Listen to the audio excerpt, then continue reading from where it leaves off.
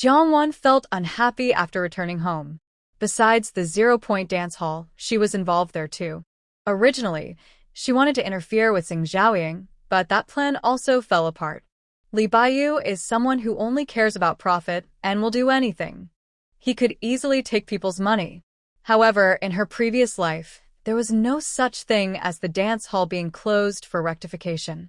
Because of her rebirth, many things started to change. This made Jiangwan feel inexplicably heavy-hearted. Rebirth isn't a cure-all. She needs to settle down and be steady, not rely solely on her past experiences. Similarly, Zhang Lanin was also in a bad mood after returning home. Qin Wenfang was wearing new clothes today, and they looked somewhat familiar. She subconsciously thought the clothes belonged to her. Qin Wenfang went into her room and rummaged through her clothes to wear. A wave of irritation arose instinctively. These people really have no boundaries. Wenfang, your clothes look pretty good, Zhang Lanin first complimented gently. She didn't mind other things, but she really disliked the behavior of sneaking into her room without permission and taking her things when she wasn't home. It left her with no privacy at all. Qin Wenfang was in a good mood today and had something to ask Zhang Lanin for. So her attitude towards Zhang Lanin was also quite good. Shuai. You're back. I also think they look nice.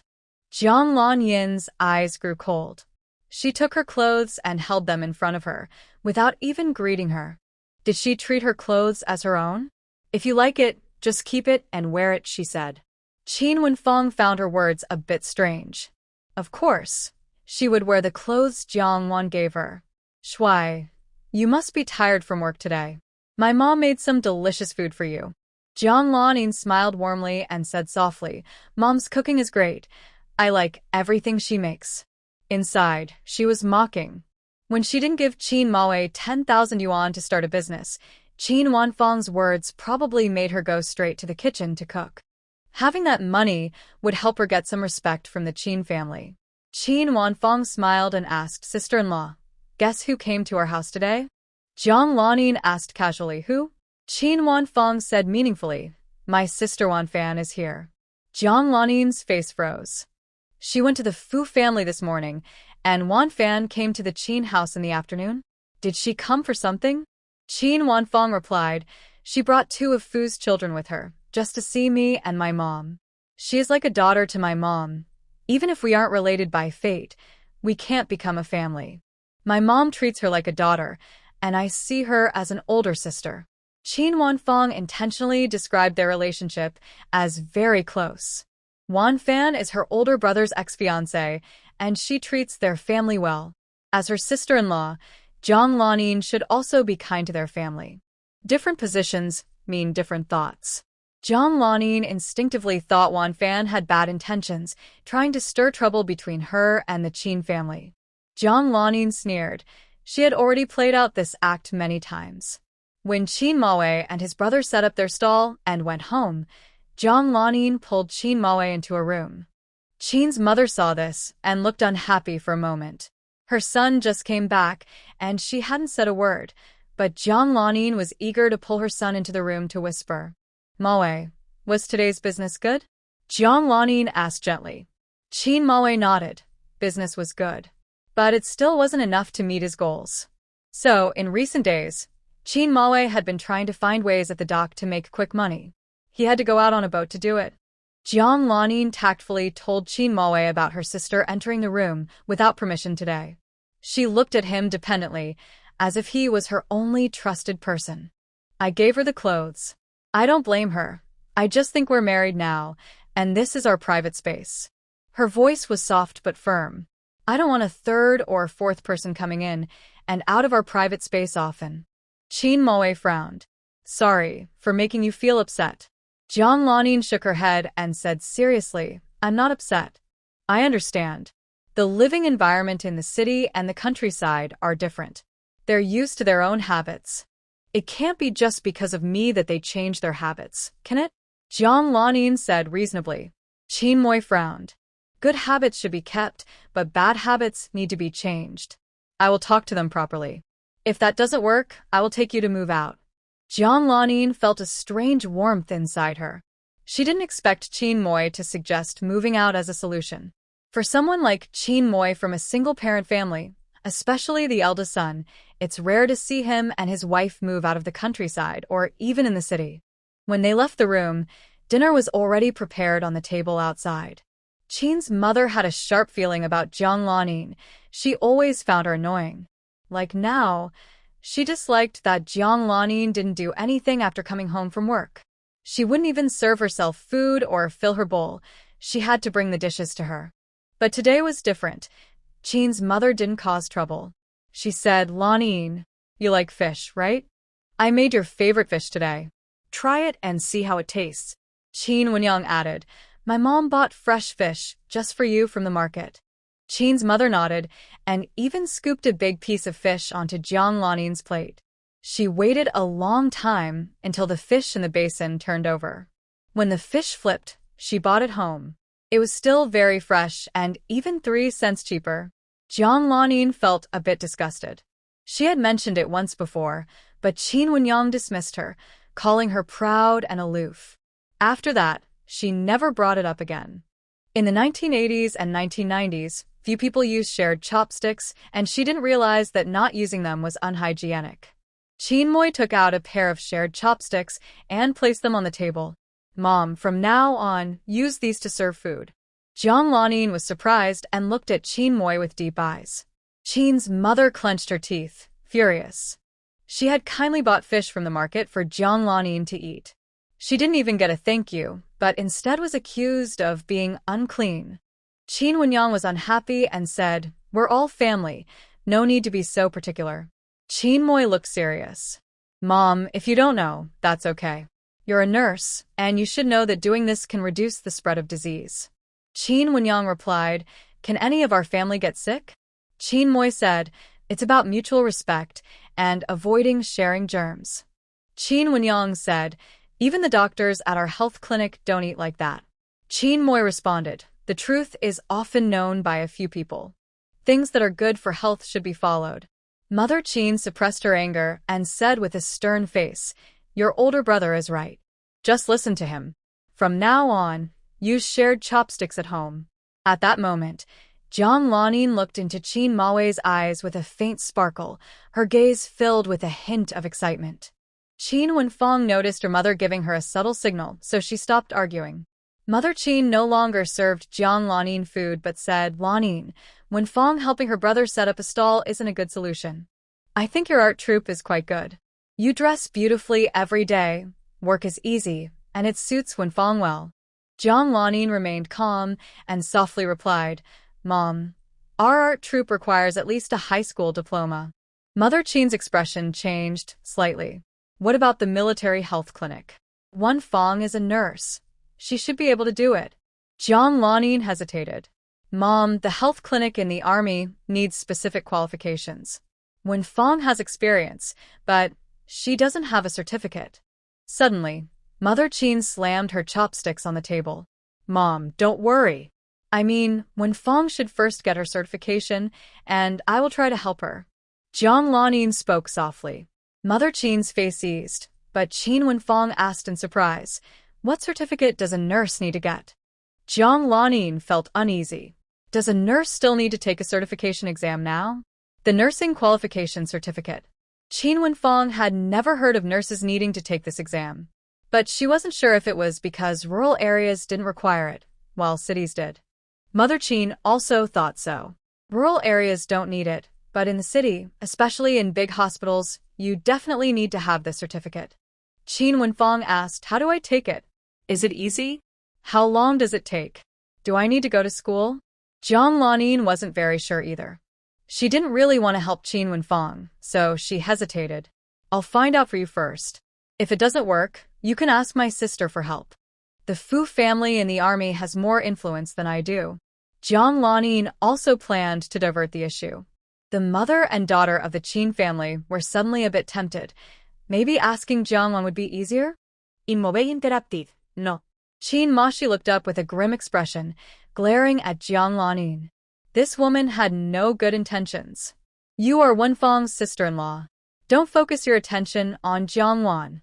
A dark cloud gathered in Jiang Lanin's eyes. The Qin family members were so close and protective of Jiangwan. She looked to Qin Maowei for help. He had always supported and helped her. This time, Qin Mo didn't help her. Mom, the Fu family doesn't tolerate trouble. Jiangwan and I are former fiancés, so we need to keep a distance. If Jiangwan helps us, the Fu family might misunderstand, which would not only hurt Jiangwan but also target our family. Jiang Lanin wanted to speak, but Qin Mo's deep gaze stopped her. Suddenly, an inexplicable feeling of sadness filled Jiang Lanin's eyes. He's helping Jiangwan, but not her. Qin's mother said, "Forget it, Lanin. You're Wenfang's sister-in-law. You should care more about her." Feeling resentful and jealous inside, Jiang Lanin responded more gently on the outside. Seeing her agree so willingly, Qin's mother looked pleased and specifically picked a piece of fish for her. "You're thinner these days. Eat more fish to strengthen your body. Later, you can give me a chubby grandson." This time, Qin's mother forgot to use the shared chopsticks again. Qin Mo silently placed a pair of shared chopsticks beside the fish dish. Qin's mother looked briefly displeased, but still used the shared chopsticks to serve Jiang Lanin another piece of fish, and her good impression just now faded again. After dinner, Qin Mo brought up the incident where Qin Wenfang entered their room and secretly wore Jiang Lanin's dress. Qin Wenfang was stunned immediately. "I didn't go into your room today at all.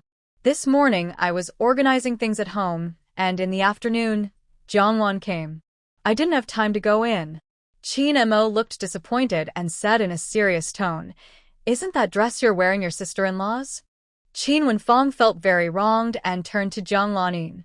"Sister-in-law, is this dress yours?" Jiang Lanin looked at the siblings with a troubled expression. "Brother Mo, please don't make things difficult for Wenfang. If she wore it, then she wore it." Qin Wenfang's eyes widened. "Are you saying this dress is yours?" Jiang Lanin softly said, "It's okay. If you like it, just wear it. Later, your brother can buy me a new one." Qin Wenfang stomped in anger. "You're talking nonsense. The dress was a gift from Sister Wanwan." Qin's mother looked upset, her eyes like knives hurting Jiang Lanin. "This dress was specially made for Wenfang by Wanwan." Jiang Lanin was surprised this time. Jiangwan gave Wenfang this dress? Carefully examining Qin Wenfang's new dress, she noticed the style was indeed different, but the fabric and pattern were the same. She only doubted because she had many dresses, and the colors weren't common, which made her suspicious. Qin Mo's face grew serious. "Lanin?" Jiang Lanin bit her lip. Wenfang, I'm sorry. "It seems I misunderstood. I have a similar dress, made from fabric given to me by a friend in the city. If it weren't for the incident at the military health clinic, Jiang Lanin wouldn't have to deal with this." Today, Qin's mother is determined to confront Jiang Lanin. All the effort Jiang Lanin made to give money to Qin Maowei for creating a false sense of harmony was wasted, and her relationship with the Qin family has cooled to freezing. To make things worse, Qin Maowei also announced that he plans to go sailing that evening and won't return soon. Jiang Lanin feels anxious. If he leaves, what will she do? If she has to face the Qin family alone, she might lose her mind. "When I'm not home, I leave the house in your hands," Qin Maowei said. Jiang Lanin almost wanted to say she would move back to her parents' house, but the words got stuck. "Do you really have to go?" Qin Maowei nodded. "Most domestic clothes are simple. Buying imported clothes with foreign currency is too expensive. I plan to import some second-hand clothes from abroad to sell." In the late 1980s, cheap and good quality foreign thrift was very popular. If this goes well, Qin Maowei's eyes darken with determination. Next time, he plans to bring back some household appliances. He had heard that a Sakura brand VCR bought for 1,200 yuan in Gangcheng could be sold to scalpers for 4,200 yuan. Isn't that unsafe? Jiang Lanin was a bit worried. Security outside these days is really bad. Qin Maowei was confident. "I've arranged for someone at the dock. It'll be fine." They talked about business late into the night. Qin Maowei's ideas about making money made Jiang Lanin feel a faint warmth in her heart. In terms of business talent, Qin Maowei is undoubtedly gifted. He is smart, decisive, daring, goal-oriented, ambitious, and hardworking.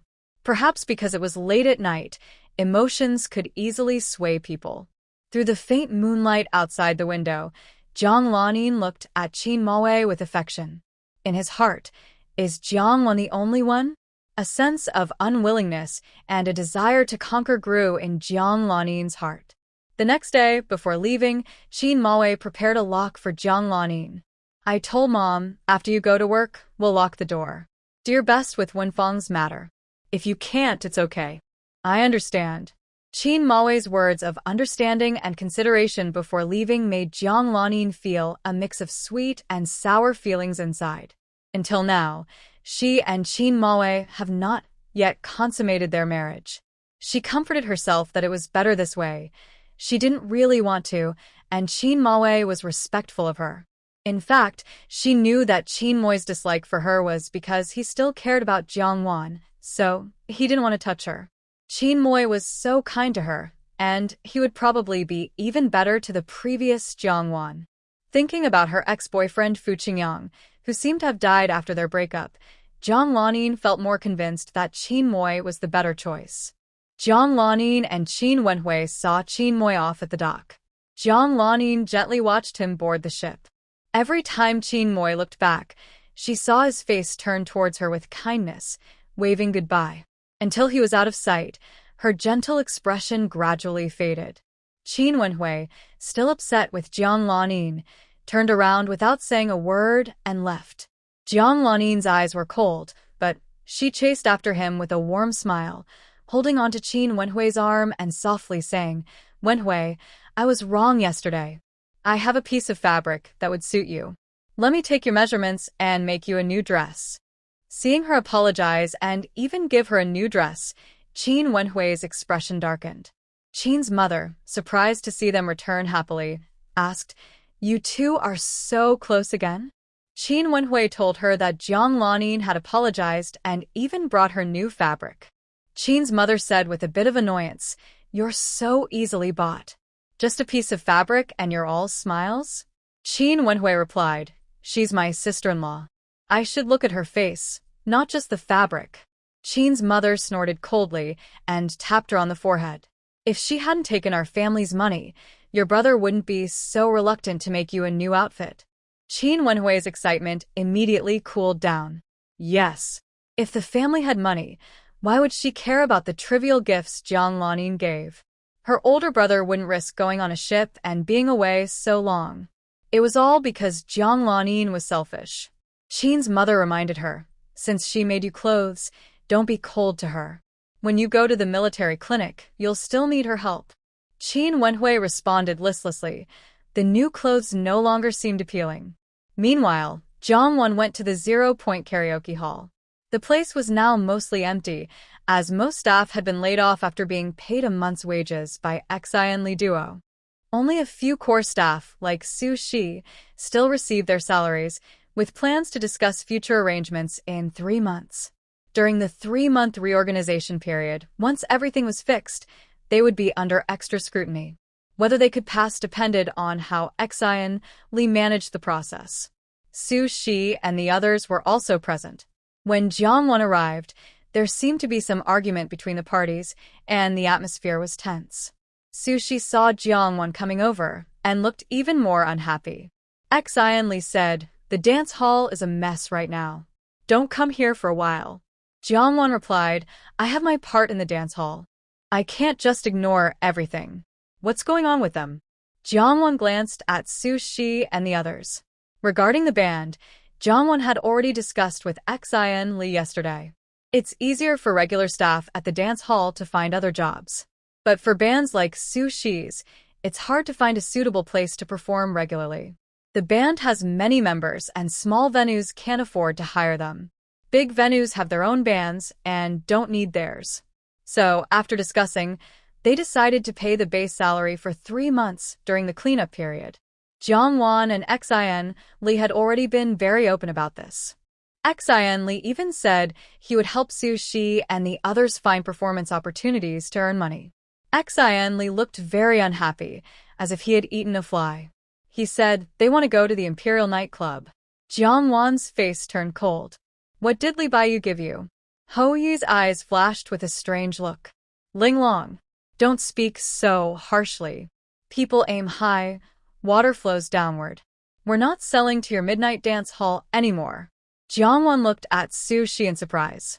Others might be okay, but wasn't Su Shi deeply loyal to Xianli? Do you know that the 0-point dance hall was reported and shut down? Was it the Imperial nightclub that did it? Ho Yi said confidently, since it was reported and shut down, there must have been violations in the dance hall. It's not just gossip. And although the two are competitors, the Imperial nightclub is busy with the beauty pageant. It might not be them. Jiangwan looked at Su Shi. Do you think the same? Su Shi's face looked bad. If she wasn't involved with Jiangwan, if Xianli hadn't treated her specially, and if Xianli had accepted her confession, she would have stood with the 0-point dance hall this time. Big brother Xian, as long as you say the word, I'll stay. Su Shi's eyes filled with tears, her gaze burning as she looked at Xianli. Ho Yi's expression darkened. Was her only focus Xianli? Xianli said firmly, I can't give you what you want. You should leave. Tears streamed down Su Shi's face, and deep inside, a surge of anger rose in her throat. She pointed angrily at Jiangwan. Is it because of her? Xianli looked impatient. It has nothing to do with anyone. Su Shi didn't believe him. She stared at Jiangwan. Linglong, do you like Xianli? Xin Li's not pet An Billy. Shu Si. Enough. Su Shi's eyes were red as she stared at Linglong. Just say it. Why won't you say it? Or are you too afraid? Do you want to keep hanging on to that man? Watching him be crazy about you? Xianli's face turned red. Are you crazy? When did Jiangwan become so obsessed with him? Xianli felt extremely embarrassed and angry, afraid to look at Jiangwan's face. He scolded angrily, Su Shi, you are talking nonsense, but you need to know your limits. Faced with Xianli's disgusted look, Su Shi felt even worse inside. She was jealous of Jiangwan and wished she would just disappear. As for the nightclub matter, he will handle it alone. If the nightclub can't go on, he will return you money. Jiangwan frowned and interrupted her. Did you overhear what we said yesterday? Su Shi didn't deny it. You still don't want to answer directly? Or are you afraid to answer? Jiangwan, Xianli and I are business partners. There is no romantic relationship between us. I am married and have my own family, and Xianli knows this. My husband also knows I invested in the nightclub, and he supports me. I love my husband very much. Besides him, I don't like anyone else. Su Shi was stunned. Jiangwan was married? Xianli knew too? Her heart wavered, and she glared at Jiangwan with anger and resentment. Why didn't you tell me earlier? Jiangwan asked back, why should I tell you about my private life? Su Shi, feeling angry and humiliated, said, you know I like Xianli. If you had told me earlier. Jiangwan, who I like has nothing to do with you. Are we close friends? Su Shi was speechless. Although Linglong became the owner of the nightclub and they hadn't fought like the first time, their band felt they had been wronged and couldn't trouble Jiangwan. They also had to be careful not to cause trouble for her, feeling they had sacrificed a lot.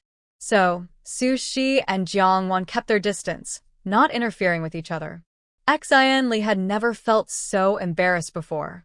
He looked at Su Shi with a cold expression. Please leave my nightclub now. Su Shi regretted it. I won't go to the Imperial nightclub anymore. Ho Yi's face changed. Shuangfei. Don't forget, we signed a contract. The contract Xianli signed with them was very flexible, so they could easily go to the Imperial nightclub now. But the Imperial nightclub was different. If they wanted to break the contract, they would have to pay a large penalty. Hearing those words yesterday, Su Shi was so heartbroken that she signed her name. Now, she didn't want to leave. I can pay the penalty. Ho Yi looked unhappy. Su Shi, neither of us can afford to lose that money. When Su Shi signed the contract, she was angry, disappointed, and sad about Xianli. She also trusted Ho Yi and didn't read the contract carefully. Hearing this, she could only clench her fists and say, we can come back when we're not working. In the past, during their breaks, if there was a chance to perform outside, they would earn extra money on their own time. Not every boss was like Xian Li. Xian Li was stingy with money, but he didn't mind if they earned outside of work as long as it wasn't his. He didn't care if the band played outside during their free time. Li Baiyu, on the other hand, had better pay than at the zero-point karaoke hall, but earning outside was impossible for them. Hui shook his head, indicating it wasn't allowed. Su Shi looked panicked and stubbornly said, "Then I won't go. I can just lose the money." Xian Li couldn't stand it anymore. "You are no longer part of the zero-point karaoke hall. Please leave now." Su Shi panicked and hurriedly explained, "I didn't know it was like that. I thought it was the same as being with 0 Point." Xian Li coldly interrupted her, "Get lost." He held Su Shi's shoulder. "Su Shi, let's go first." Sad and upset, Su Shi was forcibly pulled away by Hui. Jiang Wan's face showed anger. Li Baiyu's methods were not only ruthless but also annoying. However, places like the Royal Nightclub were truly chaotic, not a good place to stay. Hopefully, they wouldn't regret it. Xian Li looked at her with a serious expression. "Are you planning to go to the Royal Nightclub?" Jiang Wan. "Do you really have to go?" Jiang Wan nodded. Yes, she had to go. Xian Li was worried, so he had no choice but to follow. Royal Nightclub, it was still daytime, and the entrance was already bustling with people. Jiang Wan didn't want Li Baiyu to realize she knew Xian Li, so she didn't go inside with him. Xian Li didn't have a ticket. He gave his name, and someone at the door asked about him. "Boss Xian is here. This nightclub is shining because of you." Li Baiyu came out, warmly welcoming Xian Li with open arms. Unaware of the truth, others thought they were business partners and that they got along very well. In reality, Li Baiyu had just destroyed Xian Li's karaoke hall and poached the band. Xian Li kept a cold face. Li Boss's business really makes people jealous. Li Baiyu laughed loudly. "Brother Xian, your words are so sweet." "Come on." I invited Brother Xian to have a drink. Xian Li was led into the Royal Power nightclub by Li Baiyu, with him casually looking around, searching for Jiang Wan's figure. Xian Li's attitude was confident and natural, which didn't raise Li Baiyu's suspicion. Instead, he proudly showed Xian Li around the nightclub. "If you join, you'll definitely win first place," Xiang Wanrong whispered. Xiang Wanrong was also a pretty girl, with many attractive relatives and friends around her. But upon seeing Jiang Wan for the first time, she couldn't help but marvel at how beautiful she was. Soon, Xiang Wanrong realized her mistake and quickly said, "I didn't mean anything special. I just think you look very nice." It was a beauty contest for dancers, but many people only saw the surface, missing the real point, the contest itself. In fact, all the contestants in the dance beauty contest were dancers from the Royal Power nightclub. Jiang Wan didn't mind and leaned in to whisper, "Be careful with the drinks we're having. Make sure no one adds anything." Xiang Wanrong's eyes widened in surprise. Jiang Wan nodded at her. She didn't dare say much about other nightclubs, but she knew that at Li Baiyu's nightclub, everything was sold, and there were many dishonest people. Xiang Wanrong nodded cautiously, becoming more alert. There are about 200 dancers in the nightclub. Each wears a bright dress, with their number pinned on their chest or waist. Under the neon lights on stage, the beautiful faces and graceful figures of the dancers appeared one after another. The selection started with a preliminary round, choosing 50 out of the 200 dancers. Number 19, number 27, number 67, number 78 is also good. Number 27 is no good. She smiles with crooked teeth. Beauty with crooked teeth. What do you know? I think number 8 is the real beauty. Wow. She's so thin, with just 2 pins on her head. What's so special about that? And you call her a beauty? Come on. Just look at her face. What about number 123? Number 123 is good, looks nice. Very. Number 89 is also good. Hee. She gives off a wife and mother vibe. Xiang Wanrong started to find it quite interesting, but gradually, the conversations around her became more, making her feel uncomfortable mentally. The preliminary round mainly judged appearance and figure, so the process was quick, and the eliminations were fast. The 10 judges included Lee Baiyu himself, a hotel owner, a factory director, a hotel general manager, and a cultural entertainment company director, among others. The 50 chosen dancers are all quite impressive in appearance and figure.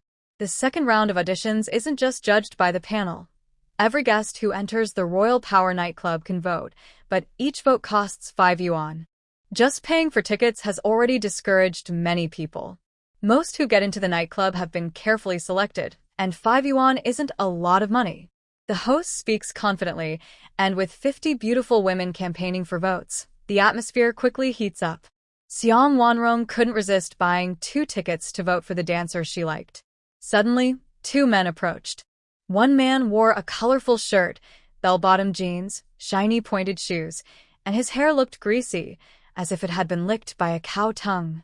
He acted very pretentiously and smoothly, saying, "Miss, may I buy you a drink?" Jiangwan raised her glass to show she had won, and politely declined. "Thank you, no need." The man in the colorful shirt didn't give up. Instead, he sat next to Jiangwan with his companion. "Is this your first time here? I come to this nightclub often. With your looks, I'm sure I've seen you before and won't forget." He praised Jiangwan boldly. In a conservative environment, such straightforward compliments and sweet talk are quite daring and can easily make inexperienced young women blush and feel nervous. But Jiangwan didn't blush or feel her heart race. She kept a distant and cold attitude, saying, "You're disturbing me and my friend. Please leave, or I'll call the staff to ask you to leave." The man in the colorful shirt thought he was being charming, wiping his hair and speaking awkwardly in Cantonese. "Miss, I'm from Port City and here doing business. I mean no harm to you." The surroundings suggest that both locals from Port City and foreigners are wealthy. So many people tend to look favorably on someone claiming to be from Port City. However, Jiangwan directly called the waiter to ask these 2 men to leave. The man in the colorful shirt felt embarrassed and didn't expect this woman to be so difficult. He moved to a dim corner where the lights didn't reach and whispered a few words to the man beside him. After a while, 50 dancers had been reduced to 20 and then 10.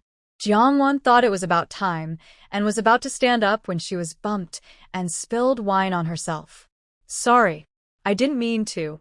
The person who bumped into Jiangwan hurriedly apologized and ran away. Xiang Wanrong quickly stood up and asked, "Are you okay?" Jiangwan glanced at the woman who was deliberately hiding her face and running away. She thought to herself, "Wanrong, come with me to the bathroom so I can clean up." After they left, the man in the floral shirt, who Jiangwan had previously driven away, approached. He had put something into the soda Jiangwan hadn't finished on the table, then smirked slyly and turned to leave. On the judging panel, Li Baiyu was suddenly approached by someone who whispered a few words in his ear. Li Baiyu looked toward the audience but couldn't see clearly because of the lighting. He waved his hand, signaling the person to step back. Jiangwan was leading Wanrong toward the bathroom. "I think the person who bumped into me earlier seems suspicious. There's no signal here. I'll go outside and make a call to get someone to pick us up. Stay here and wait for me. If I don't come back for a while, don't leave this place." Jiangwan pushed Wanrong into a small room and locked the door. Wanrong looked a bit confused. "When will you be back?" Jiangwan looked at her with a firm gaze. "Very soon." Wanrong nodded, biting her lip. Jiangwan entered the next room, took out some clothes, and quickly put on a different outfit over her own. She wrapped her hair in a beret and wore sunglasses to hide most of her face. Passing by a waiter, she took a glass of juice from his tray, the same as what she had before. Returning to her original table, she quickly swapped her empty juice glass with one from her space, hiding it behind the dim lighting and passing figures. Meanwhile, cheers, whistles, and applause erupted from below. Excited, lively music played as the top 10 contestants began their fierce competition. 10 dancers in bikinis, some shy, some bold, some confident, showcased their attractive figures one after another on stage, performing passionate tap dances that radiated hot sensuality. Jiangwan glanced briefly and then looked away, quickly leaving. In her past life, Jiangwan had followed Qin Mo to Li Baiyu's royal nightclub and accidentally learned the location of the main power switch. The previous top 10 bikini tap dance contest must have been so exciting that the staff at the nightclub were distracted. Jongwon moved quietly, avoiding security guards and cleaning staff, and smoothly reached the room where the main power switch was located. The room was less than 10 square meters. It should have had people inside, but now it was completely empty except for Jongwon. The electrician's work was not Jongwon's strong suit, but she knew how to turn off the power. Line after line of electrical boxes, Jongwon pulled each circuit breaker down. She opened the main electrical box and took out several glass jars filled with water from the storage space. When the jars were knocked over, at least one of the water cups would spill onto the main circuit breaker, causing a short circuit. It would take time for the water to dry before the power could be restored. Before leaving, she dumped all the trash she had collected earlier into the garbage pile at the door. As Jongwon expected, one of the glass cups spilled water onto the breaker, and with a flash of sparks, the entire Royal Power nightclub lost power. The weather was still quite hot, and the smell of dry and wet trash made Jongwon turn green and feel sick. During the retreat, Jongwon deliberately left some seemingly missed trash fragments to create the impression that she had moved the trash. When Jongwon reached the bathroom, the nightclub was already in chaos. It was dark everywhere, so Jongwon took off her hat, clothes, and pants and threw them into the storage space. By the time she reached the bathroom, she had returned to her normal appearance. She knocked on the door she had previously used, calling, "Sister Wonrong?" The door was opened. Sister Wonrong looked a bit startled. She was caught off guard by the power outage and the noisy chaos outside. She didn't know what was happening outside. "I don't know why the power went out. You told me to wait here, and I don't dare to leave," Sister Wonrong said nervously, holding Jongwon's hand. Time was tight, so Jongwon grabbed her hand and pulled her out. "It's probably a circuit problem. The nightclub has no power, and we can't watch the competition. Let's go back." Sister Wonrong squeezed through the crowd with Jongwon and left the nightclub. Outside, many people had already come out, shouting and cursing about how such a thing happened at the last minute. The final vote, 10 yuan per ticket. They cast their votes, but the results hadn't been announced yet. It was a waste of money and tickets. It was already dark, and these people showed no intention of leaving, shouting that Li Baiyu should be responsible. Li had been searching the nightclub for Jongwon but couldn't find her and was getting anxious. Finally, his pager received a short message from Jongwon. "Safe, back home." Li's tense nerves finally relaxed, and he felt in a better mood to laugh at Li Baiyu. Li Baiyu, with his stern face, personally led people to check the circuit breaker problem. When he opened the door, the room was filled with trash. As soon as he opened the door, a lot of garbage rushed toward him. Li Baiyu was covered halfway by the trash. A few people nearby were pushed back by the foul smell. You. Again, you. Boss. Are you okay?" Manager Huang reacted quickly, rushing over to clear away the trash on Li Baiyu's head and body. Li Baiyu was hypnotizing himself, thinking, "I am not myself. I am not here now. I should disappear immediately." Under the boss's watchful eye, Manager Huang held back from pinching his nose. One hand holding a fish head, the other clutching vegetable leaves, he held his breath and cursed loudly beside him. "Your eyes are all blind. Don't you know how to help?" After much effort, they finally rescued Li Baiyu from the pile of trash. "Boss. What should we do now?" Manager Huang looked at the stinky trash filling the room, feeling faint. Who was so unkind? They actually brought so much foul-smelling garbage into their nightclub. This is too mean, too shameless, too disgusting. The whole room is filled with it. It's outrageous. Li Baiyu was covered in a terrible smell, his face dark, and his eyes full of anger. He no longer looked confident like when he met Xin Li earlier. "Xin Li." Li Baiyu gritted his teeth, wishing he could tear Xin Li apart for ruining his hard work. Right after the 0-point karaoke hall closed, his nightclub had this problem. Even if he guessed, he knew who was behind it. Talking about Xin Li. Xin Li was the one. Xin Li searched for a long time, asking several people before finding Li Baiyu. Li, my brother. Xin, Li wanted to come see Li Baiyu's joke and give him a fake, friendly hug to comfort him. But as soon as he got close, Xin Li smelled an even worse stench than rotten fish and shrimp on Li Baiyu. Sorry. Sorry to bother you. Xin Li turned to leave, overwhelmed by the smell. Li Baiyu sneered angrily. Wasn't it all his doing? Did Xin Li think he was better? Xin Li. As soon as Li Baiyu spoke, Manager Huang ordered someone to surround Xin Li. Xin Li looked around at the people nearby. Li, brother, you're busy now. I won't bother you anymore. Li Baiyu, with a grim face, pointed at the room full of trash. Xin Li, did you do this? Just then, Manager Huang and others blocked the view, and Xin Li finally saw the scene inside. It was truly a room full of garbage everywhere. He had been saying that Li Baiyu's smell was like rotten fish and shrimp, but now he understood. It's not me. Xin Li smiled confidently, denying everything. Who could have done such a thing? He needed to go burn some incense. Even if Xin Li denied it, Li Baiyu didn't believe him.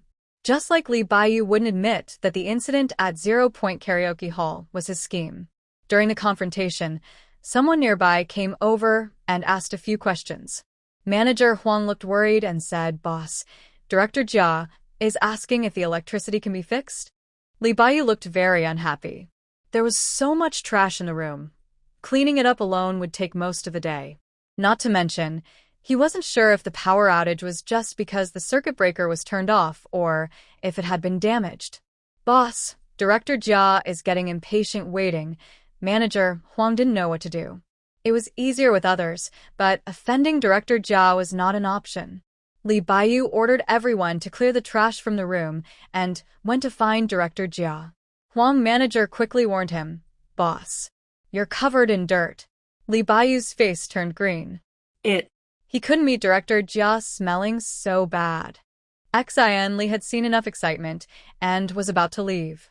But the flashlight in Li Baiyu's hand shone on his face. Xin Li, be honest with me. Did the circuit breaker in the room get damaged? If the breaker was intact, after clearing the trash, the nightclub could turn the power back on, and he could explain to Director Jia. If the breaker was damaged, the nightclub wouldn't have power tonight, and he wouldn't have the face to meet Director Jia. Xin Li so my Phi Li. Brother Li, you don't even know the answer yourself. Why ask me? It's late. I should go home and rest. Xin Li stretched lazily. I haven't slept well these days. Today. Xin Li yawned. I feel like I can finally get a good sleep. Li Baiyu's tone almost turned bitter, his anger nearly making him grind his teeth, and his eyes burned with fury. Xin Li Chefelin bay pha wei. Manager Huang's eyes flashed with hostility, and he made a gesture at his neck. Boss, maybe. Li Baiyu impatiently slapped him. Maybe what? Haven't you heard the noise outside? First, restore the power.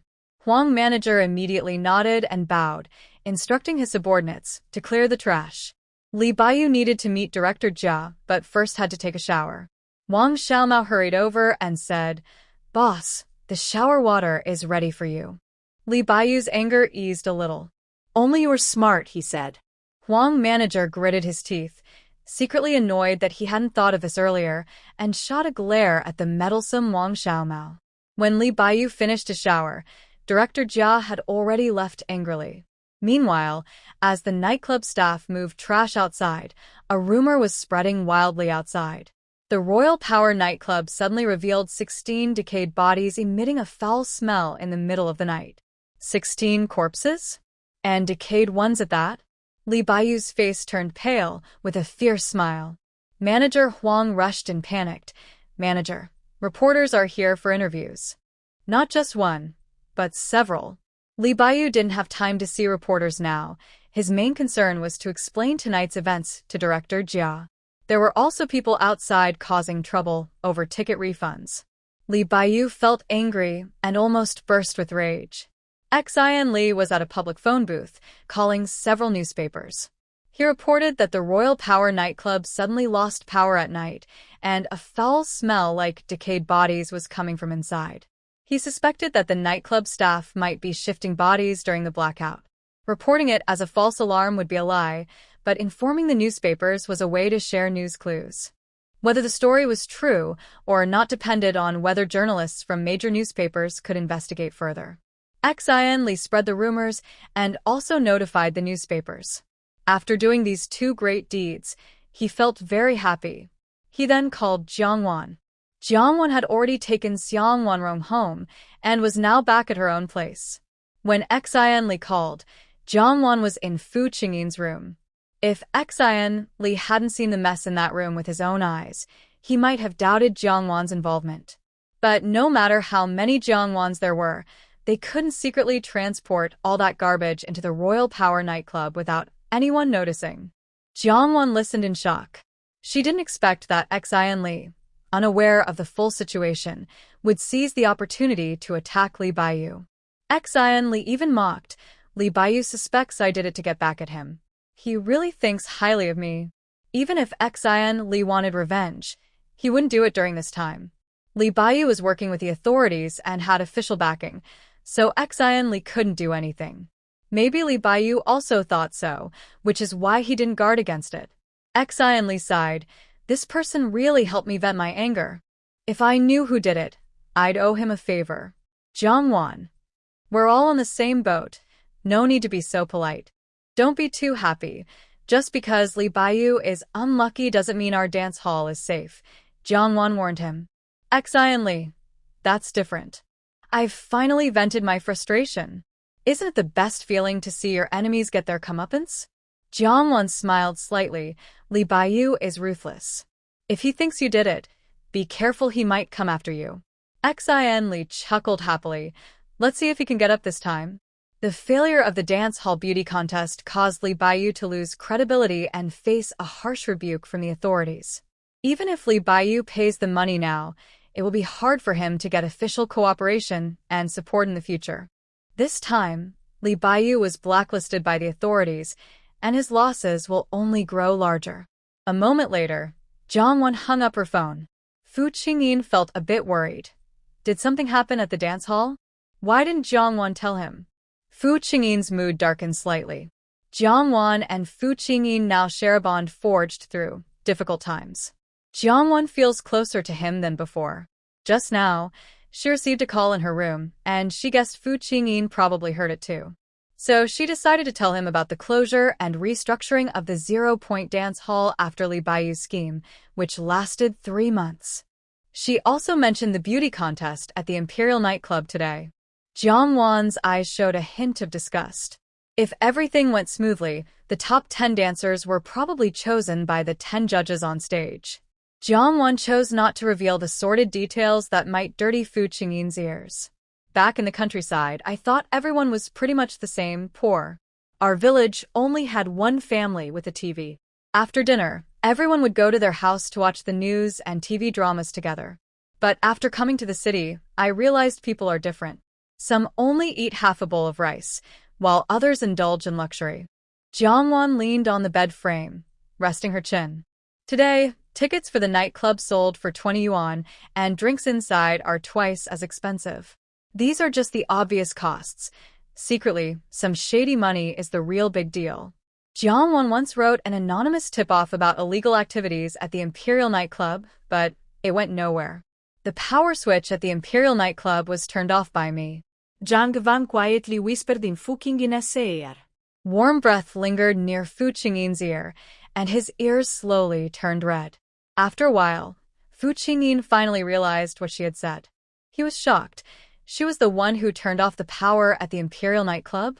Fu Qingyin's heart sank immediately. He didn't know Li Baiyu well, but running such a large nightclub in the capital city meant he had money, power, and means. If Li Baiyu found out that Jiangwan turned off his power, cutting off his finances, and ruining his future, Fu Qingyin felt a growing sense of worry and anxiety. From Jiangwan's unfinished words, Fu Qingyin could guess Li Baiyu's character and behavior. Offending a noble person is not scary, but offending someone petty is hard to defend against. Jiangwan continued talking about Xian Li, which made things worse for Li Baiyu. Fu Qingyin's mood fluctuated suddenly. With Xian Li around, Li Baiyu wouldn't suspect Jiangwan for now. But Jiangwan and Xian Li's silent understanding made him jealous. And then there was something his mother had mentioned before. She now has Xian Li by her side, and there will be a second, third Xian Li in the future. Sooner or later, she will realize he can't give her a single word or a look. When she cries, he can't comfort her or wipe her tears. When she is wronged, he can't stand up for her or protect her. Even when she is happy, he can't share her joy. Such a useless person. How long can her affection and feelings for him last? Fu Qingyin, like a beast trapped in a cage, was surrounded by darkness. He desperately rammed against the cage, bleeding profusely, but still couldn't break free from this prison. Jiangwan didn't understand Fu Qingyin's pain. After Wang Qin's incident, Fu Qingyin also had a medical checkup. He wouldn't die after 4 months, like she remembered. Jiangwan looked at the photo on the wall, where Fu Qingyin appeared as a fierce man soaked in blood and fire of war. But now, Jiangwan looked at Fu Qingyin lying motionless on the bed, feeling regret multiple times. She had already changed his fate once. Could she change his fate a second time? Fu Qingyin, your mother is already contacting experts abroad in brain science. Maybe you still have a chance to wake up. If you really wake up, I won't force you. I will let you go free. Jiangwan held Fu Qingyin's hand. If you really can't wake up, then for the rest of your life, we will be together, never leaving each other. Fu Qingyin's anger suddenly vanished in Jiangwan's declaration. What she said earlier didn't matter. What mattered was that even if he never woke up in his life, Jiangwan's remaining days would be with him, never abandoning him. The most important thing was that Jiangwan held his hand. Jiangwan's delicate, soft little hand in Fu Qingyin's large hand. The gentle touch that touched his soul made him feel as if he were a boiling shrimp, burning hot. The gloomy, negative feelings in Fu Qingyin's heart seemed to disappear in an instant. Knock, knock. Came the sound of knocking on the door. And Dashan came to check on Fu Qingyin's condition, to see if he needed help with any physical issues. Jiangwan did not stay in the room. Because Fu Qingyin was conscious, Jiangwan always avoided him during such times. She thought Fu Qingyin wouldn't want her to see him in a state of weakness or distress. As Jiangwan expected, Fu Qingyin didn't feel disgusted or repulsed by her. He appreciated that she had left him some dignity. And Dashan looked surprised. Although it was a bit hot today, the room wasn't supposed to be this warm. Why was Captain Fu's body so hot? Why did he feel so warm? Could he have a fever? And Dashan quickly opened a drawer and took out a thermometer to check his temperature. The temperature was normal. Earlier, and Dashan had made a mistake. The Fu family hadn't asked them to leave, and now they were taking care of Fu Qingyin, so they were more careful. After Jiangwan finished washing up, she planned to say goodnight to Fu Qingyin. But just then, she happened to see Dashan slip while coming down the stairs. He sat down heavily on his bottom and slid all the way down to the bottom of the stairs. Panicking, Jiangwan ran over and helped him up. "Uncle In, are you okay?" And Dashan's face turned red with embarrassment. He shook his head awkwardly. "I'm fine, really." Fortunately, there weren't many stairs left, or his tailbone wouldn't just be sore now. It might have been fractured or broken. And Dashan was experienced and believed resting a bit would help him recover. But he hadn't yet wiped Captain Fu's body. He forgot to bring a towel, which is why he ran so quickly. "I'll go now." Jiangwan hesitated for only a few seconds before making her decision. And Dashan hesitated. "Are you sure you can do it?" Jiangwan replied, "I can." In her previous life, Qin's mother had fallen and become paralyzed from the neck down. At that time, Qin Mo's family was well off enough to hire not just one, but 3 nannies. But Qin's mother insisted that her daughter-in-law personally take care of her, refusing to let her son hire a nurse or caregiver. Everyone saw her as the dutiful daughter-in-law, caring for her paralyzed mother-in-law. No matter how unreasonable Qin's mother was, if she felt Jiangwan hadn't done well enough, she would scold her harshly, her words growing more vicious and cruel. Eventually, when even insults couldn't vent her anger, Qin's mother would invite Jiangwan's family over for a stern lecture.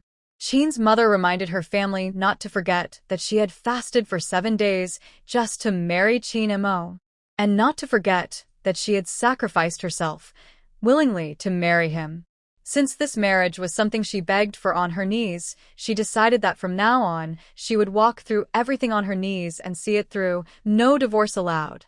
She had to be a good wife and mother, or she would shame the Jiang family. Thinking about past events, Jiang Wan's mood was inevitably affected.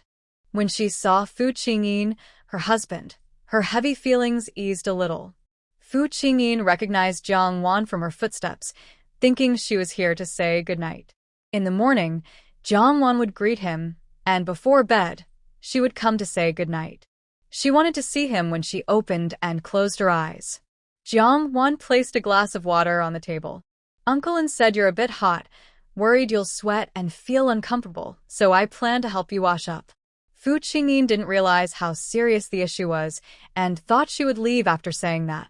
But then Jiang Wan said, Uncle and fell downstairs, so tonight I will help you wash. Fu Qingyin. She was going to help him wash? Fu Qingyin's face turned red, thinking about Jiang Wan removing his clothes. Oh no, he felt like he was burning up. Men and women are different. Men and women are different. Jiang Wan also felt a bit embarrassed, but as a wife, it was normal for her to help him with washing sometimes. Otherwise, Fu Qingyin might think she disliked him. Then, I'll start taking off your clothes, Jiang Wan said, her face also blushing. Fu Qingyin, stop. He was wearing a military blue shirt, and to take it off, he had to unbutton each button one by one. Jiang Wan's face was hot, but her hands remained steady, carefully unbuttoning each one. Fu Qingyin's mouth was dry, and he felt restless under Jiang Wan's warm, soft hands. Jiang Wan's body stiffened for a moment, holding her breath silently for a few seconds. Even though she had been married to Fu Qingyin for a few months, it was the first time she saw him undress. Fu Qingyin's chest still looked firm, with defined abs, a narrow waist, and a faint hint of a V-line. It was easy to imagine how powerful he was at his peak, how fierce his body could be, and how terrifying his strength was. Now Fu Qingyin worried if his body had deteriorated badly. Are his muscles still there? Are his abs still there? Could he already be skin and bones? Finally, Fu Qingyin blushed and woke up from his embarrassment. Why isn't Jiang Wan talking? What is she thinking? Why is she holding her breath? His heavy mood overshadowed his shyness, and he started to worry that Jiang Wan disliked him. Jiang Wan let out a sigh, trying to ignore Fu Qingyin's very attractive body. To take off his shirt, he had to move his body, which inevitably caused physical contact. Their breaths crossed, yet they seemed to hold their breath at the same time. Fu Qingyin's shy feelings once again overwhelmed his intelligence, causing his heart to beat abnormally, thumping wildly. The rush of blood in his veins made Fu Qingyin's body emit intense heat. Jiang Wan quickly took off her clothes, then slapped her hot face twice, and exhaled a warm breath. She had experience cleaning herself, and did it skillfully. Plus, Jiang Wan deliberately sped up, quickly finishing wiping her upper body and changing into clean clothes. But then things didn't go smoothly. Fu Qingyin suddenly blushed, a strange sense of shame flooding from deep inside him. Jiang Wan was also shocked. Fu Qingyin, wasn't he a vegetable? His face was so red it looked like it could bleed. Are vegetative people's physiological reactions normal?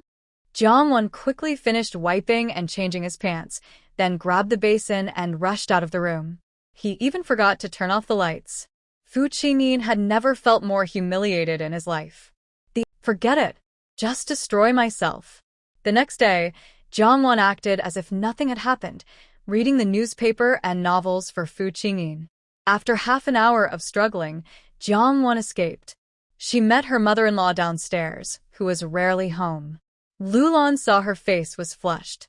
Why is your face so red? Are you feeling hot? Jiang Wan touched her burning face and quickly shook her head. No. Not hot. Well, a little hot.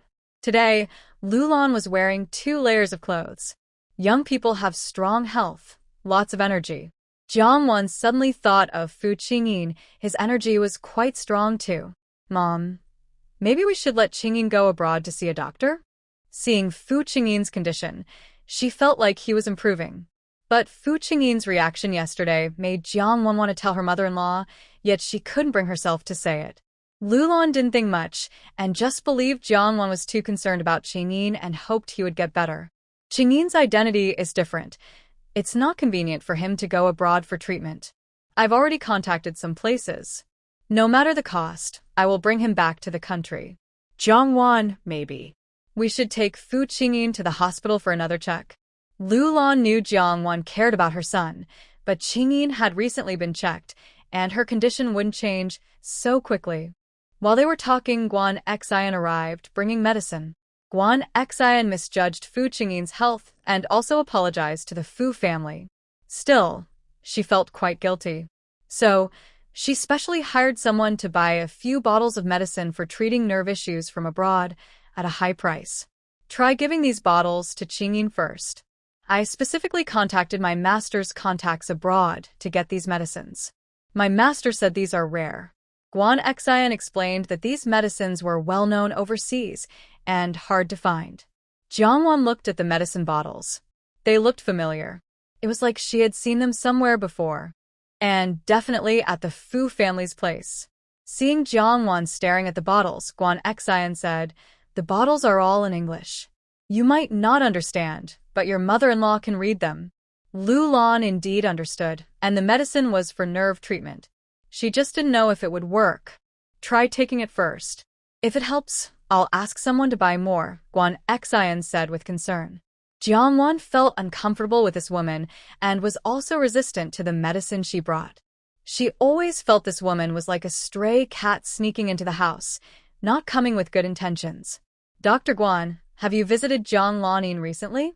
Guan Xian's expression stiffened. Lulan had asked her earlier if she had taken Jiang Lanin as her goddaughter. Indeed, there was such a matter.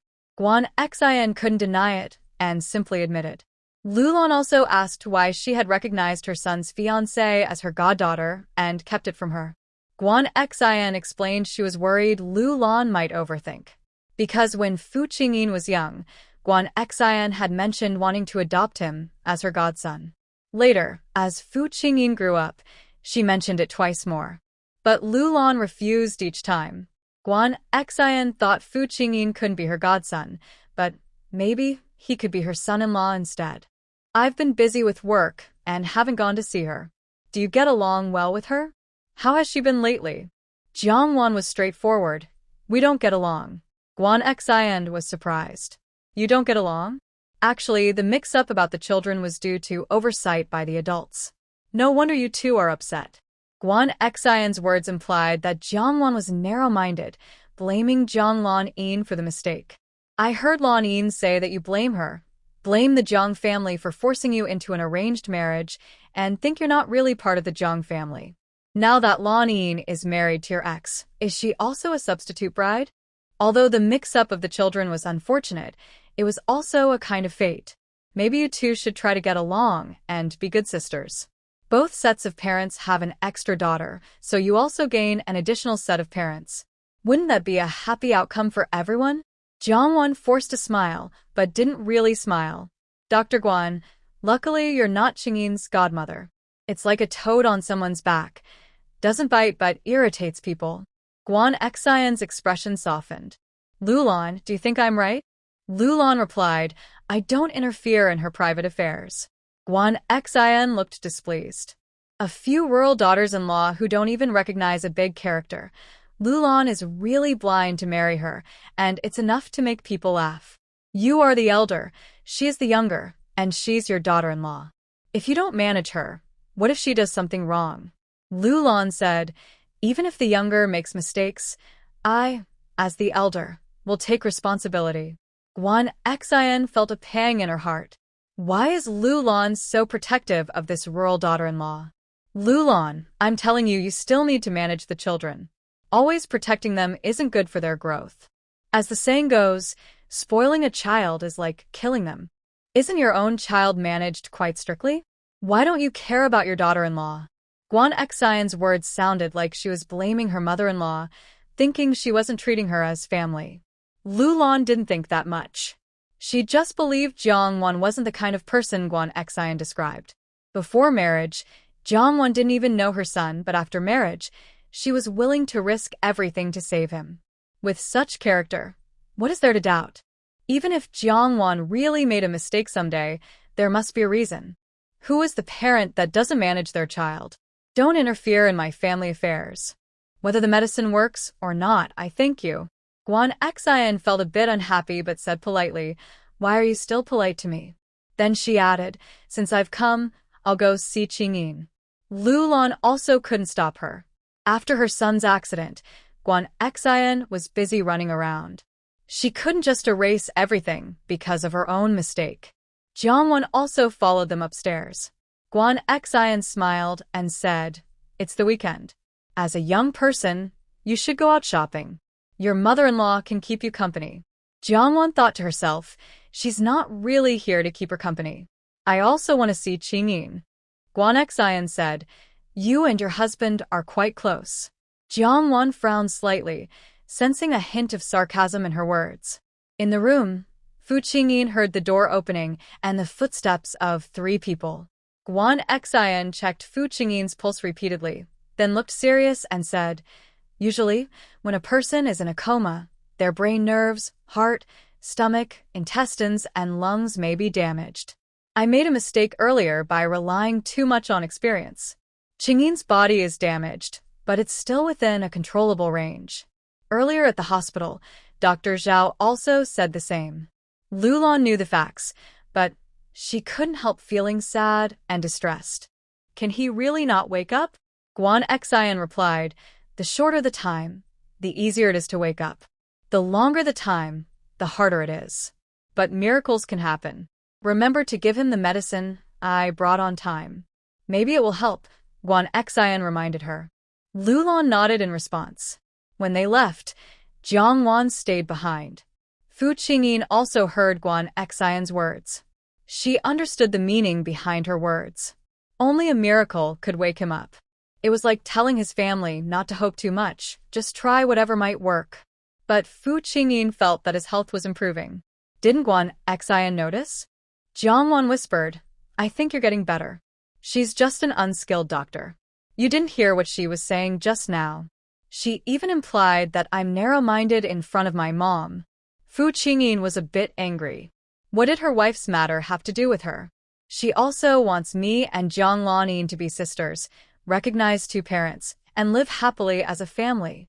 Fu Qingyin felt unhappy inside. Why was Guan Xian coming to criticize her wife's affairs at his home? Why wasn't his mother managing this? Jiangwan sneered, "I think she's just putting on airs, such a big face." Fu Qingyin thought to himself. Her words are rough, but the truth is there. Jiangwan said, "If it weren't for respecting my mom, I would have spat tea leaves in her face." Fu Qingyin thought, spitting is not a good habit, but pouring tea is okay. Jiangwan continued, "I will definitely have my mom check the medicine she brought. But even if it's fine after the check, I don't want you to take it. I'm just worried that my mom thinks she's doing good for you and insists you take it." Jiangwan sighed anxiously. Fu Qingyin's heart felt as sweet as honey, her face warm, and her ears blushed. All her thoughts were about him, worried for him, concerned about him. A warm, burning feeling spread from her chest to her limbs. Outside the house, Guan Xian and Lulan went downstairs. Guan Xian asked, "Lulan, are you going to keep this rural daughter-in-law forever?" Lulan replied unhappily, "A daughter-in-law is just a daughter-in-law." "What do you mean by rural daughter-in-law?" "Talking about you ignored your status and the Fu family's reputation to insist on this so-called lucky match. It made old Master Fu and others in the family have opinions about you. Now, it's clear that this superstition has no real effect on Qingyin. If you keep her at home, what will others think? They might see you as someone who uses power to pressure your daughter-in-law into sacrificing herself for your son." Inside, Lulan thought, who said it was useless. If it weren't for Jiangwan, her son would have died. This child is kind and refuses to divorce Qingyin. Guan Xian's eyes flashed with disdain. Kind? Which woman would willingly care for a husband in a coma? And she has 2 children who are not her own? Without benefits, she doesn't believe this rural daughter-in-law would be willing. She's uneducated, can't read much, has limited knowledge, and a narrow view. But you should be aware, keeping her at home will only give others a reason to criticize you. Lulan also didn't hide her plans. I intend to have her divorce Qingyin, take her as a daughter, and personally marry her off. Guan Xian found it amusing. She has 2 sets of parents. What are you meddling for, mother-in-law? Lulan felt her words today weren't very nice, but she was doing it for her good. Don't worry about this. Guan Xian's anger grew, and she half-jokingly said, if you weren't my friend, I'd really not bother with you. Before leaving, Guan Xian reminded Lulan, don't forget to give Qingyin her medicine. She also calmly added, if you're worried, take the medicine to the hospital for a checkup. Lulan nodded and saw her off. After hearing the car leave the yard, Jiangwan came down from upstairs. Mom, about that medicine. Before she could speak, Lulan already knew what she wanted to say. I'll take it for a checkup first. I won't give it to Qingyin casually. Jiangwan's face lit up with a smile, and she nodded seriously. Okay. A week later, Lulan received the results. The medicine is quite famous abroad, known for treating brain nerve issues. They checked the ingredients and nothing seemed wrong. Lulan wanted to give it to her son, just in case it might help. Jiangwan felt uneasy. She still didn't want to give it to Fu Qingyin. But her mother-in-law's sources and the ingredients had been checked thoroughly, and no problems were found. If the medicine really works on Fu Qingyin and she stops him from taking it, could she end up harming him? When Indashan was giving medicine to Captain Fu, he found he couldn't get it in no matter what.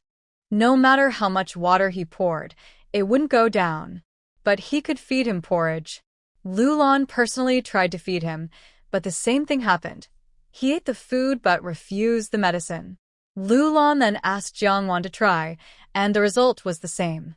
After everyone left, Jiangwan quietly asked, Fu Qingyin, are you deliberately not eating?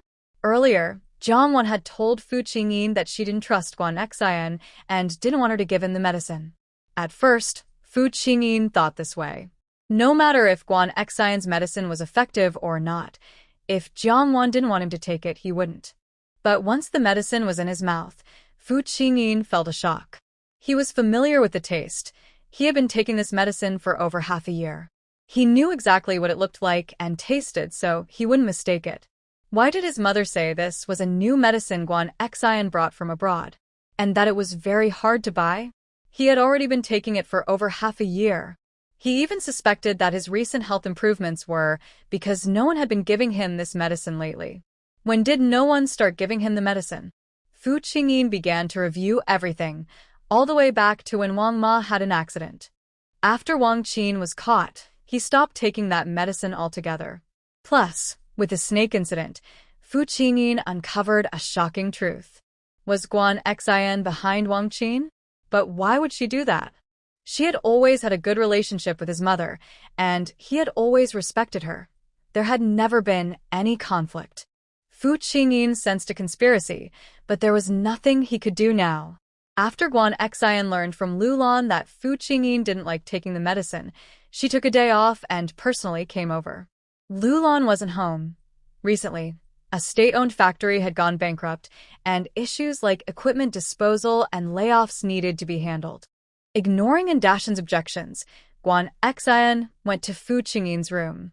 Compared to other vegetative patients who were paralyzed in bed and emitted a strange smell, this was different. Did I hear Lulan say you can't even swallow the medicine? Guan Xian said with dissatisfaction. And Dashan replied, Captain Fu usually cooperates with other things, but he doesn't like taking this medicine. Guan Xian smiled mockingly and said, do you even know what a vegetative state is? And Dashan was silent. Guan Xian continued, a person with brain death is called a vegetative state. He has no awareness at all. Even if there is some memory stored in the body, his mind has no awareness. He won't have any reactions. What do you mean, he doesn't cooperate? He doesn't like taking this medicine? Clearly, it's your irresponsible work. And Dashan hadn't read many books and instinctively was frightened by Guan Xian. After all, Guan Xian was not only a famous medical expert, but also a friend of Lu Lan. "Bring the medicine and some water," Guan Xian ordered. And Dashin hesitated a little. Guan Xian sternly said, "Why are you still standing there? I told you to pour water and get the medicine."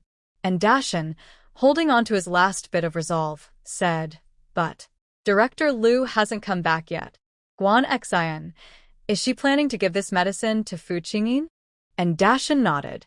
Guan Xian, "Then what are you waiting for?" Director Lu indeed intended to give the medicine to Captain Fu. If Dr. Guan can feed it to him, that would be good, right? After logically considering this, and Dashin turned and left the room. The thermos was in the kitchen, still waiting to be filled with hot water. Only Guan Xian and Fu Qingyin remained in the room. After learning that Fu Qingyin refused to take the medicine, Guan Xian understood that Fu Qingyin had discovered something. But so what? This kind of medicine had been taken by Fu Qingyin for over half a year. Even if he stopped for half a month or a month, it wouldn't wake him up. "Qingyin, why aren't you taking the medicine? You need to listen to Aunt Guan and take the medicine properly, or you'll die early." When Dashin brought the hot water, he saw Dr. Guan sitting on the bed, gently stroking Fu Qingyin's hair. Dr. Guan really cares about Captain Fu, and Dashin prepared the water and the medicine. "The water is too hot. Let it cool for a while." A flicker of impatience crossed Guan Xian's eyes. How is Jiangwan doing with Qingyin? And Dashin thought the other was worried that Jiangwan's arrival might not be good for Captain Fu. "She treats Captain Fu very well.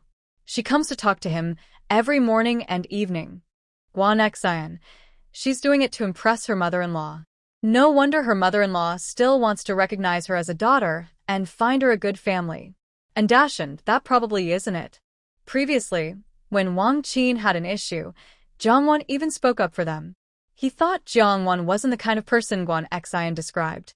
Guan Xian looked at him sharply. Someone who easily abandons a fiancé of 5 years, voluntarily marries into the Fu family to bring good luck, not for profit, but just for a life that can't take care of itself. Do they really just want that for Fu Qingyin? And Dashin felt a bit upset. Was Dr. Guan being too harsh? He observed Jiangwan's attitude toward the Jiang family and clearly saw that she was forced into marriage by her family. Given her status, she found it hard to argue with the other person and could only keep quiet with her head bowed. "The water is almost gone." Open Fu Qingyin's mouth. Guan Xian picked up the water and medicine, planning to force him to swallow. And Dashin didn't expect Guan Xian to try to give the medicine this way. Guan Xian frowned. "What are you hesitating for? Taking the medicine will help his nerve recovery." Reluctantly, and Dashin stepped forward and opened Fu Qingyin's mouth. Just as Guan Xian was about to force the medicine in, Jiangwan arrived quickly. Since Guan Xian went to Fu's house, Aunt Hong had called Jiangwan. Hearing Guan Xian was at home, Jiangwan immediately rushed back. She hurried upstairs as soon as she arrived. She kicked open the door and saw Guan Xian trying to force medicine into Fu Qingyin. Jiangwan's anger surged, and she lost her calm. She rushed forward and snatched the medicine and water from Guan Xian. Guan Xian looked angry. Before she finished speaking, Jiangwan threw a pill into her mouth. Guan Xian's eyes widened in shock, her anger rising. Jiangwan quickly poured her a glass of water and forced her to swallow the medicine. Not only that, Jiangwan was worried Guan Xian might spit out the medicine, so she covered Guan Xian's mouth to prevent her from spitting it out. And Dashin was startled. Jiangwan, you misunderstood. Dr. Guan is giving medicine to Captain Fu." Jiangwan was almost furious. Fu Qingyin was conscious, and it hurt her to see how they were treating him. And what right did Guan Xian have? If Lu Lan did this, she might be unhappy but wouldn't come out to do this. After all, they are mother and son. What kind of person is Guan Xian? And Dashin couldn't stop Guan Xian or Jiangwan. Jiangwan kept her hand over Guan Xian's mouth for a minute before pushing her away. Then she angrily wiped her hands. Guan Xian was so angry her head was about to smoke. "How dare you treat me like this?" Guan Xian stepped forward to slap her. Jiangwan was quick and kicked Guan Xian, making her stumble back several steps and sit on the ground. Guan Xian looked shocked and furious, glaring at Jiangwan. You dare hit me? Jiangwan sneered. You wanted to hit me. I was defending myself. Guan Xian, proud of her status, endured the foul words about her family, gritting her teeth and saying, Do you have any manners? I was giving medicine to Qingyin. I did it for his good. Jiangwan cursed. You have manners? You come to my house to force my husband to take medicine? Your face is bigger than you're a toad with chicken feathers. Are you a bird or a beast? Guan Xian's vision darkened with anger. What are you even? I am a doctor. I am your mother-in-law's friend. I am Aunt Qingyin. Jiangwan sneered. I'm a fortune teller. Let me tell your fortune. You lack virtue in your 5 elements. Your fate is full of trouble. Guan Xian rolled her eyes and fainted from anger. And Dashan panicked because Dr. Guan was a friend of Director Liu, and he was also Jiangwan's elder. What should I do now? Jiangwan looked disgusted and said, Take her downstairs. I'll call my mom myself. And Dashan knew it was hard to drag her, so he had to carry her to the sofa downstairs to lie down. Lulan received a call from her daughter-in-law at the office, thinking something had happened to her son. She fell silent when she asked. Jiangwan complained to Guan Xian with a sad face. Mom, Dr. Guan was too much. You didn't say she forced Qingyin to take medicine. She took advantage of our house being empty and meddled, forcing medicine into Qingyin. Lulan frowned. She had indeed told Guan Xian that Qingyin didn't want to take medicine. But Jiangwan was not at all guilty. No. She's my mom's friend. I'm a junior. I don't look down on her, and I'm not so unreasonable. Lulan felt relieved. But I was acting in self-defense. The word, but, made Lulan's eyes go black. In the room, Fu Qinin was in a gloomy mood, full of hostility. He knew Jiangwan was trying to save him, but Guan Xian had watched him grow up and was a longtime friend of his mother. To others, it looked like Jiangwan was rude to Guan Xian and even hit her. Before Lulan returned home, Guan Xian had already woken up and thought of Jiangwan's reckless behavior, her face turning pale. Hong Yi came over awkwardly. Dr. Guan, are you okay? Guan Xian, clutching her still very painful abdomen, looked grim and stood up to leave. Hong Yi hurriedly followed. Dr. Guan, Director Liu is on her way back. Guan Xian said coldly, I want her to give me an explanation. After that, her stern gaze looked upstairs.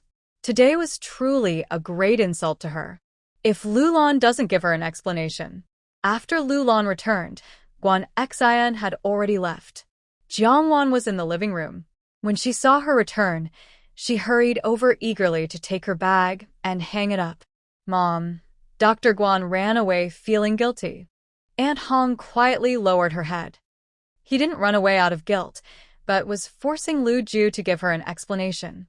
If she didn't give a proper explanation, Lu Ju and Dr. Guan's decades-long friendship would end here. Aunt Hong didn't expect Jiangwan to be so bold, daring to scold Guan Xian and even hit her. Now she somewhat regrets telling Jiangwan about Guan Xian coming over. Lulan looked serious. You sit there and don't move. Don't speak either. Jiangwan obediently sat back down. Lulan asked Dashan and Aunt Hong to explain the whole story. Looking at Jiangwan seriously, Lulan said, Do you still think the medicine has a problem? Jiangwan shared that idea and nodded in agreement. Lulan asked, What was her reaction after taking the medicine? Jiangwan shook her head, feeling a bit guilty.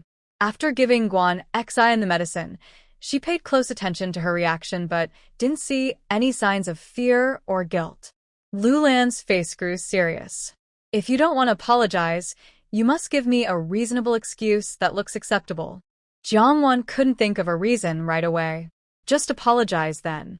But she didn't take the apology seriously. She had already scolded enough and even kicked her, so she felt she had paid her dues. Dr. Guan is a decent person. She definitely wouldn't argue with me, a rural girl who doesn't even know many characters. Lulan was speechless and couldn't help but sigh again. Aunt Han looked at Jiangwan with a strange expression.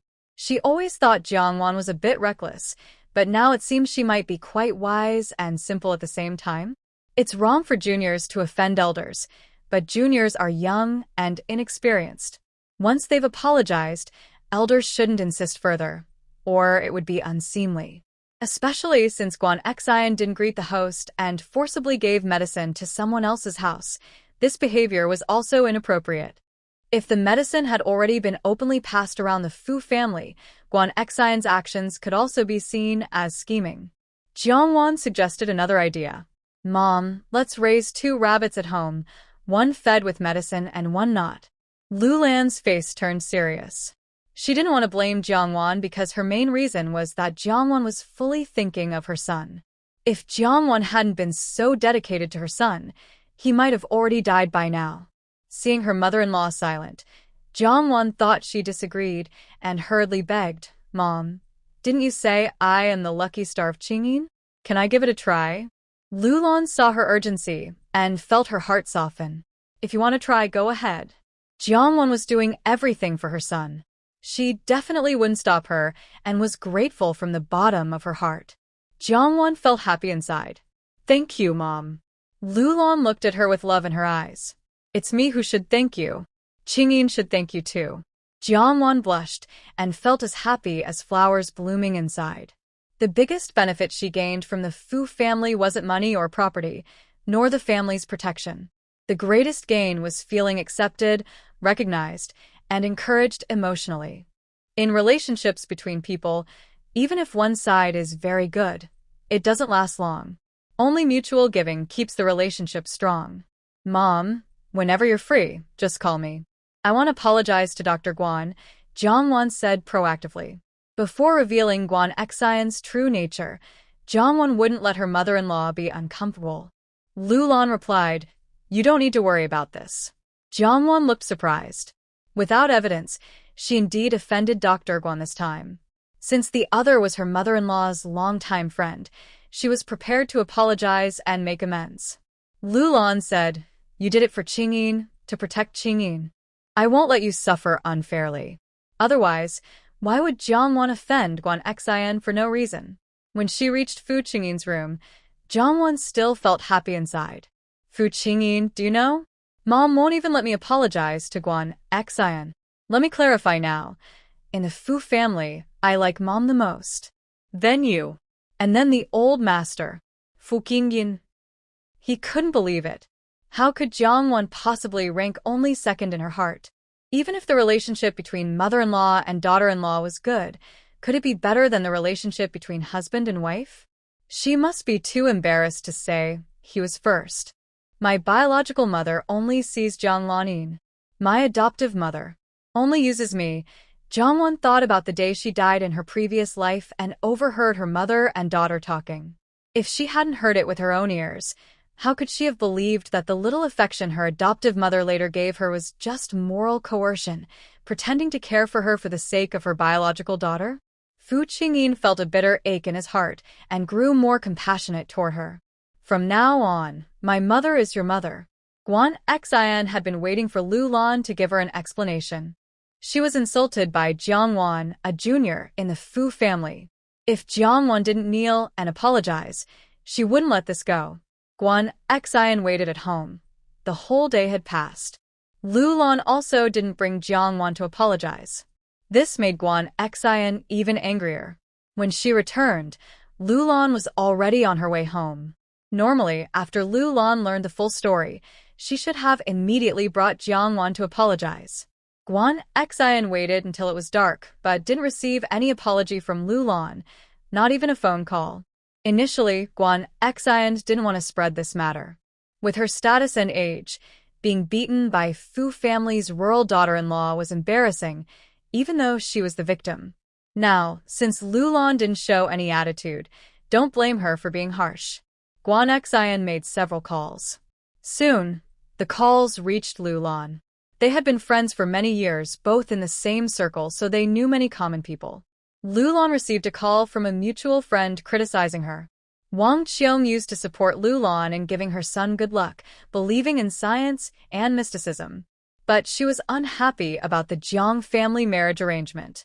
How could Fu Qingyin's wife be a rural girl who doesn't even know many characters? That was too unfair. So, Wang Qiong hadn't even met Jiang Wan and looked down on her. Jiang Wan was obedient and proper, but now she was insulting and hitting people, specifically Guan Xin. It was outrageous, brazen, and reckless. Apart from Guan Xin's relationship with Jiang Wan and Lu Lan, after Fu Qingyin's incident, Guan Xin had been busy trying everything to cure him. She was considered Fu Qingyin's lifesaver. As a junior, she dared to hit her husband's lifesaver and her mother-in-law's friend. Wang Qiong, you called to criticize without understanding the full story. Did you find out what really happened? Lu Lan put aside the signed documents and pinched her brow. Wang Qiong, how could I not understand? Does Guan Xin still think she's innocent? Lu Lan, Guan Xin came to my house today, but I didn't know about it. Wang Qiong, she heard you say Qingyin refused to take medicine and thought you were spoiling him too much. If Qingyin is aware of his condition now, would he refuse medicine or not want to get better? She's doing it for your good, for your son's good, but your rural daughter-in-law. Lu Lan interrupted her sternly. Wang Qiong, I don't want to hear the words rural daughter-in-law anymore. Her name is Jiang Wan. She is my daughter-in-law, Lu Lan. She saved my son's life. She is like my third child. Wang Qiong. But she's rude and uncultured, with no manners at all. Lu Lan looked upset. Guan Xin came uninvited, and she went to our home secretly to give medicine to my son. Does that show good manners? Wang Qiong was shocked. Why are you talking like that? Isn't she doing it for your own good? Lu Lan, my son doesn't want to eat, so he won't. Wang Qiong, but he's already brain dead. He has no awareness at all. You're just imagining things. Right now, Guan Xin is trying to save your son. Lu Lan calmly hung up the phone. Next, there were a few more calls with complaints, but they all ended badly. Guan Xin sneered at home, waiting for Lu Lan to apologize. She was waiting for Jiang Wan to come and beg for forgiveness. Eventually, all the gossip reached Grandpa Fu. Lu Lan also took responsibility. Jiang Wan didn't know how much pressure her mother-in-law was under. She chose 2 rabbits, one white and one black, both adults. The white rabbit was not given medicine, but the black rabbit was fed medicine every day. Before she could see any difference between the 2 rabbits, a call from the Qin family came. Qin Wenfang was in trouble. Jiang Wan's heart skipped a beat. Qin Mo, she didn't say what happened to Qin Wenfang on the phone, but from his tone, it was probably a serious matter. When she arrived at the Qin house, besides Qin Mo, everyone else was there. Jiang Lanyin's eyes were red, and she hesitated, saying, Sister, Wenfang had an accident. Jiang Wan ignored her completely. Qin's mother looked like she had been crying for a while, her eyes swollen and her face tired. She grabbed Jiang Wan's hand and said, Wan, please help me talk to Wenfang. You grew up together. Please help me talk to her. Jiang Wan still didn't know what had happened. What's wrong with Wenfang? Qin's mother froze and suddenly started crying loudly. Jiang Lanin looked at her with pity and said, Wenfang. Last night, she was assaulted. Jiang Wan's face changed instantly. In her past life, Qin Wenfang had never experienced anything like this. What exactly happened? Jiang Lanin said sadly, Wenfang has been making friends lately, hanging out outside. Sometimes she comes back late. We never thought she would come back only in the early hours last night. Jiang Wan asked, did she report it? Qin's mother hurriedly said, no, she can't report it. If she reports it, does she still have the face to live? Can she still get married? Jiang Wan's face looked grim. Setting aside personal grudges as women, she had zero tolerance for such things. And her friends? Have you found them? Do you know what exactly happened yesterday? Are you clear about everything? Jiang Lan worriedly said, she refuses to say anything. I think she's suicidal, and I don't dare to pressure her. Jiang Wan went to open the door, but found it was locked from the inside. Wenfang, I am Sister Wan. Can you open the door? There was no sound from inside. Mother Qin couldn't help but go and knock again. Wenfang, Please open the door. Sister, Wanwan is here to see you. Still, there was no response. Jiangwan directly said, Qin Mashi, come and try to break the door. Jiang Lanin hurriedly stopped her. You can't do that. She might. Qin Mashi ignored her warning and tried to break the door. After a few attempts, the door was pushed open. Qin Wenfang, with messy hair and a pale face, shrank in the corner, showing no reaction to the door being broken open. Mother Qin was both upset and angry. She had warned her before. Girls shouldn't stay out so late at night. But she didn't listen. Everyone, please leave first. I want to talk to her, Jiangwan said. The rest of the Qin family had already tried to talk to Qin Wenfang, but she refused to say a word.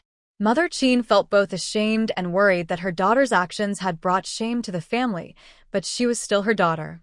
Wanwan, please help Annie talk to her. Jiangwan nodded, closed the door, and stayed inside. Qin Wenfang's face, neck, and lips had visible injuries. Her eyes were empty, and she showed no expression. Jiangwan said, outside, Andy said we shouldn't report this. Tears slipped from Qin Wenfang's eyes, her expression numb. Jiangwan asked, do you want to seek revenge? Qin Wenfang hugged herself tightly, but remained indifferent to Jiangwan's words. Jiangwan asked, do you know who did this? Qin Wenfang hugged her knees, trembling all over, silent tears streaming down her face.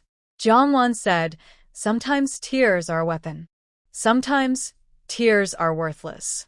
Her own tears from her past life had no value at all. She even felt she was worse than Qin Wenfang. While Qin Wenfang cried, her loved ones felt heartache for her. She had nothing. Jiangwan's expression turned cold. I give you one last chance. Tell me everything within half an hour. I will help you get revenge. After half an hour, I will consider you've given up. When someone is fed up with another person, they tend to think of that person in everything. Qin Wenfang's situation made Jiangwan think of Jiang Lanin and also unexpectedly reminded her of Sister Wanqing. Time passed second by second. With 5 minutes left, Jiangwan thought Qin Wenfang might not want to speak anymore. If Qin Wenfang doesn't even want to speak, who can help her? In the last minute, Jiangwan planned to leave. This isn't your fault. Don't punish yourself for others' mistakes. Doing so only makes those who hurt you happy. As Jiangwan stood up and approached the door, Qin Wenfang spoke, her voice choked and hoarse. It's Zheng Gang and Wang Hu. Jiangwan's heart sank briefly, then she showed a hint of confusion. In her past life, Qin Wenfang's husband's name was Zheng Gang. Same name? The question flashed through Jiangwan's mind, but her first priority was to understand what was happening to Qin Wenfang. It turned out that Qin Wenfang was on a bus when she encountered a pickpocket.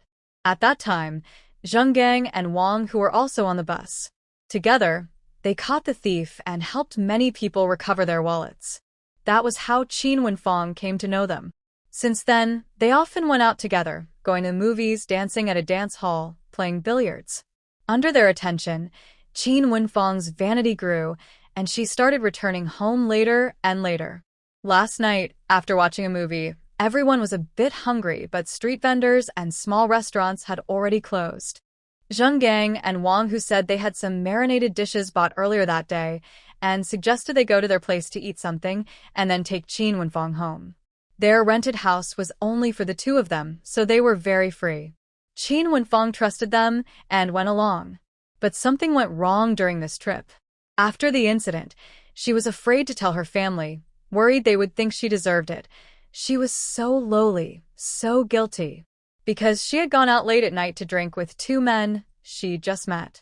Maybe it was because Zheng Gang and Wang Hu appeared very decent when they first met. Or perhaps, during the time they spent together, they behaved well enough to make Qin Wenfang let her guard down. Jiangwan asked, have you thought about reporting it to the police? Qin Wenfang tightly held Jiangwan's hand, shaking her head constantly, tears streaming down her face.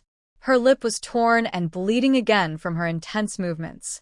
They said, if I report it, they will push someone out and say I was dating them, that I was the one who made the first move. Qin Wenfang was too ashamed to look at Jiangwan's face. Over these days, She had gone out with them many times, and many people had seen them together. If she wasn't their girlfriend, who would go out with them every day to watch movies, eat, dance, and play billiards? Qin Wenfang hugged her head, her face full of pain and despair. She felt like her mind had gone crazy these days. When she was in the countryside, she never went out alone at night. But after seeing more of the world, her shyness and modesty had disappeared. Jiang Wan gently wiped the blood from her lips with a handkerchief. Qin Wenfang threw herself into her arms and cried hysterically. Jiang Wan's hand froze in midair, allowing Qin Wenfang to vent her feelings for a moment. Outside the house, Qin's mother and others were still waiting.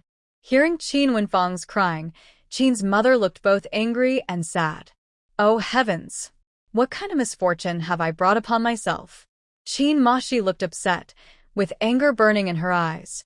Jiang Lan-yin lowered her head, wiping tears from her face with a handkerchief. Behind the handkerchief, Jiang Lan-yin's lips curled slightly, her eyes full of malice. The mother and daughter of the Qin family kept pressuring her, pushing her to send Qin Wenfang to the military clinic. Not only is it not the time for recruiting now, but even if it were, the clinic rarely recruits and Qin Wenfang wouldn't be chosen. Jiang Lan-yin didn't want to bother with this. She didn't want her rural sister-in-law to join the army and embarrass herself. Now, it's all over. No more trouble. Really, if the tiger doesn't roar, they think she's a sick cat. When Jiang Wan came out of the house, Qin's mother and others hurried over. Wan, how is Wenfang? Qin's mother asked quickly. Jiang Wan replied, she's tired from crying and has already gone to sleep. Qin's mother looked both angry and distressed. After such a big thing happened, how can she sleep? Jiang Lan-yin advised, Mom, she didn't want this to happen. Don't blame her. She's suffering more than any of us now. Qin's mother's tears fell again. She wasn't unfeeling. She just didn't know what to do with this child in the future. Qin Mashi grabbed Jiang Wan's wrist and pulled her into the yard. What did she say inside? Did she mention who did this? I'll go kill them, Qin Mashi said angrily, eyes red with fury. Jiang Wan shook off his hand. They. Before she finished, a family arrived at the Qin house gate. Jiang Wan's pupils shrank suddenly. She saw Qin Wenfang's in-laws from her past life. Mrs. Zheng's face was full of smiles. Excuse me, is this Qin Wenfang's home? Qin Mashi and Jiang Wan's words were interrupted. They looked very impatient and spoke sharply. What are you here for? Mrs. Zheng's expression stiffened slightly, but she still said, we're here to propose marriage. Qin Mashi was stunned, his brows furrowed. What? Zheng Gang smiled and said, you're my brother-in-law, right? I'm Shenggong. I've been dating Wenfang, and today I brought my parents to propose marriage. Qin Mashi's face darkened as he looked at Zheng Gang. I didn't know my sister was dating anyone. Zheng Gang looked a bit embarrassed. Maybe she didn't tell you? Qin's mother came out after hearing the noise. Mrs. Zheng warmly greeted, Dear family, we are here today to propose marriage. Everyone, including the Qin family, was stunned, and Jiang Wan also looked confused. The Qin family was not in a good position to entertain visitors now. But Qin's mother was worried that if she missed this opportunity, it might be the only chance. She was afraid her daughter might never get married. Suddenly, a family came to propose marriage for her daughter, and she felt like she had been hit by a falling pie from the sky. Fearing a mistake, after everyone sat down, she asked, You just said you came to propose marriage? Qin Mo, she had a stern look and looked away from the visitors with a hostile face. His sister was only 19 and had just moved to the city. How could she have a partner so quickly? Mrs. Zheng replied, Yes, dear family, we are indeed here to propose marriage. Qin's mother felt guilty, but also relieved she hadn't reported the incident. If Wenfang's problem had become known, this family would definitely find out. What is your name? Qin's mother asked, having never heard her daughter mention a boyfriend. Zheng Gang replied, Annie, my name is Zheng Gang. Jiang Lan-yin brought over some tea and said, Zheng Gang? I think Wenfang mentioned him before. Was he the one who helped her recover her stolen wallet? Zheng Gang nodded quickly, Yes, that's me. Jiangwan's face showed a series of confused looks, one after another. Jiangwan had already suspected that the man Qin Wenfang's husband, Zheng Gang, and the man she described as the bad guy Zheng Gang in her past life might be the same person. Now Zheng Gang had revealed his identity, and Jiangwan confirmed they were the same. Suddenly, Jiangwan remembered another bad guy Qin Wenfang mentioned, Wang Hu. The Zheng family was a remarried family. When the couple married, each brought a child. Zheng Gang was Zheng's biological son, and Wang Hu was Wang's biological son. Jiangwan's mind was overwhelmed, and she cursed silently. Everyone present, including Qin's mother, forced a smile. Only Jiangwan and Qin Mo she looked angry and dark-faced. Qin's mother saw this and felt both angry and anxious. Why were they showing such expressions in front of everyone? What if the Zheng family noticed something? Qin's mother was very annoyed and regretted calling Jiangwan to persuade Wenfang. What if Jiangwan accidentally revealed Wenfang's secret? She said, Wan, you should go back now. I'll have the second son take you home. Zheng Gang kept watching Jiangwan quietly. As soon as he entered the Qin family yard, he saw this beautiful woman. So her name was Wan? She was pretty, and her name sounded nice. Much better than Qin Wenfang, this rustic girl. It would be so much better if he married someone like Wan. Jiangwan felt very annoyed by Zheng Gang's gaze. In her past life, Zheng Gang was not a good person. When no one was around, he would look at her with inappropriate eyes. Sometimes, he even touched her inappropriately. She warned Qin Wenfang about this, but Qin Wenfang didn't believe her and told her mother. Qin's mother scolded her for half a year. Zheng Gang was a good actor and a great pretender. The Qin family liked him much more than they liked her. Except for Qin Moi, no one believed her. Qin Moi, when it didn't involve Qin's mother or Jiang Lanin, would stand up for her. After he returned, he secretly warned Zheng Gang, so Zheng Gang no longer dared to bother her. Auntie, I'm not busy and not in a hurry to leave, Jiangwan said. Qin's mother. Why doesn't this girl understand what she's saying?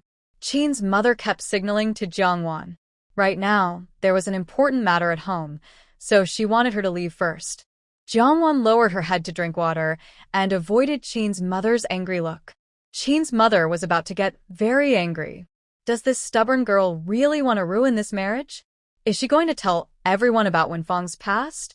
Mother Zheng proudly said, My son is a team leader in the factory, earning over 70 yuan a month.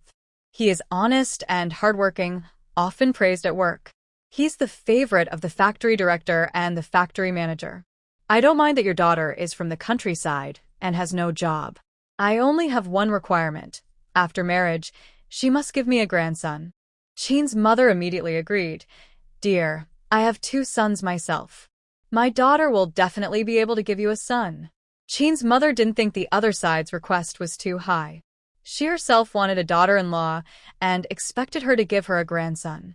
Moreover, after her daughter's incident, she no longer asked for much. She just wanted to cover up her daughter's shame and see her marry successfully. Seeing that they were about to discuss the wedding date without consulting Wenfang, Jiangwan couldn't help but say, Annie, shouldn't you discuss this with Wenfang? Qin's mother turned around and shot Jiangwan a stern warning look. Zheng Gang is Wenfang's own choice. Why discuss anything? Jiangwan looked at Zheng Gang with disgust. You were the one bullying Wenfang yesterday, weren't you? Shenggong. Qin's mother and son's faces changed dramatically. Qin Moi suddenly stood up. Are you the one bullying my sister? Zheng Gang was grabbed by Qin Moi by his collar and punched, crying out in pain. Qin's mother was shocked and angry, but she held her son back. She stared at Jiangwan, her eyes like she wanted to swallow her whole. Jiangwan. Is what you just said true? Jiangwan looked at Zheng Gang and asked, Zheng Gang, do you dare to admit it? Zheng Gang straightened his clothes and said sincerely, Last night we were both drunk. As a man and woman alone, a passionate night is understandable, right? Besides, I am not someone who shirks responsibility. I even brought my parents here to propose marriage. Qin Mashi shook off Qin Mother's hand and punched again. Can you believe that her sister came back late at night and it looked like everything was consensual? If it was truly consensual, her sister would have taken 3 baths and cried all night? Zheng Mother's face turned angry as she helped her son, shouting, "Enough. Your family is shameless." Seeing her son's mouth bleeding from the fight, Zheng Mother trembled with anger. Which good girl sneaks into a man's room in the middle of the night? If it weren't for my son's kind heart, he wouldn't have taken responsibility after sleeping with her. And your family's woman, who sleeps around with men. Do you think I'd want her as my daughter-in-law? Qin Mashi's face twisted in rage as she threw a punch at Zheng Mother, but Father Wang quickly pulled Zheng Mother away. Zheng Mother was so frightened her heart almost stopped. She pointed at Qin Mashi and shouted, "You dare to hit me? We can't afford to associate with your family. We're leaving." Qin Mother angrily shouted, "If you dare to leave, I will report it to the police and have your son arrested. Let him go to jail." Zheng Mother sneered, "Do you think it's still the old days? It's your daughter, who's flirtatious and careless, willing to sleep with my son. Why should my son care about your family?" Qin Mother's face turned red with shame, and she felt dizzy. Father Wang spoke up, "Stop saying angry words. We came today to settle the marriage arrangement for the 2 young ones. Dear, my wife is blunt but kind-hearted. Don't mind what she said." Father Wang stepped in to give both sides a way out. They sat down again and started to talk again. If it was about her son, Qin Mother could be tough and cause a big fuss. But about her daughter, Qin Mother couldn't be strong. If she made a scene, her daughter's future would be ruined. No matter how angry she was at her daughter's recklessness, Qin Mother couldn't let her daughter have no way out. Right now, she could only swallow her anger and keep silent. Earlier, Zheng Mother was the one talking with Qin Mother.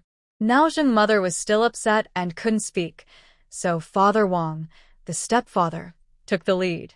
He carefully said, "Dear, you know about the kids' marriage. Our family is willing to take responsibility. That's why we came today to propose. We are sincere." Father Wang's words sounded nice, but after hearing Zheng Mother's words, no matter how beautiful his words were, Qin Mother couldn't listen. Mother Qin's back was straight, but she couldn't stand up straight anymore. Her daughter hurriedly went to a man's house late at night. Before marriage, she was already sleeping with him. Her backbone was truly broken. Bride price. Mother Qin just started to speak. Mother Zheng firmly said, "In our city, we don't care much about bride price. Only families that sell their daughters worry about money. Since they are already her son's people, what bride price is needed? Women who rush forward like that can be won back without spending money. Why should she spend extra on this?" Mother Qin's throat filled with a bitter, sweet taste. Her face twisted with anger. "I will let her take the bride price home." Mother Zheng wanted to say more, but Father Wang stopped her. "The bride price is proper. We agree." Mother Zheng raised her chin and asked, "What about the dowry?" Mother Qin's eyes showed deep suppressed anger and hatred. Their family no longer wanted bride price, but the other side still mentioned it. "Isn't the bride price enough as a dowry?" Jiang Lanin quietly gave Zheng a meaningful look. Zheng Gang spoke up, "Mom, maybe when Fang already has my child in her belly, can't you just step back a little?" It sounded like Zheng Gang was advising his mother, but he was also speaking to the Qin family. When Fang is already his person, maybe she's pregnant. At this point, losing her virginity is already shameful enough. If she gets pregnant, the Qin family will be humiliated and their reputation ruined. Qin Mashi clenched her fists, her forehead veins bulging, ready to fight Zheng Gang. But she was quickly pulled back by Mother Qin. Mother Qin's heart was full of hatred, wishing she could abandon her daughter. If Wenfang hadn't shamelessly slept with someone before marriage, why would she be humiliated and insulted now? She wished she could beat her to death for being so shameful. 2 families are joining in marriage, not making enemies. Do you really want to be so ruthless and leave no room for compromise? Hearing this, Jiang Lanin sneered inwardly. Mother Qin knew that the 2 families were marrying, not making enemies. Could she really go all out? Initially, Mother Qin went to Zhang's house to force her to marry, humiliated her, ruined her reputation, wanted Zhang's money, wanted her dowry. She forced a proud textile factory daughter to marry a poor country bumpkin with no house. Now, Qin's family is getting their just desserts. Retribution for all that. Jiang Wan's eyes narrowed slightly. She was now almost certain that Zheng Gang and Jiang Lanin were definitely connected, not just now but also in the past. After when Fong married, she often visited her parents, and her attitude was definitely worse than before. She previously believed that the Qin family only looked down on her because Qin Moe treated her poorly. Now she even suspects that Jiang Lanin was involved in the incident where Qin's mother became paralyzed from a fall. After Qin's mother was paralyzed, her life indeed became much harder. Jiang Wan sneered. Among the Qin family, only Qin Moe could control Jiang Lanin. Once Qin Moe was gone, the other members of the Qin family were no match for Jiang Lanin, who was completely unscrupulous. When someone is without limits, they become unpredictable and capable of anything. Comrade Zheng, which factory do you work at? Jiang Wan had a suspicion she needed to confirm. She forced Jiang Lanin to marry into the Qin family to make them torment each other, not to let Jiang Lanin control the Qin family and live a good life. A decisive victory that breaks the balance is not what she wanted to see. Jiang Lanyin's face changed. She was about to signal Zheng Gang but found Jiang Wan blocking her, preventing her from communicating with Zheng Gang. Zheng Gang couldn't see Jiang Lanyin's expression and still had some reservations. Zheng's mother, eager to show off, directly spoke out. Jiang Wan smiled. When Qin Wenfeng married Zheng Gang last time, Zhang's father's textile factory had already gone bankrupt. Zheng Gang later changed jobs and deliberately hid his work experience at Zhang's father's factory. Otherwise, she wouldn't be unaware that Zheng Gang had worked there. I am Jiang, the biological daughter of Director Jiang from Zheng Gang's textile factory. This is Jiang's foster daughter. Jiang Wan directly pulled Jiang Lan out of the bystander role. When Zheng's mother heard that Zheng Gang was working at her in-law's factory, she immediately straightened her back. She truly didn't know this and said fiercely, "You say you are who you are, then?" Jiang Wan said with a fake smile, "Your son doesn't know me, but he should know Jiang Lanin, right?" Jiang Lanin used to go to the factory often. If you're not new, there shouldn't be many people who haven't seen her, right? Zheng Gang panicked. What does this woman mean? Jiang Lanyin's expression remained normal, but she was filled with suspicion. How does Jiang Wan know Zheng Gang worked at her father's factory? Zheng's mother grabbed her son's arm and asked in a deep voice, "Xiao Gang, tell me, have you seen her?" Zheng Gang's face flickered with uncertainty, but he could only nod. Zheng's mother's face changed. She pinched Zheng Gang's arm so hard that she almost tore a piece of flesh from it. How could he not react at all when he saw the daughter of their factory director at the Qin family? Has his brain been eaten by pigs? Zheng Gang gasped in pain. For the sake of her son's future, Mother Zheng could only lower her head and force a small smile. "Dear in-laws, look at what this has become. Our family is like a flooded temple. No one recognizes anyone anymore." Mother Qin watched Mother Zheng's changing expression and felt a surge of satisfaction. She held back the urge to tear the other's face apart, knowing that her own daughter had caused this trouble, and that made her naturally look down on the other side. The marriage. Mother Zheng hurriedly said, "The wedding date is too far off, which isn't good for the children. If the date is close, the bride's dowry will be difficult. We all understand that. I was just speaking casually, dear in-laws. Please don't take it seriously. When Fong marries into your family, I will treat her as my own daughter."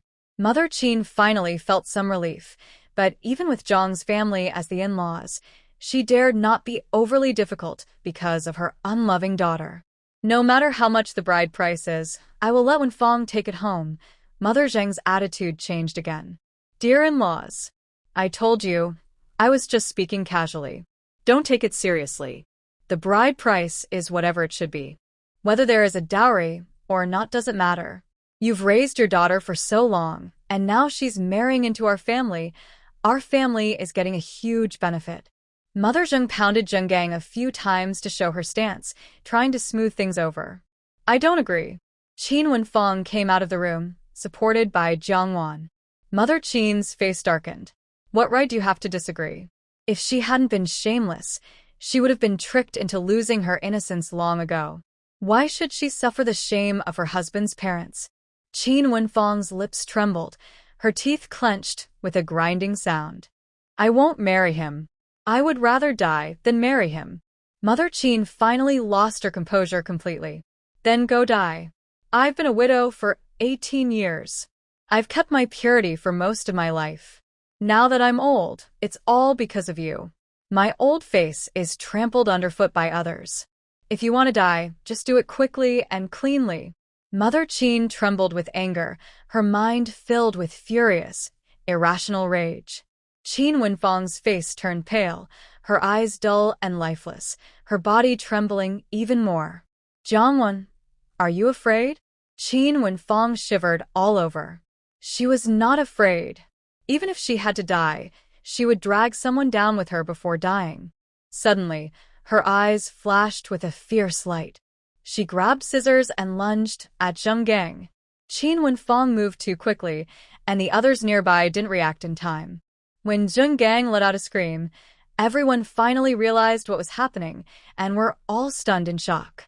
Qin Mo rushed over and hugged Qin Wenfang, trying to take away the blood-stained scissors from her hand. Qin Wenfang acted like a madwoman. I want to kill him. I want to kill him. And Wang Hu, overwhelmed with fear, Father Zheng pressed against the wall. Is it okay to kill the stepson? Why kill his own son? Zheng Gang had just hidden and was stabbed in the shoulder. He was in so much pain that his face turned pale, and he cried out loudly. Gongzi, Gongzi, are you okay? Mother Zheng exclaimed in alarm. Mother Qin had just been hysterically venting her anger, which made her react a bit slowly.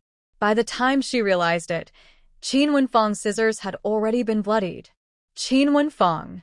Mother Qin shouted loudly. They're about to get married, and she does such a thing. Does she want her mother to die right now to show her? Mother Zheng held her injured son, gritting her teeth as she said, if anything happens to my son, I want her daughter to pay with her life. Qin Wenfang struggled desperately.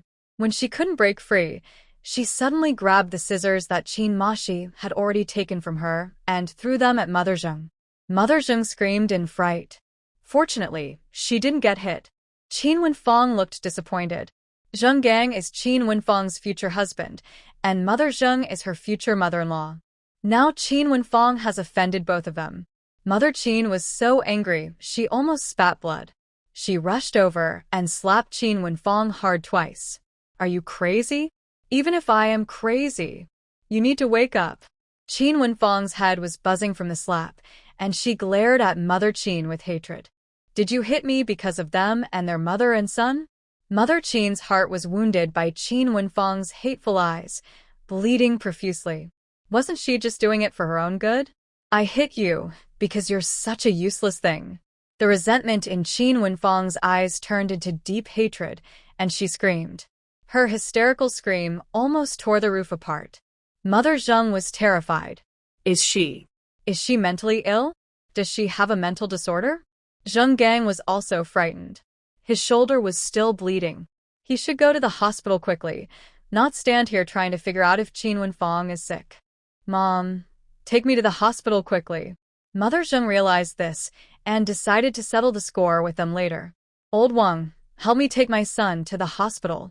But Jiang Wan, unpredictable as always, had already unlocked the door to the Jiang family inside, with the key in her hand. Nothing is resolved. No one leaves, she said coldly. Mother Zheng was angry. What's there to resolve? We've already done our best by not reporting the case.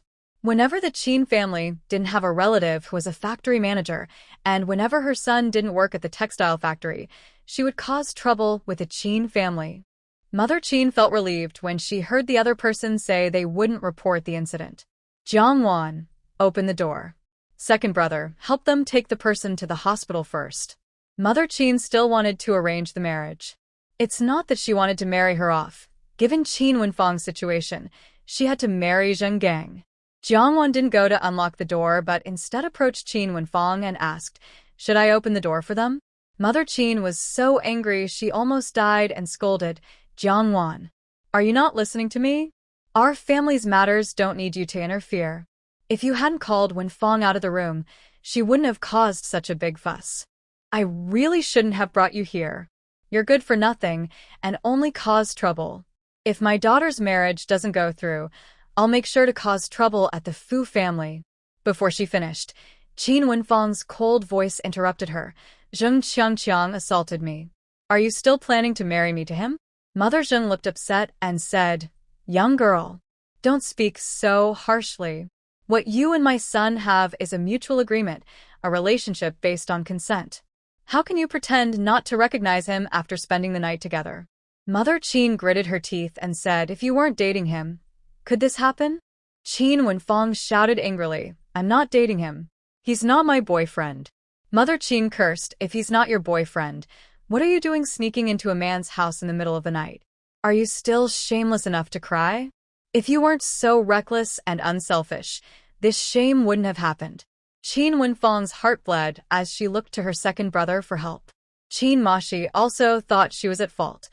How could a young lady be so unselfish, going into a man's house at midnight? Qin Wenfang knew she was wrong, but was it really that bad? They were her family, but they also thought she was disgraceful. Among everyone, only Jiang Wan firmly believed she was not at fault. Even if she was, her mistake was trusting others too easily and not protecting herself properly. Her family thought she deserved it, believed she was at fault, but Jiang Wan felt sorry for her and wanted to help her seek justice. Since that was the case, she didn't care about their reputation anymore. Not only Zheng Gang. Last night, someone else forced me to, Wang Hu. Qin Wenfang resolutely revealed the truth. As soon as she said this, Mother Qin fainted from shock. Qin Mashi was too stunned to react and didn't catch her. Mother Qin collapsed to the ground with a loud thud as a heavy object hit the floor. Zheng Gang's face was pale, and he glared at Qin Wenfang with furious, tearful eyes. How dare that person speak out loud? How can she be so bold? Mother Zheng and Father Wang both look upset. This woman has gone crazy. She must be sick. This marriage proposal. Let's forget about it. They both decide at the same time. That marriage is beyond my son's reach. Let's forget about it. Mother Zheng withdraws. Qin Wenfang seems to ignore her, glaring with resentment at Zheng Gang. I'm going to report this. I'll accuse them of. Jiang Lanin quickly stops her. Wenfang, I know you're angry that Zheng Gang forced you last night and hurt you. But you can't just say such things out of anger. It will hurt your reputation and the Qin family. After speaking, Jiang Lanin turns to Zheng Gang. Zheng Gang, you and Wenfang are already involved. You must take responsibility, or I will tell my father. Zheng Gang senses Jiang Lanin's warning, and many thoughts rush through his mind. Wenfang, I was wrong. I apologize. After we marry, I will listen to you. Please, forgive me. Jiang Lanin gently supports Qin Wenfang's arm and softly says, after you get married, I will ask my dad to promote him to workshop director. Then you will be the wife of the workshop director. Qin Wenfang looks grim, her eyes like sharp blades fixed on Jiang Lanin. When she was at the Jiang family, she saw Jiang Lanin and Zheng Gang meet, and she mentioned her friend Bi Wanqing's sister. Smack. Qin Wenfang slapped Jiang Lanin. What are you? When did my affairs become your business, you lowly person? Jiang Lanyin's throat feels bitter, her fists clenched, almost bleeding. Wenfang, I know you're angry, but don't just focus on that. We need to think long-term. Qin Wenfang looks at her with disgust, feeling like vomiting. You want me to listen to you? Jiang Lani nods. I am your sister-in-law. Don't you know how I treat you? We are family. I won't hurt you. Jiang Lanin also hints at Jiang Wan. Qin Wenfang's eyes are bloodshot, filled with a dark, murderous look. If you also get involved with two men, I will listen to you.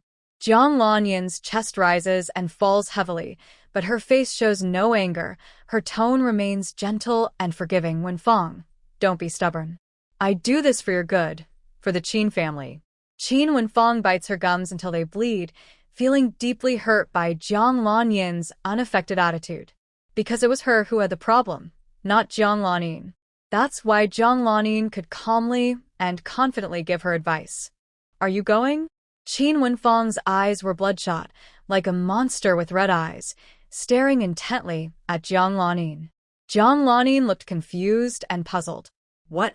Qin Wenfeng's skin twitched as she said, "Go find 2 men to spend time with. As long as you do what I say, I will listen to you. I will do everything you want." Qin's mother angrily shouted, "You good for nothing. Do you even know what you're saying? She's your sister-in-law." Jiang Lanin quickly tried to comfort her. "Mom, I know Wenfeng is upset now. I only feel sorry for her. I won't blame her." Qin's mother was genuinely touched and looked at Jiang Lanin with much gentleness. But her look at Qin Wenfeng was full of disappointment and frustration. "How long are you going to cause trouble? Are you shameless? Don't you feel ashamed? You're shameless. My brother and I still want to be decent people. We still want to keep our dignity." After Qin's mother finished speaking, Jiang Lanin hurriedly stopped her. "Mom," saying that must really hurt Wenfeng. "Wenfeng, Mom is just being harsh with words. Please don't take it to heart." After her words, Qin's mother seemed to regret it. Jiang Lanin's timely words were like a refreshing rain. Qin Wenfeng's eyes were cold and calm, like someone jumping into an icy pond in winter, asking her, "I was forced into this, and you still want me to marry him?" Qin's mother felt a surge of anger and frustration clog her throat. She asked hoarsely, "If you don't marry him, who else will you marry?" Qin Wenfeng looked at her second brother, Qin Mashi. Qin Mashi gritted his teeth and said, "Don't marry him. I'll support her for life." Qin's mother angrily shouted, "Shut up. You better take care of yourself first. Right now, you're only being supported by your older brother. Do you have the ability to support her for life? Are you willing to support her? Will your future wife be willing to take care of her? Will your children be willing to care for her in old age?" Qin's mother was actually scolding Qin Mashi, but she was also indirectly scolding Qin Wenfeng. If this got out, the woman's reputation would be ruined, and gossip could be deadly. Qin Wenfeng started to laugh, tears streaming from her red eyes, overwhelmed by helpless despair and rage. Qin's mother knew she was stubborn, so even if she felt sorry, she had to warn her, "I raised you all these years, not asking for anything in return. I just want you to marry well. Keep the face of the Qin family. Keep the face of your parents." Mother Zheng almost spat out blood. This daughter-in-law dares to cut her own son's flesh before marriage. She really doesn't want to keep her. And she still needs to understand what Qin Wenfeng said. She must clarify everything. What if? What if it's true? If this woman has tarnished herself, how can she enter their house? "I won't agree to this marriage." Before Mother Zheng finished speaking, she saw Qin's mother holding scissors to her own neck. "I just don't believe it," Mother Zheng stubbornly said. Qin's mother's scissors pierced her skin, and blood started to flow. Father Wang's face changed drastically, and he quickly agreed, "I agree. I agree to the marriage. Please, family, show mercy." Mother Zheng's head was pounding. Qin Wenfeng is crazy. Her mother is also crazy. Their whole family is crazy. But she really didn't dare refuse. If she caused a tragedy, her son would suffer the consequences. While they argued, the front gate of the yard was opened unexpectedly. Mother Zheng and Father Wang hurried to send Zhenggang to the hospital. Losing too much blood can be life-threatening. This time, Qin's mother didn't let her son go help others. She looked drained of energy. Unexpectedly, after Zhenggang's family left, they retreated back into the yard. Jiangwan arrived with 2 police officers. Qin's mother looked extremely unhappy, her legs nearly giving out, but Qin Mashi quickly helped her. Qin Wenfeng looked at Jiangwan with eyes red as if they were burning, her hopeless, dried-up heart like a sprout growing in a desert. Police officers Wang and Chen looked at each other, both seeing injuries and blood. This family was full of wounds and violence. "We received a report that a female officer was assaulted last night by 2 people. At this moment, Qin's mother looked at Jiangwan with a look of hatred, as if she wanted to tear her apart. "No. Nothing like that happened here." Qin's mother denied loudly. After saying that, she told Jiang Lanin, "Wenfeng is tired. Let her go home to rest. Usually respectful to the police, Qin's mother now spoke firmly and pushed them away. This isn't what you said. Please leave now. Police officer Wang understood her feelings. Many women in similar situations choose to stay silent for the sake of their reputation. But since the police knew, they wouldn't ignore it. Comrade.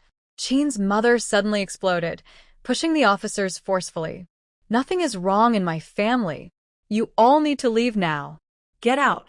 Chun police officer frowned. Such a fierce reaction might actually mean there is some truth to it. Jiang Lanyin couldn't convince Qin Wenfang and had to forcibly take her inside. Qin Wenfang punched loudly at Jiang Lanyin, who was talking nonstop. Jiang Lanyin covered her eyes with one hand and screamed, but she didn't let go of Qin Wenfang with her other hand. Qin Wenfang swung another punch. To avoid the hit, Jiang Lanyin released her grip and covered her injured eye with both hands, her angry and resentful gaze hidden. Qin Wenfang walked toward the two police officers. Qin's mother felt nervous and slapped Qin Wenfang in the face, urgently warning and threatening her. Are you shameless or not? Do you want face or not? Qin Wenfang looked expressionless and accepted the slap, then looked at the police. I was assaulted last night. Jiang Wan added, the victim. These 3 words made Qin Wenfang's eyes fill with tears of bitterness, silently saying to her, Thank you. Mrs. Zheng's face turned pale. Police officer. She's lying. She and my son are engaged. No matter how they argued or defended, they couldn't change the situation. Zheng was taken to the hospital for bandaging and then brought to the police station, along with Wang Hu, another person involved in the case. Although it wasn't during a strict crackdown period, cases like this are serious crimes. If evidence is solid, the punishment can be over 10 years, or even the death penalty. Unfortunately, when Qin Wenfang returned, all traces on her body had been thoroughly cleaned. Fortunately, because Qin Wenfang fought back fiercely, Zheng and Wang still had her claw marks and bite marks. Besides visible injuries on her face, she had more serious injuries on her body, including severe tearing. During this time, not only Zheng's mother and father were running around for their son, but Jiang Lanyin also dared not ignore the situation. If Zheng told on her, it would be over. Jiang Wan left before Qin's mother started hitting and chasing people away. On the 3rd day, Zheng's mother came to find trouble. As soon as they met, she asked directly, Did you report the case about Qin Wenfang? Jiang Wan clicked her tongue and said disdainfully, Not only is Jiang Lanyin's mouth loud, but it's also long. Zheng's mother looked upset and said, Are you bored? Mind your own family's affairs? You meddle like a troublemaker. The more you cause trouble, the more people dislike you. The Qin family hates you to death now. Jiang Wan stayed silent, thinking that maybe she did have some effect, but I'm a troublemaker. What about them? Zheng's mother choked and said through gritted teeth, Shut up. Qin Wenfang won't let go of this matter, and the Qin family can't persuade her. Go talk to her and ask her to change her statement. Admit that she and Zheng Gang are a couple. If she likes Wang Hu, that's fine, let her choose. Regarding the bride price, neither of their families is wealthy. Both parents prepared 1,999 yuan for the young couple. Jiang Wan snorted. The difference between the early 1980s and the late 1980s was huge. Wang's father is a skilled worker earning over 100 yuan a month, so in less than 2 years, he could save enough for the bride price.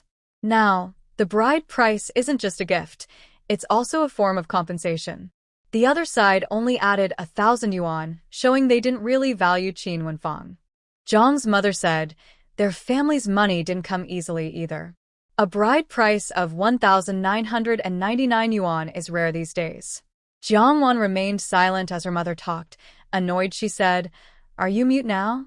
Jiang Wan replied, Teacher Chen, isn't it you who told me to shut up? Zheng's mother snapped. When have I ever told you to be quiet? Jiang Wan asked, If you're so aware of yourself, why are you still here? Her mother's anger boiled over, but she held back. Isn't your relationship with the Qin family good? Weren't you standing up for Qin Wenfang? If things get worse, Qin Wenfang's reputation will be ruined, and everyone will talk about her. Jiang Wan straightforwardly said, I won't go. Her mother angrily asked, "Why not?" Jiangwan hesitated. "With your IQ, it's hard to explain it clearly to you." Her mother was furious. Jiangwan was illiterate. She was a high school teacher. "Jiangwan, this is your fault. If you don't handle it, how will Lanin survive in the Qin family?" Jiangwan said bluntly, "Then I'll just stop being human and become a ghost." Her mother was furious and had to suppress her anger. "Let's not talk about the Qin family for now. What's going on with Dr. Guan?"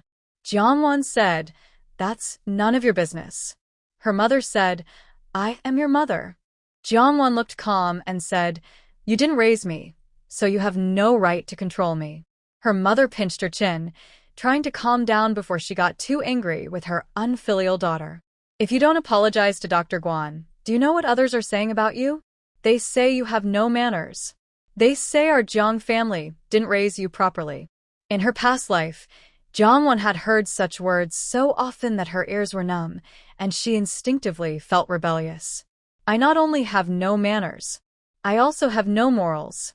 No qualities. Who made me grow up alone without anyone to care for me?" As a child, she only ate one meal a day at home, and often it wasn't enough. She was so hungry that she would go to other villagers' houses to beg for food. Some people chased her away, while others pitied her and kindly gave her a few bites. She stole sweet potatoes from someone else's pigsty to eat. What manners? What qualities? What morals? She doesn't know about these things. If Qin and Mo hadn't taught her to read, taken care of her, and secretly brought her food, she wouldn't know what she would be like now. So Qin and Mo helped her for 10 years, and she stayed in Qin's house for 10 years. If she hadn't overheard Jiang Lanin and her stepmother's conversation, and if she hadn't ended up with only one life, her plans would have been cancelled, and they would have gone their separate ways, with no debts. Jiang's mother was driven away by Jiangwan, who thought Jiangwan was a mean and selfish person, beyond help. If Jiang's mother hadn't come, Qin Wenfeng's situation wouldn't have reached this point, and she wouldn't have planned to interfere anymore. But when Jiang's mother appeared suddenly, she felt rebellious and couldn't hold back her anger, so she ran to cause trouble. Now Zhenggang, trying to escape and reduce his guilt, listened to others and claimed that he and Qin Wenfeng were secretly dating. The proof is that he has been spending money every day to take Qin Wenfeng out to eat and have fun. As for Wang Hu, to clear his name, he also listened to others and claimed that he was secretly dating Qin Wenfeng. The evidence is that he has also spent a lot of money on Qin Wenfeng recently, because they are from remarried families with different fathers. On the surface, they seem harmonious, but Wang Hu can't stand Zhenggang and deliberately wants to take Qin Wenfeng away. He is trying to smear Qin Wenfeng, making her look even worse. She was already an imperfect victim. After investigation, many people saw the three of them watching movies, dancing, playing billiards, and eating together. They seemed very familiar. If they weren't in a relationship, which man would be willing to spend so much money on the other? Plus, considering the era and societal restrictions on women, Qin Wenfeng was involved with 2 men, spending money on both, and even sharing a bed with them. Is an imperfect or problematic victim still a victim? Qin Wenfeng's reputation has fallen to the lowest point. If it is confirmed that Zhenggang and Wang Hu are really her boyfriends, it would be beneficial for their sentencing. Jiangwan didn't dare to go to Qin's house to find Qin Wenfeng. If she boldly went there to cause trouble, she might get hurt. She used some candies to get the children to find Qin Mashi at Qin's house. As a result, Qin Mashi was detained by the police. Qin Mashi went out to set up a stall, and many people asked about his sister. Some mocked, some gloated, some just watched the joke. Some troublemakers even asked if they could sleep with his sister if they had no money. Currently, Qin Mashi has not gained enough experience or maturity. She is impulsive and hot-tempered. She fought with someone, breaking that person's head. Jiangwan couldn't get any information from Qin Wenfeng, so she tried to ask Xian Li for help.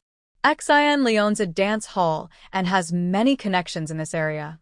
The incident with Qin Wenfeng caused a big fuss, and it was easy to find out the places she often visited. With Xian Li's help and his network, Jiang was willing to spend a lot of money to find witnesses and evidence.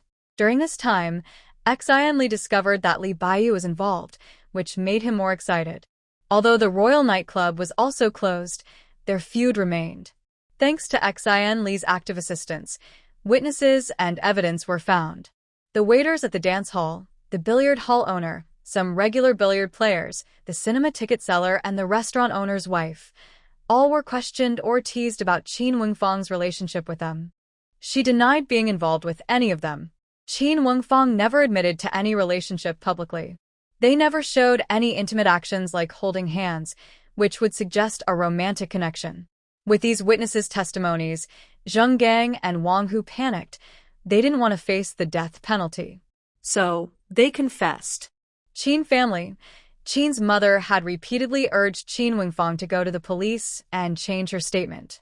Even if Zheng Gang and Wang Hu were sentenced, what good would it do for her daughter? For their family? Nothing. Her son was detained by the police because of a fight involving her daughter. She was even pointed at and talked about when she went out to buy groceries. Are you listening to me? Did you hear what I said? Qin's mother angrily grabbed Qin Wengfang's arm, shook her wildly, and looked at her with hatred and disgust. Qin Wengfang's face was emotionless and blank. No matter what her mother said, she didn't reply. Qin's mother was about to break down. She sat on the ground, crying loudly. I begged my grandparents and your uncles to lend money so you could go to school. You're a girl. People say girls don't need to study. When they grow up, they marry someone else. I borrowed from the entire village from the beginning to the end, but I couldn't get enough for your tuition. I even sold my blood to pay for your middle school fees. I wouldn't even give myself eggs to stay healthy. I fainted twice in the fields. Look around the village. Can any family afford to send their daughter to middle school?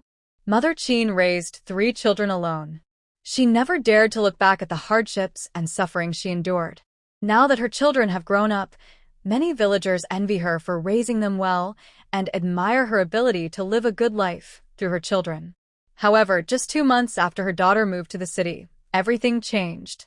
As Mother Qin scolded and cried loudly, Qin Wenyang's tears fell silently. Jiang Lanin came over and helped Mother Qin to her feet, her eyes turning red with emotion. Mom, you've suffered so much. Don't worry, from now on, Mo and I will take good care of you and be filial, Jiang Lanin said softly. Mother Qin wiped her swollen eyes, feeling overwhelmed with sadness. I am her real mother. I feel like I might harm her myself. She choked with emotion. Jiang Lanin endured her own frustration and comforted her. Mom, Wenyang is still young. She just hasn't figured things out yet. You should rest now. I will talk to her and help her understand. Mother Qin, too emotional and overwhelmed, felt her head pounding and swelling. She followed Jiang Lanin to the second room to rest. After Mother Qin left, Jiang Lanin spoke gently and sincerely. I understand your feelings. You want to fight for justice, even if it means risking everything and sending them to prison. But you're still young. You're only 19. You still have time, she said with a soft voice, full of concern and pity for Qin Wenyang. I know you hate them, but now hurting yourself more than them hurts you even more. Even if they go to jail, what good does it do you? If you take a different approach, marry into their family, you can do whatever you want. If you want revenge, you can wait until they sleep and hurt them. If they fight, the police won't interfere. You can break his head or even his legs, and it's okay, Jiang Lanin whispered softly. Hearing this, Qin Wenyang's face changed, and her blank eyes finally looked at Jiang Lanin. Jiang Lanin thought she had convinced her, and felt a bit proud. But, unexpectedly, Qin Wenyang suddenly threw a punch at her. Jiang Lanin screamed and ran out of the room, chased by Qin Wenyang, who kept hitting her. Wenyang, calm down. Jiang Lanin rubbed her head, her mind buzzing from her anger boiling inside. When Qin Wenyang married Zheng Gang, Jiang Lanin planned to have Zheng Gang break her legs. She was determined to get revenge double. Jiang Qingfeng was sent by his mother to visit Qin's house to check on the situation. Despite feeling uncomfortable about the relationship, he still came to show concern. As soon as he entered, He saw Qin Wenyang chasing Jiang Lanin and quickly went over to stop her. Jiang Lanin saw her older brother arrive and immediately felt wronged, tears streaming down her face. "Brother," she called softly, full of tender affection. Jiang Qingfeng hadn't seen Jiang Lanin for a long time. When he saw the injuries on her face, he became very angry. He pushed Qin Wenfang to the ground. Qin Wenfang fell hard, glaring fiercely at Jiang Qingfeng as if she could pounce and tear him apart at any moment. Jiang Qingfeng protected Jiang Lanin behind him, very angry. "Did she hit you?" he asked. Jiang Lanin quickly shook her head, signaling him not to argue with Qin Wenfang. Jiang Qingfeng felt heartache. He couldn't believe what Jiang Lanin had to go through in Qin's family. When Qin's mother came out, Qin Wenfang had already gotten up from the ground. Jiang Qingfeng's face was full of anger. He said unhappily, "Your family caused trouble, and my sister was running around helping. She may not have done anything wrong, but she worked hard, right? Look at how she hit my sister. If I hadn't happened to come by today, wouldn't my sister have been hurt badly?"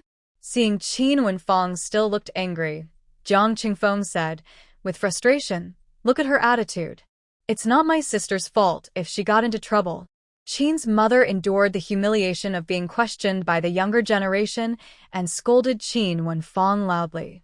"Little brat, what do you want to do? Your second brother is already in detention because of you. Do you want to make your sister-in-law leave because of this?" Just then, 2 police officers arrived outside the door. This time, the police's focus was on Jiang Lanin. "Jiang Lanin, Zheng Gang and Wang Hu have told us at the station that you ordered them to plot against Qin Wenfang. Now, please come with us to the station." Jiang Qingfeng was caught off guard.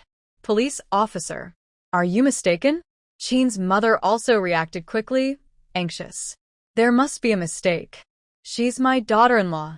Officer Wang said, "The truth needs to come out, and Jiang Lanin, you need to come with us." Jiang Lanin was scared and frightened. She shyly hid behind Jiang Qingfeng, looking pitiful. Qin Wenfang looked at Jiang Lanin with dark, deep eyes like an abyss.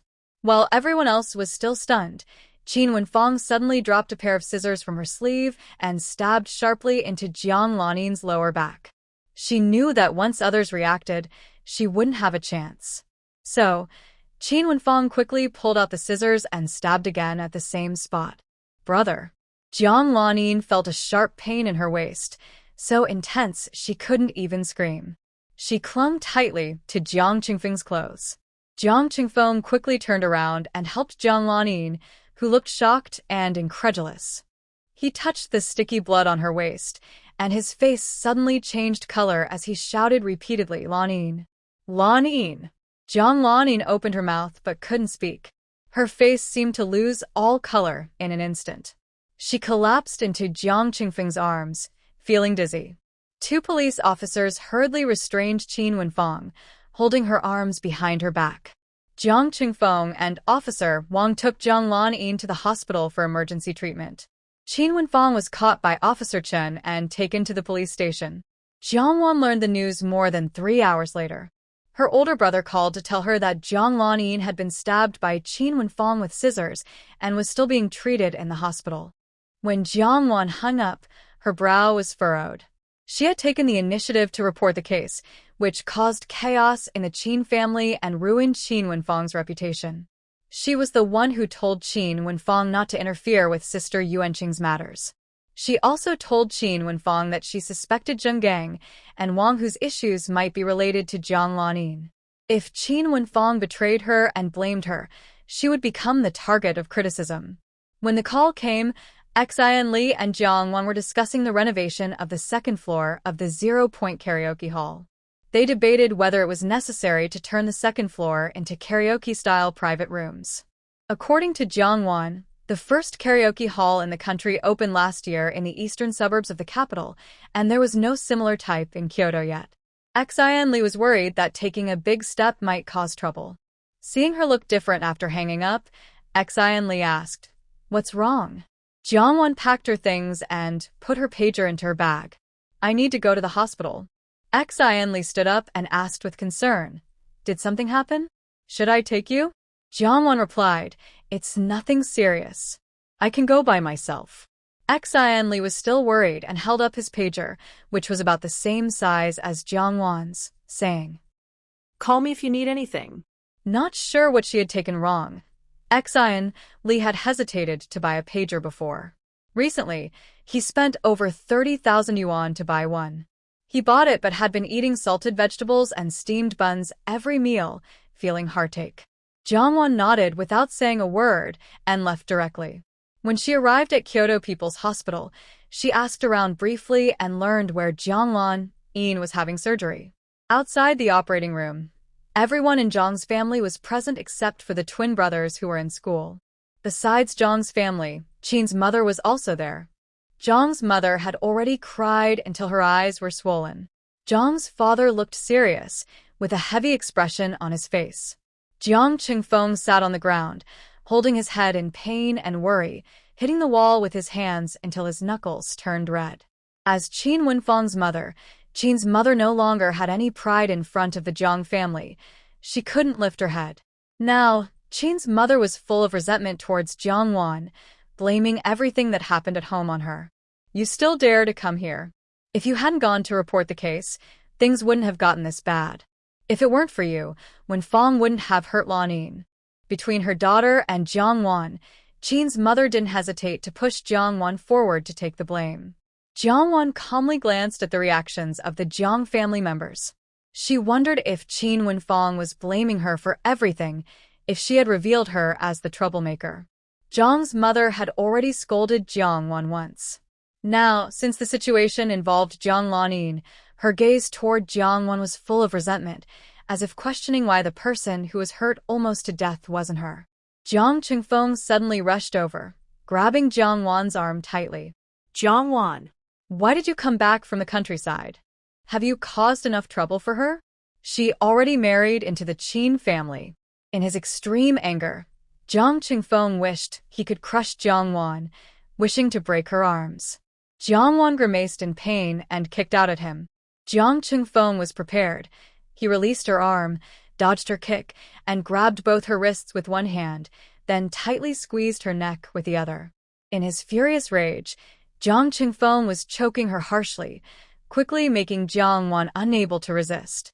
The hatred for Jiang Lanyin overwhelmed Jiang Qingfeng's reason. Why won't you let her go? Do you hate her so much that you want her to die? If something happens to her, I won't forgive you. I absolutely won't forgive you. Zhang's father wanted to speak up to stop him, but Zhang's mother grabbed his arm and whispered, Qingfeng will be careful. Just leave it to him. Someone needs to teach her a lesson, so she doesn't cause big trouble in the future. Zhang's father frowned, thinking that Jiang Wan refused to speak for him in front of Lulan, so he decided to ignore it. It's good to give her a lesson, so she won't neglect her responsibilities or meddle in things she shouldn't. Even if Qingfeng was rough, this was a hospital, and if something happened, it would be easy to find a doctor. Qin Wenfang didn't mention Jiang Wan at all at the police station, but Qin's mother wanted to reduce her daughter's blame. Before Jiang Wan arrived, there was an intention to say that Jiang Wan was speaking ill of Jiang Lanyin in front of her daughter, trying to cause trouble between them. This led to her daughter hurting Jiang Lanyin. Mother Qin believed Jiang Lanyin was hurt by her daughter, and even if Jiang Wan had caused some trouble, they both shared the blame. Jiang Wan still carried the reputation of being the Jiang family's daughter, and with the Fu family as her in-laws, she had some face and dignity, so she wouldn't be truly mistreated by the Jiang family. Who would have thought that the head of the Jiang family would act so harshly, even trying to strangle Jiang Wan? Zhang's father and mother nearby pretended not to see anything. Mother Qin suddenly realized that Jiang Wan was nothing in the eyes of the Jiang family. Seeing Jiang Wan already turning pale from being choked, Mother Qin hurried over to pull the person away. Mother Qin, who was used to farming in the countryside and was quite strong, struggled to pull Jiang Qingfeng away, who was furious and like a strong man. Do you really want him to kill someone? Mother Qin shouted at Zhang's father and mother. Zhang's parents still didn't respond. A nurse, hearing the commotion, came out to warn them to be quiet. Before she could scold them, she saw someone attacking in the hospital. She was so shocked she blurted out, "What are you doing?" The nurse helped Mother Qin use all her strength to pull Jiang Qingfeng away. Jiang Wan, leaning against the wall, sat weakly on the ground.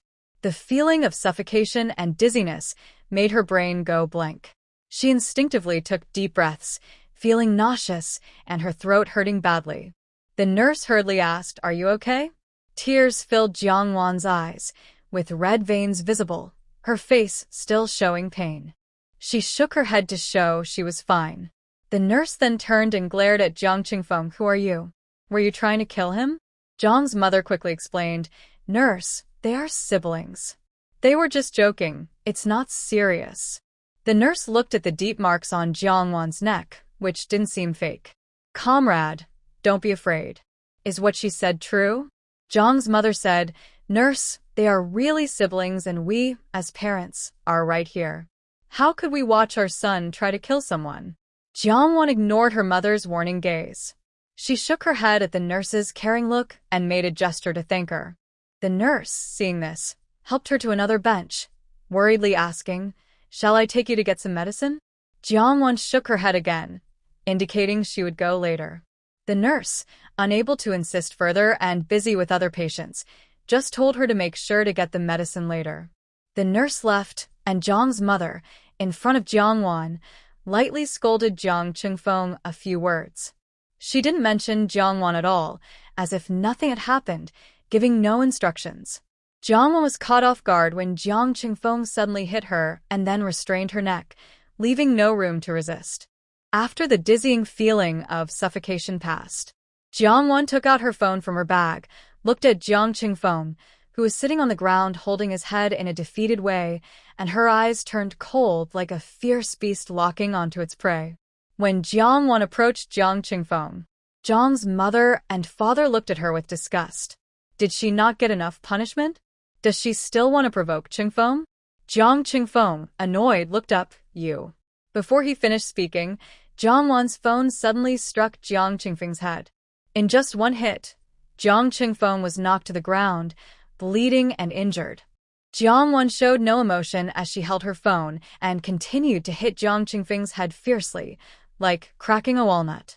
Jiang's mother screamed in horror, her face turning pale. Jiang's father couldn't stay still and hurriedly rushed over to pull Jiang Wan away. Jiang Wan, "Are you crazy?" Jiang's father roared loudly. Like Jiang Qingfeng, who was furious, Jiang's father couldn't hold Jiang Wan back alone. "Come help quickly," Jiang's father shouted at Jiang's mother. Jiang's mother quickly reacted, grabbing her bag and throwing it at Jiang Wan's head and body. "You heartless dog! I'll beat you to death." Seeing her son covered in blood and bruises, Jiang's mother was so angry she started hitting Jiang Wan with all her strength. Jiang's father, seeing this, roared, "Stop hitting. Pull her away first." They struggled to pull Jiang Wan away from Jiang Qingfeng. Within just a minute, despite Jiang's parents' efforts, Jiang Wan had hit Jiang Qingfeng 7 or 8 times with her phone. He had already lost consciousness, blood flowing from his head like a small stream. "Qingfeng! Qingfeng!" Jiang's father held his breath and called out his son's name. Jiang's mother looked at her son's blood and his tightly closed eyes, her face twisting with emotion. Loud shouts and screams came from outside the operating room, making 2 nurses furious. Just like before, warnings and scolding couldn't be spoken in time. Hurry and save him." After Jiang Wan was rescued, Jiang Qingfeng was also rushed into the emergency room for treatment. Just as Jiang's father thought, the hospital was convenient for quick treatment in emergencies. His daughter hadn't yet come out of the emergency room, and now his son was inside again. Jiang's father's suppressed anger suddenly surged to his forehead. Jiang. Turning his head, he saw no sign of Jiang Wan in the corridor. Jiang Wan had already left when they, the couple, were busy asking the doctor about Jiang Qingfeng's condition. As time passed, the wound on Jiang Wan's neck deepened. When they returned to the Fu family, her neck was covered in a fierce, purple bruise. Fortunately, she wore a scarf that concealed it. Jiang. Aunt Hong saw her, but didn't get a chance to speak before Jiang Wan quickly went upstairs. "Did you finish work so early today?" Jiang Wan went to Fu Qingyin's room and sat on the bed, but didn't speak. Fu Qingyin felt a little worried. Did something happen to her? Or was there trouble at the karaoke hall again?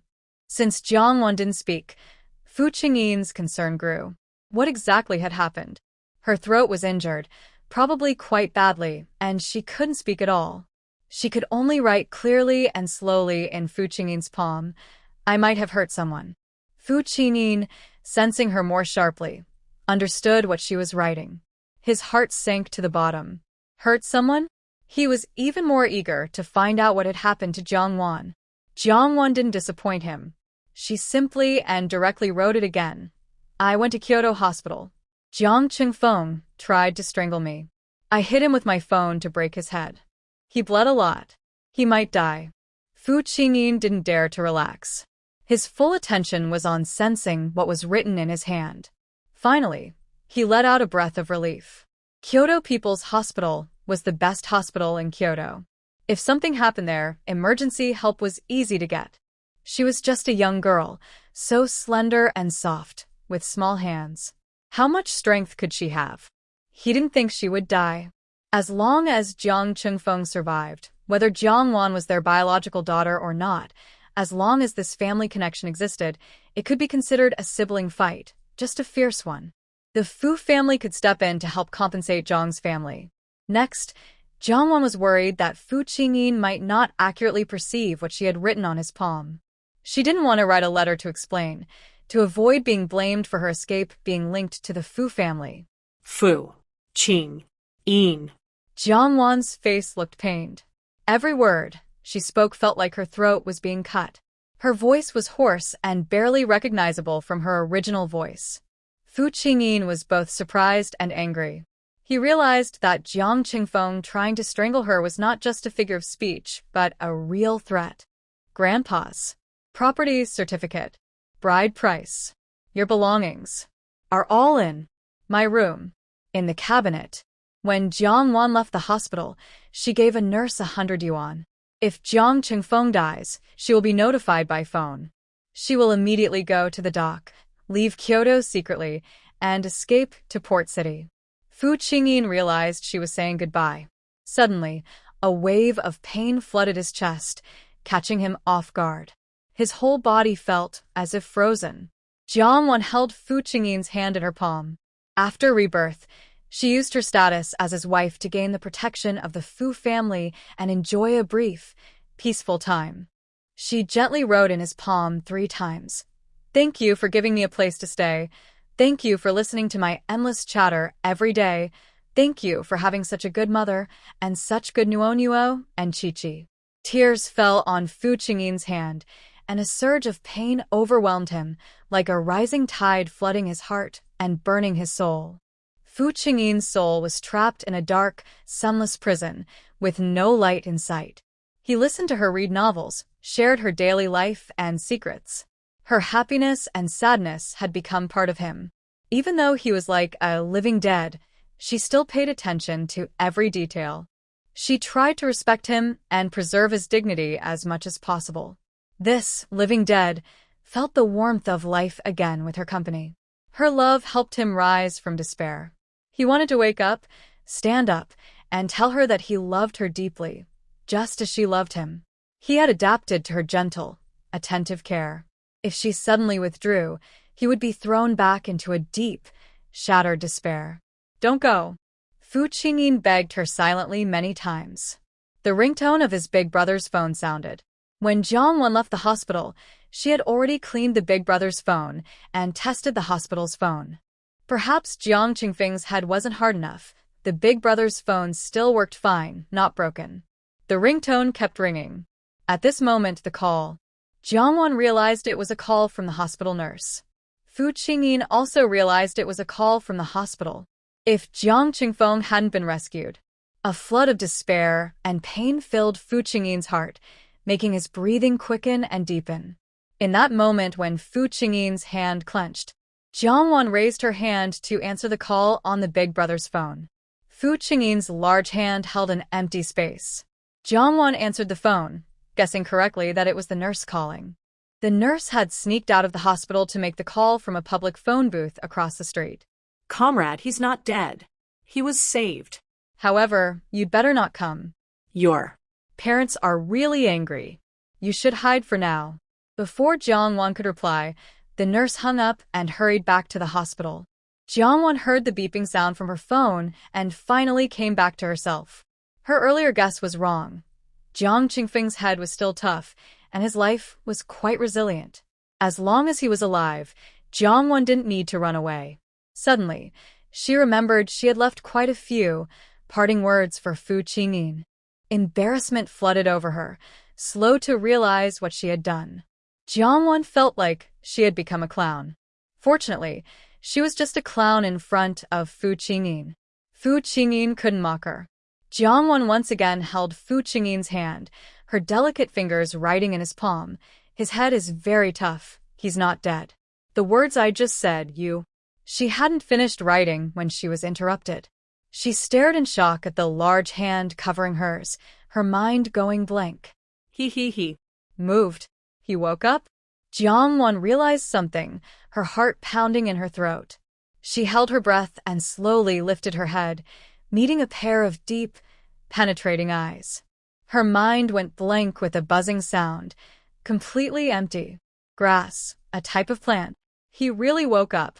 Overwhelmed by shock and her throat injury, all her emotions were forced down inside her.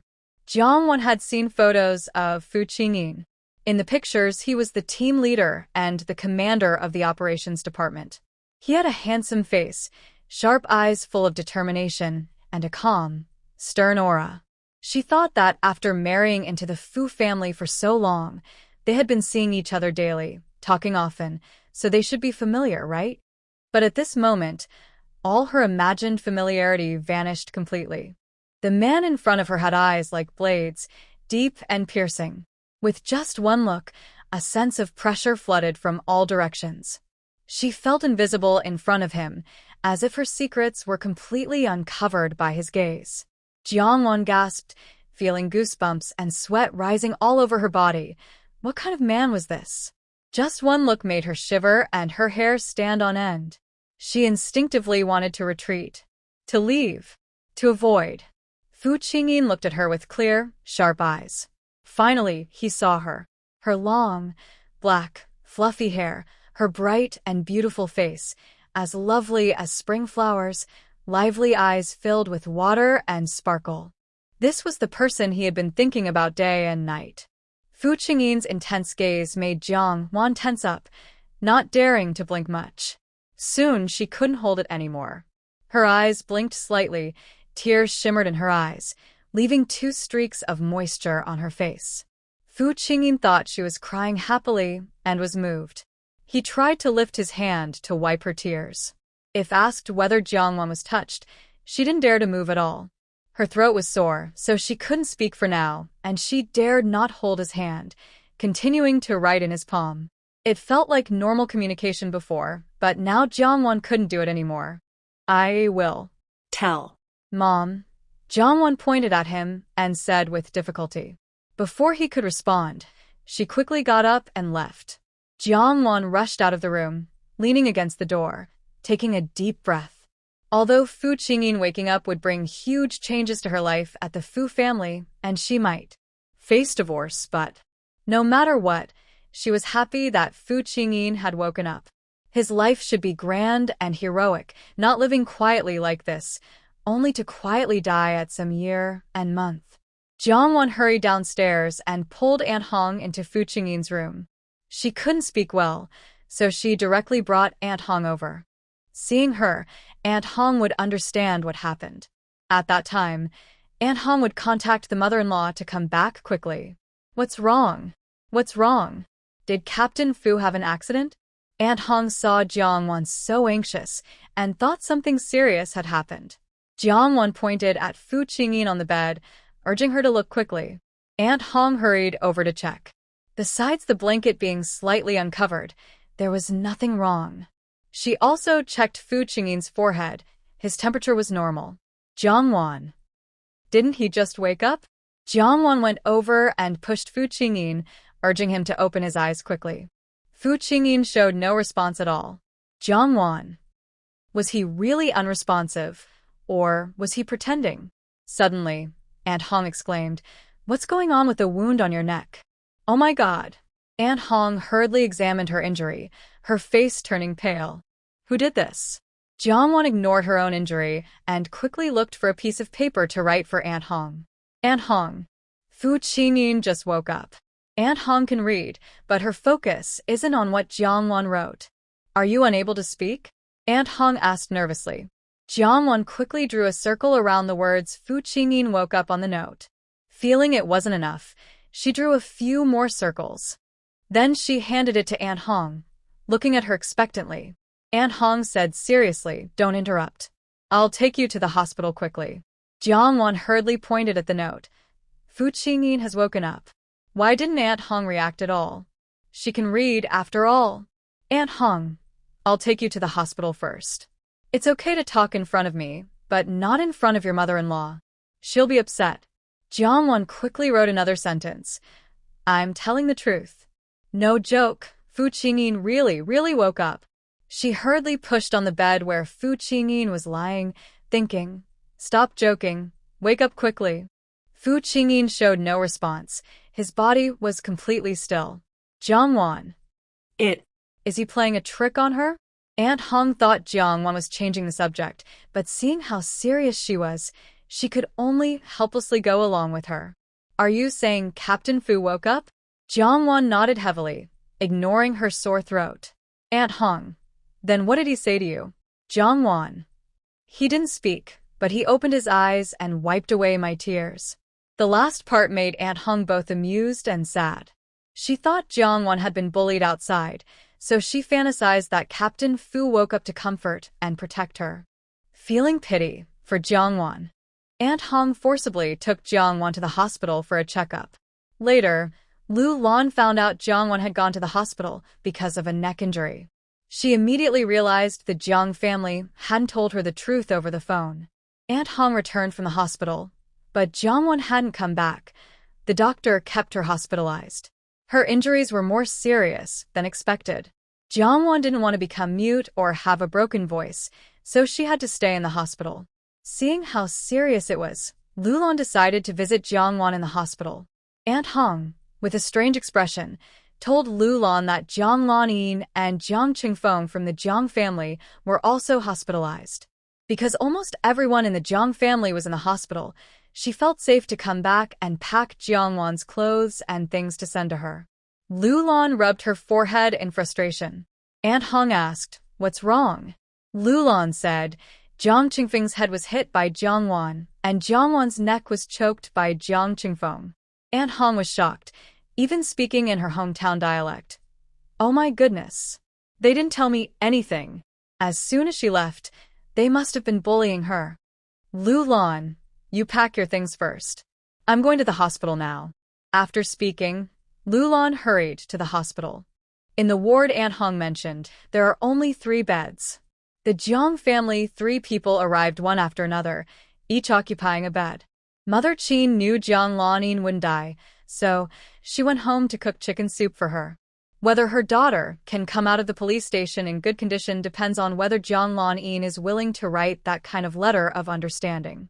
Jiang Lanyin narrowly saved her life, but from now on, she can only use 1 kidney. Normally, having 2 healthy kidneys is better than just 1, so her body will be somewhat weaker. Jiang Lanyin doesn't do heavy work or chores. She can live well by resting and taking care of herself. But the problem is, one of Jiang Lanyin's kidneys has a diseased area. Even more concerning is that the kidney that was in good condition before the incident is the one affected. Father Jiang, what impact will this have on her future life? Doctor, kidney failure. It's not recommended for her to have children. It could cause birth defects or miscarriage, and also harm her kidney system unnecessarily. In the ward, Mother Jiang pointed at Jiangwan and scolded her, even trying to rush forward to hit her. Jiangwan couldn't make a sound, couldn't warn her, nor call the nurse. What should she do then? She stood between Jiang Lanyin and Jiang Qingfeng's beds. If Mother Jiang rushed over, she would pull out their oxygen tubes. Mother Jiang was furious. She cursed Jiangwan with the most vicious words, wishing her harm. "You're a wicked lunatic. Poisonous woman. Bad luck charm. Unlucky thing. Why don't you just die? You deserve to die the most. You shouldn't even be alive. Why don't you just die? Goody. Mother Zhang's eyes filled with madness, hatred, and spite. She wished she had no daughter, like Jiang Wan, wishing she had strangled her when she was born. Jiang Wan stood quietly, watching her mother go crazy, her expression indifferent, as if she were watching a hideous clown. Her lively eyes seemed to speak, showing her contempt and mockery towards her mother vividly. Mother Zhang's blood surged to her forehead. At this moment, she could no longer control herself or see this despicable person as her own daughter. A worthless person gives birth to another worthless person, just like her mother, vile and low. Mother Zhang's face was dark and frightening, her cold gaze like she was looking at something filthy. You worthless girl. Dog. Jiang Wan stared at her in a daze, as if a century had passed. She finally opened her mouth and told her clearly, You old wicked person. You old. Jiang's father pushed open the door to the hospital room. He didn't know Jiang Wan was also admitted. He saw Jiang Wan with a thick bandage around her neck, and his usually serious face darkened further. Although his son was saved, he had scars and a 30% chance of suffering from memory loss or other aftereffects. His daughter had lost one kidney, and in the future, she might not be able to have children. To Jiang's father, a woman who cannot bear children is hardly a woman. All these consequences were directly or indirectly related to Jiang Wan. Such a cold-hearted, ruthless daughter made Jiang's father feel regret for the first time. If only they hadn't discovered that Lanine wasn't her biological daughter. If only they hadn't thought of bringing Jiang Wan back from the countryside. But in this world, there are only results, no what-ifs. How did the doctor say? Jiang's mother swallowed the blood rising in her throat. The most urgent matter now was Lan Yin's condition. Jiang's father. The kidney she left has a lesion. Her health will decline, and she won't be able to have children. Jiang's mother turned pale, staggered several steps, and barely managed to stand by leaning on the wall.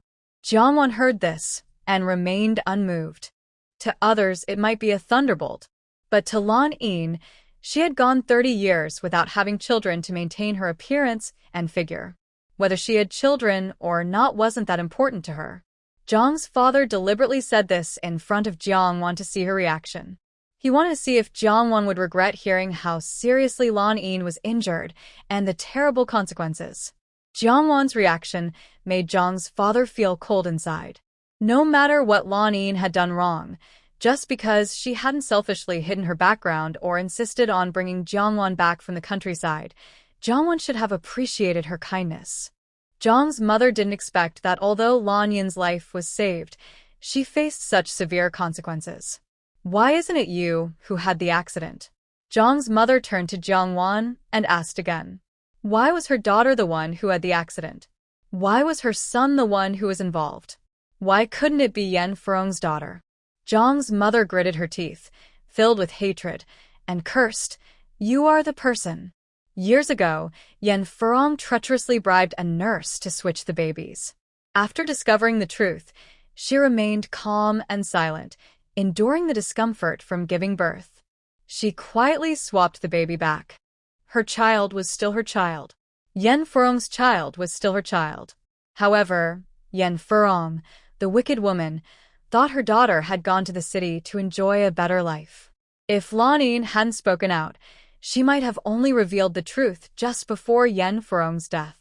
She forced herself to suppress her disgust and hatred for Yan Furong towards Jiang Wan, convincing herself that she was Jiang Wan's biological mother, feeling sad and disappointed about Jiang Wan's shortcomings. Only then could she deceive Yan Furong, who was secretly watching their family. Yan Furong died with her eyes wide open, and her revenge was finally complete. Her hatred was fully resolved. But why? Was her child the one hurt? Why was her child the one unable to have children? Why was Yan Furong's child still fine? Jiang Wan couldn't answer. She didn't understand. Was growing up beside someone really that different from not growing up with them? Why was she raised by the same adoptive mother who treated Jiang Lanyin so well, just like Jiang's biological mother treated Jiang Lanyin, helping Jiang Lanyin deceive her, torment her? The nurse entered the ward, breaking the tense, almost frozen atmosphere inside. The nurse checked the remaining medicine in the saline bottle and reminded them to call the nurse station when the medicine was finished, or if there were any issues. Before Lu Lan arrived, Jongwon had been sitting on the hospital bed, afraid to lie down, worried that the couple might attack her. She wrote a note to ask to change rooms, but there was no available room at the moment. Thinking about it, she felt her fate with the Jiang family was truly cursed, inseparable. When Lu Lan arrived at the hospital and entered the ward, she saw Jiangwon sitting peacefully and let out a sigh of relief. Zhang's father saw Lu Lan and instinctively stood up. "You're here." Zhang's mother held Jiang Lanyin's hand but showed no reaction. Lu Lan nodded slightly and quickly walked to the bed at the back. How are you? Jiangwon shook her head, feeling pain when she moved her neck, her face showing discomfort. Lu Lan hurriedly said, "Don't move. I'll ask the doctor later." When Lu Lan came, she brought a can of milk powder.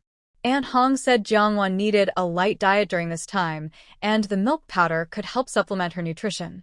Lu Lan took a cup outside to borrow hot water and made milk for Jiangwon. Zhang's father watched Lu Lan busy caring for Jiangwon, his expression changing repeatedly. He had already told Lu Lan everything Jiangwon had done. Lu Lan also learned about Jiangwon's misdeeds. Why wasn't she scolding or criticizing Jiangwon now? Director Lu, Jiangwon did not grow up with our family, and this child has completely gone astray. Jiangwon carefully sips her milk, with a white ring of milk around her mouth, and hearing this, she glances beneath her eyelashes at her mother-in-law's expression. "Lu Lan, drink your milk." Jiangwon obediently continues to drink, taking small sips. Zhang's father then says, "This child didn't go to school in the countryside and has no education.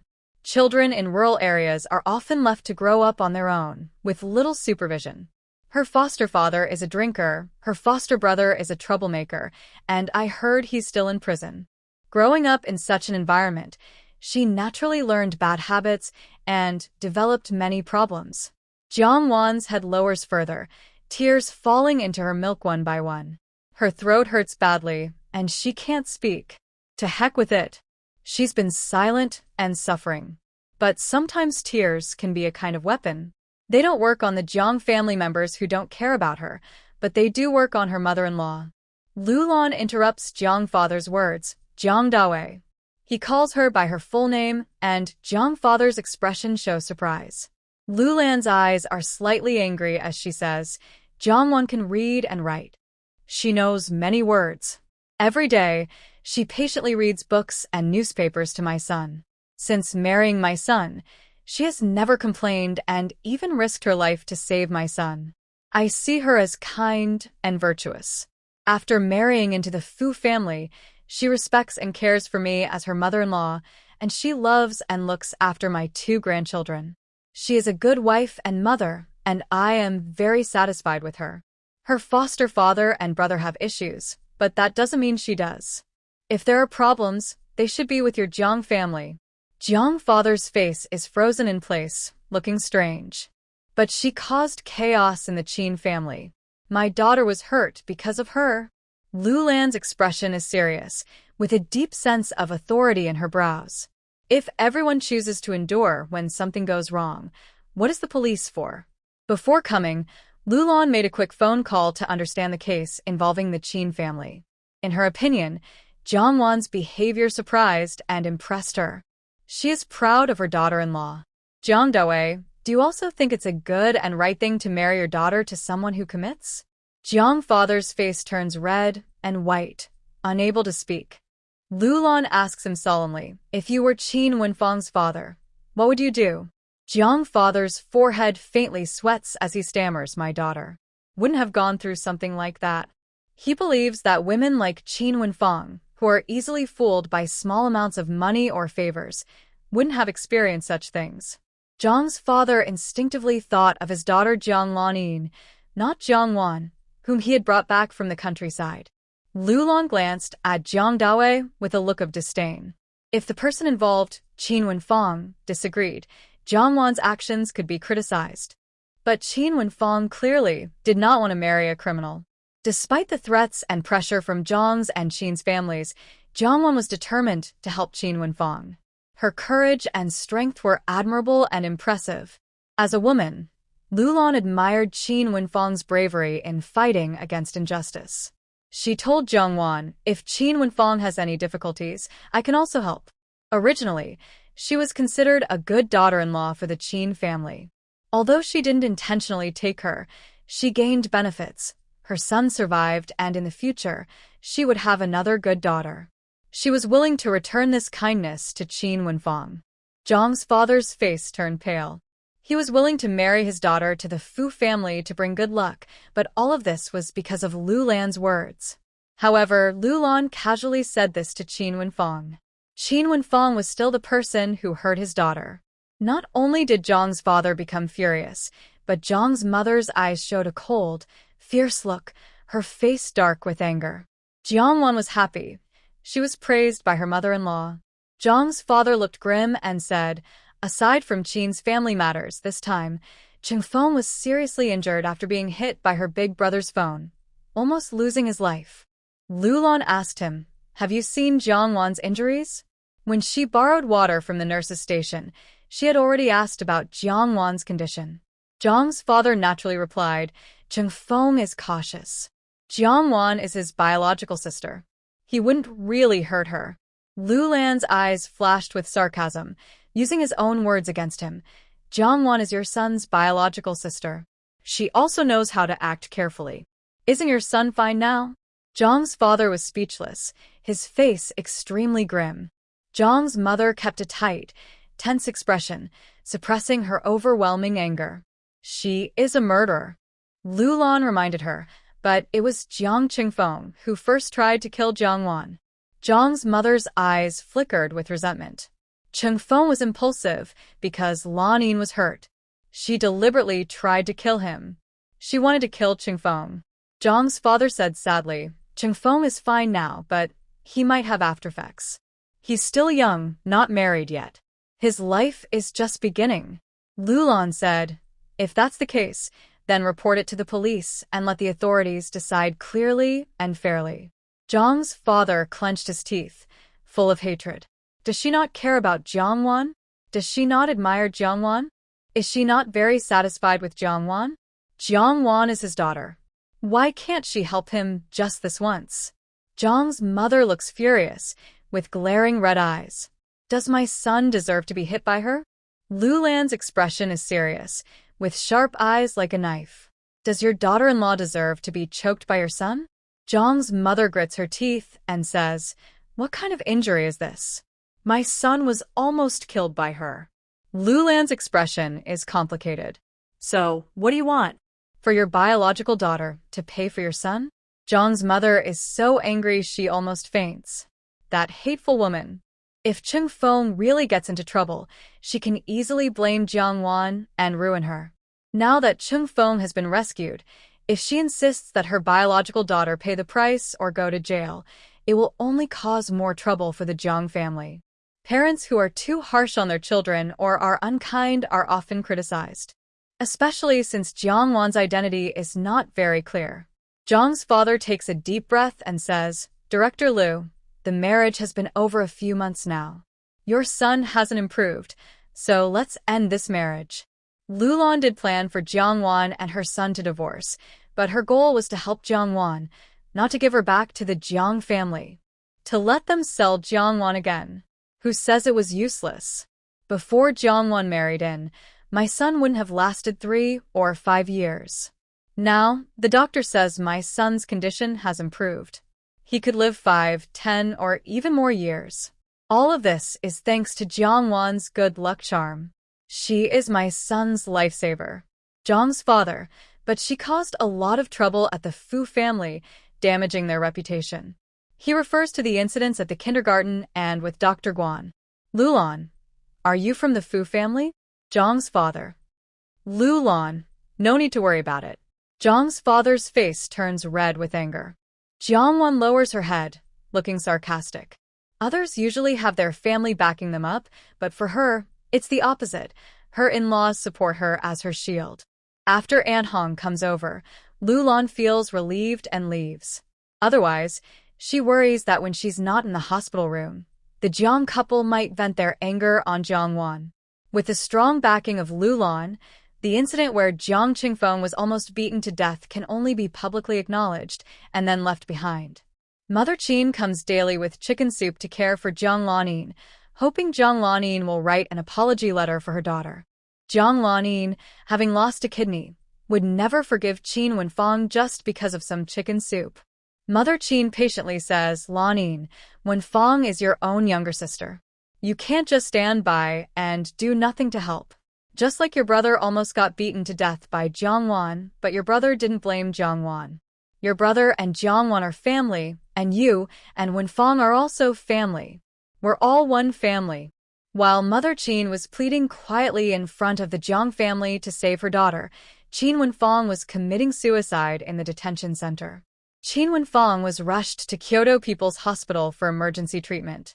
Wang Gong'an had already visited Jiang Lanin at the hospital the day before. After all, Zheng Gang and Wang Hu both accused Jiang Lanin of being the mastermind. But besides Qin Wenfang and Jiang Wan, no one else believed this accusation. Even Mother Qin didn't believe it. During these days when Qin Wenfang was in trouble, Qin Mashi got into a fight and was detained. Since Qin Mashi wasn't home, Mother Qin felt like her world was falling apart. At this time, Jiang Lanin had been taking leave from work to stay home and comfort Mother Qin. Compared to her rebellious daughter and troublemaker Jiang Wan, Jiang Lanin kept comforting Mother Qin and supporting her, which eased her heart. Moreover, Jiang Lanin was understanding and forgiving of her unpredictable daughter, and she even put aside past grudges to visit her son in detention. She couldn't think of any reason why Jiang Lanin would harm her daughter. So yesterday, when the police came, Mother Qin even supported Jiang Lanin, asking the police to wait until Jiang Lanin was feeling better before questioning her. Today, when Mother Qin saw the police again, she still felt uncomfortable. After hearing Wang Gong'an's report, Mother Qin stiffened and froze in place.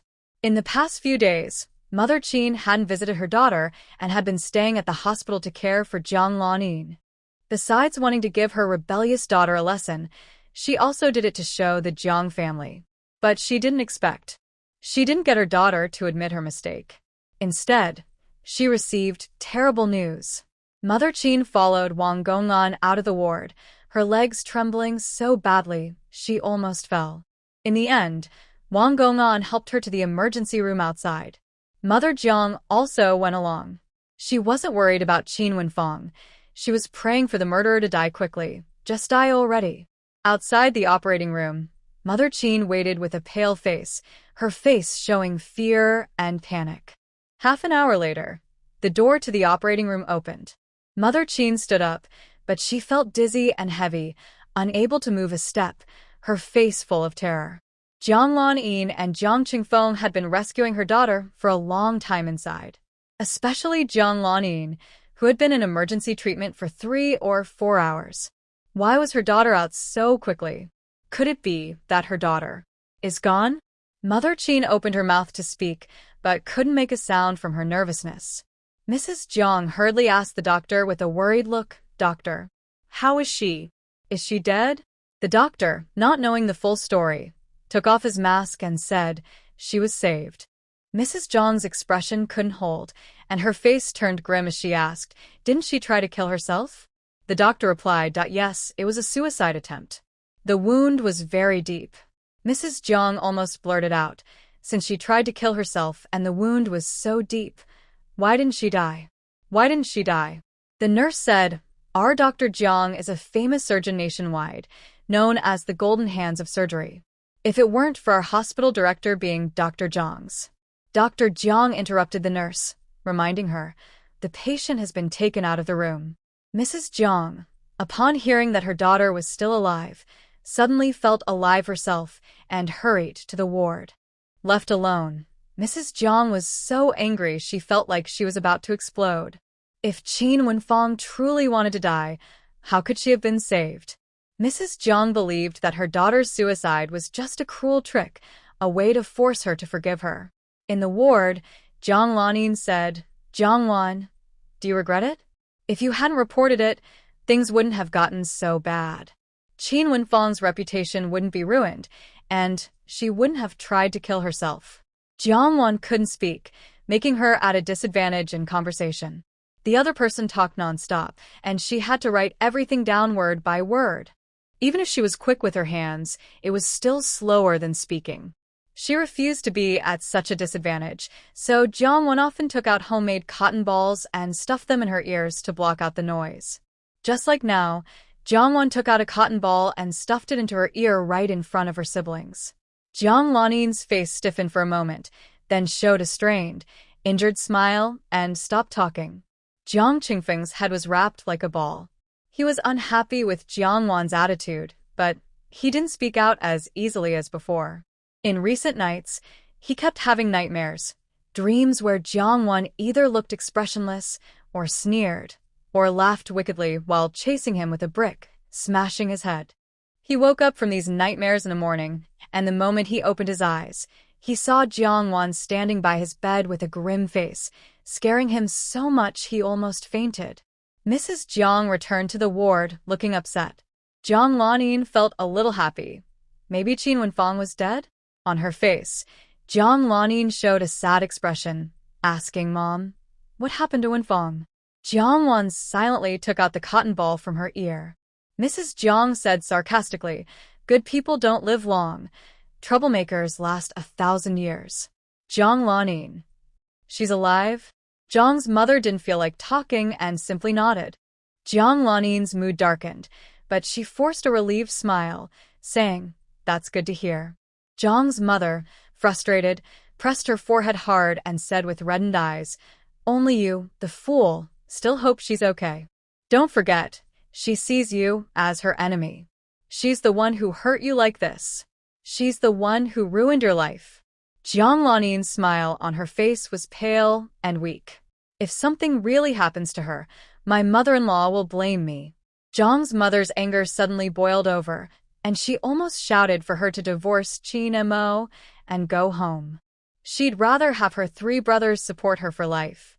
In the next moment, Jiang's mother's gaze fell on Jiang Qingfeng's eyes filled with patience and pain. Her heart, wrapped in anger, instantly froze.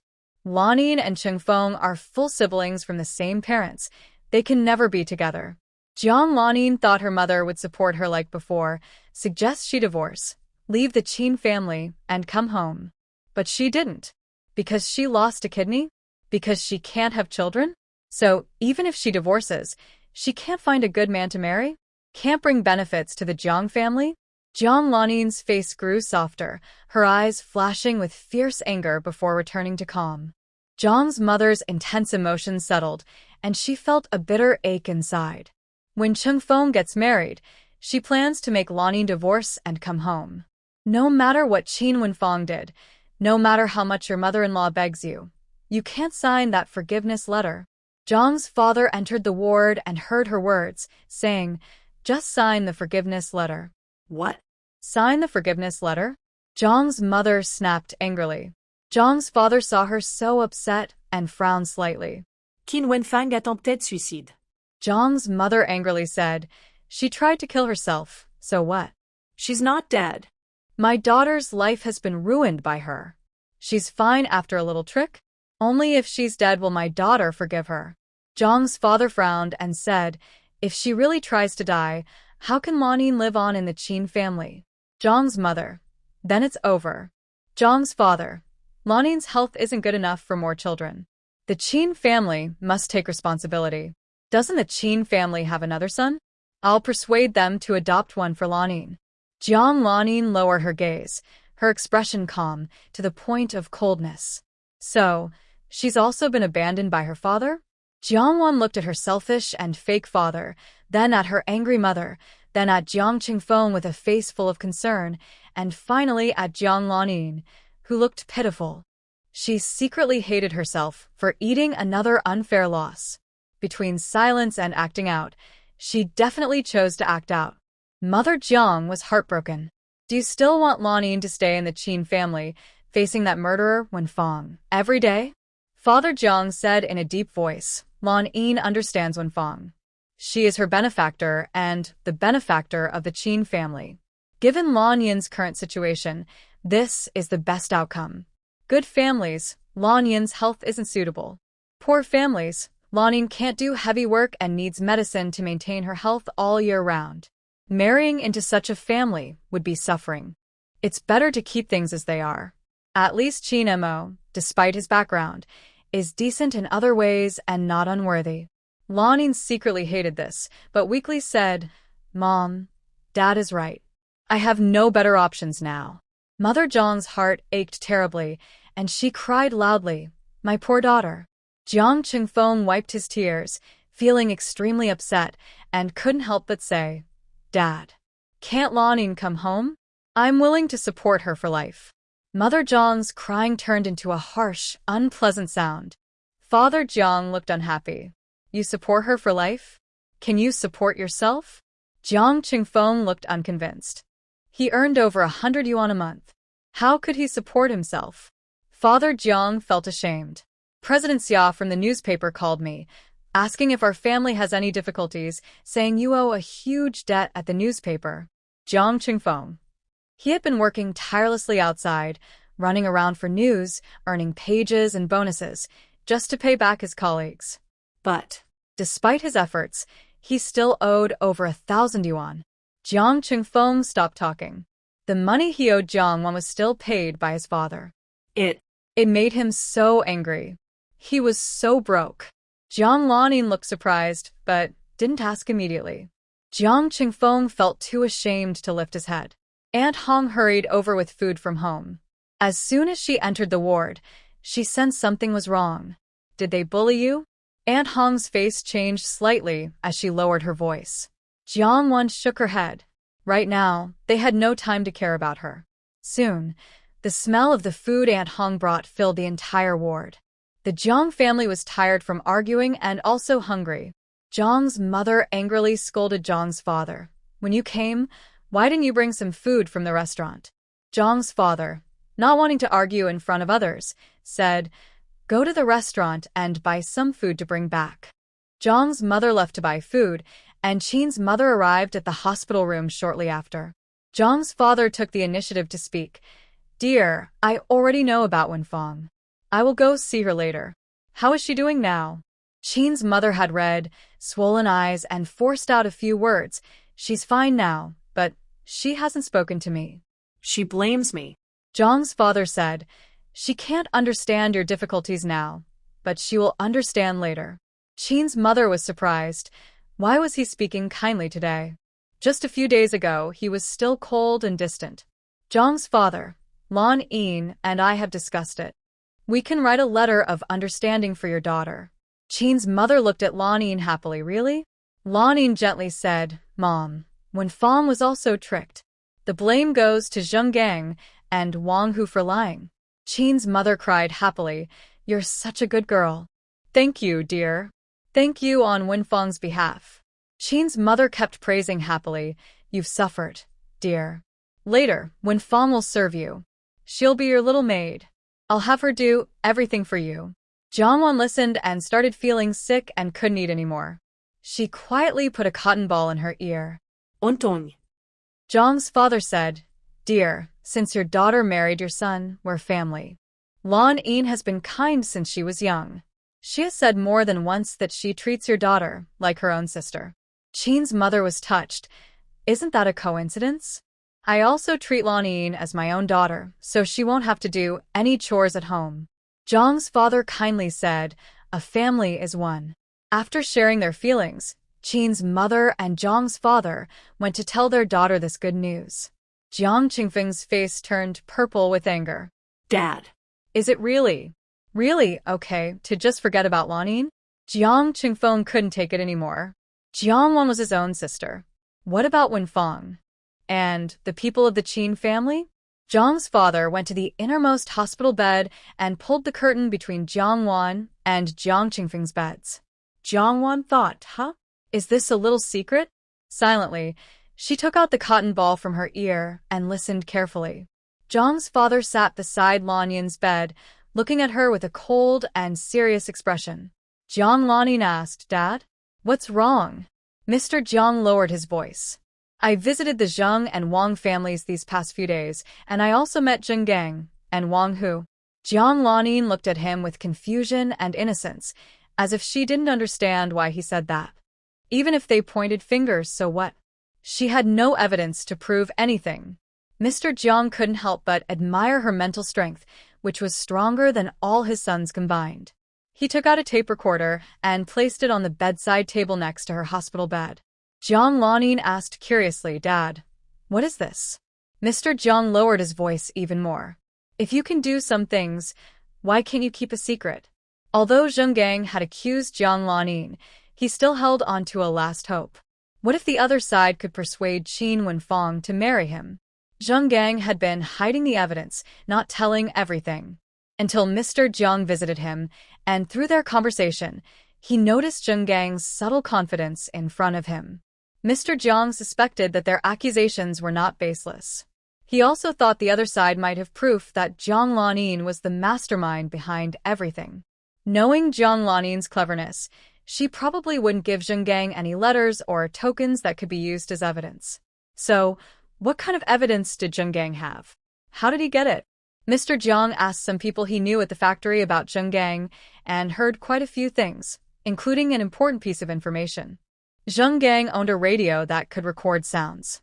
Finding this tape recorder took a lot of effort from Mr. Jiang. Mrs. Zheng was from a remarried family. On the surface, their relationship seemed harmonious, but for Zheng Gang, that was his mother's home, not entirely his. So, he wouldn't keep important things at home. In fact, Mr. Jiang's suspicion was correct. He found the tape in Zheng Gang's rented apartment, buried under the bed in a box. Jiang Lanin asked innocently, Dad, I didn't understand what you just said. Mr. Jiang's jaw was tight, and he looked at her sharply. This is evidence recorded by the hidden radio Zheng Gang used when he was talking. The faint sound on the tape hit Jiang Lanin like a thunderbolt. Mr. Jiang got up and left, his gaze cold and distant. Lanin, take care of yourself. He looked down on Jiang Wan in front of Lu Lan, dismissing her as a girl from the countryside. But Jiang's own daughter, Jiang Lanin, who was raised by the Jiang family since childhood, was not only unfaithful and scheming but also ruthless and without limits. Jiang Lanin lowered her head, her eyelids drooping, and her expression was very calm.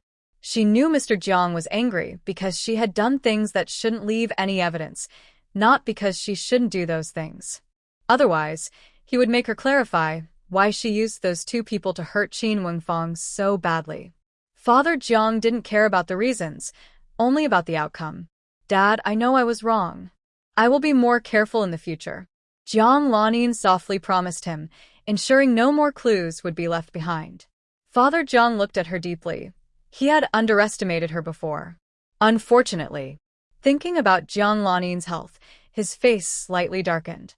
Don't cause trouble that damages the Jiang family's reputation again. Don't let people think that the Jiang family's daughter is worse than a wild girl from the countryside. Jiang Lanin's usually calm face showed a slight change as she clenched her fists. I understand. Father Jiang left before Mother Jiang returned. Not only Jiang Wan was listening carefully, but Jiang Qingfeng also leaned his head closer to Jiang Lanin. But since they spoke quietly, he only caught bits and pieces, mostly guessing that his father was talking about Qin Wenfang. Dad, did he force you to do something again? Jiang Qingfeng asked. Jiang Lanin lowered her eyelids and looked at him. Brother, why do you owe so much money? Father Jiang paid Jiang Qingfeng's debt of 11,000 yuan. She knew that. But why does he still owe a huge amount? No wonder he rarely looked for her these days and didn't give her the new gifts like before. Jiang Qingfeng's face changed, and his eyes flickered. He was a man, a real man. Even if he had to secretly endure hardships, he would do it quietly. Especially, he couldn't lose face in front of Lanin. It's just saving money to buy a motorcycle. I will pay it back. Last month, 5 of my reports made the front page. I earned 150 yuan just in bonuses. Jiang Lanin skipped over the previous matter, her face full of surprise and admiration, saying, Brother, you're so amazing. Jiang Qingfeng's lips slightly lifted in restraint. Not really, just average. Editor Wu and the deputy director praised me several times. Jiang Lanyin was shocked. Are you talking about the old witch, Editor Wu? She's never been the type to praise people, only troublemakers. Jiang Qingfeng didn't even feel the pain on his head and modestly said, she's temperamental and strict to the point of being harsh. I've only been praised by her twice. Jiang Lanyin opened her eyes wide again, full of admiration. If Jiang Qingfeng were a dog, his tail would probably be wagging nonstop. Behind the curtain, Jiang Wan calmly sipped her bone soup, ignoring the loving conversation between the brother and sister next door. Aunt Hong also didn't mind. She was now sure that Jiang Wan was not Jiang family's biological daughter. The brother and sister are truly related, so their relationship is naturally good. Previously, Jiang's family married Jiang Lanyin to the Qin family, and she had doubted that too. Now, there's no need to doubt anymore. If Jiang Wan is Jiang family's daughter, then she shares the same surname as Jiang Wan. Wan, you're seriously hurt. Should I notify your parents in the countryside? Aunt Hong felt children without parents to protect them are very pitiful.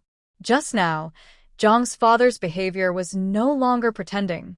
They are a family, but when they want to talk privately, her Wan is just an outsider. Jiang Wan almost spat out her soup. When she shook her head, she pulled at her wound and winced in pain. Aunt Hong quickly said, be careful.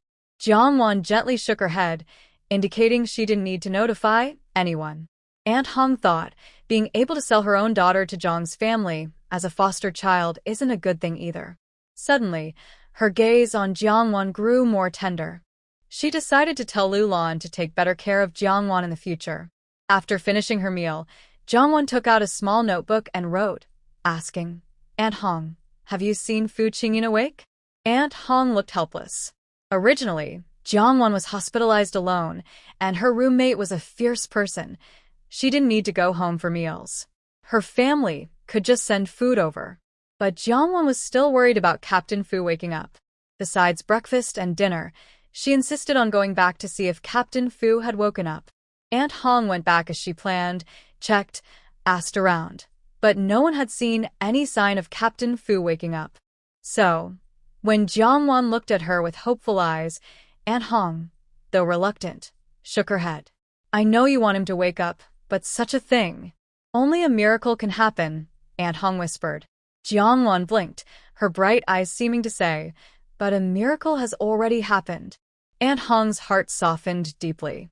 This child is truly too adorable. She couldn't help but gently ruffle her hair and said warmly, your mother-in-law has already picked 10 candidates for you. Recently, she's been asking around about them, at least to keep a few useful ones. Jiang Wan was confused. 10 people? For what? Aunt Hong softly explained, for your matchmaking. Jiang Wan's eyes widened, and she quickly shook her head. She doesn't want to go on blind dates. Seeing her resistance and rejection, Aunt Hong said, the people your mother-in-law chose for you, no matter their background, character, or ability, won't be bad. She considers you like a daughter, so you don't need to worry about whether the other person is a good match or not. Jiang Wan still stubbornly shook her head. No matchmaking. Red Aunt thinks she is still young. When she finds someone she likes and has her own thoughts, everything will fall into place naturally. Maybe after you meet the person, you'll have different ideas. Jiang Wan quickly wrote, I won't get divorced. I won't go on blind dates. Red Aunt still didn't take it seriously. Don't worry.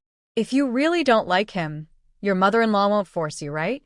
Jiang Wan finally relaxed and wrote again. Red Aunt, can you also ask Fu Qingyin to come to the hospital for a checkup? Red Aunt was tired of repeating such questions and could only reply perfunctorily, I'll mention it to your mother-in-law. Jiang Wan believed her and was overjoyed, her eyes shining brightly, as radiant as the sun. Red Aunt felt a bit regretful. If Captain Fu really woke up as Jiang Wan said, that would be great.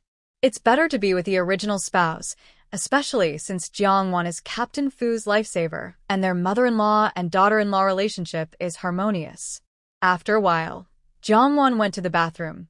Passing by Jiang Lanyin's hospital bed, Her attention was caught by a pile of black plastic strips pulled from a cassette tape in the trash can, so she turned her head to look. When she looked up, she saw Jiang Lanin staring at her. Wanwan, what are you looking at? Jiang Qingfeng immediately looked on guard, worried Jiang Wan might bully Lanin. Jiang Wan ignored them and left directly. She asked Red Ant to find out about Qin Wenfang's ward and went straight there. The hospital's wards were indeed crowded. Qin Wenfang's bed was placed in the corridor. Qin's mother had gone to the police station, so no one was with Qin Wenfang. Initially, Qin Wenfang, with a numb expression, saw Jiang Wan's face suddenly turn angry. Jiang Wan sat by the bed, pointing to her throat, indicating she couldn't speak. The pain and pressure Qin Wenfang had endured recently overwhelmed her previous understanding of life. She knew Jiang Wan was helping her, which almost caused Jiang Wan to be strangled by Jiang Qingfeng. I'm sorry. Jiang Wan didn't respond. She looked at the faintly bleeding white bandage on her wrist, her expression dazed. Red Ant had inquired about Qin Wenfang's situation. Qin Wenfang's will to die was very strong, and her wound was deep. If the surgery hadn't been performed by Dr. Jiang, and if Qin Wenfang hadn't been sent directly from the police station without wasting any time, she would have died. Jiang Wan looked at Qin Wenfang again. The other person's face was withered, her eyes like dead water, lacking any vitality. Even the most skilled doctor couldn't save someone who truly wanted to die. Qin Wenfang only trusts Jiang Wan and only speaks in front of her. My mom doesn't believe my matters are related to Jiang Lanin because of the understanding letter. She praised Jiang Lanin for half an hour in front of me. She also wants me to get married. Zheng Gang and Wang Hu owe me an apology, and she will make them pay a large sum of money as compensation. This money can be my dowry. She won't take it, and our family won't want it. I hate her, but I can't really hate her. Qin Wenfang tears up in pain. Compared to other girls, she supports me to go to school and doesn't ask for a bride price for my two brothers. That already makes her parents better than many others. Especially since she now has a living example, Jiang Wan. Jiang Wan has parents in the village, but she lives like she has no parents. I heard that her mother behaved badly when she was young, which caused Jiang Wan and her siblings to be looked down upon in the village. Her family looked down on Jiang Wan because they often heard gossip about her mother outside and inside the village. Her father is an alcoholic, and her mother's earnings are all drunk away by him. When drunk, he hits people. When she was a child, she saw Jiang Wan being beaten bloody and lying on the ground crying out in pain. These scenes, over 10 years, are deeply imprinted in her mind. If she insists I marry Zhenggang, I will do it to repay her for raising me. But I will secretly give them a package of rat poison when I get married, and let them all go too. Or I could give them sleeping pills, and after they fall asleep, hit their heads with a hammer a few more times. Wouldn't a shovel be more solid? Jiang Wan, a person's skull is very hard. It's not as fragile as a watermelon. Seeing that Jiang Wan isn't scared by her, the dark cloud in her eyes seems to be blown away by the wind. Wan, I regret it so much. If only, when she saw little Jiang Wan run away from home and fall, she had the courage to go over and pull her along to run together. In the past few days, she had a dream where she made a different choice from her childhood. She bravely ran over and pulled little Jiang Wan to run with her. Even if Jiang Wan's drunken father was chasing after them and Jiang Wan's mother told her not to run, she wasn't afraid. She saved little Jiang Wan. Jiang Wan thought she was regretting trusting Jiang Lanin and others, so she took out a handkerchief to wipe her tears. She took out paper and a pen, placed it on her lap, and started writing something. Nearby, Qin's mother covered her mouth and cried so hard she almost fainted. Qin's mother always believed she was doing the right thing. She only did it for Wenfang's good. But she didn't expect Wenfang to feel such strong rejection inside her heart. Wenfang is a nurse and knows much more than ordinary people about medicine and drugs. If that day really comes, Mother Qin dares not think about it.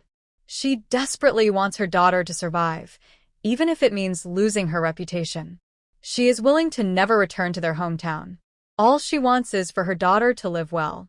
Qin Wenfang didn't know that her words to Jiang Wan had completely frightened Mother Qin, making her realize how much her daughter hated Jin Gang and Wang Hu. Earlier, Mother Qin went to the police station to handle the case where Qin Wenfang injured Jiang Lanin. On the way, Zheng Gang's parents discussed the issue of the bride price again.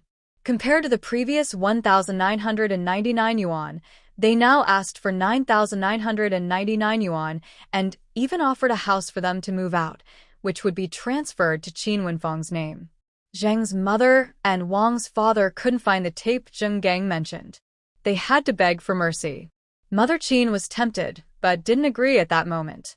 When she returned, she heard her daughter threaten to destroy their family, which scared her so much she quickly abandoned the idea, even more frightening than her daughter's own suicidal thoughts. Qin Wenfang held the note Jiang Wan wrote, and her face changed suddenly. Do you think the tape in Jiang Lanin's trash could be evidence? Jiang Wan nodded. She hadn't heard the conversation between her father and sister, even less than Jiang Qingfeng did. Jiang's father was sneaking around, lowering his voice to talk, clearly about something shameful. There was no radio or similar device in the ward, so the appearance of a tape was suspicious. Plus, Jiang Qingfeng's questions to Jiang Lanin. He was closer and, even if he didn't hear everything clearly, caught some parts. He asked Jiang's father if he was forcing Jiang Lanin again, implying that Jiang's father and Jiang Lanin were discussing Qin Wenfang's matter. Jiang Wan heard Jiang's father's warning tone when he said, "Take care of yourself," as if he was warning her that he would help her solve this problem now but wouldn't do so next time. Apart from her kidney issue, Jiang Lanin's problems involve accusations from Zheng Gang and Wang Hu at the police station. Mother Qin's indifference was foolish. Jiang's father only cared about interests but was not stupid. The first problem couldn't be solved medically now, and Jiang's father probably couldn't help her either. So, the only possibility was that Jiang's father had resolved the accusations from Zheng Gang and Wang Hu against Jiang Lanin. With the strange appearance of the tape, if she could find out whether Zheng Gang or Wang Hu had mentioned the tape as evidence at the police station, she could verify her theory. But if the tape was destroyed, even if it was useful, there was nothing she could do. Jiang Wan brought up this point not just to waste effort.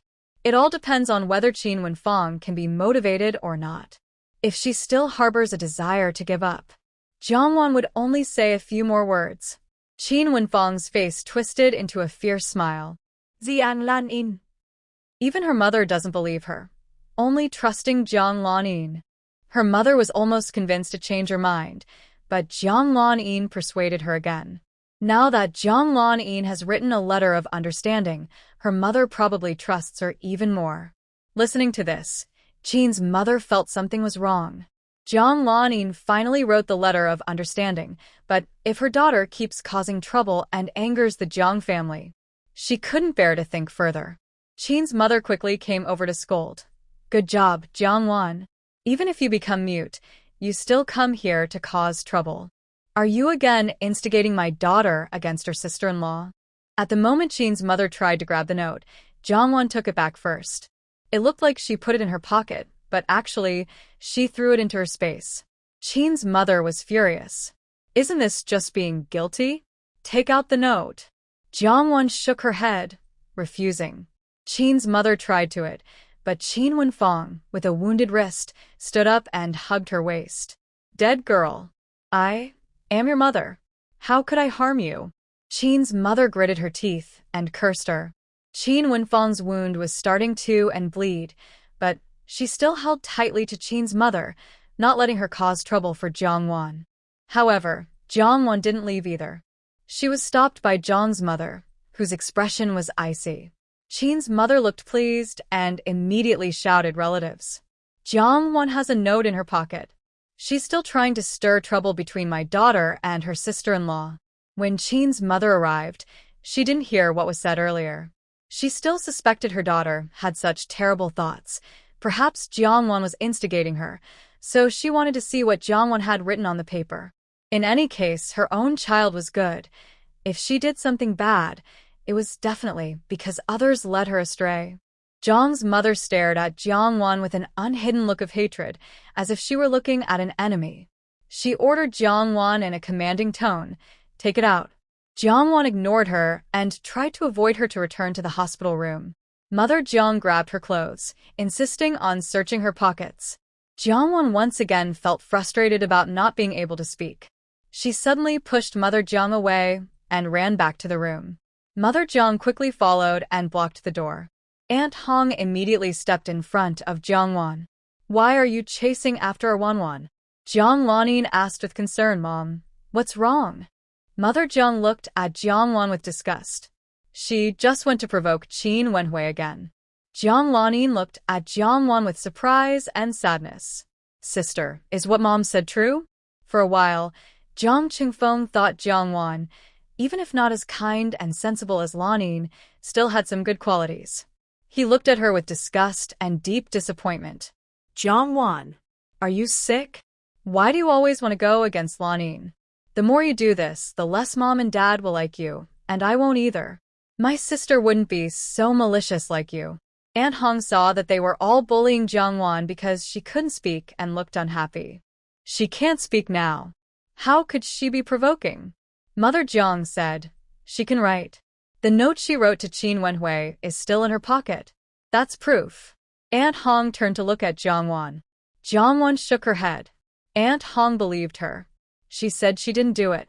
Mother Jiang angrily said, "Qin Wenhui's mother saw it with her own eyes. She made Qin Wenhui think it was Lanin who did it. Last time, she caused Lanin to be hurt by Qin Wenhui, losing one kidney and the chance to be a mother." Mother Jiang's eyes were full of hatred and disgust, like knives stabbing at Jiangwan. "This time, what do you want to do? Do you want to kill Lanin? How could I have a cold-blooded, vicious child like you?" She sneered. Jiang Lanin looked pale and weak.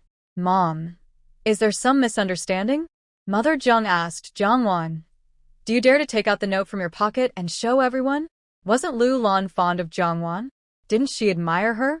She wanted Lu Lan to see what kind of dark, despicable, shameless, and vicious little person Jiangwan really was." Jiangwan wrote a note to Aunt Hong, asking, "What if there is no such note?" Aunt Hong looked at it and asked, "What if the note in her pocket isn't about provoking?" Jiang Lanin quickly said, "If it's a misunderstanding, that's best." sister isn't like that. Aunt Hong said, "You say search, and if nothing is found, that's it?" Mother Jiang frowned. She thought she was just a servant. What right did she have to say such things in front of her? "What do you want to do?" Aunt Hong looked at Jiangwan, who had already written a note for her. "I haven't thrown away the notes I've written these days. They're all in my pocket. If she wants to see them, 10 yuan each." Aunt Hong looked at her with a strange expression. "Are you sure you want to do that?" On the surface, Jiangwan is her biological daughter. Charging 10 yuan per note, if it gets out, people might say Jiangwan doesn't care about her family and is only after money. Jiangwan nodded. Only then did Aunt Hong speak her mind. Jiang Lanin disagreed, saying, "Sister, if you don't want Mom to see, I will talk to her. We are family, and this shouldn't be happening." Jiang's mother felt her heart warm. This was her real daughter, her true biological daughter. Far better than Jiangwan, who was full of mean and petty thoughts. Aunt Hong directly said, "Then you should try to talk to your mom." Jiang's mother stared at Jiangwan with a cold face. "Even if she married into the Fu family, your true nature hasn't changed." Jiangwan couldn't speak, so she wrote a note to her mother. If the mother didn't want to read it, she could just throw it away, showing she was too weak. So Jiangwan slightly lifted her chin, her face half smiling, full of disdain and mockery. As if to say, "What are you?" Jiang's mother felt her chest tighten, her face flushing with anger. She was so furious she wanted to explode and kill Jiangwan, this petty girl. "I'll see," Jiang's mother said through clenched teeth. After Jiang Lanyin's incident, Jiangwan became the second person Jiang's mother hated, after Yan Furong. No wonder she was a petty girl raised by Yan Furong. Her bad blood was inherited, her disgusting nature passed down. Jiangwan took out all the notes she had written these days from her pocket and placed them on the wardrobe. Jiang's mother strode over to look. Jiangwan stopped her, looking at her calmly. Aunt Hong suppressed her embarrassment. 10 yuan each. Are you really going to look? There were more than 10 notes on the table.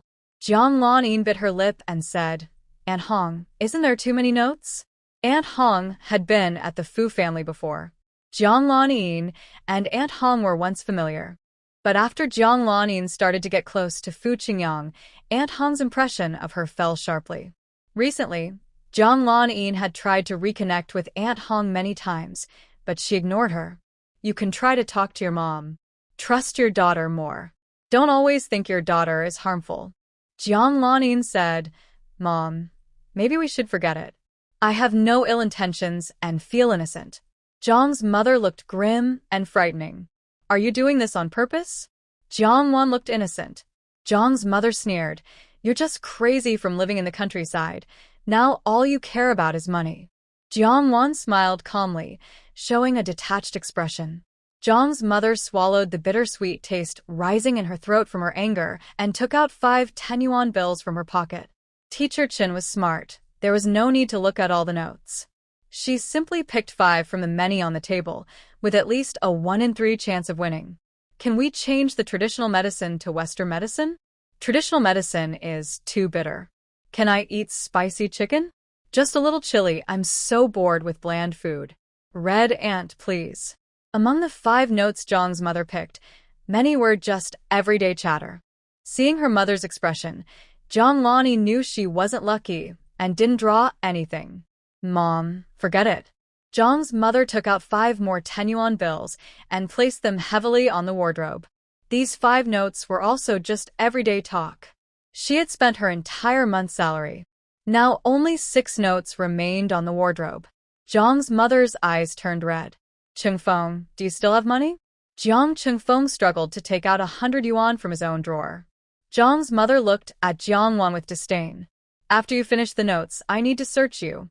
She chased after her, and Jiang Wan had no chance to hide the notes. They were definitely still on her. Jiang Wan took her money, 40 yuan, and then pulled out 20 notes from her pocket to continue the lottery with Jiang's mother. Jiang's mother's face darkened completely. Jiang Qingfeng's eyes twitched. He had lost quite a bit to Jiang Wan before, and he wasn't surprised by her shameless move now. Aunt Hong cleared her throat and said weakly, Why are you cheating? No one said there were no notes left in the pocket. Feeling mocked and humiliated, Jiang's mother's face twisted in anger. She raised her hand to hit Jiang Wan. Red Ant stopped her. You're not acting like a mother, so don't blame the younger ones for not respecting you. Jiang's mother's throat filled with a strong bloody smell as she hissed with hatred. When you were born, I should have strangled you. Jiang Lanyin looked disappointed. Sister, if you don't want to, just don't. Why do you have to play tricks on Mom? Doing this will only make Mom misunderstand you more and like you less. Jiang Wan ignored her, thinking she was just talking nonsense. She pointed at the notes on the table and gestured to Jiang's mother, asking if she still wanted to draw. Jiang's mother stared at Jiang Wan with a cold, almost ferocious look. For Jiang Wan, she couldn't pretend anymore. She desperately wished she could remove Jiang Wan's kidneys and give them to Lanyin. Jiang Wan remained calm. Even if she looked at her more, she wouldn't lose a piece of flesh. Aunt Hong. Every day, she protected Jiang Wan from being hurt, which was quite exhausting.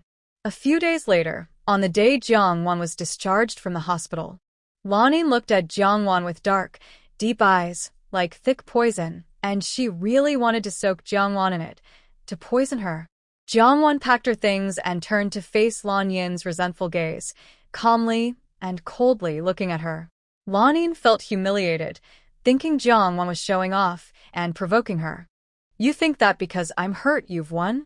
There's no way to treat her in the country now. Treatment can only be done abroad. As long as there's a suitable kidney source. She swore she would live better than Jiang Wan. She swore she would crush Jiang Wan into the mud and never let her rise again. Back at home, Jiang Wan headed straight to Fu Qingyin's room. To help her throat recover better, she couldn't speak for at least a month. Fu Qingyin eagerly hoped to hear Jiang Wan's footsteps, to hear her sitting nearby, to feel her breathing. Finally, she was back. Every movement Jiang Wan made seemed to be amplified in Fu Qingyin's ears. Every step she took went straight to his heart. Jiang Wan sat on the edge of the bed. In the next moment, Fu Qingyin's hand was held in hers. Jiangwan couldn't wait and quickly wrote, "Aren't you already awake?" Fu Qingyin also thought he had woken up. He hadn't spoken a word to her. It was like being released from a dark cage, getting some fresh air, then being shut back inside. These days, Fu Qingyin wanted to break out of the cage, but it was pitch black with no door. Even if he hit his head until it bled, there was no way out. Jiangwan waited for his response, but was a bit disappointed. Still, if he really woke up, it meant his body was improving. But her family didn't believe what she said. She needed to find a time to secretly take Fu Qingyin to the hospital for a proper checkup. Unfortunately, her space couldn't hold living creatures, or she could just take him out easily. Just as Jiangwan was about to write something else, she suddenly noticed Fu Qingyin's finger move. Her face lit up with joy as she stared at his finger. He moved. He knew what she was saying. He was responding. Jiangwan immediately wrote in his palm, "Can you still move?" Under Jiangwan's watchful eyes, Fu Qingyin struggled to lift his index finger to touch her palm. Jiangwan happily grabbed Fu Qingyin's finger. He was really responding to her. Fu Qingyin seemed to feel Jiangwan's joy and worked hard to make his wife happy. Jiangwan noticed his fingers moving and was so excited her heart almost jumped out of her chest. This time, she absolutely couldn't let Aunt Hong miss this moment. Jiangwan jumped up and rushed outside to find Aunt Hong downstairs. Aunt Hong was working and was forcibly pulled upstairs by Jiangwan. This scene was exactly the same as before, including Jiangwan rushing into the room, pointing at Fu Qingyin on the bed with a surprised expression. Also the same. Aunt Hong's eyes twitched. "Do we have to do it again?" Jiangwan asked her to check Fu Qingyin's hand. She quickly wrote in his palm, "Move again." Then both of them stared at Fu Qingyin's hand. A minute passed. Aunt Hong wanted to speak, but Jiangwan clasped her hands together and begged her to wait a little longer. 3 minutes went by. Ontong. Jiangwan held on to Aunt Hong, stubbornly insisting she wait a bit more. 5 minutes passed. Aunt Hong stood up. "I still have work to finish." She left. Jiangwan was so angry she spun around in place several times, her hair almost smoking. She slapped her tiny hand on Fu Qingyin's back. Slap. He was definitely teasing her. It was the same as last time, and still the same now. Jiangwan was upset and, regardless of whether he could sense it clearly, she sped up her finger writing. "Why didn't you move just now in front of Aunt Hong?" Fu Qingyin felt what Jiangwan was writing and felt very sorry. He couldn't control himself all the time.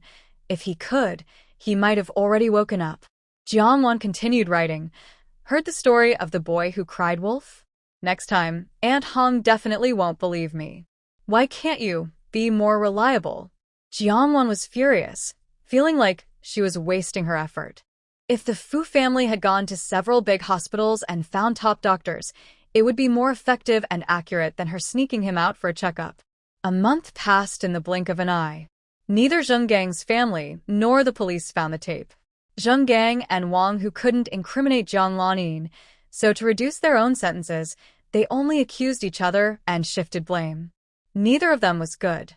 Zheng Gang was even involved in another case of. The previous victim was a member of the cultural troupe, and she couldn't handle the pressure and committed suicide. The police contacted her sister and informed her of the case. Zheng Gang was sentenced to death. Wang Hu received 16 years. Bi Wanqing, as the family member of the victim, requested to see Zheng Gang before his execution. Zheng Gang did not recognize Bi Wanqing. She and her sister do not look alike. One's sister resembles their father, the other their mother. Bi Wanqing saw Zheng Gang in prison clothes, with his hair shaved and a cold look filled with deep hatred. "I only ask you, is my sister's case related to Jiang Lanyin?" Zheng Gang also hates Jiang Lanyin. Clearly, she is the mastermind, and she should be the one sentenced to death. It's her. She provided the time and place, and she even deliberately distracted your sister's partner. That's how we got the chance. Bi Wanqing's lips trembled, and large tears rolled down her cheeks. In the past, she only suspected and guessed. Now, she heard the truth with her own ears. Zheng Gang's eyes were full of hatred. He tempted her, saying, "If you hate her, You should take revenge for your sister. The person who deserves to die is her. When the police saw Zheng Gang trying to incite others to seek revenge, they forcibly took him away. Zheng Gang was carried out, shouting desperately, "Go kill her. Kill her to avenge your sister." When Zhang's siblings were discharged from the hospital, Mother Jiang took Jiang Lanin home to care for her. Mother Qin was now busy taking care of her daughter and couldn't look after Jiang Lanin. She needed to change her daughter's mindset. Otherwise, if Jiang Lanin returned, they would still argue. Qin Mashi had been released from detention half a month ago. Because of the impact of Qin Wenfang's case, their usual market stall couldn't fit anymore, so they moved to a farther place to sell. After Zheng Gang and Wang, who were convicted, this family faced constant trouble, with people coming to complain, accusing Qin Wenfang of not holding up her pants and seducing her two sons. Plus, there were too many gossipers around, so Mother Qin decided to move. After moving, none of you are allowed to tell Jiangwan the address. Mother Qin warned her son and daughter. Qin Mashi, although unhappy that Jiangwan reported the case and feeling a bit resentful at first, later, after Zheng Gang was sentenced to death and Wang, who received over 10 years, he thought Jiangwan was right. Suddenly, there was a knock at the door. Mother Qin looked surprised. Who had come to their new home? Qin Wenfang looked happy and hurriedly went out. Mother Qin was even more surprised and quickly followed. Qin Wenfang had already opened the door and brought Jiangwan inside. Mother Qin. Before moving, Qin Wenfang called Jiangwan to tell her she was moving and repeatedly gave her the new address, asking her to come find her. On the day of the move, Jiangwan arrived and brought some fruit. "Auntie, Wenfang asked me to come and recognize the place." Jiangwan's voice was still hoarse from not fully recovering, but she could speak. Mother Qin's face turned dark, as if more trouble had come to her home. She looked very angry and said impolitely, "Our family doesn't welcome you. You need to leave right now." Qin Wenfang's face grew cold. She turned and pulled Jiangwan to leave. Mother Qin hurriedly asked, "Where are you going?" Qin Wenfang looked straight at her mother. "Sister Wanwan is my lifesaver. She is like my second parent. If you don't welcome her, you're actually rejecting me." After leaving the hospital, Qin Wenfang hardly spoke at home, staying silent as if she wasn't there. When Jiangwan arrived, she started talking again. Lifesaver? Second parent? Mother Qin almost got angry enough to faint. Jiangwan is her second parent, and what is she, her biological mother who raised her? Qin Mashi tried to smooth things over, telling Qin Wenfang to take Jiangwan into the house. Mother Qin didn't dare to make things worse, afraid her daughter might try to hurt herself again, so she could only grit her teeth and endure. Qin Wenfang took Jiangwan to the room. Jiangwan looked around the room. The walls hadn't been cleaned, with many moldy spots. The floor wasn't concrete but dirt, and it felt damp underfoot. Qin Wenfang, the house is a bit old. It's cheaper than the one we rented before, and it's big enough. I now have my own room. Jiangwan opened the window to let fresh air in. Later, you can use newspaper to cover the walls, and your brother can use a shovel to remove the dark, dirty spots on the ground. A glimmer of tears appeared in Qin Wenfang's eyes. "Thank you for coming."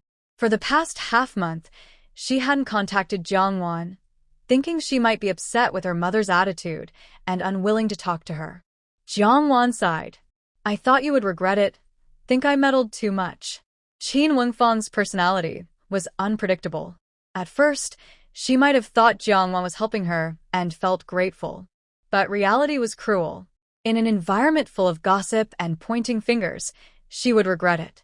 If she hadn't reported the incident or made a big fuss back then, maybe her life wouldn't be so heavily criticized now.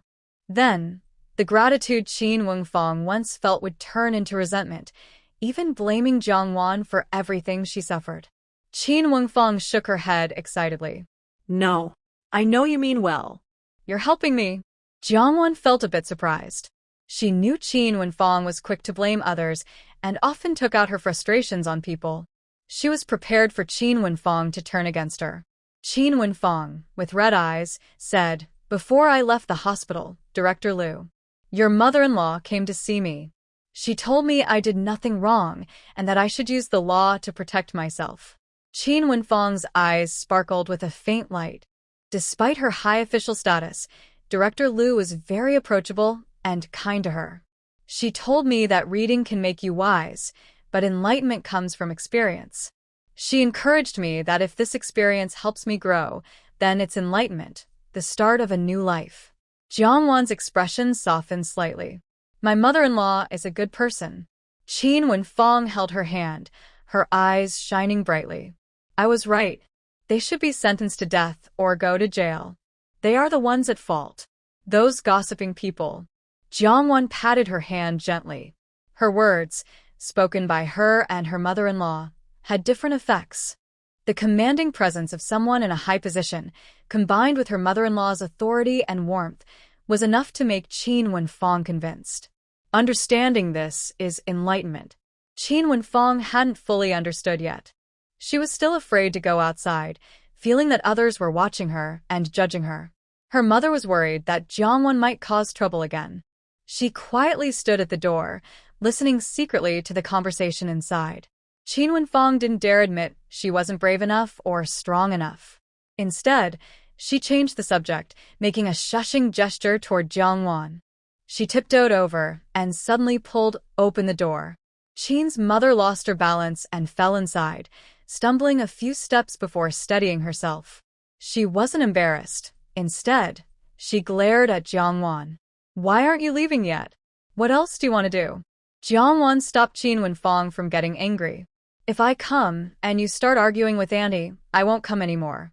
Qin Wenfeng hurriedly said, Wan, don't be mad. I won't argue with my mom anymore. Jiang Wan spoke softly. Although her methods are not right, she is the only person in the world who truly cares for you without expecting anything in return. You should cherish her. Don't always be stubborn and make her sad. Seeing her daughter obediently nod, Qin's mother couldn't find words to respond. She wished Jiang Wan would say more. Qin Wenfeng softly asked, Mom, can I let Sister Wan stay home for lunch? Qin's mother froze. She hadn't heard her daughter call her mom in a long time. Eat if you want, but you have to leave afterward. Mother Qin left the room with a stern face. As soon as she stepped out, her eyes turned red, and she covered her mouth, tears streaming down her face. Qin Mashi was supposed to go to his stall now, but he was especially busy preparing today and was taking his time. When he heard Jiang Wan was staying for lunch, Qin Mashi was happy and immediately went to his stall, planning to come back early at noon. Jiang Wan ate lunch at Qin's house. When she left, Mother Qin still looked cold and said firmly, Next time you come here, don't buy fruit. Just buy vegetables. During lunch, Qin Wenfeng helped in the kitchen, encouraged by Jiang Wan. Mother Qin looked expressionless, but was secretly excited, even making a special old hen dish to help her daughter recover. Between making her daughter happy, listening to her, and defending Jiang Lanin, Mother Qin ultimately preferred the first. After she spoke, Qin Wenfeng looked at her mother happily and couldn't help but hug her arm. Their relationship had been icy lately, and Qin Wenfeng's closeness made Mother Qin feel awkward and a bit bitter. Jiang Wan saw this and gave Qin Wenfeng a look. Qin Wenfeng nodded. Jiang Wan told her that if she kept being distant and cold to her mother, Jiang Lanin would take advantage. Sooner or later, she would have to move out alone or be sent to the countryside. Qin Wenfeng thought her mother wouldn't listen to Jiang Lanin, but seeing her hair turn gray from worry and her attitude soften, she felt more hopeful. Mom, when will you bring Jiang Lanin back from the Jiang family? She's married now, but it's not right for her to stay at her parents' house all the time. Mother Qin's expression slightly changed. What are you trying to do again? You caused her to lose a kidney. If I hadn't risked everything to plead for you, do you think the Jiang family would be so kind? Qin Wenfeng's face grew calm, but inside, she was angry. Jiang Lanin was the real culprit. Mother Qin saw her face turn sour again and worried she might argue or cause trouble like before. I know you suspect her, but think about it. If it really was her, wouldn't the police let her go? Qin Wenfeng asked, Zheng Gang and Wang who didn't attack others. Why are they only targeting Jiang Lanin? Mother Qin replied, because Jiang Lanin is the daughter of Director Jiang. They want to use her to threaten him into helping them. A surge of anger rose in Qin Wenfang's head, and her face looked even worse. Mother Qin added, Zheng Gang was sentenced to death, and Wang Hu got over 10 years. You've vented your anger now. She earnestly said, even if we consider things from another angle, you think Jiang Lanin is to blame for you? Didn't you also take one of her kidneys? Mother Qin couldn't understand how her daughter, so simple-minded, couldn't see this basic truth. She just couldn't get it. Qin Wenfang lowered her head, feeling angry inside. In her mother's eyes, Jiang Lanin's kidney was more important than her entire life. If she hadn't been rescued in time, she would have lost her life. Her life was less important than Jiang Lanin's kidney? Mother Qin advised her, your reputation is ruined now. In the future, you'll have to rely on your brother and sister-in-law. Be a little more obedient at home, pay attention, work hard, and be helpful. Your second brother is still young. He can wait a few more years. Otherwise, not only will you harm yourself this time, but you'll also hurt your second brother. What's the use of acting impulsively? Zheng Gang is dead, and Wang Hu is in jail. Have you gained anything? Zheng Gang's mother and Wang Hu's father only have these 2 children. One is on death row, the other will serve over 10 years. Can they just accept this? If we don't move houses now, our whole family will be drowned in other spit because of you. Even before the cold winter months, Qin Wenfang already felt a deep chill from within as coldness spread through her limbs. Jiang Wan didn't know if Qin Wenfang could hold on at home. If her previous anger was like a sharp knife cutting deep, then these days, it was like a dull blade slowly slicing her flesh, painful and difficult. After all, words can be terrifying. Accusations from many can lead to silent suffering. The harder life became for Qin Wenfang, the more she hated Jiang Lanin, and the more trouble she caused her. She couldn't always go to her home and stir up trouble. In her past life, Jiang Lanin had promised benefits to the Qin family, tempting them to do things. She was reluctant to give benefits, so she could only use her words to stir up trouble, making them fight among themselves. Jiang Wan was in a good mood, shopping happily. There were many food stalls on the street. She bought some to bring home for the kids to eat. Just as she was about to ask an old man making sugar figurines to make Sun Wukong and Zhu Beiji, she suddenly saw a thief stealing someone's wallet. Wow. Wasn't this caught right in her hands? A thief stealing money was a way to punish evil and promote good, what they owed her. If Jiang Lanin didn't know about the space thing, she might have continued and been exposed. She could make the Jiang and Qin families work for her forever. Jiang Wan hurriedly went to catch the thief. Stop right there. Jiang Wan shouted sternly. The thief was a middle-aged man. Upon hearing this, he paused and then continued to walk away without looking back. Jiang Wan hurried over and stopped him. Hand over the wallet. Before she finished speaking, the thief realized he was caught. His face turned fierce and angry as he lowered his voice to threaten her. Young lady, this isn't your business. I advise you to stay out of it. He then pulled out a small dagger, saying, such a pretty face if I cut a few slashes then. Before he could finish, Jiang Wan sprayed him with pepper spray, causing him to scream loudly. You're asking for it. The thief, furious, swung his knife wildly toward Jiang Wan. Jiang Wan shouted, help catch the thief, while vigorously spraying him with the pepper spray. Soon, without her needing to intervene further, passers-by helped subdue the thief. He's really a thief. A scoundrel. He's got several wallets on him. You little rascal. I'll beat you to teach you a lesson for stealing. He needs to be taken to the police station. Lock him up for 10, 20 years. Everyone was furious at the thief. They nearly tore his clothes off and beat him so badly he was crying out in pain. Jiang Wan watched from the side and found it amusing. Although hitting people and stripping their clothes are wrong, it was understandable in this situation. After the fun, Jiang Wan decided to go back to buy some candy. Comrade! A woman from the crowd pushed through and called out to her. Jiang Wan heard the shout, but because the crowd was noisy from catching the thief, she didn't think it was directed at her. Comrade! The woman in the green sweater cardigan. Jiang Wan looked down at her clothes, wondering if she was the one being called. Turning her head, she saw a woman across the street, dodging passing cars and walking quickly toward her. Before she got close, Jiangwan recognized her. It was Zheng Xiaoying. A faint light flickered in Jiangwan's eyes. Truly, when you're desperately searching, sometimes what you need comes easily. Comrade, I was one of the people whose wallet was stolen by that thief. Thank you so much.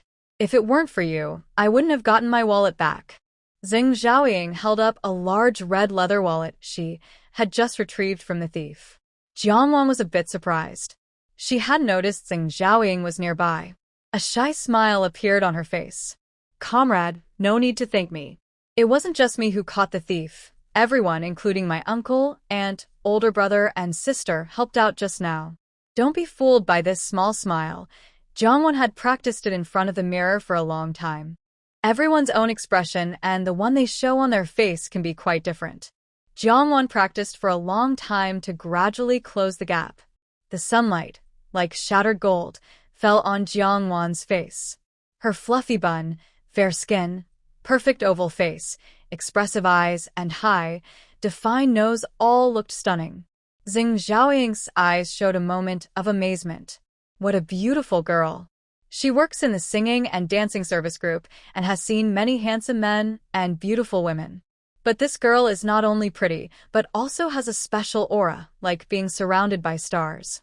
If Zheng Xiaoying were also from a different world, she would call this feeling star charm or outstanding presence. It's a sense that sets her apart from ordinary people. Comrade? Jiangwan asked, noticing she hadn't spoken for a while.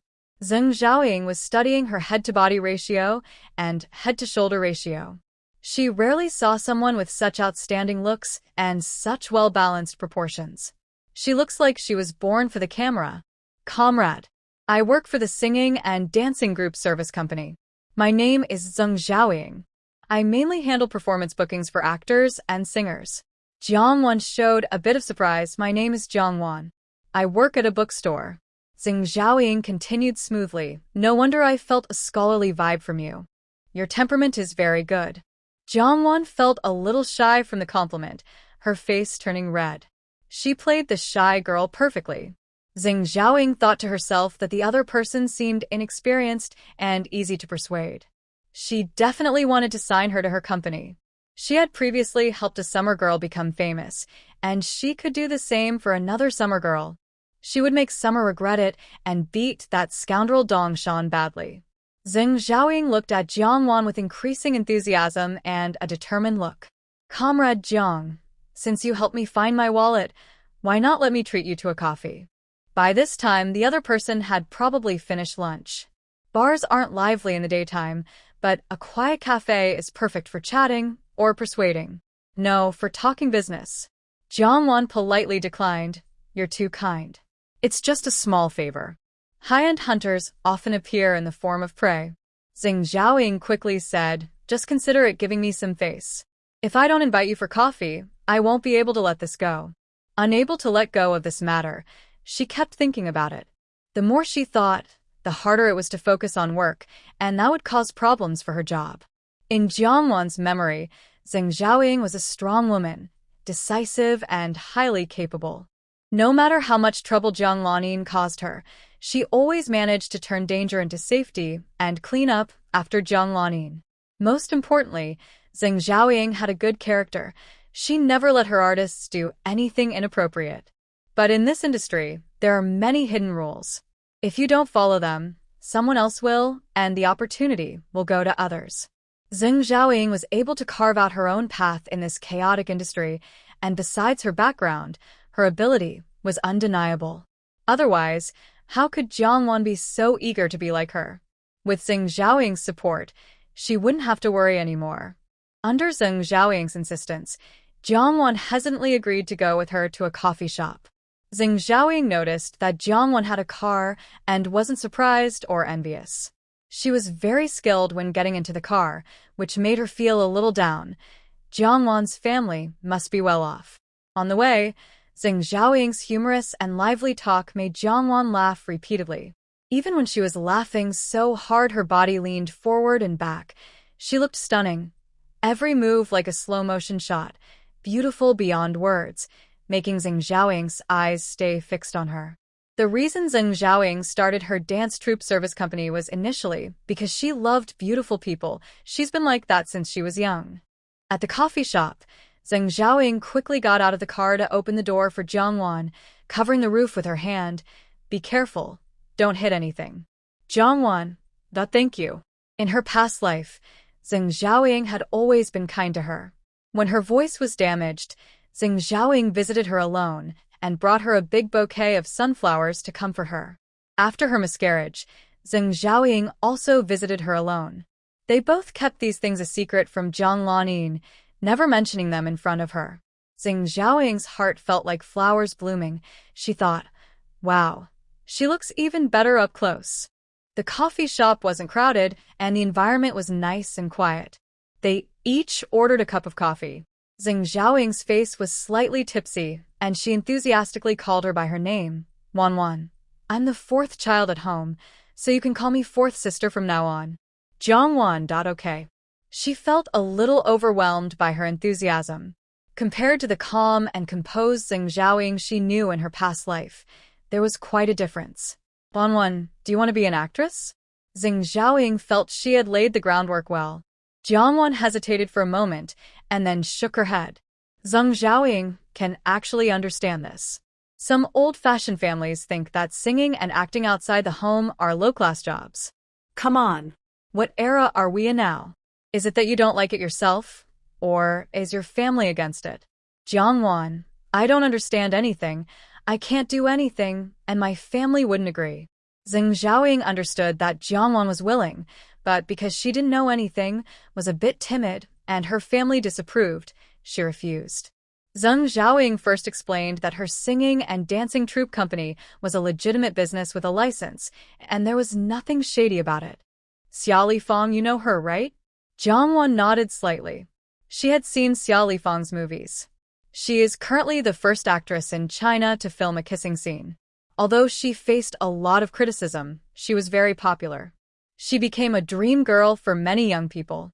Zheng Xiaoying disliked this person but had to mention her. She is the one I supported. After Jiangwan looked at her with shock and admiration, Zheng Xiaoying's frustration was completely gone. Wanwan, you can be even more famous than her. I can help you become famous all over the country. Jiangwan hesitated for a long time, but shook her head. My family definitely won't agree. I can't hide it. Zheng Xiaoying understood again.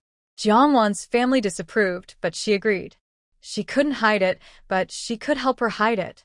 Jiangwan listened to Zheng Xiaoying's suggestion. Can it really work? Zheng Xiaoying confidently said, Of course. Why not? We can coordinate your work schedule. As long as you go home early at night, your family won't find out. If they find out later, it will be a done deal. She's sure she can persuade Jiangwan to resist her family then. In the past few years running her singing and dancing company, her family also disapproved, but she ignored elders' advice and was happy for many years. Jiangwan then brought up some other ideas, like not taking roles that involve kissing or showing too much skin. Her elders come from a military background, and their strict discipline would make them very cautious about this. Zheng Xiaoying, who also came from a similar background, immediately understood her concerns. She herself started her company, but didn't dare become an artist herself. In the eyes of the older generation, this was about exposing oneself and was considered unrespectable. If she became an artist, her grandmother would have already taken her back. Suddenly, she hesitated. She was trying to persuade Jiangwan to become an artist, but would her family break her legs later? No, that's not right. It's enough for a person to have principles. They don't need to be overly kind-hearted.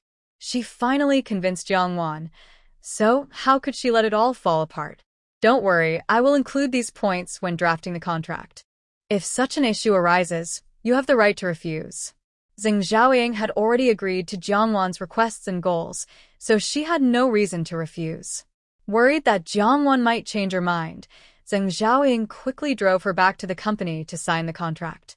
The contract was based on a previous agreement, with a few additional clauses. Initially, Xia Lifang's commission at the company was 60-40, later changed to a 50-50 split. But Zheng Xiaoying felt she had been deceived by Jiang Wan, especially since Jiang Wan had helped her catch a thief and recover her wallet today. The other person had shown her kindness, yet she had tricked her into selling herself. So, when Zheng Xiaoying saw Jiang Wan's trusting eyes, she thought of her own broken trust in the bad man Dong Shan and the unkind woman Xia Lifang. They had disappointed her, but she couldn't let Jiang Wan, who trusted her, down. Suddenly, Zheng Xiaoying revised the contract. Not only was the contract valid for 1 year at a time, but the company's share was also adjusted to a 60-40 split, with the company taking 60% and Jiang Wan 40%. Jiang Wan was stunned. She remembered that after Jiang Wan became famous, her share with the company was also 60-40, but the company took 60% and Jiang Wan only 40%. After signing the contract, Jiang Wan officially became an artist. Since Jiang Wan knew nothing about the industry, Zheng Xiaoying planned to invite teachers to give her lessons. Whether it was acting, singing, playing instruments, or other skills, she would learn each one, and she would be trained in the areas where she showed talent. "Sing a couple of lines so I can see how your voice sounds," Zheng Xiaoying requested, not expecting much. Usually, very beautiful people tend to have slightly weaker voices. So long as she wasn't tone deaf, she could help her become a versatile artist. Jiang Wan smiled and started singing Zheng Xiaoying's favorite Cantonese song, "The Only Love." Her clear, beautiful, lively voice, tinged with a touch of sadness, conveyed the song's emotions smoothly and naturally. Zheng Xiaoying watched Jiang Wan's young, radiant face with focused eyes. At that moment, her excitement surged like waves crashing against her chest. Feeling like she was dreaming, she reached out and grabbed Jiang Wan's arms. "Am I really not dreaming? Is this really you?" Ever since she had worked so hard to promote Xia Lifang, who then colluded with her husband Dong Shan, stealing her people and resources, she vowed to promote an artist even more famous than Xia Lifang. She has been constantly thinking about finding the right person to defeat Xia Lifang. Jiang Wan's eyes flashed with a clever light, and she pinched Zheng Xiaoying's face, saying, "Does it hurt? If it hurts, then it's real." She knew why Zheng Xiaoying was so excited. If she remembered correctly, Zheng Xiaoying had just divorced and decisively aborted her. Her ex-husband's child. Zheng Xiaoying, who helped make Xia Lifang famous, was betrayed by her husband Dong Shan, who was also a director, as they got together. Both of them betrayed Zheng Xiaoying. In her past life, Jiang Lanin used a few classic songs, scripts, and poems to successfully help Zheng Xiaoying get revenge. Jiang Wan's eyes darkened with suspicion. When she doubted Jiang Lanin's rebirth, she already questioned whether those stunning songs, scripts, and poems Jiang Lanin produced in her previous life were truly written by her. The pain was very clear. Zheng Xiaoying's face turned red from excitement, her eyes shining with fiery light. Her voice was quick and urgent, filled with surprise, sincerity, and emotion, saying, "Jiang Wan, Jiang Wan, you are a surprise from heaven. I love you. I love you so much." Jiang Wan was embraced tightly by Zheng Xiaoying, allowing herself to be lifted and spun around. Zheng Xiaoying was extremely happy. "I will definitely make you famous. Make everyone in the world love you. Make everyone go crazy for you." Jiang Wan felt a slight tremor in her heart, a strong warm current flowing from her dry heart, watering a sea of her feelings. She had never been cared for or loved since she was a child. Thinking back, she felt like a lonely stray dog abandoned by others, silently howling to death in a cold, indifferent world. Does everyone love her? Jiang Wan smiled sincerely, her eyes shining with a strange glow, carrying a breathtaking beauty and radiance. At home, Jiang Wan happily paced around Fu Qingyin's room several times. After enough happiness, she sat spinning on Fu Qingyin's bed, sharing her good luck with joy. Suddenly, Zheng Xiaoying, who had been waiting patiently, bumped into her. "I used to think I envied her life, jealous of how excellent and outstanding she was, so I also wanted to become like her. But today I finally understand what I want, what I crave." She wanted a lot of love, a lot of affection to fill her empty world. Jongwon rambled on, finally clarifying her goal and clearly seeing what she truly desired inside. Fu Qingyin listened quietly, imagining her happy expression, her slender eyebrows, small nose, and the little dimple at the corner of her lips. Her mood relaxed, and she shared in Jongwon's joy. Suddenly, Jongwon's hand was held. Jongwon. Half a month ago, she had sent her family away and arranged for someone to secretly take Fu Qingyin to the hospital for an exam. Before the exam was finished, her mother-in-law found out. At that time, Jongwon hoped Fu Qingyin would give her some pride, not necessarily wake up, just move his fingers. Unfortunately, Fu Qingyin was not cooperative. Her mother-in-law didn't scold her, but looked at her with guilt. Then she arranged for a psychiatrist. Jongwon was questioned by the doctor for a long time before realizing he was a mental health specialist. When she returned home, she learned that Aunt Hong had told her mother-in-law about her hallucinations. After that, Jongwon dared not mention Fu Qingyin's improvement anymore. She didn't know if Fu Qingyin could recover, and she didn't want to be blamed for mental illness. "You've improved so clearly that even the hospital can't find anything wrong," Jongwon said helplessly. Fu Qingyin could sense his improvement, but it wasn't enough. If he was uncontrollable before Aunt Hong, now he was deliberately acting. He suspected that the reason he couldn't move before was probably because he had taken some medication.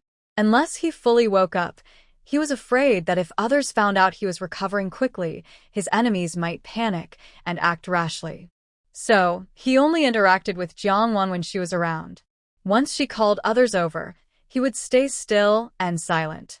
This made Jongwon feel like she was going crazy trying to handle him. Knock, knock. The door was knocked on. Aunt Hong entered. "There are guests at home. Madam asked you to come down and meet them." Jongwon casually asked, "Who are they?" Aunt Hong replied, "They are Madam's friends." Thinking it was just a normal visit, Jongwon got up to leave. Aunt Hong reminded her, "Madam means you should dress more formally and appropriately." Jongwon looked at herself. White blouse with a bow, beige casual pants, green cardigan. Isn't that formal enough? Aunt Hong, that it seems already very pretty. If you dress up a bit more, you might just charm the young men away. Last time, Madam bought you some makeup. You can use it, Aunt Hong added. Jongwon's expression became serious, realizing the guest was very important. "Then I'll wash my face and get ready," she said. Fu Qingyin sensed something was off. Based on his understanding of his mother, as long as she dressed neatly, she wouldn't normally insist on extra formal attire or dressing up. He thought about what his mother had mentioned before, introducing Jongwon to a marriage match. He and Jongwon had only been married for a few months, and his mother was already introducing Jongwon to potential suitors. Fu Qingyin couldn't believe it and also felt a bad premonition rising in his heart. Following his mother-in-law's wishes, Jongwon changed out of her bright, pretty clothes and put on loose black corduroy pants, a navy blue jacket, so loose it could fit two Jongwons. Her fluffy, cute bun was replaced with a simple low ponytail, and her fair skin was darkened with heavy foundation. She also wore thick black-rimmed glasses. Realizing her mother-in-law's intentions, Jongwon thought if she weren't worried about embarrassing her, she could turn into a clown. Mom. Jongwon came downstairs. Lu Lan. Her youthful, beautiful, energetic daughter-in-law was gone. Sun Mu, with her son Sun Qian, was visiting Lu Lan's home. When they heard the noise, they looked up and saw Jongwon, the daughter-in-law of the Fu family. Although she wasn't ugly in their eyes, she was just ordinary. Lu Lan hadn't emphasized Jongwon's appearance earlier. To Lu Lan, a woman's looks mattered, but not too much. In her view, Jongwon's greatest qualities weren't her appearance but her innocence, kindness, and good character. Lu Lan sighed, realizing her thoughts had been guessed by Jongwon. So, Jongwon's act was a silent protest? Although Lu Lan genuinely wanted to find a good, virtuous man for Jongwon, someone she herself approved of, she worried that if Jongwon happily went on a blind date, she might feel a little sad inside. Seeing Jongwon like this, Lu Lan felt both amused and helpless, and she liked this clever girl even more. "You're not nearsighted. Why are you wearing glasses?"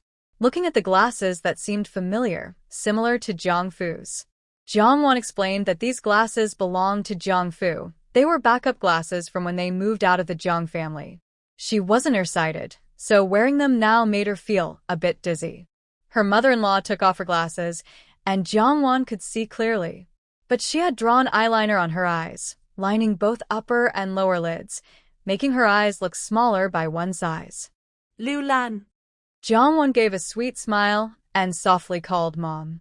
Lulan had seen Jiangwan's makeup skills many times. Clearly, she was doing it on purpose again.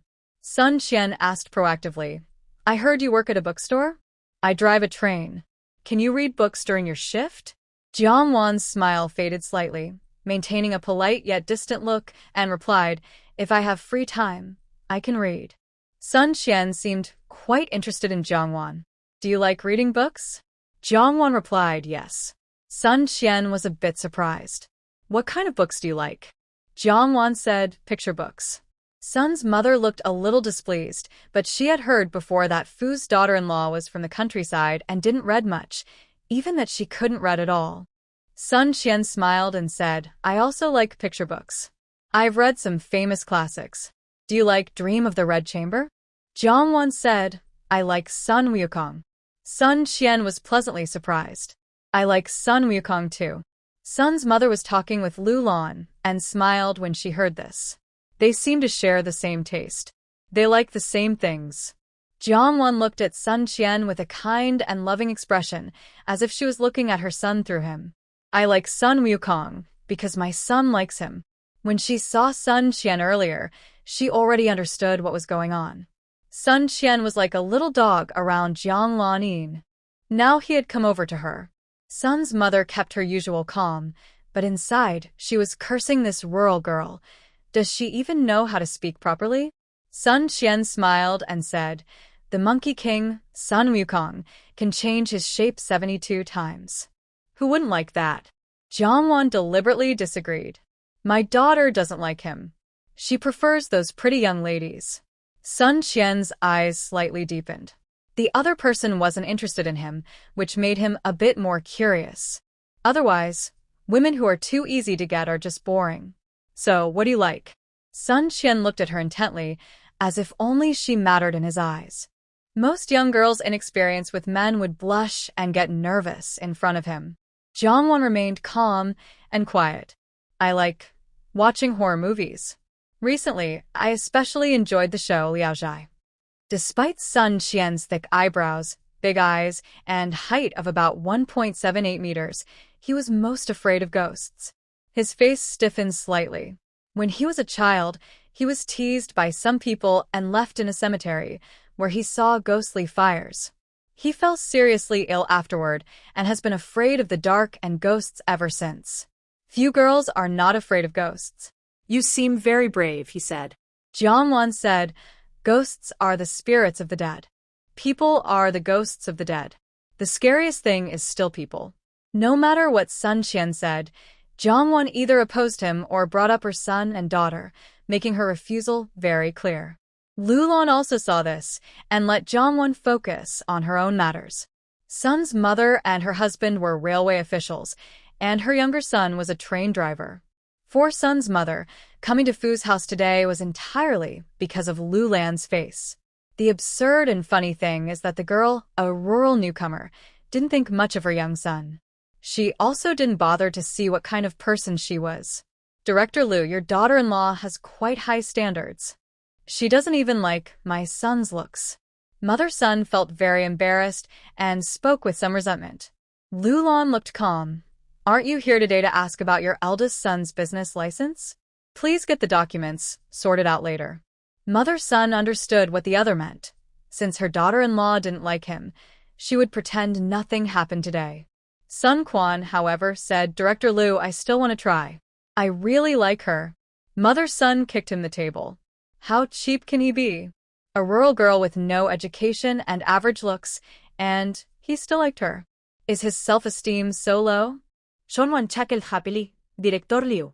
I really like her. Please give me a chance. If after 3 months she still doesn't like me, I promise I won't force or bother her. Since she was still a member of the Fu family, he wouldn't dare to pursue her openly without Lu Lan's approval. Lu Lan hesitated, but didn't agree. Sun Quan's heart sank. Mother Sun saw her son being rejected again and again. Her face darkened. She didn't say much and left with her son. If it had been Lu Lan's own daughter, she would definitely support her son and speak up for him. But since the girl was just a rural girl with no outstanding looks, abilities, or education, what was there to fight for? After the mother and son left, Jiangwan washed her face, changed her clothes, and went downstairs. Before her mother-in-law could question her, Jiangwan quickly explained, "Mom, I saw him with Jiang Lanin before. They're very close friends. I just don't like that." Lu Lan didn't like Jiang Lanin either, but she wouldn't seek revenge. Still, everyone has their private preferences. Jiangwan successfully made Lu Lan also dislike Sun Quan. "Mom, I don't want to marry someone I don't like." Lu Lan said, "I can see that." Jiangwan asked, "What about later?" Lu Lan replied, "Today, they came to ask why the business license for the second son of the Sun family hasn't been approved yet." Jiangwan was silent. She understood her mother-in-law still wanted her to get married soon. Jiangwan went over to massage her and said, "Mom, you're so busy. Don't waste time on my small matters. It's not worth it." Lu Lan pondered. "Are you going to find someone yourself?" Jiangwan said, "Can I just find Fu Qingyin? I only like him." Who can compare to him? Lu Lan's heart trembled, and a hint of sadness appeared on her stubborn face. "I can't let your youth be wasted on Qingyin." Jiangwan decided to use Fu Qingyin as a shield, saying, "Mom, Qingyin is so outstanding. I can't find anyone better than him. Unless someone is even better, I won't consider anyone else. I can't keep choosing worse options, right? Besides, Qingyin and I are still engaged. What you're doing is making me seem disloyal and unjust," she added. Lu Lan replied, "Haven't I told you? You two are already divorced." Jiangwan was stunned. She hadn't expected to become single again so suddenly. Lu Lan continued, "Once I finish what I'm busy with, I'll hold a banquet and officially recognize you as my daughter." Jiangwan stood there, stunned. Lu Lan said, "Didn't I tell you before?" But Jiangwan didn't expect her mother-in-law to be so decisive and quick to act, with such strong determination. When Jiangwan returned to Fu Qingyin's room, she was silent. Fu Qingyin was a bit anxious, thinking, why isn't she talking? Jiangwan didn't know what to say to Fu Qingyin now. Should she tell him that her mother divorced them? That in a few days, they would go from being husband and wife to siblings? That soon she might go from being a stepmother to a little girl to a little aunt? Fu Qingyin felt uneasy, thinking, did my mother really introduce her to someone? Does she like him? He didn't doubt his mother's judgment. Jiangwan was so filial. She probably wouldn't just agree, without thinking. But if Jiangwan wasn't interested or didn't accept, why was she so silent upon returning? According to Jiangwan's personality, she would share any happy or unhappy news with him. The more he thought about it, the more suspicious he felt. Fu Qingyin's face turned pale. Why isn't she speaking? He silently wondered, anxious inside. Jiangwan didn't have the ability to read minds, so she didn't know what Fu Qingyin was thinking. She also didn't mention that they were already divorced. First, she thought he wouldn't care much, and second, she didn't know when he would recover. Even though the divorce was a fact, she would still take care of Fu Qingyin as before until he recovered. Being cared for by his wife was more proper than being cared for by a sister, and he wouldn't feel burdened. So Jiangwan sat in Fu Qingyin's room for a while, then left without saying a word. Fu Qingyin? Something must have happened. He fell into a frenzy of guesses and imagination. Suddenly, he opened his eyes. His deep, ink-colored eyes held sharpness and intensity, like a brewing storm ready to erupt. He furrowed his brows, clenched his jaw tightly, pressed his thin lips together, and struggled to lift himself up with his hands. After a while, Fu Qingyin couldn't sit up from the bed no matter how hard he tried. He could only lift himself about 3 inches before collapsing again, failing in his effort. In repeated attempts, sweat soaked through Fu Qingyin's hair and clothes. Finally, a familiar sharp pain hit his head. He could only glance toward the door, feeling unwilling, before falling into emptiness again, trapped in a dark prison. When Indashan entered the room, he saw Fu Tuanzhang looked as if he had just been pulled out of water. Good heavens! What's going on? And Dashan thought Fu Tuanzhang's health was in trouble and quickly called others for help. Lu Lan asked, "How is he? What's his temperature?" And Dashan replied, "His temperature is 37 degrees Celsius, a bit high, but even with a fever, he shouldn't be sweating this much." The sheets Fu Qingyin had changed into were soaked, forming a human-shaped wet patch. And from the smell, it wasn't water but sweat. Lu Lan didn't think her son was exhausted from physical activity. She believed he was sick. After changing his clothes, she hurriedly took him to the hospital. They stayed at the hospital until late at night and only returned the next day. This time, Lu Lan brought back a CT scan of Fu Qingyin's head. It was then that Jiang Wan learned that the bullet in Fu Qingyin's brain had not been removed. From the report, Jiang Wan understood the situation. The bullet in Fu Qingyin's head was 17.7 millimeters long and 8.4 millimeters wide. It had created a hole over 21 millimeters in diameter at the base of his skull. Lu Lan looked sad. The bullet was fired from a 7.62 millimeters Nagant revolver. It passed through Fu Qingyin's entire brain. At that time, Qingyin experienced cardiac failure and was declared clinically dead. He is now alive, which is a miracle in medical history. The doctor said the chance of survival in such a case is only a few in a million. Based on their analysis, the bullet itself isn't the main reason Fu Qingyin became a vegetable. The nerve damage caused by the bullet is the main problem. Top neurosurgeons in the country believe that since the bullet isn't currently life-threatening, they don't recommend brain surgery for safety reasons. Not performing surgery means he can still live. If they're lucky and nerve damage heals, he might wake up. But if they do operate, at worst, they might remove the bullet and he still wouldn't wake up. The bigger risk is that he could die on the operating table during the surgery. Surviving a gunshot to the brain is already a miracle. However, with current medical technology, the success rate of brain surgery is less than 50%. This time, Qingyin sweated so much, but showed no physical problems. But brain injury makes him feel very painful. When the pain is severe, he sweats a lot. Liulan's tone is calm, but her eyes are full of pity as she looks at her son. Jiang Wan's heart tightens. Does Fu Qingyin sweat so much because he feels especially pain? After everyone leaves the room, Jiang Wan sits by the bed, looking at Fu Qingyin's handsome face. Why do good people not get good rewards? Why must soldiers like him suffer such pain and hardship? Are you in pain every day? Jiang Wan softly asks, her eyes full of compassion.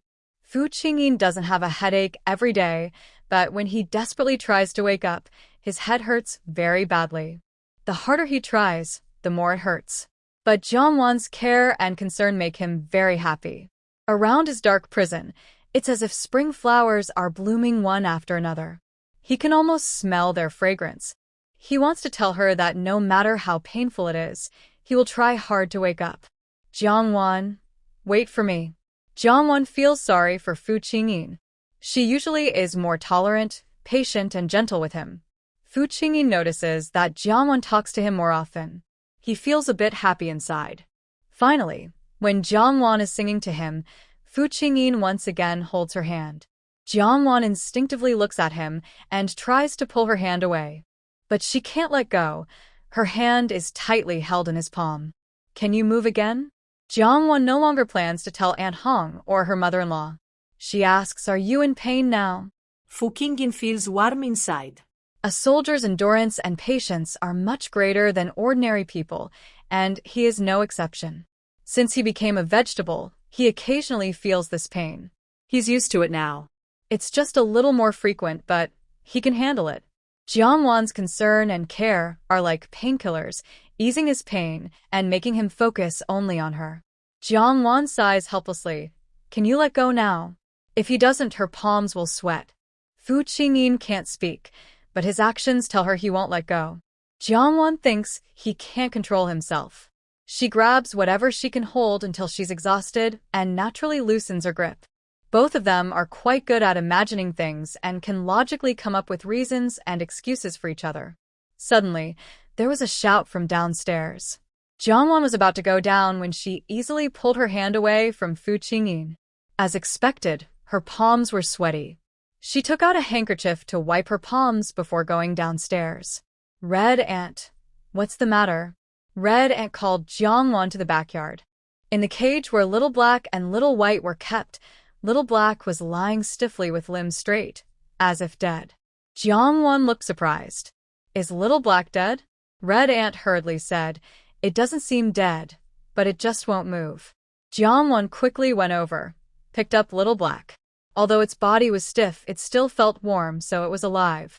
Jiangwan had many guesses and immediately called her mother-in-law. Lu Lan knew Jiangwan was giving medicine to feed the rabbits. When she heard about Little Black's situation, she arranged her work and rushed back. It had been nearly 2 hours since Jiangwan made the call. Little Black's condition remained the same.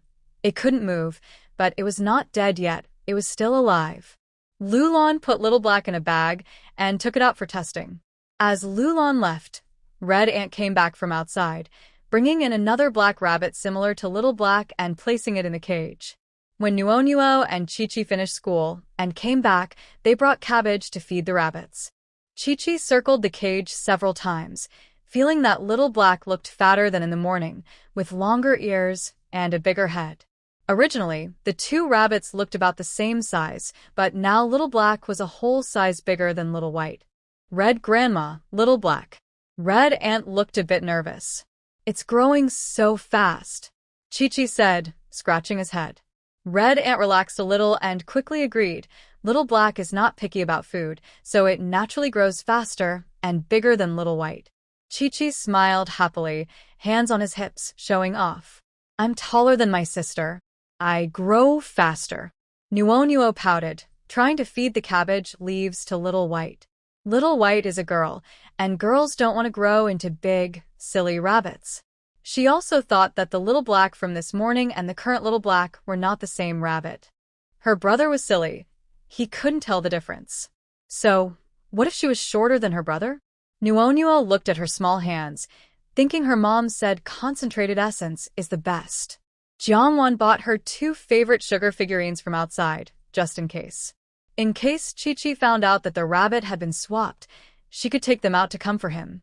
Quietly, she came to the backyard. Aunt Hong shook her head at Jiangwan, who was sneaking over, indicating they hadn't noticed that Little Black had changed. Mom. Nuo saw her mother and happily rushed toward Jiangwan like a small cannonball. Chi-Chi's eyes sparkled just as brightly as Nuo's. Jiangwan hugged Nuo and kissed her chubby little face a few times. A look of envy flashed in Chi-Chi's eyes. Jiangwan took out the sugar figurines and shared them with the children. One was Sun Wukong, and the other was Zhu Beiji. Chi-Chi immediately chose Sun Wukong, but Nuo picked Sun Wukong first. His expression dimmed, and the small flame in his eyes went out. Nuo handed over the figurine and said, Chi-Chi, here you go. Suddenly, Chi-Chi was happy. My sister is so nice to me. Nuo happily kissed her mom, her soft voice as sweet as cotton candy. Thank you, Mom. Jiangwan felt her heart blossom with happiness, her eyes full of tenderness.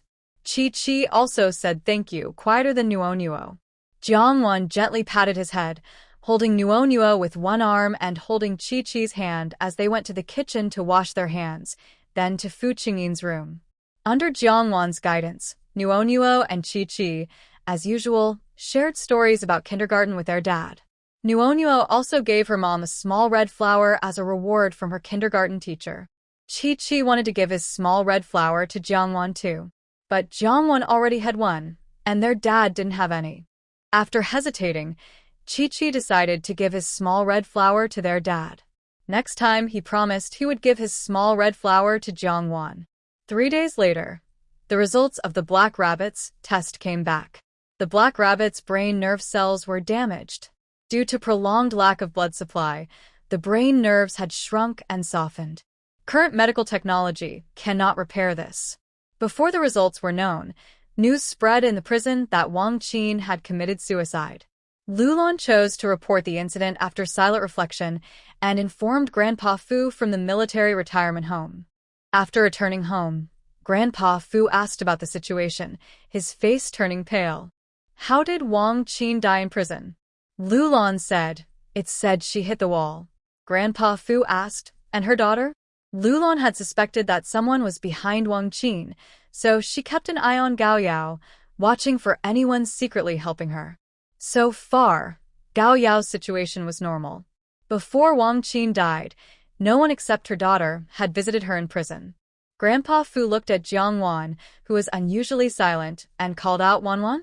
After a few calls, Jiang Wan finally responded. Lulan asked with concern, Grandpa just called you. Are you too tired lately? Are you feeling a bit unwell? Jiang Wan couldn't help but say, Mom, Grandpa, I saw that medicine at home before. Lulan was caught off guard. You saw it? Jiang Wan replied, Before Dr. Guan brought the medicine over, I saw it at home. Lulan's face changed, and she stood up excitedly. When did you see it? Where did you see it? Old Master Fu's face darkened, and he said in a serious tone, Why are you so excited? Sit down and listen quietly to Wan Wan. Lulan tried to suppress her rising anger. Wan Wan, go on. Under the watchful eyes of the elders, Jiang Wan felt a lot of pressure. When I wasn't married yet, I stayed at home for a few days. One day, Wang Qin was drying the bedding, and I passed by her room. I saw a green and red bottle on her bed. It was just a quick glance, so I didn't pay much attention. But because of the bottle's colors, I remembered it. At first, I couldn't recall where I saw it, but later, when Aunt Han was drying the bedding, I remembered this scene and realized I had seen this bottle before. Old Master Fu took a deep breath. Good girl, you don't need to worry about this. Your mother and I will find out the truth. This seemed to be an attempt to send Jiang Wan back to her room. But Jiang Wan was a bit worried about her mother-in-law. Mom? Lulan's face turned pale, and she couldn't say a word. She couldn't bear to think whether her son became a vegetable because of a head injury or because Wang Qin secretly fed him this medicine, causing his condition. If it was the latter, Lulan was hit hard, and a bitter, metallic taste surged in her throat. Wang Qin was the reason she stayed in the Fu family. She even entrusted her son to Wang Qin for care and almost married her daughter to Qingyin. She hadn't seen Wang Qin's true nature, nor realized that Wang Qin was secretly giving her son medicine. She wasn't a good mother. I'm fine, Lulan said. She was a mother but also a person in control. Despite such a she managed to stay calm. It's getting late. Go back to your room and rest. If she had used Gao Yao to threaten Wang Qin earlier, perhaps she could have forced her to reveal the truth. But some people with higher status relied on their power to act recklessly. Others with more status were more disciplined and cautious. The Fu family belonged to the latter. After Jiang Wan went upstairs, she went to Fu Qingyin's room and quietly looked at the man on the bed, her eyes filled with pity and regret. No matter how well the Fu family takes care of him, Fu Qingyin has become much thinner than before. His features are more defined, with a sharp nose and jawline. Even now, as if he is asleep, he still has a strong presence. She remembered seeing Fu Qingyin awake before. When he was alert, he was even more commanding and intense than when he was sleeping. She can imagine what he looks like fully awake, so tall and imposing. The medicine given to the rabbits by the Fu family was provided by Guan Xian. After Lulan reported the case, the police immediately identified Guan Xian. However, Guan Xian obtained the medicine through her teacher's friend abroad. As a result, Guan Xian's teacher and her friend were involved and questioned by the police. Unfortunately, when comparing the remaining medicines from the Fu family, the drug used to treat nerves was indeed imported from abroad, with no tampering. As for why a nerve-nourishing medicine could cause nerve damage, involving foreign sources made the investigation more complicated. The police found no strong evidence that Guan Xian intentionally poisoned anyone. Jiang Wan could testify that she saw this medicine in Wang Qin's room, but the law relies more on solid evidence than on statements. They cannot judge whether Wang Qin was poisoned based solely on subjective impressions, nor assume that Wang Qin and Guan Xian were connected, especially since Wang Qin is dead. Currently, there's no evidence of contact between Wang Qin and Guan Xian. Before Wang Qin died, Guan Xian had never visited her in prison. Lu Lan took Jiang Wan to see Guan Xian. Guan Xian was still under investigation, but if no strong evidence is found soon, she would be released eventually. Their relationship had been good before. Since Jiang Wan's confrontation with Guan Xian, she hadn't apologized. Through mutual friends, they repeatedly tried to reconcile and finally shared a meal. On the surface, the matter seemed settled. In reality, adult relationships often involve silent distance. After that dinner, this was their first meeting again. From misdiagnosing her pulse, to providing imported medicine, to forcibly giving her medicine, to the rabbit's accident, and finally to the discovery of Wang Qin's secretly poisoning, Lu Lan's suspicion of Guan Xian had reached its peak, just lacking proof. At a rectangular table, both sides sat opposite each other. Jiang Wan stood behind Lu Lan. Guan Xian's faintly teasing gaze first fell on Jiang Wan, her malice flickering briefly in her eyes before calming again. I heard you were the one who discovered the issue with the imported medicine? I didn't even realize there was a problem with the medicine. How would a rural girl like you know about such issues? Using medicine to feed the rabbits. This isn't something a girl from the countryside would think of, right? Jian Xian said with a forced smile. You who know nothing are the one who found the problem. The Fu family didn't report the case as murder or poisoning. They claimed it was espionage and sabotage. Without evidence, Jian Xian was detained and questioned because of suspicion of being a spy. Jiang Wan's eyes were graceful, and she asked, was I too clever and made you jealous? Or did I ruin your plan, making you upset when you got caught? Jian Xian's expression turned cold. I am a doctor responsible for saving lives. How could I harm a patient? Moreover, Qingyin is a child I raised myself. He's my junior, and I care about him very much. Jiang Wan mocked. Are you so sure you can't be proven guilty? Jian Xian replied, I believe that the truth will come out, and the country will clear my name. Jiang Wan looked at her with disgust. I really envy your thick skin to be able to keep such a face. A flash of anger appeared in Jian Xian's eyes. She looked at Lu Lan and mocked. Look at the manners of your rural daughter-in-law. I always said that country girls have no education, speak and act crudely. If Fu Qingyi knew that his mother had found such a useless, uncultured, and lowly woman as his wife, he would be so heartbroken.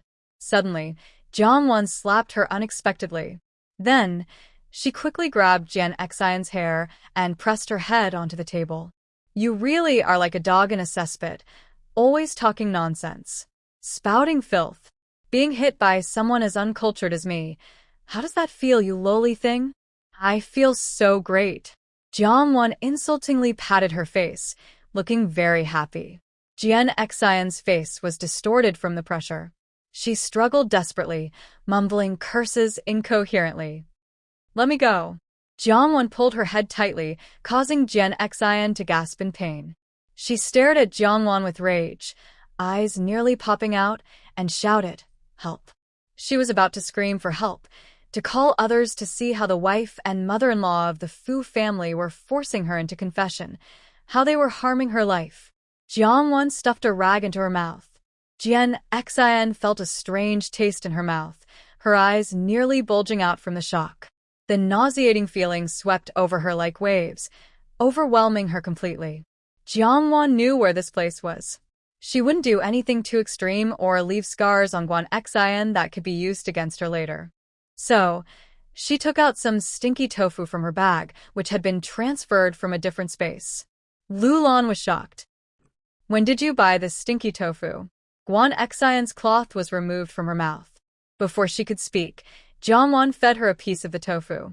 Don't you like forcing medicine into people? I'll give you something good, too. After swallowing, Guan Xian felt sick and almost vomited. Jiang Wan pressed a point under her neck and ear. Seeing Guan Xian about to, she swallowed everything again. Lu Lan turned away, feeling a bit nauseous. 10 minutes later, Jongwon finished quickly. Mom, let's go, Jongwon said. Kwon Xian, stubborn and uncooperative, wouldn't admit anything unless she was shown proof. Kwon Xian, with handcuffs on, leaned on the table and stared at them fiercely. Lulon, do you think forcing me to eat stinky tofu is just a childish way to get back at me? Ha ha ha. Kwon Xian sneered, acting very arrogant. Jongwon's smile was even brighter and more beautiful. This stinky tofu was soaked in toilet water. Hope you like it. Kwon Xian couldn't smile anymore. Her stomach churned as if boiling. Her face turned pale and green, with a damp strand of hair sticking to her face, looking both funny and ridiculous.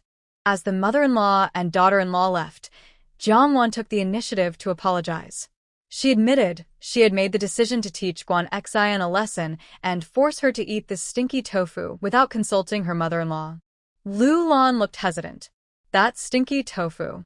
Was it really soaked in toilet water? Hyang Wonder Blade, no. If it had been soaked in toilet water and she got sick from eating it, that would be considered poisoning. Doing something like poisoning in front of police officers, whether she dared or not, meant something. If she did it, it would reflect badly on the Fu family. Lulon didn't criticize or praise her. Instead, when they got home, she gave Jongwon a beautiful pearl necklace. There was no breakthrough from Kwon Xian, so Jongwon thought of Gao Yao. Before Jongwon went to find Gao Yao came to see her instead. Jongwon, if you kneel and beg me to clean the dirt off the toe of my shoe, I'll tell you what my mom said before she died. Gao Yao lifted her dirty shoe, waiting to enjoy the feeling of stepping on Jongwon. Jongwon looked her up and down. Does God maybe give you a window, then close the door, and trap your mind with it? Gao Yao's face turned red as she glared at Jongwon. Jongwon. The Fu family can't do anything about Kwon Xian. No evidence, no witnesses. If I don't show proof, Kwon Xian will be released soon. Jongwon rested her hand on the sofa and asked, Are you really that foolish? Do you think you can accuse Kwon Xian and never let go?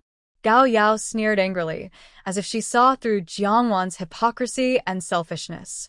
You don't care about Fu Qingyin's life at all, so you don't want to avenge him either. Jongwon chuckled.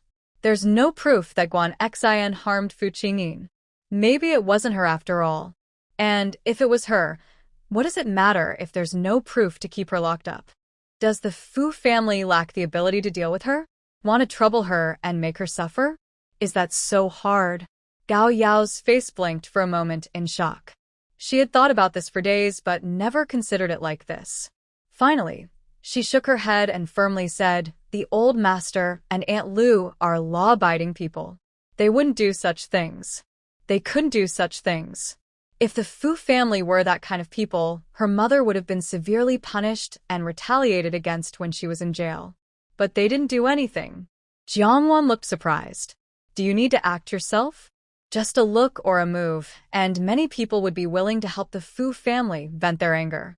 Gao Yao gritted her teeth. Aunt Lu isn't that kind of person. The old master isn't that kind either. Only someone as despicable and shameless as you would do such things. She came today to step on Jongwon and make her beg for mercy. But even so, she had no intention of letting Jongwon go. She wanted to negotiate with the Fu family. As long as Jongwon and Fu Qingyin divorced, she would produce evidence that Kwon Xian had instigated her mother to drug Fu Qingyin. But Gao Yao never expected Jongwon to play by her own rules from the start. Jongwon nodded, agreeing with her words. Yes, I am that kind of person.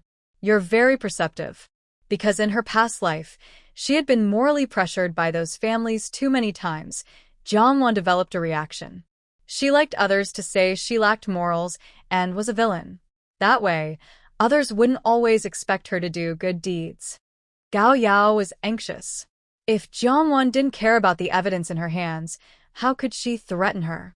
Jongwon, Aunt Lu wouldn't tolerate breaking the law. If you really do this, it will only shame the Fu family. Jongwon looked at her like a fool. Can I really go around announcing that I want to get revenge on Kwon Xian? Of course not. I'd do it quietly. Without proof. I'm just a good person. Gao Yao clenched her teeth and said angrily, "What if someone finds out? What if it gets exposed?" Jiang Wan shrugged casually. "No big deal. If it happens, I'll just get a divorce. I only did all this to help Fu Qingyin take revenge on Guan Xian. Even if I divorce, my mom and grandpa will still treat me well." Gao Yao was so angry she was about to cry. She covered her head and screamed, "Stop talking." She had planned everything carefully, but nothing seemed to work. Gao Yao was crying out of frustration. How could someone like Jiang Wan exist? When Lu Lan returned, Gao Yao was crying intensely. Jiang Wan said, "I didn't hit her." She cried because she was too stupid. Gao Yao didn't know if she was hiccuping from anger or crying, but her red eyes stared fiercely at Jiang Wan. Lu Lan naturally believed Jiang Wan. "What do you want to talk to me about?" Before Gao Yao came to the Fu family, she had already asked Aunt Hong to contact Lu Lan. Gao Yao had prepared many backup plans, but now they were all ruined by Jiang Wan. She didn't even know if the evidence she had was still useful, or if Jiang Wan would mock her for revealing it. Seeing her hesitant and unable to explain clearly, Jiang Wan said directly, "Mom, she said she has evidence that proves Guan Xian is guilty." Lu Lan's expression changed. Her eyes serious. She asked in a low voice, "Gao Yao, is what Wan said true?" Gao Yao nodded. She did have such evidence. Lu Lan asked, "When the police questioned you, why didn't you show it?" Gao Yao's face turned red as if bleeding, but she didn't speak.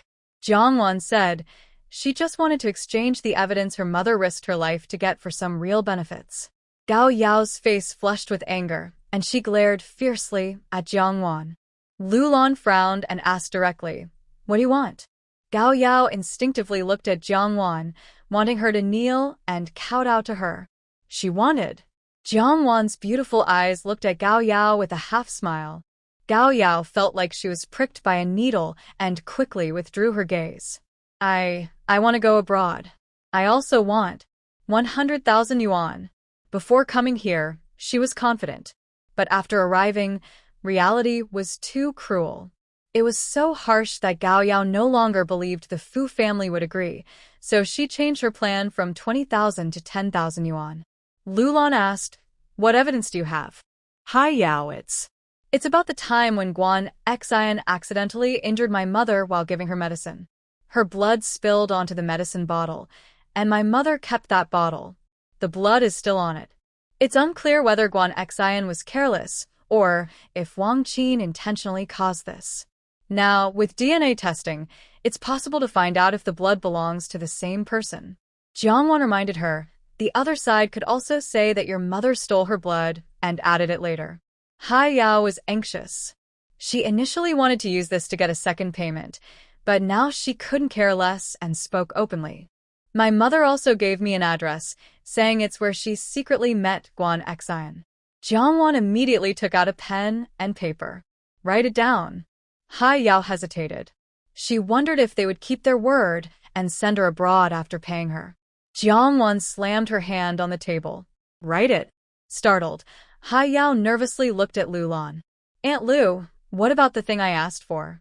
Lu Lan looked serious. "If the evidence is real, I can give you some money and send you abroad." Hai Yao's face lit up with happiness as she quickly wrote down the address. Lu Lan made a phone call to notify the police.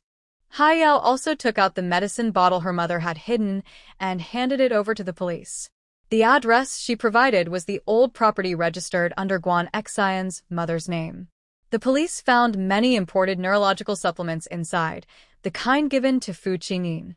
Moreover, there were letters and documents revealing the problems with the imported neurological medicine.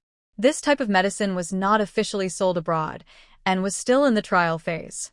It would only be officially produced after 3 trial periods. Because the medication was mainly used for patients with nerve damage or paralysis, the testing period was long and feedback was slow. According to the letters, Guan Xian had a close relationship with Dr. Ait, who developed this medicine. Guan Xian exploited information gaps and used Dr. Ait's network to spread false information in China. For example, although the medicine had been discontinued due to safety issues, it was claimed to be in the 3rd trial phase and limited production. Guan Xian also used Fu Qingyin's name to get a trial spot from Dr. It, specifically for Fu Qingyin to test the medicine. People who participate in such trials are called drug testers in the circle. They are paid well. Many poor people, illegal immigrants desperate for work, and those with no other options would become drug testers. When Guan Xian was detained, there was little evidence, and many people outside were advocating for her. Lu Lan and Guan Xian had been friends for decades, sharing many mutual friends and elders. Even though their relationship was now cold and tense, the serious matter of poisoning involved many people defending Guan Xian to Lu Lan, assuring her that Guan Xian would not have poisoned Fu Qingyin. Just like now, without knowing that the police had already found Guan Xian's secret address, their friend Wang Qiong brought a group of old friends to the Fu family, trying to persuade Lu Lan with good reasons. Wang Qiong said, "Lu Lan, I know you're worried about Qingyin. We are all elders who watched Qingyin grow up. Don't we care about him? But you can't just assume Guan Xian is the one harming Qingyin. We've known each other for many years, and you and Guan Xian are the closest among us. Why would she do such a thing?" Lu Lan held Jiang Wan's hand to stop her from speaking. She believed in politeness first, then firmness. When that didn't work, she let Jiang Wan speak. Jiang Wan. Most of their friends and elders, about 2/3, leaned toward believing Guan Xian. They were trying to mediate, hoping Lu Lan wouldn't ruin decades of friendship over a misunderstanding. Lu Lan said, "What I think doesn't matter. What the Fu family thinks doesn't matter. Whether the case is filed or someone is arrested depends on the judicial authorities. Whether Guan Xian did it or is guilty depends on the judicial authorities." Wang Qiong was unhappy and said, "When you visited Guan Xian, you forced her to eat stinky tofu she hated and said it was soaked in toilet water. Isn't that deliberately humiliating her?" Jiang Wan raised her hand and replied, "That has nothing to do with my mother-in-law. I secretly brought the stinky tofu in. She only asked Guan Xian about her food preferences beforehand." Although Jiang Wan was the one who brought the tofu, if Lu Lan had mentioned that Guan Xian hated stinky tofu, Jiang Wan wouldn't have known. Detention centers don't allow food inside. Without Lu Lan's knowledge, would Jiang Wan dare to bring food? Wang Qiong's face darkened and became serious. When they were talking, Jiang Wan shouldn't have been there. She was giving Lu Lan face by not asking her to leave, but it seemed Lu Lan was ungrateful. "There's no place for you to speak here." Guan Xian had said that Lu Lan was confused and trusting a village girl's instigation instead of their longtime friends. Jiang Wan reminded her, "This is my home." Out of respect for her mother-in-law, she had already shown her courtesy. Wang Qiong believed this and angrily questioned, "Lu Lan, are you out of your mind? Can't you see she's trying to stir up trouble between you and Guan Xian?" Jiang Wan smiled and said, "It's not your son who is in trouble. It's not your husband who is suffering from a nervous breakdown. That's why you can act so self-righteous and point fingers at others' affairs. And as for inciting, you're wrong. I heard her insulting my background and provoking my mother-in-law with my own ears." Wang Qiong stood up angrily, pointing at Guan Jiang Wan and glaring, "Uneducated. Do you even know who you're talking to?" Jiang Wan looked at Wang Qiong's finger and said, "Pointing fingers at others' manners?" Wang Qiong's anger rose, but she held back her temper, unwilling to argue with a rural woman and lower herself. This rural girl, because she heard Guan Xian tell the truth, is retaliating and trying to stir up trouble between you two. Now she even dares to curse me face to face. Wang Qiong accused Lu Lan loudly. Lu Lan took a sip of tea, cleared her throat, and said calmly, "Wan, guests should be polite. You should show some manners." Like teaching a child, Lu Lan gave Jiang Wan a few words, intentionally trying to smooth things over. Jiang Wan said, "My mother-in-law says we should be polite. I hope you can also have a good mother-in-law." She was trying to teach her a lesson. Wang Qiong was indirectly criticized by Jiang Wan and turned pale with anger. Fine. I now understand why Guan Xian doesn't want to associate with you anymore. Such a troublemaker, and you still treat her like a treasure.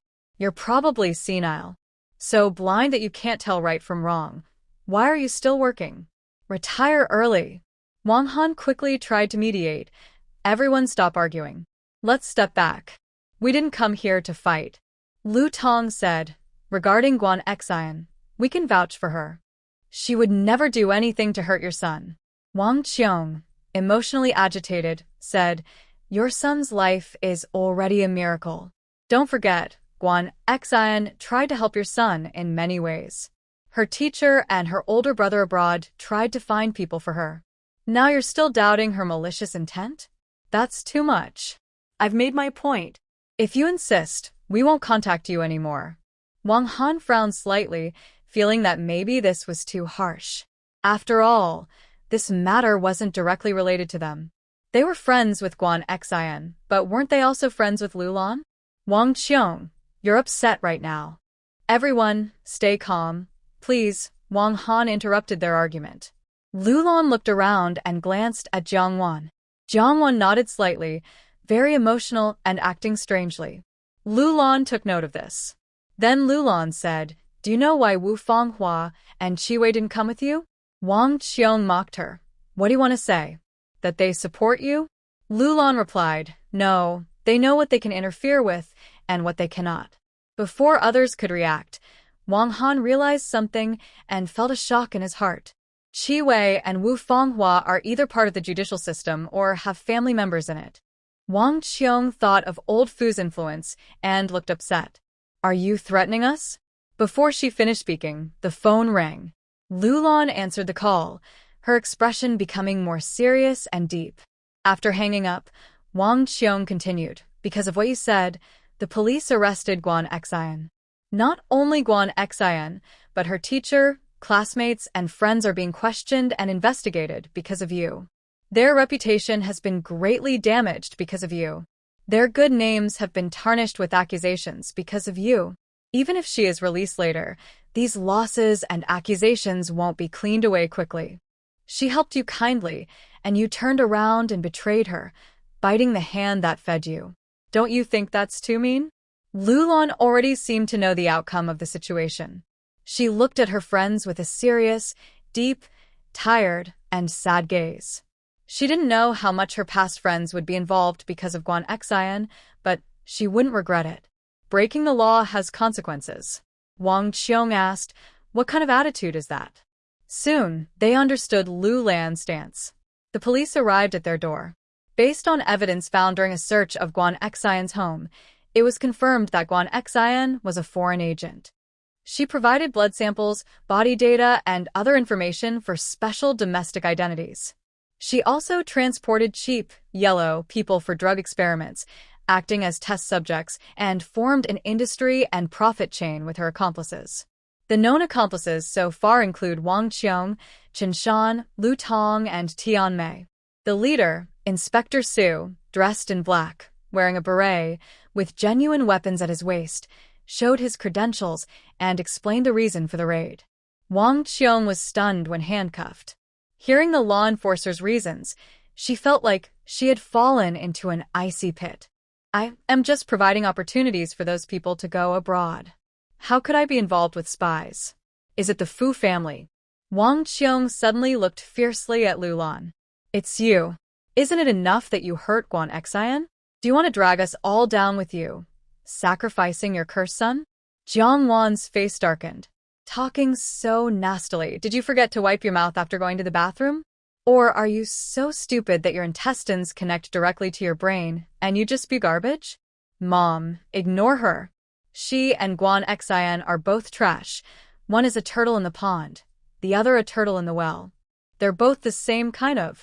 Wang Qiong's face turned vicious. Shut up. Wang Qiong was taken away by the police. Jiang Wan chased after her, shouting all the way to her car, you old. Shut up. You, a spy who's just eating and then cursing, what right do you have to complain in our country? Wang Qiong almost fainted from anger, realizing she had been lenient before. Wait for me to come out. I won't let you go. Jiang Wan said, why are you talking so much? Do you dare to guarantee you'll live until then? Wang Qiong was about to get into the car, furious enough to rush over and hit her. All her arrogance and pride from earlier, looking down on Jiang Wan, gone in her rage. No dignity, no manners, everything flew out the window. Two police officers watched silently as Jiang Wan chased out of the house, yelling.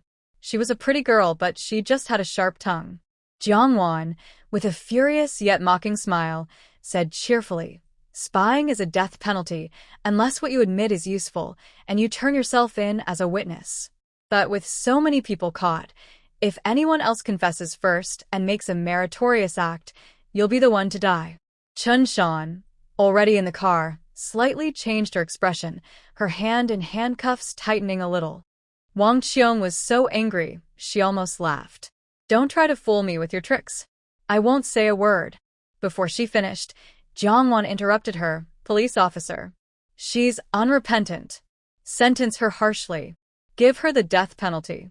Since the case involved spies, there were not only police but other law enforcement officials too. Su's supervisor was the one Jiang Wan was staring at and speaking to. Seeing his different attire and higher rank, Jiang Wan understood he was more important than the others. Su's supervisor had initially thought she was just making trouble, but after hearing her explanation, he nodded slightly. Wang Qiong was furious, her face dark as a storm cloud. This person is from the Fu family. They must want to get her. If she truly refused to cooperate and didn't confess, they might be taking advantage of the Fu family's influence. Before she could speak again, she was forcibly pushed into the car and the door was closed. When Inspector Su got into the car, he unexpectedly looked back at Jiang Wan nearby. Was Fu Qingyin just a rural wife who brought good luck?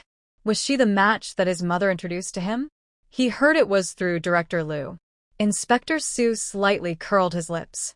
Since Director Liu was hosting a banquet for her adopted daughter, he should be free and could go there. On the surface, it was a family reunion banquet, but in reality, it was another kind of matchmaking event. If the man was willing, he could join. If not, he didn't have to. A month had passed since everything settled down. Amid the chaos of accusations, more and more of Guan Xian's actions were exposed. Not only Guan Xian, but also her mentor, her teacher, was involved in more and more related incidents. Guan Xian and her mentor had long been providing yellow-skin drug users abroad and also supplying blood samples of domestic people. They were helping foreign organizations develop a dangerous gene weapon targeting specific races. For example, in 1961, foreign forces released 70 million liters of leaf fall agent in the jungle near the Vietnam border. Once ingested, this agent causes lifelong, incurable, hereditary mental illnesses. As more people fall ill, the genetic makeup of the entire nation could be altered. At the end of the year, Guan Xian requested to see Lu Lan before her execution. Lu Lan agreed. She also wanted to know why Guan Xian wanted to harm her son. Their last meeting felt different.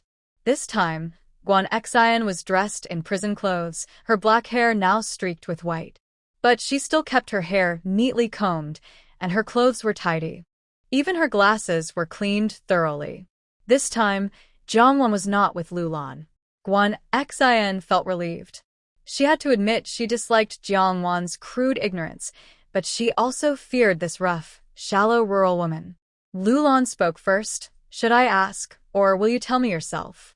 Guan Xian asked, "If I say I didn't instruct Wang Qin, do you believe me?" Lu Lan looked at her coldly. She knew Guan Xian had admitted to many things, except for encouraging Wang Qin to poison her son. Guan Xian said, "You don't believe me." Wang Qin was dead, and Gao Yao's address was indeed her secret residence. Lu Lan didn't want to beat around the bush. "If you don't want to say it, then don't."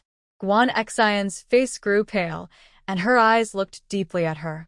"In 3 days, I will be executed. Her parents have already cut ties with her. Her close friends are either dragged into jail or fired because of her. Guan Xian can only turn to Lu Lan.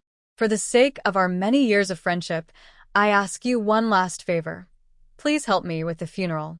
Lu Lan was silent for a long time. When Guan Xian's hope was almost gone, she nodded in agreement. Guan Xian was a bit surprised. "You agreed?" She thought Lu Lan would blame her for turning Fu Qingyin into a vegetable and wouldn't agree to help with the funeral. Lu Lan's face was even colder. "Is there anything else?" Guan Xian lowered her head. "You used to ask me why I never got married." Lu Lan frowned. Côn phút. At this point, why bring that up? Guan Xian stood up and left. Because I can't get married.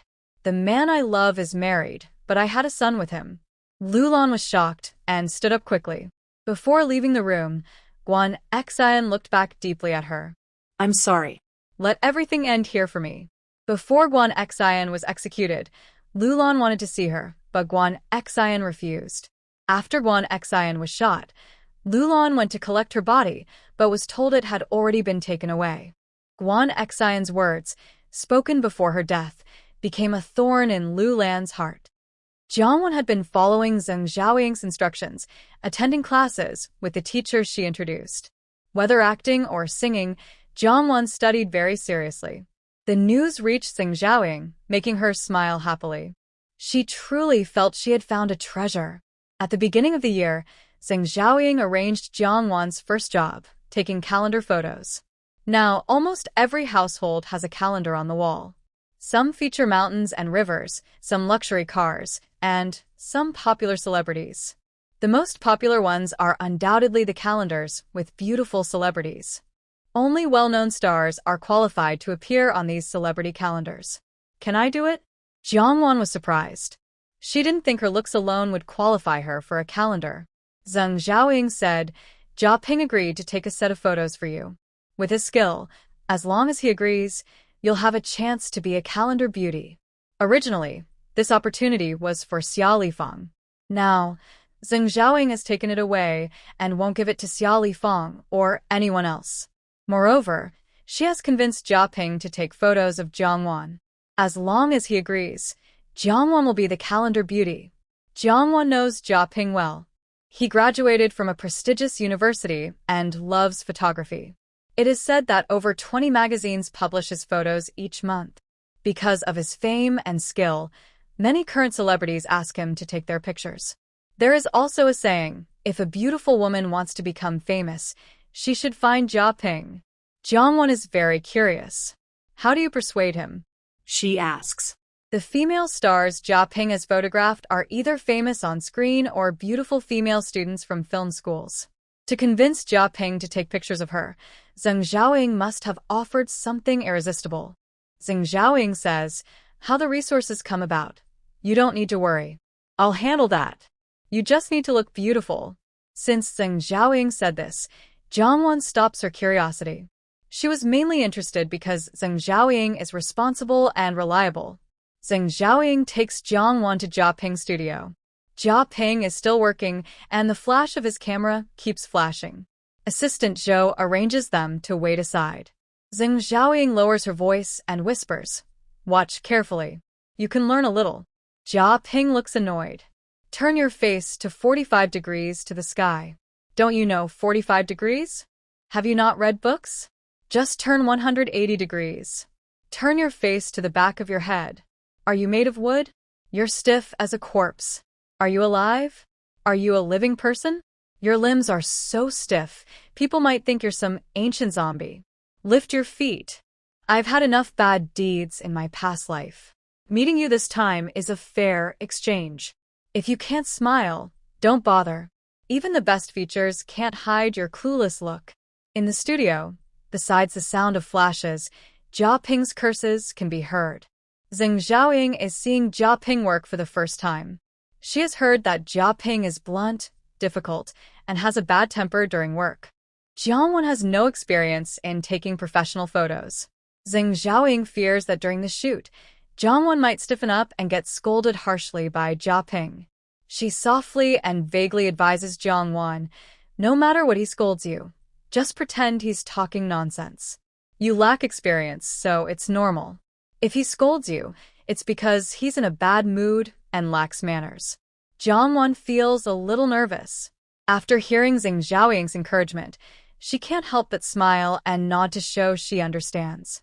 Zheng Xiaoying worries that Jiangwan might lose confidence if Jia Ping scolds her too much. Actually, Jiangwan is not afraid of being scolded. If she were emotionally fragile, she wouldn't have survived to adulthood. She fears causing trouble for others because of her shortcomings.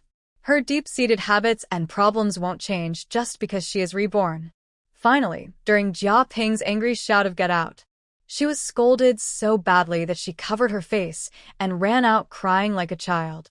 Zheng Xiaoying watched Jia Ping approach with a fierce look on his face, feeling a little worried. Jia Ping's shooting was not going well, and the models had been driven away by his scolding. If Jiang Wan goes to shoot now, she might also be scolded more harshly and face his anger. This was Jiang Wan's first job, and Zheng Xiaoying really didn't want her, this young sprout, to suffer a storm before she had a chance to grow. What if she gets hurt by the wind and rain? Jia Ping had met Zheng Xiaoying before and guessed that the person next to her was the model for the shoot. His critical gaze fell on her. Today, Jiang Wan was wearing a brown wool coat with a black turtleneck sweater underneath. She paired it with wide-leg plaid pants. The pants had been altered by a tailor. Although they were wide-leg and not trendy now, the overall look was very harmonious and had a luxurious fashion sense. Zheng Xiaoying could tell at a glance, and Jia Ping could naturally see Jiang Wan's unique qualities too. However, in Jia Ping's eyes, all successful stars had similar traits, so there was nothing surprising about her. After introductions, Jia Ping requested photos for all 4 seasons. There was a disagreement about summer.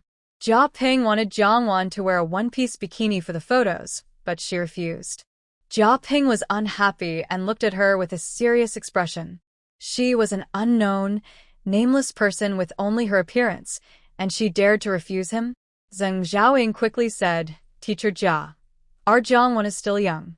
She might feel shy taking such photos, and if she can't relax, the photos won't look good." Jia Ping sneered. The last model was 16. Zheng Xiaoying. Jiang Wan asked him, "Teacher Jia, do you think only showing skin can showcase your photography skills?" Jia Ping didn't accept such questions from someone at her level. He mocked, "Do you know who you're talking to? Do you think just having a pretty face can make you famous?" Jiang Wan didn't believe that just having good looks could make someone popular. When Jiang Wan first entered the entertainment industry, it was because appearance was just the basic entry ticket. To become famous and stay popular, an artist needs more than talent. Luck is also essential. Currently, acting as Jia Ping's model is an opportunity placed before Jiang Wan.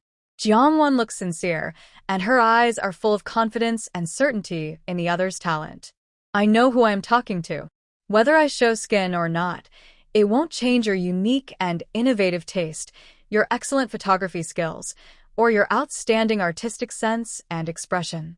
Just when Jia Ping thought the other was a troublemaker and didn't want to bother with her, she unexpectedly praised him so sincerely that he felt refreshed.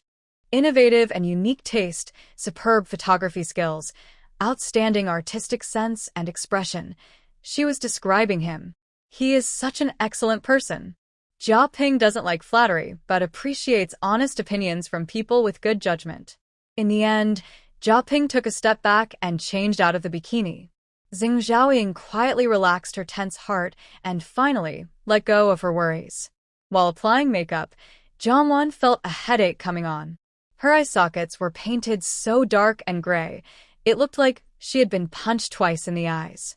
Looking at the makeup artist's skills, she saw that the products on the table, as long as they could be used, were all applied to her face. After the whole process, she was painted to look like a playful cat. Not to mention anything else, but her eyebrows were uneven and drawn so stiffly that even a blind person could tell. Jiang Wan suspiciously glanced at the makeup artist. If the previous model's makeup was also done by this artist, with that level of skill, it wouldn't be so bad, but it certainly wouldn't make her look disfigured. The makeup artist said seriously, "Miss, don't look at the heavy makeup now. When it's photographed, it will look just right. Cameras tend to eat makeup." Zheng Xiaoying frowned, thinking the makeup was not good enough. But since the artist was Jia Ping's makeup artist, and Jia Ping had already stepped back in the bikini incident, criticizing her now would probably anger him. Jiang Wan directly said, "I want to do my own makeup." The makeup artist was displeased. "I've worked on many popular celebrities, and they were all very satisfied. You're just an ordinary person, so where do you get the confidence to criticize my skills? I won't serve you anymore." Jiang Wan looked somewhat sympathetic. Are they really that easy to please? The makeup artist's face turned green with anger. "If you're so picky, just do your own makeup." Without giving anyone a chance to speak, She slammed the door and left. Jiangwan said, "Fourth sister, I suspect she was bought by Xiao Feng. Go check it out." Zheng Xiaoying's expression became serious. Then you. Jiangwan wiped her face, still wearing makeup. "I'll do my own makeup." Zheng Xiaoying hurried to check the situation. Jia Ping's makeup artist was driven away in frustration. He calmly entered the dressing room, while a useless flower vase kept coming over to act like a big shot, really giving her face. You. Jia Ping frowned as he opened his mouth, but then Jiangwan turned around. Jiangwan had already finished her makeup. Her skin was good, only her eyes, eyebrows, and lips needed some coloring and shading. Jiangwan's makeup skills were self-taught, inspired by characters from the TV drama The Generation of Martial Kings. Whether it was successful or not, judging by Jia Ping's reaction, it seemed to be a success. Jia Ping recognized that her makeup didn't look like it was done by a professional makeup artist. "Did you do it yourself?" Jiangwan's features were already delicate. Under her brush, combined with her spring-themed floral dress, she looked like a fairy descending to the mortal world. The outfits for the professional photos were very exaggerated, with bold styles that stood out from ordinary fashion, making them very trendy. Jia Ping was willing to spend money on this, whether on photography equipment, backgrounds, or clothing. He used the best within his means. The dress Jiangwan was wearing now had a strapless design, with fluffy white layers on the chest, a light yellow waist, and a short front skirt reaching her thighs, while the back had a long, flowing hem that touched the ground. Just this dress cost over 1,000 yuan. "Help me out." Jiangwan directed Jia Ping to come over and help curl her hair with a curling iron. Jia Ping. What a spoiled flower vase. Now she was giving him orders. But he obediently went over to curl her hair. When Zheng Xiaoying returned, she found the usually grumpy Jia Ping curling her precious baby's hair. Jiangwan was very satisfied with her reflection in the mirror, taking photos repeatedly and sighing, "Teacher Jia, your makeup artist's skills are not as good as yours. His makeup can't compare to your photography skills." Not only did he help curl her hair, but he also helped her put on a bow. "Jia Ping." Zheng Xiaoying tentatively asked, "Teacher Jia, can we start shooting now?" Since Jia Ping was already helping, if they didn't shoot, wouldn't all his effort be wasted? The group headed to the studio. Zheng Xiaoying watched Jia Ping rearranging the lighting and background based on Jiangwan, thinking that with her presence, Jiangwan might feel more upset and vulnerable when scolded harshly. When Jiangwan looked up, she noticed from the corner of her eye that Zheng Xiaoying was slowly walking out of the corner of the wall. Jia Ping, as a photographer, often takes on multiple roles: lighting technician, stylist, and costume designer. He has a unique sense of style that helps him capture the beauty of his models perfectly in photos. Zheng Xiaoying went outside for a walk and bought drinks for the people in Jia Ping's studio to bring back. People are often soft-spoken and gentle when they are kind, and Zheng Xiaoying hoped Jia Ping would be gentle with her. Zheng Xiaoying thought that when she entered the studio, she might hear Jia Ping shouting angry words or even see Jiangwan crying from being scolded. "Bend over. Hands on your stomach. Lean forward. Turn your head slightly. Take a few steps, then turn your head. Smile. Side pose, lower your head, and look up slightly. Good." Jia Ping had been holding back for a long time but finally couldn't help but shout out good. Since he started taking photos, Jia Ping had never felt so excited. Not only was his inspiration flowing wildly, but Jiangwan's cooperation and understanding made him feel even more thrilled. Jia Ping's ability to communicate with others has always been a weakness. Models often don't understand what he wants to express, making communication difficult, and as a result, they can't show the desired pose or expression. But Jiangwan was different. She understood everything he said and knew exactly what feeling he wanted. Jia Ping looked into Jiangwan's eyes, which kept changing, and through the camera lens, his gaze became even more passionate. After shooting the seasonal clothing collection, Jia Ping also took a few more sets of photos on his own initiative. He didn't stop until it was completely dark, feeling very satisfied. When leaving, Zheng Xiaoying's excitement in her heart had calmed down. She knew that with Jia Ping actively taking photos of Jiangwan was about to become famous. Jia Ping signaled to Assistant Zhou to get Jiang Wan's contact information. The clever Assistant Zhou didn't understand Jia Ping's intention. Jia Ping had photographed many beauties before, most of whom voluntarily left their contact info. But he had never taken the initiative to ask for anyone's contact details. So, after the two left, Jia Ping asked him for Jiang Wan's contact info. Assistant Zhou. Huh? Jia Ping's face darkened. What's it for? Jiang Wan was exhausted after a day of shooting, but she was still in a good mood. She thought that even hard photos weren't so difficult. After the photos were developed, Jia Ping waited specifically for Jiang Wan to come pick them up. But it was Zheng Xiaoying who came instead. Zheng Xiaoying looked at the photos and couldn't get enough of them. She thought every single one was beautiful and worthy of being published in a magazine. Jia Ping cleared his throat. If you're not satisfied, you can do retakes. Zheng Xiaoying quickly said, no need. No. Very good, I'm very satisfied. Jia Ping, you're satisfied, but what about her? Why didn't she come? Maybe she's not happy. Zheng Xiaoying looked at the other person carefully.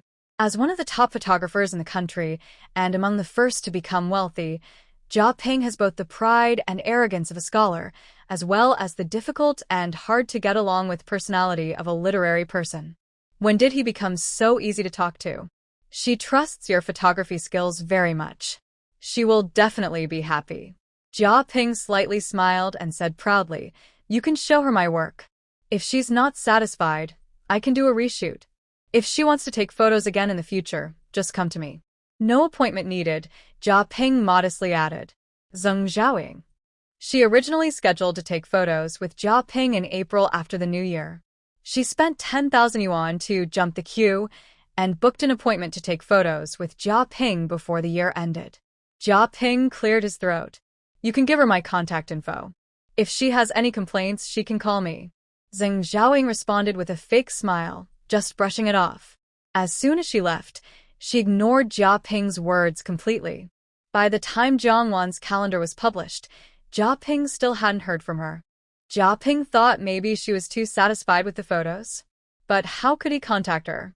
He really enjoyed the feeling of inspiration bursting when taking her photos, and he loved the unmatched chemistry between them. He felt she was his muse. When the calendar came out, Jiang Wan didn't hide it secretly, but openly showed it to her mother-in-law and others in the living room. I met someone while shopping who said he was a photographer and insisted on taking photos with me. I didn't want to, but he wouldn't let me go. He also said he'd pay me after the shoot, so since it was free and I could take pictures, I agreed.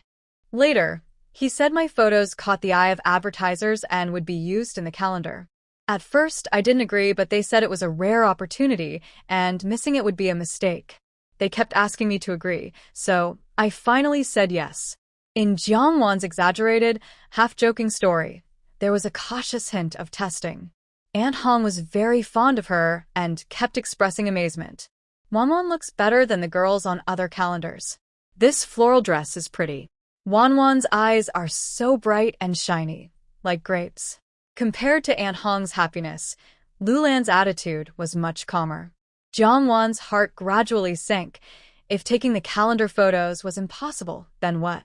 Lulan suddenly pointed at the special custom-made red dress on the calendar, asking, can you buy it back? I can wear it on the 15th. On the 15th day of the first lunar month, Lulan officially recognized Jiang Wan as her adopted daughter. Aunt Hong glanced at the picture of the red dress on her calendar. Since it was winter, the sleeveless red dress was made of thick, textured material. It had a fluffy white fur collar, a delicate diagonal clasp, and a traditional Chinese style. Paired with a fuzzy shawl, it looked very fashionable and stylish today. Looks good. Red is also lucky and cheerful. Aunt Hong nodded repeatedly, showing her approval. Jiang Wan thought it was not necessary to make things complicated. Besides, the family had already prepared clothes. Lulan liked it very much. The dress suited Jiang Wan's temperament and presence, making her stand out. Since the day was both the Lantern Festival and the day they recognized their relationship, it was a double celebration. The red dress was both proper and festive, and looked very nice. However, Jia Ping's clothes were all bought from elsewhere, some even designed by foreign designers, which were not available domestically. The red dress was designed by a Hong Kong city designer, and it was the only one in the country. Back in a room, Jongwon looked at the red dress on the calendar and thought about calling Zheng Xiaoying. Zheng Xiaoying, what did you just say? Jongwon, I said my mother-in-law really likes that red dress. I want to buy it to wear on the 15th. Zheng Xiaoying, your mother-in-law? Are you married? Jongwon, yes. Zheng Xiaoying was silent for a moment. Jongwon hesitated, wondering whether to tell her about her marriage and divorce. Zheng Xiaoying scratched her head and said, just get married then. Anyway, you already agreed not to take those intimate or revealing photos. I'll ask about the dress, but he's not short of money, so he might not sell it. If we rent it, do you want to? Jongwon, that's fine. In small matters, Jongwon usually preferred her mother-in-law to be happy. But in big matters, like investigating Guan Xian's lover and her son, she really couldn't help much. After hanging up, Zheng Xiaoying contacted Jia Ping. Mr. Jia, I wish you a late Happy New Year. After exchanging a few polite words, she got to the point. I have a friend who saw Jongwon wearing that red dress on the calendar. Do you think you could part with it? Money is not an issue. Name your price. Jia Ping went straight to the point. Which friend? Zheng Xiaoying hesitated. Just a friend of mine. You don't know her. Jia Ping, I love making friends. You can introduce her to me and I'll talk directly with her. Zheng Xiaoying. Does Jia Ping have friends in the circle? Is he even brave enough to say that? Jia Ping's tone rises. Not convenient to say? Zheng Xiaoying. Teacher Jia, no matter who wears it, if you're willing to give up your love, I am willing to double. Jia Ping interrupts. All my clothes are personally chosen during business trips. I haven't sold any of them yet. If there's a chance, I just give them away directly. Although he hasn't given any away so far, it doesn't matter. It doesn't stop him from saying that. Zheng Xiaoying rubs his forehead and mentions a name. Jongwon. Jia Ping smiles slightly, a faint light in his eyes. You can have someone come to pick it up. Zheng Xiaoying finds it hard to reveal Jongwon's private situation. But if Jia Ping really develops feelings for Jongwon and then suddenly finds out she is married, he might get angry. So Zheng Xiaoying plans to tell Jia Ping's close friends that Jongwon is already in a relationship. After the clothes are taken away, Assistant Zhou indeed says to Jia Ping, should we ask for the clothes back? This dress was designed by Hong Kong designer Kong Muji. Although they didn't pay for it, it was because they are very good friends. Its value is much higher than clothes bought with money. Jia Ping rolls his eyes. Things given away and now taken back? Assistant Zhou. Then what? Gave it for nothing? Jia Ping calmly replies. She is already in a relationship. No feelings involved. He finally found a muse, and he wants to see who dares to take his muse away. The clothes were delivered to Jongwon, and Zheng Xiaoying also mentioned that she didn't take money for them. The entertainment industry is like this. If you don't want to be involved, stay completely clear. Even if you look down on him, you'll offend people. Zheng Xiaoying has seen a lot of this. Jia Ping's bad temper is as famous as his talent, but I haven't heard of him being flirtatious or... Jongwon still says, just pay the money. If you can pay, don't owe favors. Zheng Xiaoying nods. I estimate this dress is worth about 1,000 in Hong Kong City. Jongwon feels a bit distressed. It's not because she thinks it's not worth it, but because the current economic gap between the country and Hong Kong City is huge. In her previous life, in 1992, when Zhang Lanyin was in Hong Kong City, she heard people say that the gap between Hong Kong stars and mainland stars was big. While mainland actors earned about 100 yuan per episode, they already earned over 1,000 yuan in Hong Kong City. Some popular stars could earn over 1 million yuan for a single film. The top martial arts actress Yang Jing could earn 5 million yuan for a single film. For mainland actors, these amounts are astronomical. Many mainland actors are eager to develop their careers in Hong Kong, like Xia Lifeng and Dong Shan. Just give 2,000. If he refuses, I will return the dress, Jiangwan said. Zheng Xiaoying was silent for a moment, then agreed. Okay. Jiangwan's personality is very different from Xia Lifeng's. Although she might cause some trouble, having Xiao Lifang as a warning makes Sing Zhaoying feel more at ease with someone like Jiang Wan, who has principles. Meanwhile, Assistant Zhou handed the money to Jia Ping. Jia Ping was organizing his collection of photography equipment when he heard this and smiled slightly. She doesn't want to owe me a favor and wants to cut ties completely, he said. After tidying up his gear, Jia Ping returned to his office, where the desk was filled with various professional photos of Jiang Wan he had taken last time. He picked a few photos and said, "Send these to Kong Mu in Hong Kong." Kong Mu had a fashion show in Hong Kong in May, and he planned to recommend Jiang Wan to try out. Many domestic entertainers want to develop in Hong Kong, even if it means competing fiercely. Jia Ping wants to give Jiang Wan this opportunity as a stepping stone. Today is the 15th Lantern Festival. The family reunion banquet at the Fu family was attended not only by several branches of the Fu family, but also by Old Master Fu himself.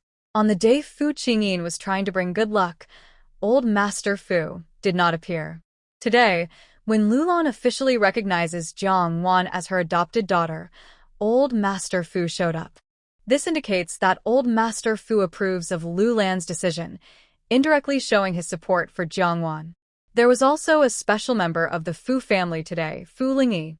Fu Qingyin's sister, Fu Lingyi, returned from abroad last night. As a diplomat, Fu Lingyi doesn't stay long in the country. Since marrying into the Fu family, Jiang Wan was seeing Fu Lingyi for the first time. Jiang Wan is 1.68 meters tall, quite tall among women, but Fu Lingyi is 1.75 meters, taller than Jiang Wan by a good amount. Fu Lingyi has been back home for a short time and isn't fully aware of what has happened in the family.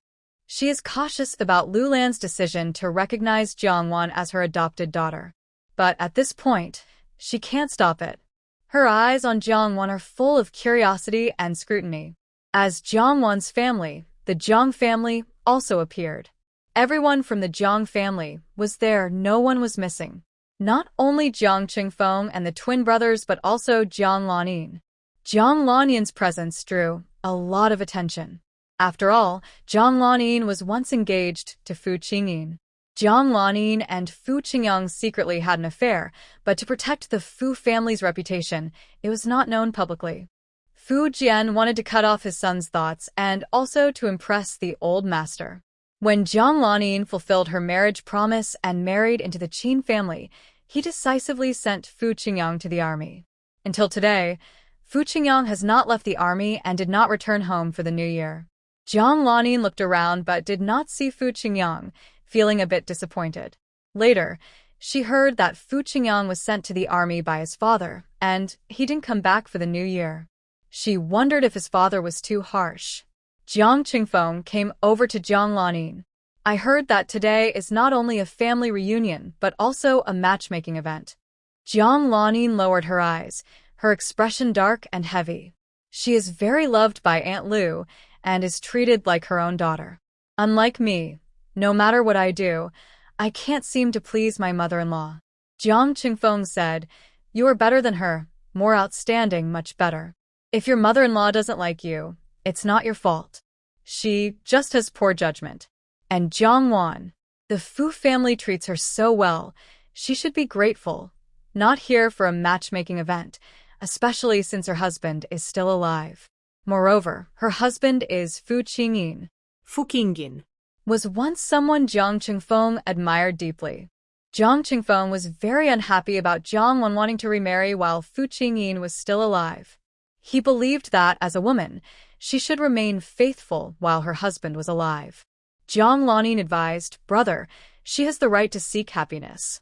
But Jiang Qingfeng refused to listen. If Fu Qingyin had died, Jiang Wan wanting to remarry, Jiang Qingfeng wouldn't oppose. But since Fu Qingyin was still alive and the Fu family treated her well, Jiang Wan's eagerness to remarry would only make others look down on her, thinking she was unfaithful and unkind, bringing shame to the Jiang family. "Stop bothering. I'll go talk to her," Jiang Qingfeng said. After Jiang Qingfeng headed toward Jiang Wan, Jiang Lanyin composed herself and found a quiet corner to sit down. Jiang Wan was introduced to some elders by Lu Lan and was asked to take care of her peers. "Since you're the same age, you'll have more to talk about. At this banquet, most of the peers present were young men, with fewer women. Jiang Wan didn't know Lu Lan's true intentions, so she remained calm, thinking she was helping her mother-in-law, now her godmother, by taking care of the guests. Zhao Xianping, the inspector from that day, greeted Jiang Wan first, as they had met briefly before.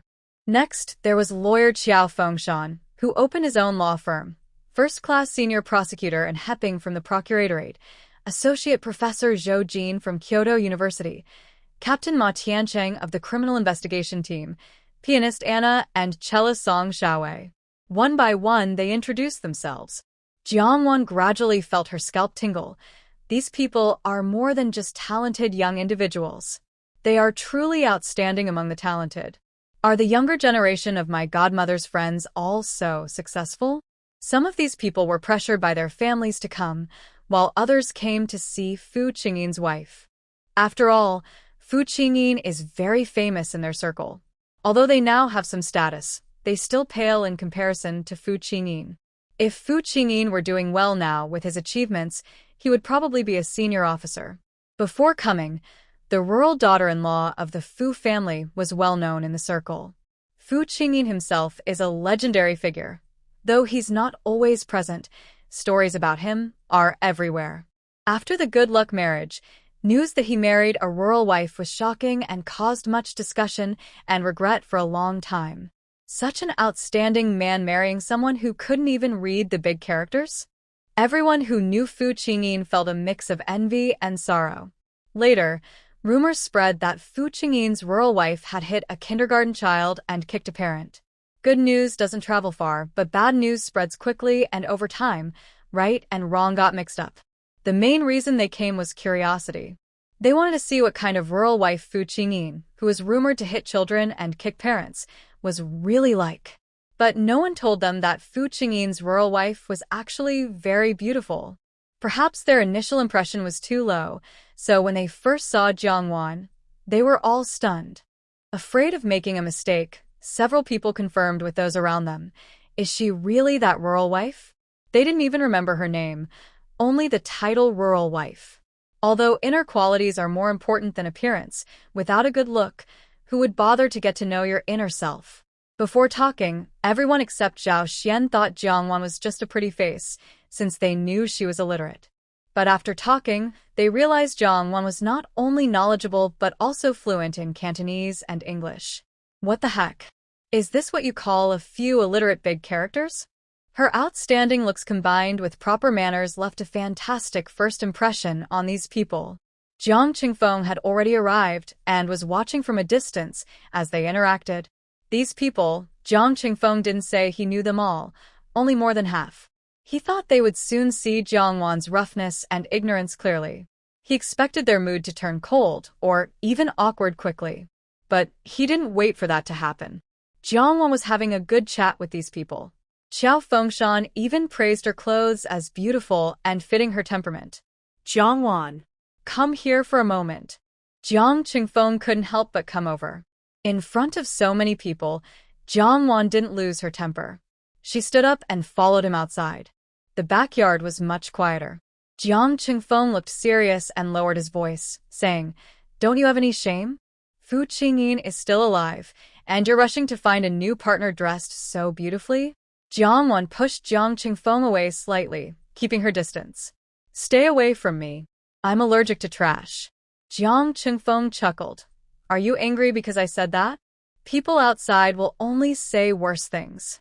Can't you wait a bit? Fu Qingyin won't live much longer. When he dies, no one will stop you from remarrying. Even if Fu's family agrees now, my parents and I won't." Familiar words, similar to those, made Jiang Wan feel furious. Her emotions took over, and she slapped him. Smack! It interrupted Jiang Qingfeng's words and helped Jiang Wan regain her composure, resisting the urge to lash out. The banquet hosted by the Fu family must go smoothly. She can't be the accident. Jiang Wan directly threatened him. "If you keep bothering me, I'll tell everyone about your and Jiang Lanyin's shameful secrets." Jiang Qingfeng's face turned pale. Jiang Wan, how dare you? Jiang Wan looked at him coldly, with disdain and a hint of contempt. When it gets cold, just cover yourself with dirt. Stay out of trouble. Jiang Qingfeng's mouth was busy with Fu Qingyin, who was trying to get off the bed and put on his military uniform. Soon after, Fu Qingyin appeared at the railing on the second floor, his long legs casually standing, his tall figure, and a calm expression as he slightly lowered his head to look down at the people below. Although he had slept for a year, his handsome face remained, but his aura was more restrained and sharp than before. In his searching gaze, he didn't find the person he wanted to see among the crowd, showing a hint of disappointment. An indescribable pressure made the people downstairs gradually notice the man on the second floor. Most of the people downstairs were young. Many older elders had been taken elsewhere by Lulan for entertainment. Zhao Xianping was the first to discover Fu Qingyin on the second floor. Fu Qingyin? Isn't he in a coma? Ma Qingtian also quickly noticed the man upstairs because of work. When he looked up and recognized who it was, he stood up in shock. Anna and the others across from him looked at each other confusedly, following their gaze. Those who recognized him covered their mouths in disbelief, eyes wide with shock and amazement. Fu Qingyin? It's really Fu Qingyin. People who didn't know him well also recognized the man amidst the others' exclamations. Wasn't Fu Qingyin a zombie a year ago? In the blink of an eye, everyone downstairs, whether joking or talking about business, fell silent and looked up at the man on the second floor. Although Fu Qingyin had been secretly training for a long time, it was his first time walking out of bed. His body couldn't fully support him going down the stairs. Now he was standing here, driven by incredible willpower. He wanted to see Jiangwan. He wanted to see his wife. A man who had endured the trials of war and emerged from the smoke carried a heavy, towering presence that seemed to suppress everything around him. Jiang. His hoarse voice seemed to cut through space, falling heavily on Jiangwan's ears as she entered the room. Jiangwan was furious before entering, but once inside, she found the room unusually quiet. Then she heard a strange, deep, hoarse call. Following the sound, Jiangwan looked toward its source. It was as if Fu Qingyin had stepped out of a photo on the wall inside the house. Her mind went blank for a moment. She blinked and asked, "Fu Qingyin?" Suddenly, Jiangwan realized Fu Qingyin was awake. A smile bloomed like a flower in her eyes, and also in Fu Qingyin's heart. The tense muscles on Fu Qingyin's face gradually relaxed. His gaze, hot like molten lava, locked onto Jiangwan. He stretched out his hands toward her. "Come here." Jiangwan reacted quickly. She knew Fu Qingyin had been lying there for so long, and it was a miracle he could walk out of the room. His body probably wouldn't last much longer. Worried, Jiangwan hurriedly ran upstairs. In front of everyone, Jiangwan was pulled into Fu Qingyin's arms. For Fu Qingyin, this was no longer just a fantasy. He finally held his wife tightly. The woman in his arms smelled sweet like flowers, soft as if without bones. She snuggled into his embrace, filling his empty chest with warmth. A man should never say no, especially when meeting his wife for the first time. At this moment, Fu Qingyin's legs couldn't support his body at all, and he was barely holding on with his strong willpower. While Jiangwan was holding him, nearly half of Fu Qingyin's strength was pressing down on her. Keep in mind, Fu Qingyin is almost 2 meters tall. Fortunately, Jiangwan has good physical strength and was mentally prepared, so she quickly supported Fu Qingyin. "Are you okay?" she asked. Fu Qingyin's intense gaze was like magma about to erupt from a volcano. Jiangwan blushed and turned her head, shouting for Aunt Hong to bring the wheelchair. Aunt Hong had already pushed the wheelchair over, tears filling her eyes. Captain Fu finally woke up. The Fu family was shocked when they heard the news and rushed over. Lu Lan, as the mother, saw her son wake up and come out of the room. She was so surprised and happy that her eyes instantly turned red. The Fu family gathered around, asking Fu Qingyin questions one after another. Fu Qingyin sat in the wheelchair, surrounded by noise that made his head ache. Old Master Fu saw this and immediately ordered everyone to step back.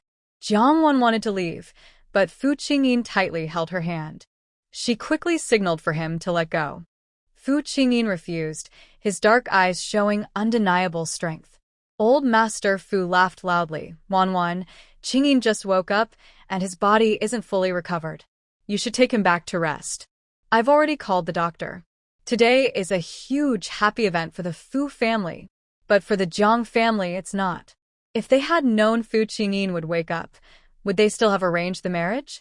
Jiang's father now felt more relieved that Jiang Lanin was married into the Qin family.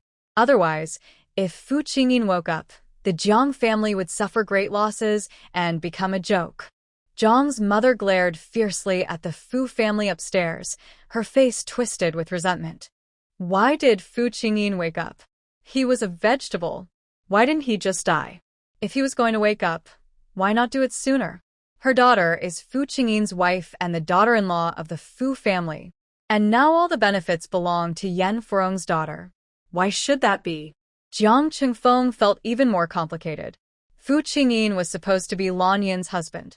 Jiang Lanin froze when she saw Fu Qingyin at first glance, as if she was instantly frozen by ice, her blood running through her body suddenly stopping. It was clear that a vegetable wouldn't wake up after a month, and the chances of waking up afterward were very slim. She waited patiently for more than half a year before her family suggested a marriage replacement to ensure safety.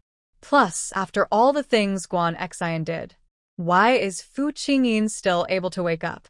Why can't Fu Qingyin just die? Why can't he just die outright? Jiang Lanin watched Fu Qingyin hold Jiang Wan in his arms and look at her with such gentle eyes, as if Jiang Wan was the only person in his eyes. What does she count for then? She has been his fiancée for several years. What does she really mean to him? Jiang Lanin's body went weak as she collapsed into Jiang Qingfeng's arms. She was almost burned alive by her own jealousy. Big brother, I lost brother Qingyin. Jiang Lanin's eyes were full of regret and tears, and she fainted immediately. Mother Jiang's heart ached like a knife. Lanin! Lanin! What's wrong? Don't scare Mom. If she had known it would turn out like this, she should have let Jiang Wan stay in the countryside to fend for herself. That hateful woman is ruining her daughter. Father Jiang noticed the looks from others around and struggled to maintain his expression. He couldn't help but look at Jiang Lanin with disgust, his eyes cold and ruthless. Mother Jiang trembled inside. Looking at her beloved daughter, she finally made a decision. She couldn't just watch Lanin be abandoned by Jiang Dai like this. Fu Qingyin woke up. Since this was such a big celebration for the Fu family, the banquet was also over. When he arrived, the young people seemed reluctant and unhappy. When they left, they still looked unwilling and unhappy. Zhao Xianping sat in his car smoking, his usually serious face showing signs of irritation. Fu Qingyin woke up. Does today's matchmaking banquet still count? As far as he knew, Fu Qingyin and Jiang Wan had already divorced, so today's event was just a matchmaking party. Is Jiang Wan now considered the daughter-in-law of the Fu family? Or is she recognized as the Fu family's adopted daughter? Not only Zhao Xianping but also Qiao Fengshan, who got into the car, frowned deeply. And Heping got in and immediately loosened his black tie, throwing it onto the back seat. Zhou Jin didn't drive himself.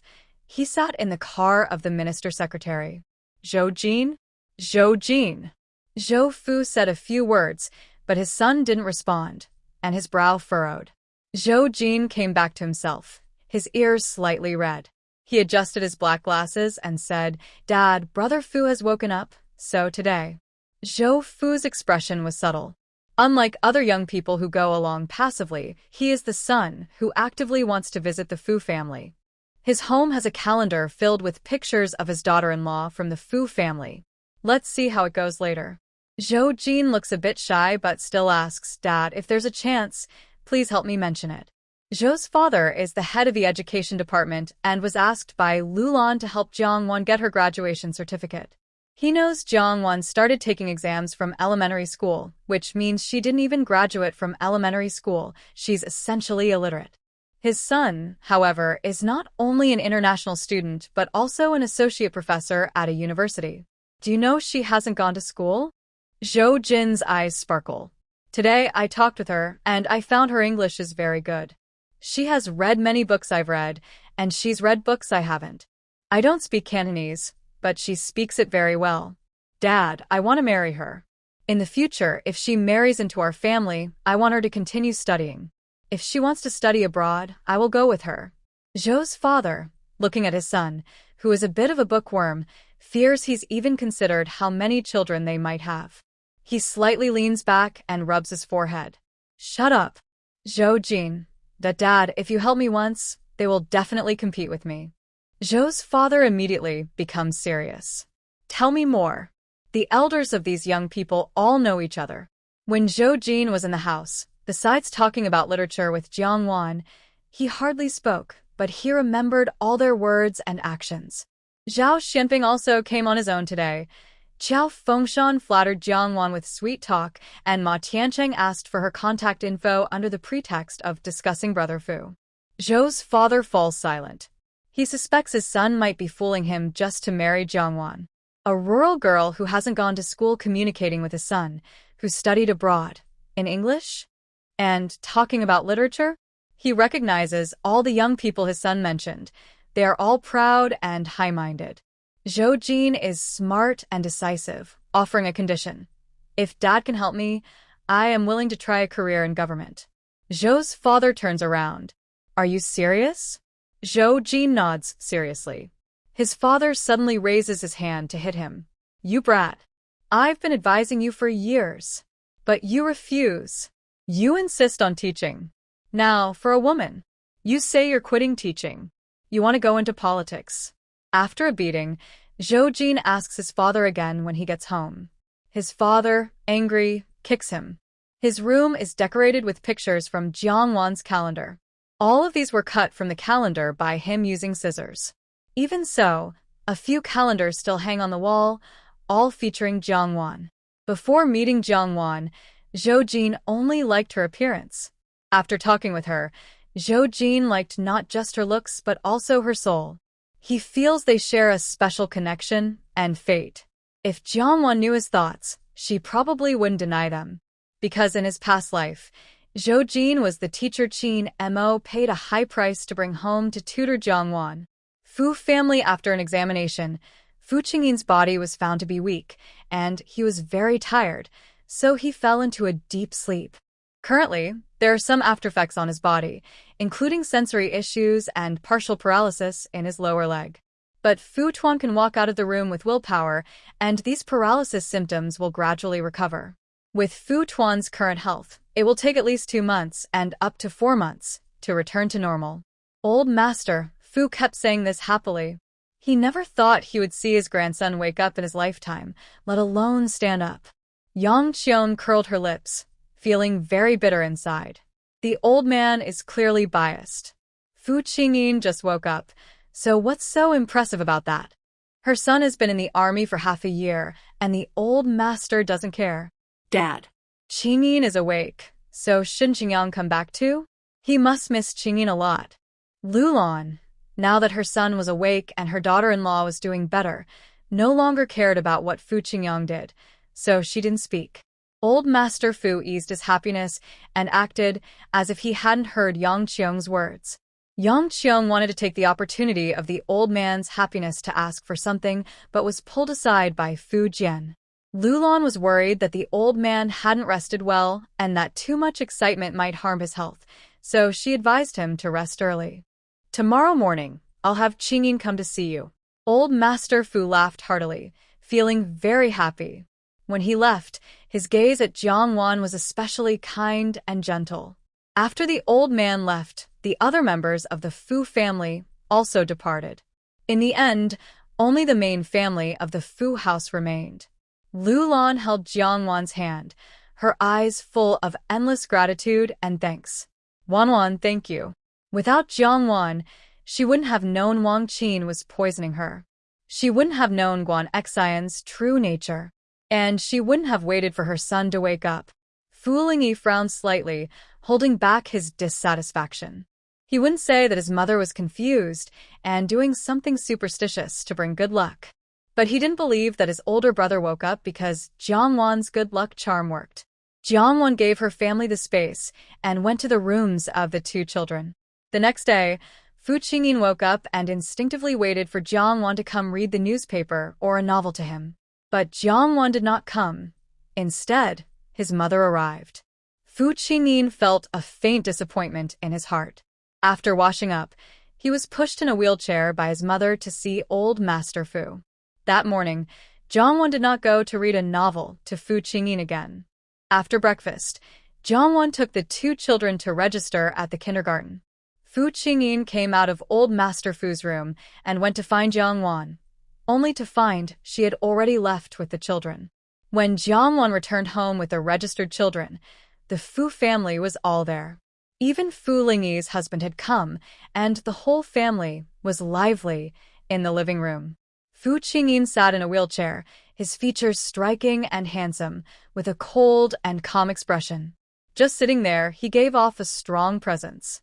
Jiang Wan and the two children's arrival seemed to cool the lively atmosphere instantly, like pouring a bucket of cold water.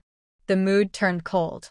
The two children's attitude towards Fu Qingyin was no longer as close as when he was sleeping. They hid behind Jiang Wan, looking at their father with a mix of fear and hope. Fu Qingyin spoke first before his mother. "You're back? Why didn't you call me to go to kindergarten this morning?" Jiang Wan's previously cold heart warmed again at his words. "Your body isn't fully recovered yet.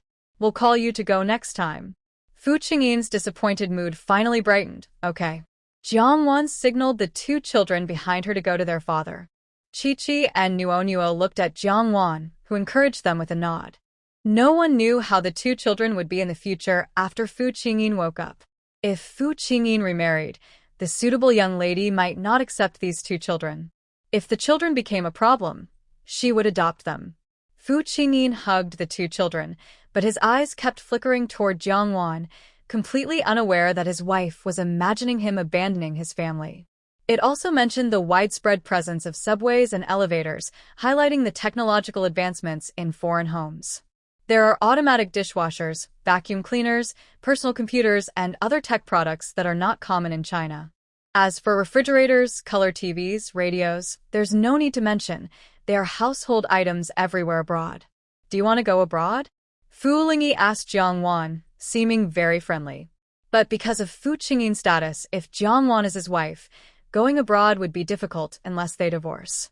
Fu Lingyi looked at Jiang Wan kindly and said, "If you want to go abroad, I can help you." Jiang Lanyin from the Jiang family is not a good person, so what kind of person is Jiang Wan? Fu Lingyi doesn't believe it. Even though her mother already told her that Jiang Wan saved her older brother's life by catching a snake, in rural areas, there are many snakes, insects, and rodents. Would Jiang Wan be afraid of snakes? Not to mention, before Jiang Wan married her brother to bring good luck, she had a fiancé she was engaged to for 5 years. Her mother said Jiang Wan married her brother voluntarily to bring good luck. A fiancé for 5 years, and she can just abandon him? Would she risk her life for a man she didn't even know before, who is now in a coma? Fu Lingyi thinks her mother is too involved in the situation. She sees clearly as an outsider. So, she believes people shouldn't stay in the Fu family or be near her older brother. Her brother is now better, and she believes he can find a better wife, someone smarter and less naive than a rural girl. Lu Lan's face darkened, warning her to stop. "Fu Lingyi."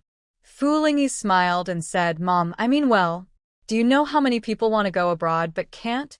Lu Lan didn't tell Fu Lingyi about the divorce between Jiang Wan and Fu Qingyin.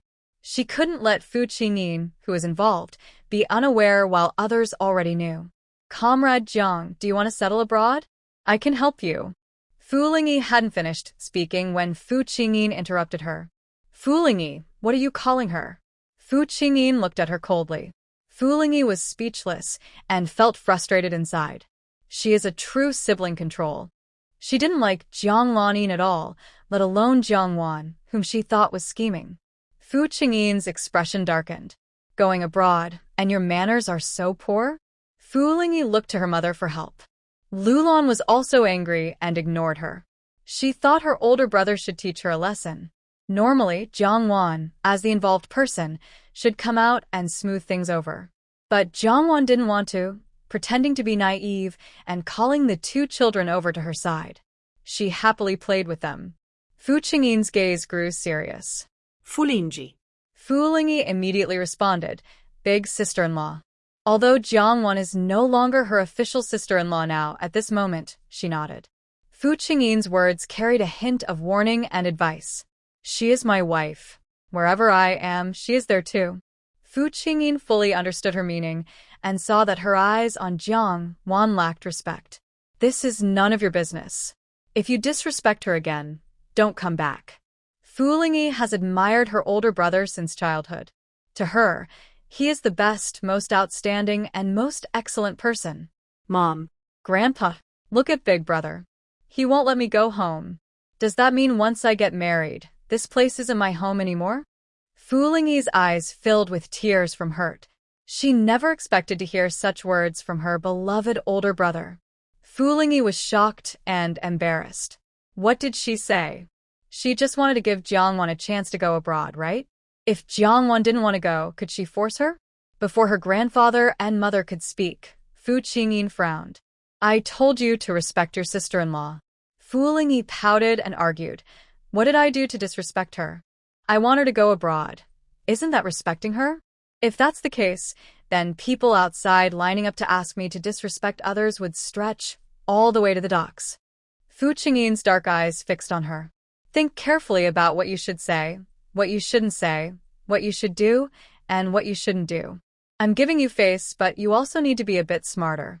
Feeling wronged, Fu Lingyi's mind was overwhelmed. Mom. Look at him. He says I don't have enough brains. Jiang Wan.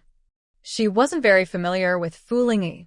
Today, what she saw was whether Fu Lingyi's talent for taking things out of context is natural or intentional, she wasn't sure. If it's natural, Fu Lingyi works at the Ministry of Foreign Affairs. Doesn't that ministry fear war? Lulan stopped her from causing more trouble. All right, your brother just woke up. Do you really want to upset him? Boyan. She just returned to the country and probably hasn't adjusted to the time difference. Her mind isn't very clear. You should take her to rest inside. Lulan advised her son-in-law. Fu Lingyi also worried about truly upsetting her older brother. She held back her frustration and returned to her room with her husband. Lulan looked deeply at her son. It seemed she needed to have a serious talk with him. In her previous life, Jiang Wan had traveled abroad, and she had even visited the water-themed park that Fu Lingyi mentioned. Foreign countries are indeed more developed, especially since our country just started reform and opening up when it was very poor. In the context of introducing advanced technology and talents from abroad, the idea that foreign is better and imported is fashionable has become deeply rooted in people's minds. Now, the whole country is in an era of blindly admiring foreign things. That's why Fu Lingyi feels willing to divorce Fu Qingyin for a chance to go abroad. Jiang Wan doesn't have a special longing for foreign countries. Our country is developing too. Although she can't see what the future will look like, she can imagine what it will be like in 10 years. The country's economy is growing fast, and Hong Kong has returned, restoring national pride. Sooner or later, the dragon will wake up and fly again. People's thoughts will gradually change. From the moment Fu Lingyi proposed to send Jiang Wan abroad, Fu Qingyin's face darkened. He deeply suspects he might have offended his mother and sister before falling asleep. The former wants them to divorce, to introduce a new partner to his wife. The latter simply sends his wife abroad, but in the end, they still divorce. Fu Qingyin feels a vague sense of unease at home. His mother and sister are just burdens. They get in the way. He starts thinking about moving out with Jiang Wan and the children to live alone. Jiang Wan tries to ignore Fu Qingyin's gaze, but his presence is too strong. She simply can't pretend anymore. I don't plan to go abroad for now. Even if I do, I will come back. A bittersweet and gentle feeling rises in her heart. She admits that Fu Qingyin just now looked very manly when defending her. Only after experiencing it do people realize who is better or worse. Fu Qingyin finally relaxes his tense heart.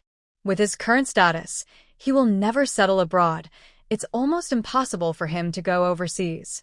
Old Master Fu, who has been pretending to be confused, gives Lulan a look.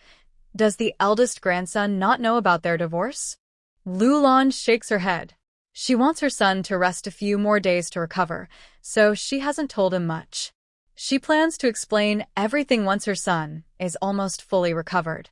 Old Master Fu is getting old, but he's not so senile as to forget everything.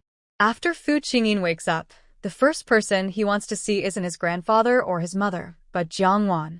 The old man guessed that the situation with his eldest grandson is probably the same as what his mother told him. Even if he has become a zombie, his consciousness is still clear. Otherwise, he wouldn't be so close to a stranger who is a woman comrade. Right now, the eldest grandson's eyes are almost glued to Jiang Wan. This marriage probably was a mistake. When Jiang Wan speaks, Fu Qingyin looks at her. When Jiang Wan is silent, Fu Qingyin also watches her. Jiang Wan can't help but blush and turn her head to glare at him. What's wrong with this person? Why does he keep staring at her? Fu Qingyin finally waits for her response, and a gentle light appears in his dark eyes. But in Jiang Wan's eyes, the pressure from him and his deep gaze feel like they want to swallow her whole life. Jiang Wan can only take the children to the backyard to play. Fu Qingyin's gaze follows her, and then he also goes over. Old Master Fu, who hasn't left yet, says. Lu Lan, who is still there, says. Old Master Fu feels sorry for his eldest grandson and suggests, maybe if they don't get married, it's as if they never separated. Lu Lan rejects his idea. Qingyin doesn't know about the divorce, but Wan does. If her son truly has feelings for Jiang Wan, then he should use his abilities to bring his wife back. Lu Lan sincerely appreciates Jiang Wan, so even if her son wakes up, she is willing for him to marry his wife again. Although she genuinely considers Jiang Wan as her daughter, daughters eventually marry out, but daughters-in-law are brought into the family. In the room, Fu Lingyi is very angry, pacing back and forth with a serious face. Zhou Boyan stares blankly at her, feeling dizzy from her pacing. She asks, "What do you think of Jiang Wan?" Zhou Boyan pushes his glasses on his nose. "I'm not familiar with her, I don't know much. I haven't investigated, so I can't say." Without investigation, he has no right to speak. Zhou Boyan feels he can't judge. Fu Lingyi is annoyed and says, "Don't you think she's impressive? I haven't done much, but my older brother is protecting her, and he doesn't even want me to go home.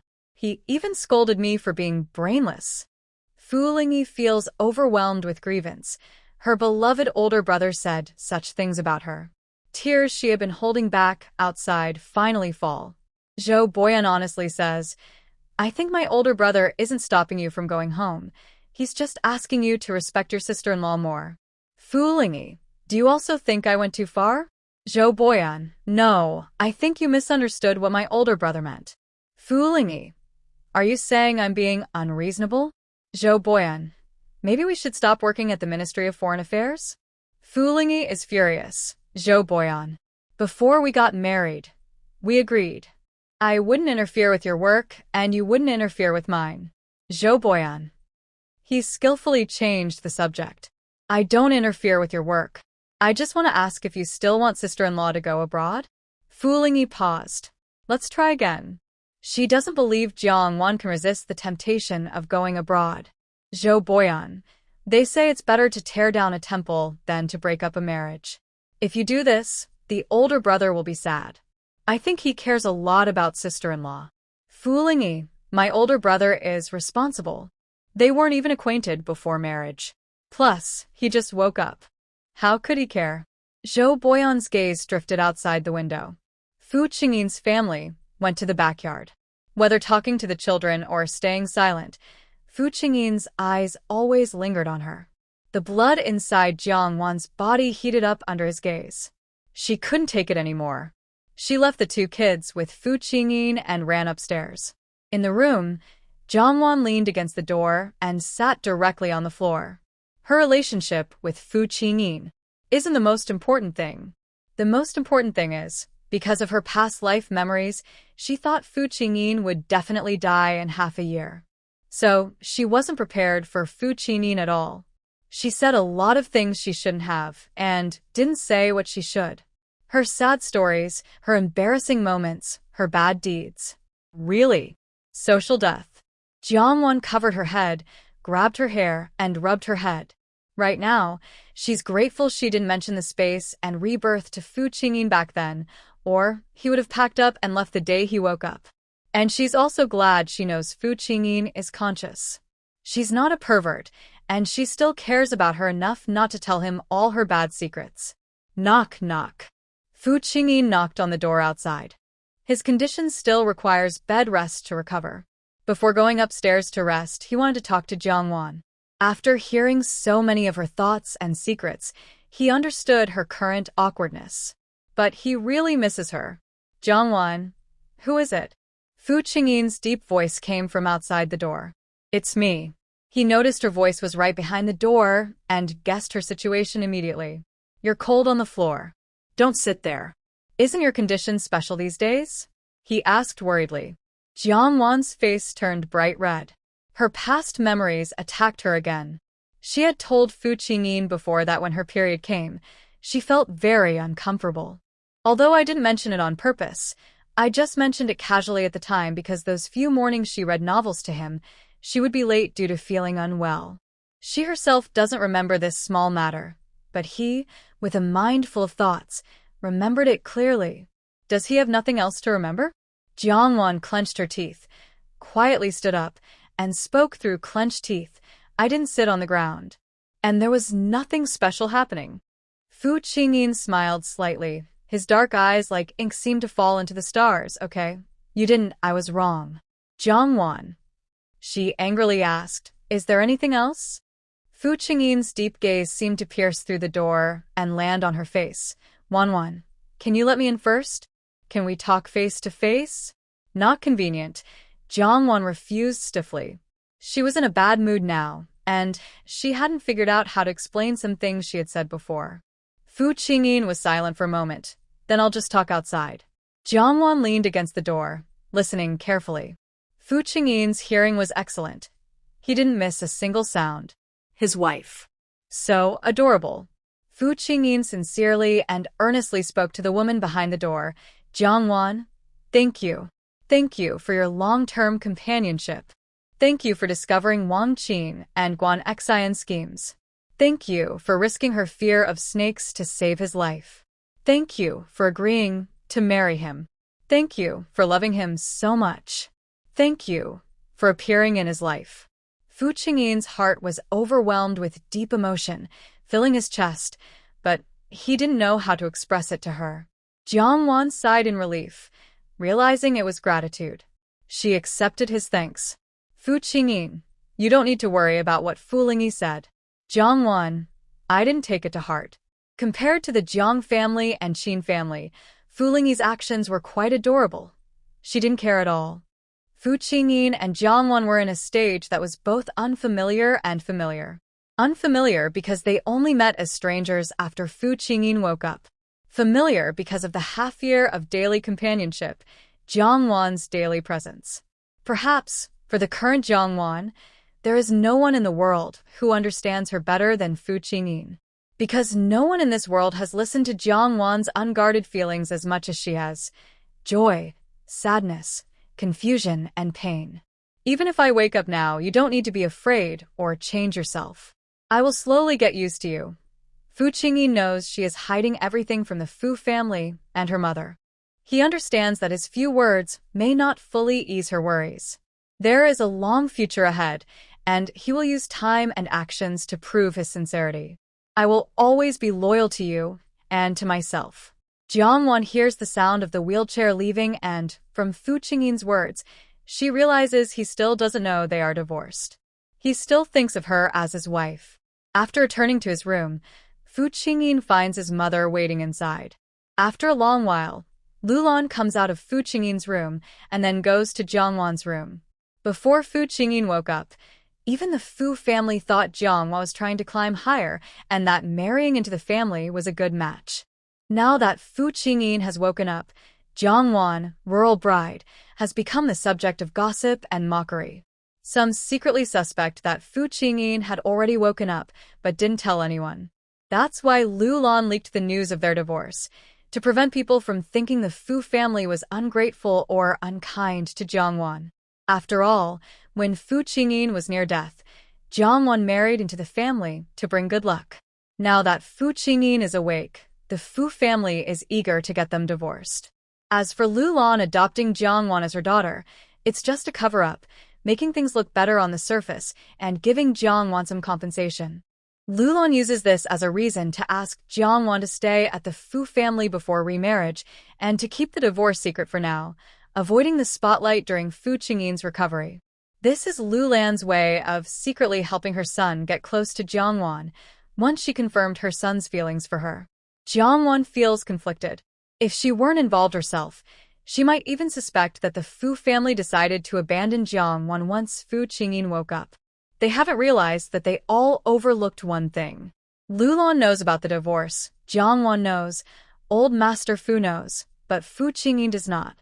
Although Lulan arranged the divorce for Jiangwan's benefit, as a mother and considering her son's affection for Jiangwan, her approach was somewhat difficult to explain to her son. So, Lulan didn't tell Fu Qingyin that they had divorced. She believed that Jiangwan, being the one directly involved, would surely tell him. As the person involved, Jiangwan felt that Lulan, being Fu Qingyin's biological mother, should have told Fu Qingyin about such an important matter. Both of them secretly believed that the other must have informed Fu Qingyin. Jiang family Jiang Lanin was applying makeup and dressing up in front of the mirror. Recently, she had Jiang Qingfeng ask around about the Fu family to confirm that Fu Qingyin had truly woken up. Jiang Lanin truly regretted her actions now. Among the men she knew, Fu Qingyin was the best in every way. Otherwise, the man she was engaged to wouldn't have been Fu Qingyin. She thought Fu Qingyin wouldn't wake up, so she believed she could marry Fu Qiang, which is why she arranged a substitute marriage and even exposed that she was not a Jiang family member. Now that Fu Qingyin had woken up, everything she did seemed so foolish. She even laughed tears out of her eyes. After Jiang Lanin finished dressing, her mother was already waiting nearby. "Are you really going?" her mother asked again to confirm. Jiang Lanin nodded, her eyes flickering slightly. "I was his fiancée for several years. No matter what, I should apologize to him face to face." Her mother wasn't without regrets. Compared to Fu Qingyin, Fu Qiang was a useless coward, lacking courage. He had the ability to her daughter, but couldn't take responsibility for her. Mother and daughter went to the Fu family. Lulan, following the doctor's advice, arranged a rehabilitation room on the first floor of the house for Fu Qingyin. Fu Qingyin was currently doing rehab exercises inside the room. When he heard Jiang Lanin was coming, his sweaty face showed a brief moment of blankness. Who is this person? After a second, he remembered who she was. Fu Qingyin wiped his sweat and came out of the room. The moment Jiang Lanin was pushed over, her eyes filled with tears. When Fu Qingyin reached her, tears also rolled down Jiang Lanin's face. Her mother acted very kindly, saying, "Qingyin, since you know he's awake, you've been worried about him. So, I brought her here to see you." Fu Qingyin, just finished rehab, radiated a warm, masculine aura. Jiang Lanin blushed and looked into his eyes full of emotion. Qingyin Gij. In the past, Jiang Lanin was Fu Qingyin's fiancé, and he did treat her a bit better. But now, the Jiang Lanin in his eyes was not only the woman who betrayed him but also the woman who had bullied his wife many times, making his wife despise her. "Just look and go. I don't welcome you here," Fu Qingyin said decisively and firmly. Jiang Lanin's eyes widened in disbelief. She couldn't believe he was so cold and ruthless to her. "Brother Qingyin, are you angry with me?" Fu Qingyin gently reminded her. "Fu Qingyang is still not back from the army because of you." Jiang Lanin's face instantly turned pale. The matter between her and Fu Qingyang was discovered by Lulan herself, and she had no way to defend herself. But does Fu Qingyin caring about this mean he still cares about her? A small feeling of happiness rose in Jiang Lanin's heart. Her eyes filled with tears. "Brother Qingyin, actually, the reason I was with Fu Qingyang was because I found out about my own background." Fu Qingyin looked at Jiang Lanin with a cold expression, ignoring her weak and pale face. Jiang Lanin's eyes looked sad and desperate, shining with tears as she looked at him, as if begging for a little bit of his mercy. I know I am not biologically part of the Jiang family. I know I don't deserve you, so I gave up and stayed with Fu Qingyang. I know that no matter what I say now, I can't change your opinion of me, nor can I undo the hurt I've caused you. But I still want to tell you I didn't dislike you becoming a plant talent and being with Fu Qingyang. I have never disliked you. Zhang's mother couldn't help but say, Lanyin is telling the truth. She was with Fu Qingyang before you had the accident. Fu Qingyin. He only slept for a little over a year. How could he not understand these people's thoughts? Do they think that not forgiving him for betraying him by becoming a plant talent is enough? Jiang Lanyin sobbed uncontrollably. If I had known you would have an accident, I definitely wouldn't have been with Fu Qingyang. I wouldn't have disliked you. Endless feelings were hidden in her tearful eyes, hesitant to speak. But at that time, I was already involved with Fu Qingyang. I had no other choice. Zhang's mother wiped her tears and said, if only Lanyin was a little less selfish and cared about Jiang Wan, she and you would already be together. She is just too kind. Before your accident, our family was already looking for Jiang Wan. Jiang Lanyin stopped her from continuing, Mom, I didn't do it for Jiang Wan. I did it for you and Dad. I can't let my selfishness make you lose the chance to reunite with your biological daughter. Zhang's mother believed her wholeheartedly and was willing to trust everything she said. What fault does her precious daughter have? Fu Qingyin looked at them with a blank expression, unaffected by their touching mother-daughter bond. He didn't believe a single word they said, not even a punctuation mark. They probably didn't know what kind of life Jiang Wan had at the Jiang family, or how the family treated her. He knew everything. Who was more trustworthy, Jiang Wan or them? That was obvious. Jiang Lanyin noticed from the corner of her eye that Fu Qingyin's face remained cold and distant, and she felt a little sinking feeling inside. Tears welled up as she looked at him sadly. I know no matter how many reasons I give, I can't change the fact that I am sorry for you. But you might not know. Jiang Lanyin raised her head, showing her most beautiful side profile under Fu Qingyin's gaze. I have already faced my punishment. I lost a kidney and can no longer have children. I lost the chance to be a mother. After speaking, Jiang Lanyin looked at Fu Qingyin eagerly, trying to find some pity in his coldness. From a leader's point of view, things are not just about good and evil. Not all leaders are heartless, but the saying kindness does not lead armies has been true throughout history. Fu Qingyin didn't feel any sympathy for Jiang Lanyin's tragic situation. He knew not only about Qin Wenfeng but also about Sister Wanqing. Because Jiang Wan told him everything. He knew everything. Why are you here today? Fu Qingyin asked impatiently, not wanting to hear more. Jiang Lanyin was not Jiang Wan. He had no interest in her secrets or lies. Jiang Lanyin looked at him sadly and said, I'm here to apologize and ask for your forgiveness. Fu Qingyin straightforwardly replied, you can apologize, but I won't forgive you. Zhang's mother stood up hurriedly and accused, Lanyin is already pitiful enough. Don't you have any compassion? She was your fiancée for several years. Is it Jiang Wan who said bad things about Lanyin in front of you? Ever since Jiang Wan was recognized by us, she's been at odds with Lanyin. She complains that we married her to you to bring good luck, and resents us for forcing her to marry. Jiang Lanyin quickly said, Mom, don't speak like that about my sister. She didn't want to marry into the Fu family because she has a fiancé of 5 years. They've been childhood sweethearts and are deeply in love. She's suffering too. Jiang Lanyin sharply reminded Fu Qingyin that Jiang Wan agreed to the marriage because Zhang's parents forced her, not because she wanted to. She didn't want to marry her fiancé for 5 years and instead chose to marry a living dead. It wasn't because she was forced, but because she was after the status of the Fu family. Zhang's mother tearfully and painfully wiped her eyes, saying, what is she suffering for? The one truly enduring hardship is you.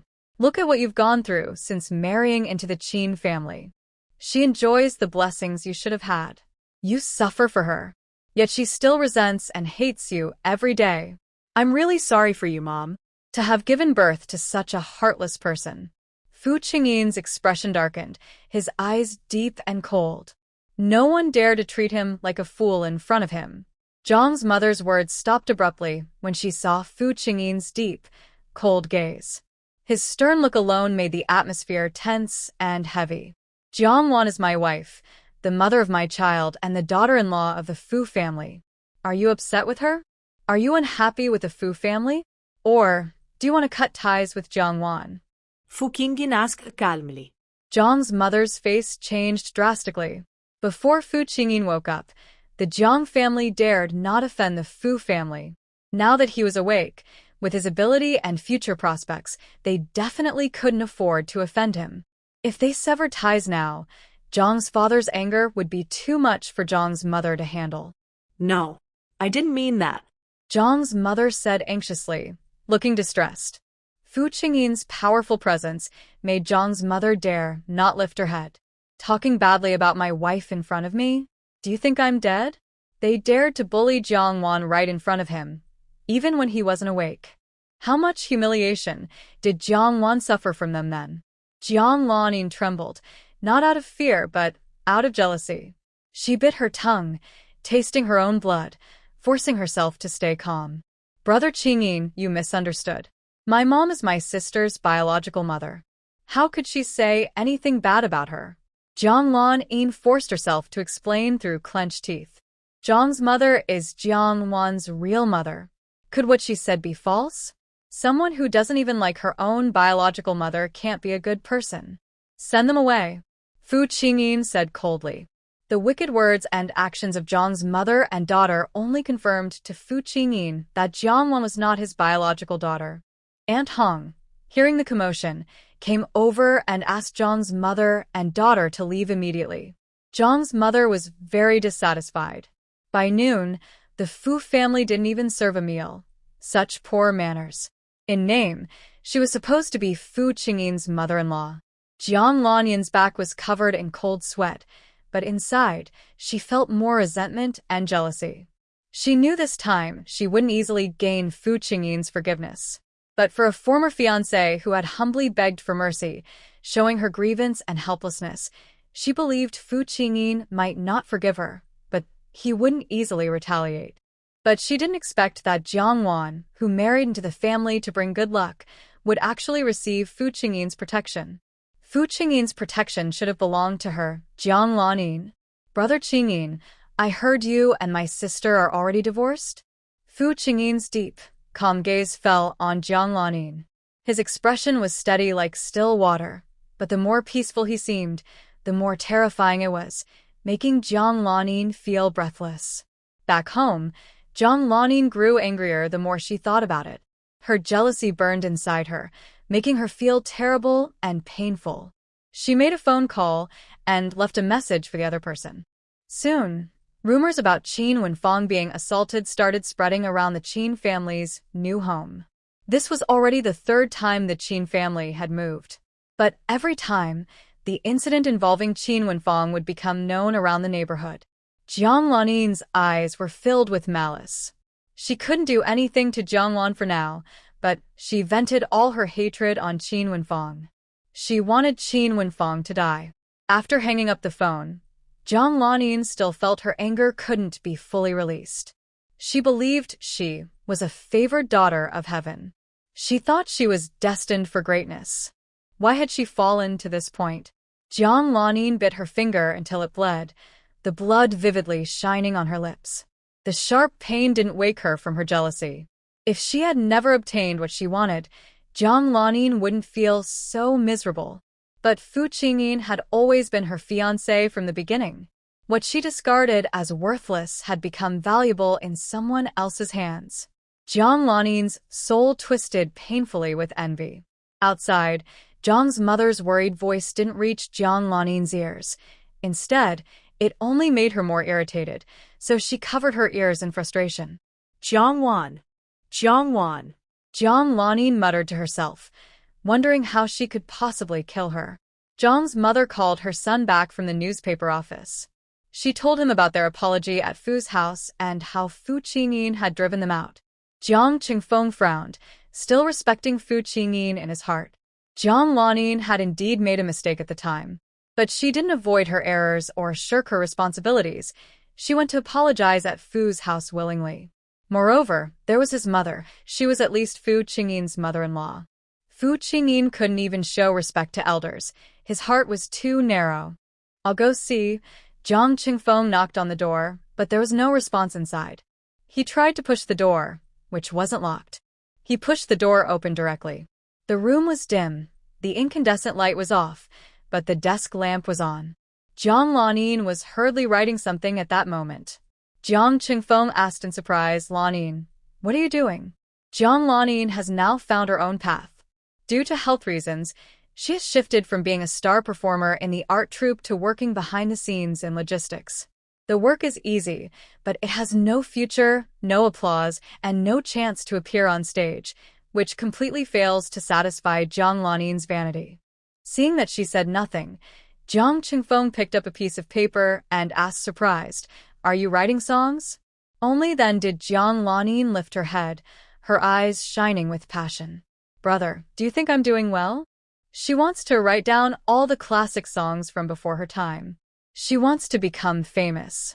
She wants stars from the mainland, Hong Kong, and Taiwan to come to her for songs. She wants to amaze everyone with her talent. The only regret is that the mainland still lacks awareness of music copyrights.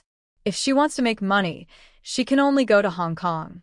Zhang Qingfeng looked at the lyrics of "Loving the country more than loving the beauty" and softly read aloud.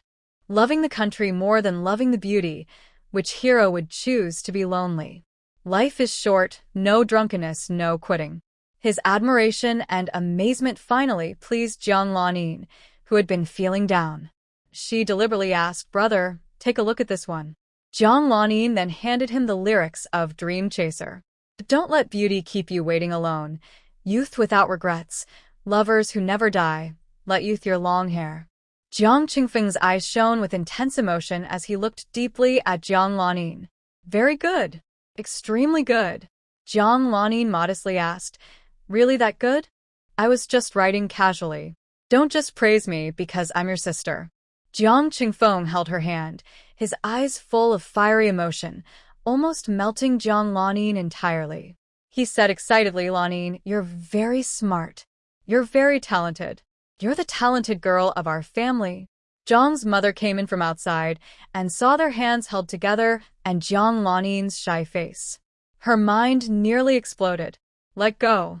What are you doing?" Zhang Qingfeng quickly released her hand and changed the subject, showing Zhang Lanyin's lyrics to their mother. "Mom, "Come see the lyrics Lanyin wrote." Zhang's mother, who teaches Chinese and has some literary knowledge, looked at Zhang Lanyin's lyrics and couldn't hide her joy and pride. She exclaimed, "Did you write all of this?" This is her daughter. Her biological daughter. She inherited all her talent. Zhang Lanyin nodded shyly, her heart gradually filled with a vanity that seemed like a castle in the air. While the Zhang family mother and son were proud of Zhang Lanyin's talent, Zheng Xiaoying also brought back news from Gangcheng. Zheng Xiaoying successfully registered dozens of songs under an anonymous name in Gangcheng. Jiang Wan learned this from Zheng Xiaoying and felt relieved. Since there is little awareness of copyright in the country, Jiang Wan copied all the songs under Zhang Lanyin's name that she could find and register them in Gangcheng to prevent Zhang Lanyin from gaining any advantage. Gangcheng has strict copyright laws and dedicated agencies to protect copyrights. Any singer or artist performing a song must pay royalties to the original songwriters. Even when translating original songs from the Sakura country, the translation is authorized and paid for by the copyright holders there.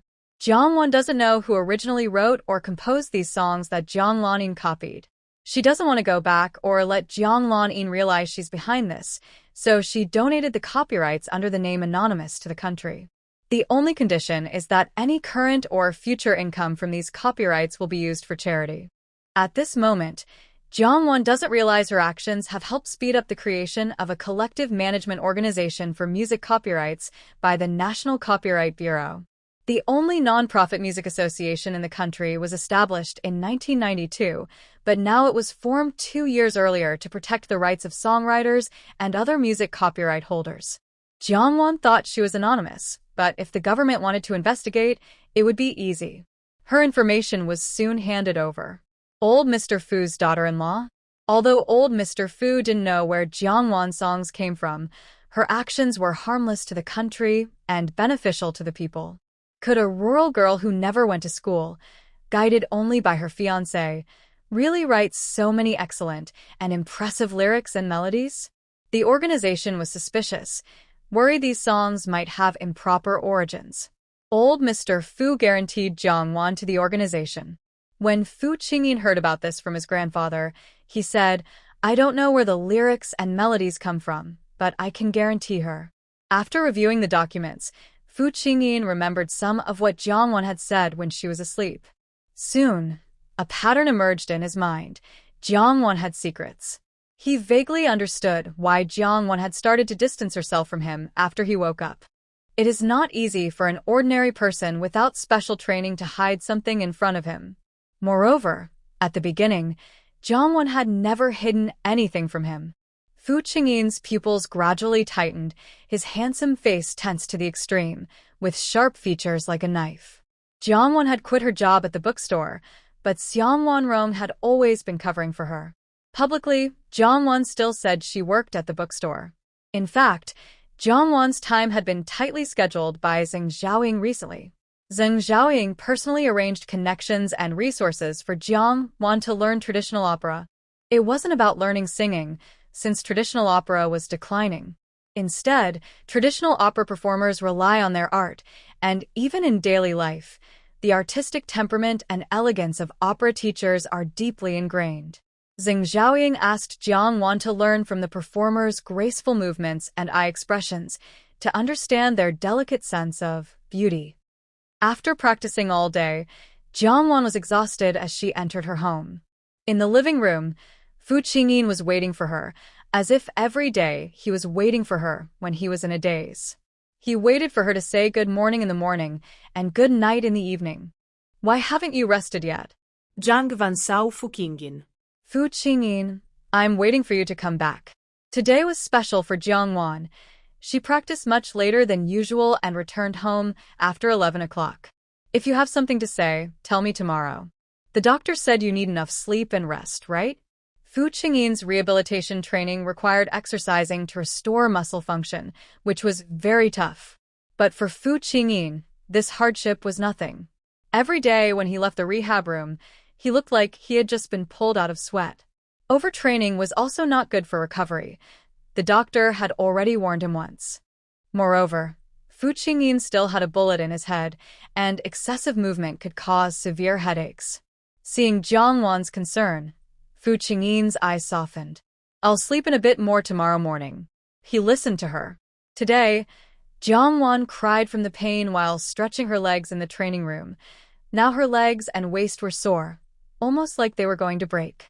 "Why do you need to talk about something at night?"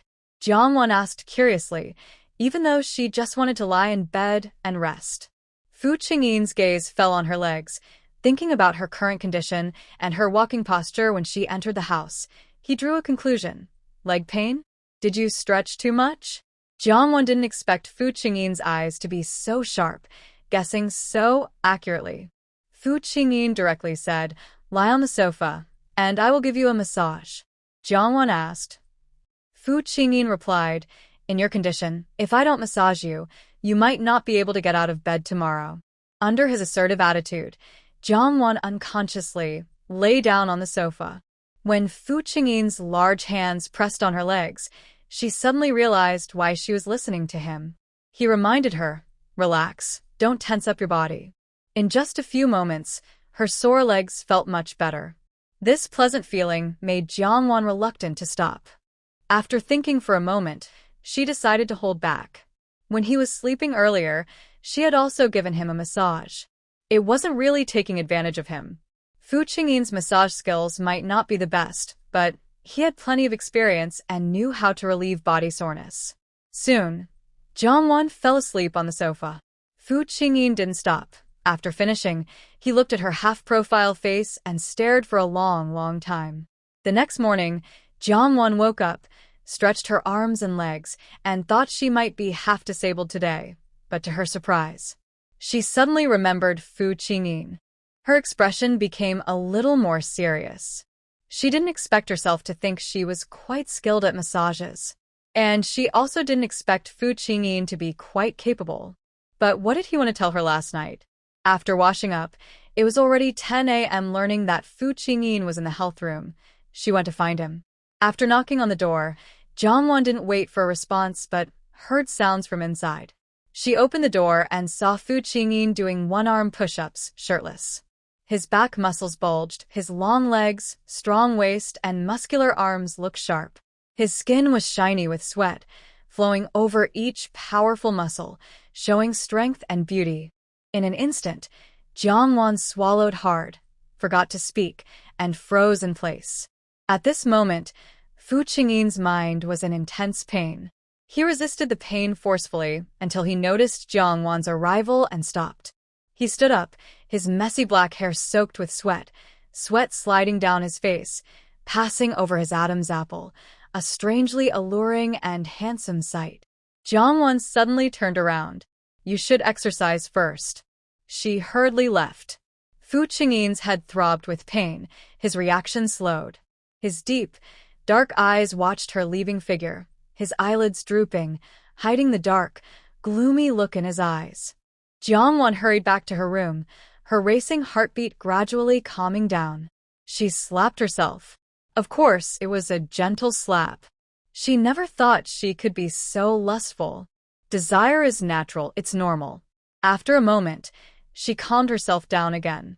Who asked Fu Qingyin to not wear proper clothes during the day? Self-reflection is important. I have no mistakes. When Fu Qingyin finished her shower and went to see Jiangwan had already gone to work. On her way to work, on the bus, Jiangwan received a phone call. It was from Qin Wenfang. Jiangwan contacted Xing Zhaoying, took a day off, and went to see Qin Wenfang. They arranged to meet in the park. Qin Wenfang looked even thinner than the last time Jiangwan saw her. Why have you lost more weight? Jiangwan's casual remark made Qin Wenfang tear up. Big brother didn't come home for the new year. Zhang Lanin also didn't return. Wherever we move, there are gossip and rumors, which hurt second brother's business at his stall. Qin Wenfang didn't plan to complain. She wanted to see Jiangwan and tell her something. But for some reason, when she saw Jiangwan and heard her caring words, she couldn't help but share her feelings of grievance.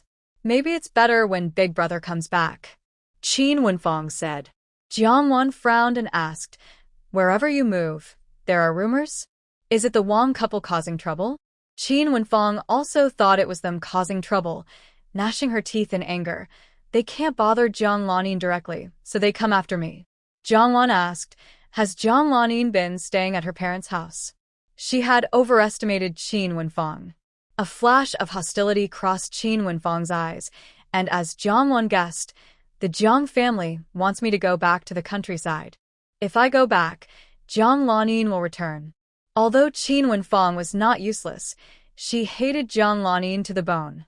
Jiangwan wouldn't help Zhang Lanin, and she watched Qin Wenfang be sent to the countryside. In the city, at least others don't recognize you. But if these people follow you to the countryside, in the countryside, they're mostly elders, classmates, friends, or colleagues of Qin Wenfang. Just thinking about it made her shiver. Jiangwan didn't speak, but Qin Wenfang knew the consequences. She would rather die than go back to the countryside. Jie, I came to see you today to tell you that my mother called back to the village. The village chief said you brought your foster parents to Kyoto and said it was your biological mother who called to invite them. And Jiangwan snapped out of her thoughts upon hearing this news and sneered. And what else? Qin Wenfang, she also spread a lot of bad words about you, saying you're stupid, mean, unfilial, and naive. She cursed bitterly. She's not even your real mother. Why does she say those things? She's just like her daughter. Both are shameless and despicable. Jiangwan's beautiful eyes and slightly upturned lips showed a mocking smile. In her past life, her adoptive mother Yan Furong had used a kind mother face to control her for half her life.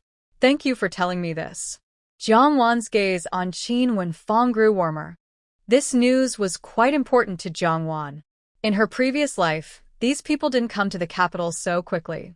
After all, Someone as vain as Jiang Lanin wouldn't want to see her unworthy biological parents who were not respectable to her. Hearing this, Jiang Wan asked her, "Do you still feel pain now?" Qin Wenfang was stunned. Her face instantly darkened. The gossip from others, her mother's accusations and anger, weighed heavily on her like a mountain. Jiang Wan told her, people's pain usually falls into two types. One makes you stronger, the other torments you endlessly. The first helps you grow, the second has no value and only destroys your spirit and will. Qin Wenfang's eyes dimmed, lacking light. I don't have the ability to choose, and I can't control myself from being tormented. Jiang Wan looked at her and said, "True strength doesn't come from protecting your pride, but from letting go of it. People who have nothing can have everything possible. To become strong, you must first face everything about yourself calmly, break yourself, and accept yourself. If you despise yourself, how can you expect others to respect or pity you?" Given Qin Wenfang's current situation, whether for herself or to deal with Jiang Lanin, she can't afford to lose face. She can't see herself as a normal person in the worldly sense. She needs to step out of the circle that society has drawn for women. Qin Wenfang's expression was complicated. She was only a middle school graduate, while Jiang Wan hadn't even gone to school. But why did she understand every word Jiang Wan said, yet when put together, she couldn't understand it? Wan, I don't understand. No. I don't get it. Qin Wenfang finished and rejected herself again. She anxiously grabbed her hair. I know, but I don't know what to do. Jiang Wan said, "No matter what you do, it won't be worse than now. You're a smart girl, you'll understand." If Qin Wenhui can break down and rebuild herself, her future still has hope. Qin Wenhui went back after Jiang Wan gave her a pep talk. She seemed to understand Jiang Wan's meaning, but breaking herself. How easy is that? Qin's mother saw Qin Wenhui return and frowned. Qin Wenhui's lost and hopeless face made her mother feel even more upset. All the resentment and anger from being criticized lately surged up like a fire in her heart.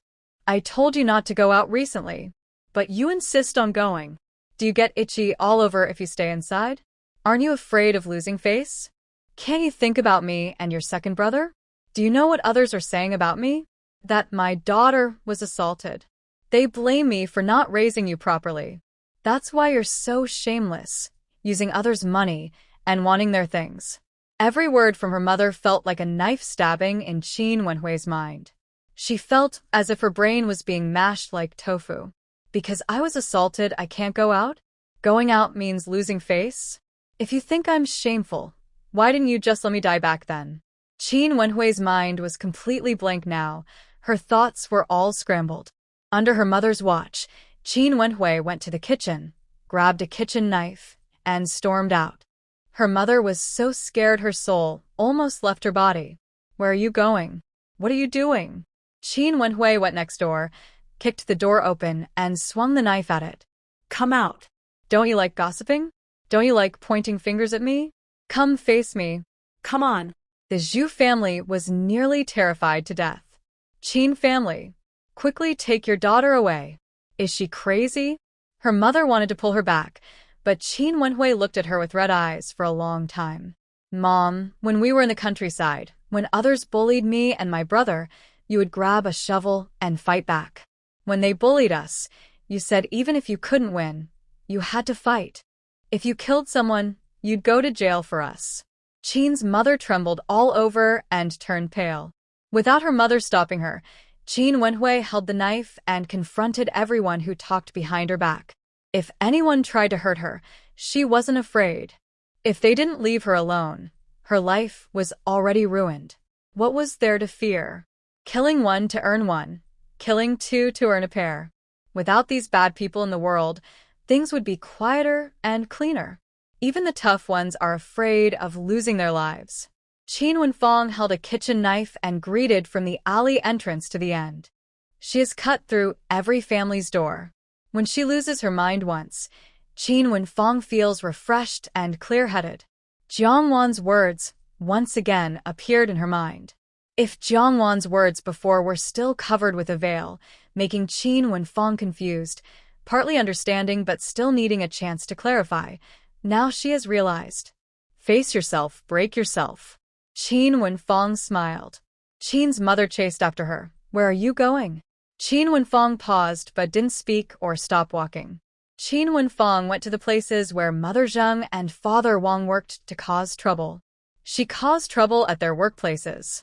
She stubbornly refused to listen or care about evidence or proof. Now Qin Wenfang has no job. She spends every day causing trouble at their workplaces, crying and pretending to be pitiful. She accuses them of not wanting her to live, just trying to force her to die. Mother Zheng hates Qin Wenfang deeply, but she cares about her dignity and needs her job. Father Wang feels the same. There are some things he can do, but he can't openly talk about them. If Qin Wenfang keeps causing trouble, not only will their couple be criticized by everyone, but they might also lose their jobs. Both sides reached an agreement. They won't bother the Qin family anymore, and they won't spread rumors. Your moving place was told to us by someone leaving a note, said Father Wang, guessing who it was. Father Wang didn't tell Qin Wenfang out of kindness. He didn't want her to have a good life, nor did he want the other side to be happy. Let them fight like dogs. Qin Wenfang received the note, written in unfamiliar handwriting, with the address of her family's next move. She cleaned up the couple's mess, and then went to the Jiang family. Mother Jiang saw Qin Wenfang through the door, but refused to open the door. Since she wouldn't open, Qin Wenfang kept knocking loudly. She knocked hard. Neighbors from the Jiang family came out to ask what was happening. Qin Wenfang directly said, I am the wicked sister-in-law who hurt Jiang Lanin. Jiang Lanin had stayed at her parents' house for so long that she needed to give a statement to the outside world. Otherwise, who would believe that a daughter-in-law still lives at her parents' house these days? The wicked sister-in-law was a reason given by the Jiang family. Her in-laws almost caused Jiang Lanin's death, so Jiang Lanin staying at her parents' house for a long time meant fewer rumors. Qin Wenfang explained why she hurt Jiang Lanin. Every word she spoke tore at her unhealed wounds. She exposed her rotten wounds to the sun, letting them be sunbathed. Suddenly, everyone around was drawn toward the Jiang family to see what was happening. Mrs. Mao said, You shouldn't have hurt your sister-in-law like that. Qin Wenfang forced a bitter smile and explained what she had told Zheng Gang and Wang Hu. Zheng Gang worked at Zhang's factory. He and Jiang Lanin had known each other for a long time, but Jiang Lanin claimed she didn't recognize him and even gave Zheng Gang a lot of money. Qin Wenfang added details, saying, Otherwise, I wouldn't have hurt my sister-in-law for no reason. Now, those two are sentenced to death or jail, and I don't want to argue about it anymore. Her words left some thoughts for others to consider. In the law, evidence is needed to decide punishment, so she had no way to prove Jiang Lanin's innocence. But what she said wasn't necessarily false either. Like Qin Wenfang said, she didn't hurt anyone without reason. Why did Zheng Gang and Wang Hu target her, Jiang Lanin, and not others? Everyone around was shocked. They didn't know these details. The Jiang family hadn't spoken either. When Zhang's mother sensed something was wrong, Qin Wenfang said everything she shouldn't have. Your family forced my mother to send me, the shameful little sister-in-law, back to the countryside, but with my situation, going back is a dead end. Zhang's mother's face suddenly turned red when she heard Qin Wenfang's words. What kind of proud thing is this? She actually had the nerve to say it out loud. Zhang's mother suddenly opened the door. What are you doing at my house? As soon as she finished speaking, Qin Wenfang knelt on the ground, repeatedly kowtowing to Zhang's mother. Auntie, please give me a way to survive. The villagers already know about me. If I go back, it's a dead end. Please give me a chance to live. I'll work as a cow or horse in my next life to repay you. I beg you, just let my sister-in-law come back with me. My mother is sick. Many people saw Qin Wenfang bleeding from her kneeling and quickly spoke up for her. Mother Qingfeng, at least she's a human life. She's so pitiful. You can't force her to live without hope. Lanyan's mother is sick, and as a daughter-in-law, she should go back to take care of her in-laws and her younger siblings. Everyone tends to sympathize with the weak and likes to point fingers from a moral high ground, making themselves seem kind and good. Before Zhang's mother could speak, these accusations and criticisms poured out at her. Their words only deepened her dissatisfaction. You're making my daughter lose a kidney. Do you think kowtowing a few times is enough? A flash of anger crossed Qin Wenfang's eyes. I know my sister-in-law can't have children anymore. It's all my fault. I might as well have taken her life. Could Jiang Lanin really not have children? This was a big surprise. Zhang's mother never mentioned Jiang Lanin's infertility in front of the Qin family, so Qin Wenfang was shocked to find out she knew. In front of everyone, Qin Wenfang suddenly rushed toward the wall. Screams erupted. When Qin Wenfang collapsed to the ground, she saw Zhang's mother with a look of horror and Jiang Lanin hiding nearby. Oh my God! She's bleeding so much. She's dead. She's going to die. Under everyone's watchful eyes, Zhang's mother and daughter dared not ignore Qin Wenfang's life or death. Zhang's father was busy with factory work. With only half a year left and the factory's performance still below target, he was rarely home. To make things worse, the backyard caught fire again. Zhang's father had to come back to handle it. Lanin has stayed at home long enough. It's time for her to go back. Zhang's mother changed her expression. She's been living comfortably at home. Why does she need to go back? Zhang's father replied, she got married and shouldn't stay at her parents' house all the time. Isn't that unreasonable? Don't you have time to worry about Jiang Qingfeng's marriage instead? Zhang's mother was full of resentment and refused to agree. But Zhang's father made a decision. Jiang Lanin would return to her husband's house the next day. Qin Wenfang's sneaky move forced Jiang Lanin to go back home. After learning Jiang Lanin was returning, Qin Wenfang left the hospital early, claiming she needed to save money. The sisters-in-law met again. Qin Wenfang smiled. What a wicked woman. She's finally back. Jiang Lanin sensed Qin Wenfang's ill intentions but paid no attention. She believed she could easily make Qin Wenfang suffer. Wenfang, your injury isn't fully healed. Why did you leave the hospital? Did Zhenggang's family come again? Did the hospital staff find out about what happened to you? Are they talking about you behind your back? Tell me, I'll complain to them. On the surface, she was pretending to care, but in reality, she was stabbing Qin Wenfang in the back. Qin Wenfang looked steadily at Jiang Lanin. It was just 2 dogs biting me. Jiang Lanin's expression grew cold. It's good that you can think positively. Qin Wenfang said, sister-in-law, I heard Wanwan's husband has woken up? Jiang Lanin's face turned cold. Who told you that? Have you seen my sister again? Qin Wenfang's face also looked unhappy. You look several years older than Wanwan. Why do you keep calling her sister? Wicked woman. Wanwan is her sister. You are not Jiang Zian's sister. Jiang Lanin was told she looked old and couldn't keep her face calm. You don't understand, I'm mature, not old. Qin Wenfang. Maybe. You look about 7 or 8 years older than Wanquan. Jiang Lanin reminded her, Wenfang, I am your sister-in-law. Flattering her could lead to a better life. Flattering Jiang Wanquan. What good could that do? Qin Wenfang. Sister-in-law, when can I start working at your health clinic? After giving up, Qin Wenfang suddenly saw the world clearly. Anyone who doesn't suit her, she will get rid of. Jiang Lanin. Does she even have the face to ask her for a job? Do you think the army is open to everyone? Someone like you, with a tarnished reputation and a dirty past, can't get into the health clinic, Jiang Lanin said with a malicious tone. Qin Wenfang looked at her steadily. Really? Jiang Lanin smiled. Of course, I wouldn't lie to you. The next day, Qin Wenfang went to Jiang Lanin's workplace. When Bi Wanqing returned to the arts troupe, she saw Qin Wenfang being blocked outside.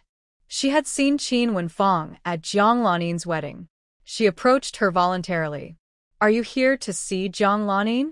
Qin Wenfang became cautious, thinking she might be Jiang Lanin's friend. No, I'm not looking for her. Bi Wanqing felt a little pain inside. Seeing Qin Wenfang, she thought of her sister. I'll take you inside. Once inside, Qin Wenfang tentatively asked, I want to see Jiang Lanin's boss. When Jiang Lanin found out that Qin Wenfang, a troublemaker, went to see Captain Bian, her face turned green. Qin Wenfang had already been in Captain Bian's office for nearly 20 minutes. Jiang Lanin hurried over, knocked on the door, and went in. Qin Wenfeng's eyes were red and swollen, looking pitiful. Jiang Lanin's heart sank. What is this troublemaker doing here? Captain, my little sister-in-law hasn't been feeling well mentally recently. I'll take her away now. Captain Bien looked at Jiang Lanin with some dissatisfaction. Lanin, our army is for ordinary people. We don't discriminate against comrades who have been bullied just because of some issues. And we certainly won't involve the families of those who have been bullied. Jiang Lanin didn't know what Qin Wenfeng had said, but she could tell Captain Bien was unhappy. Captain, there might be some misunderstanding. Captain Bien didn't want to hear her explanation. Isn't the health clinic hiring people? Let her try. How will we know if she can't do it? I'll decide and help her sign up. If her skills are good enough, she can stay. Jiang Lanin's face almost twisted with anger. Does Qin Wenfeng, this terrible person, even deserve to work at the health clinic? Captain, you might not know. Captain Bien interrupted her. Comrade Jiang, I know everything. It's you who don't know. Jiang Lanin was stunned. She truly didn't know what Qin Wenfeng had said. When she left, Jiang Lanin tightly grabbed Qin Wenfeng. What exactly did you tell Captain Bien? Qin Wenfeng didn't say much. She just bowed her head and apologized to the captain. She pleaded for Jiang Lanin, asking not to let her sister-in-law lose her job because of her. Jiang Lanin's job was transferred to logistics because of health reasons, not because of any scandal, as Qin Wenfeng claimed. Plus, Jiang Lanin had spoken some words to Qin Wenfeng, which Qin Wenfeng exaggerated and added details to. Captain Bien was furious. He never expected that Jiang Lanin, whom he admired, would not set a good example outside but instead damage the team's reputation. Adding to that, Qin Wenfeng's father was a proud martyr. Because of this, Qin Wenfeng got a chance to sign up. Whether she could be accepted at the health clinic depended on her professional skills. In terms of skills, Qin Wenfeng wouldn't lose.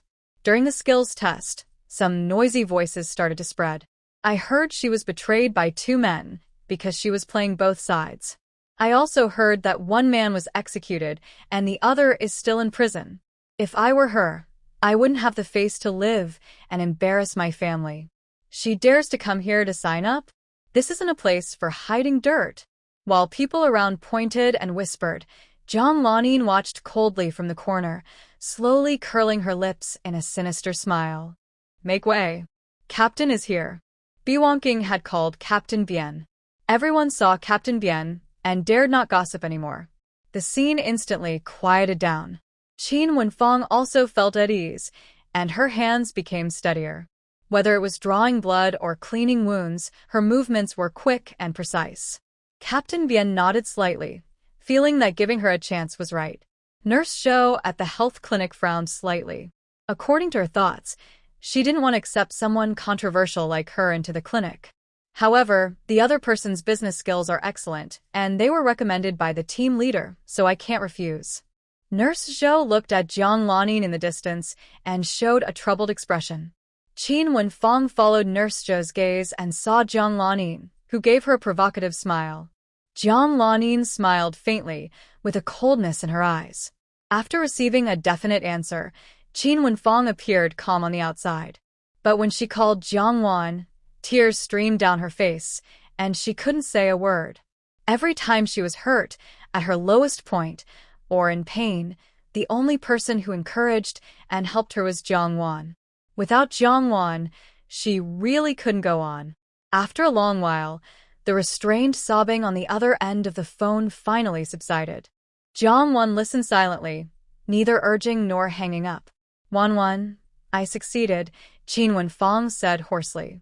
Jiang Wan replied, congratulations on proving yourself. For Qin Wenfeng, this was not just a job, but also a source of confidence. If she was wrong, if she was unworthy, if she deserved to die, how could she pass the review to work at the military health clinic? Many people believe that the military is a place of honor and righteousness. This is the confidence that other jobs can't give Qin Wenfeng, and it's also an invisible proof that other jobs can't provide. Qin Wenfeng hung up the phone, paid her phone bill, and then turned around to find Jiang Lanin right behind her. Did you eavesdrop on my call? Jiang Lanin said, You shouldn't be so close to Jongwon. Jongwon hates me. She's just trying to stir up trouble between us to use you to get back at me. Qin Wenfeng looked at her coldly and silently. Do they need Jongwon to stir up trouble between them? Jiang Lanin. Jongwon isn't what she seems. She. Qin Wenfeng. Are you trying to sow discord between me and Wanwan? Jiang Lanin. If you had any sense, you'd realize I'm telling the truth. Qin Wenfeng. Are you sure Jongwon really hates you? Jiang Lanin. I'm sure. Qin Wenfeng's gaze fell strangely on Jiang Lanin, knowing how to flatter Wanwan from now on.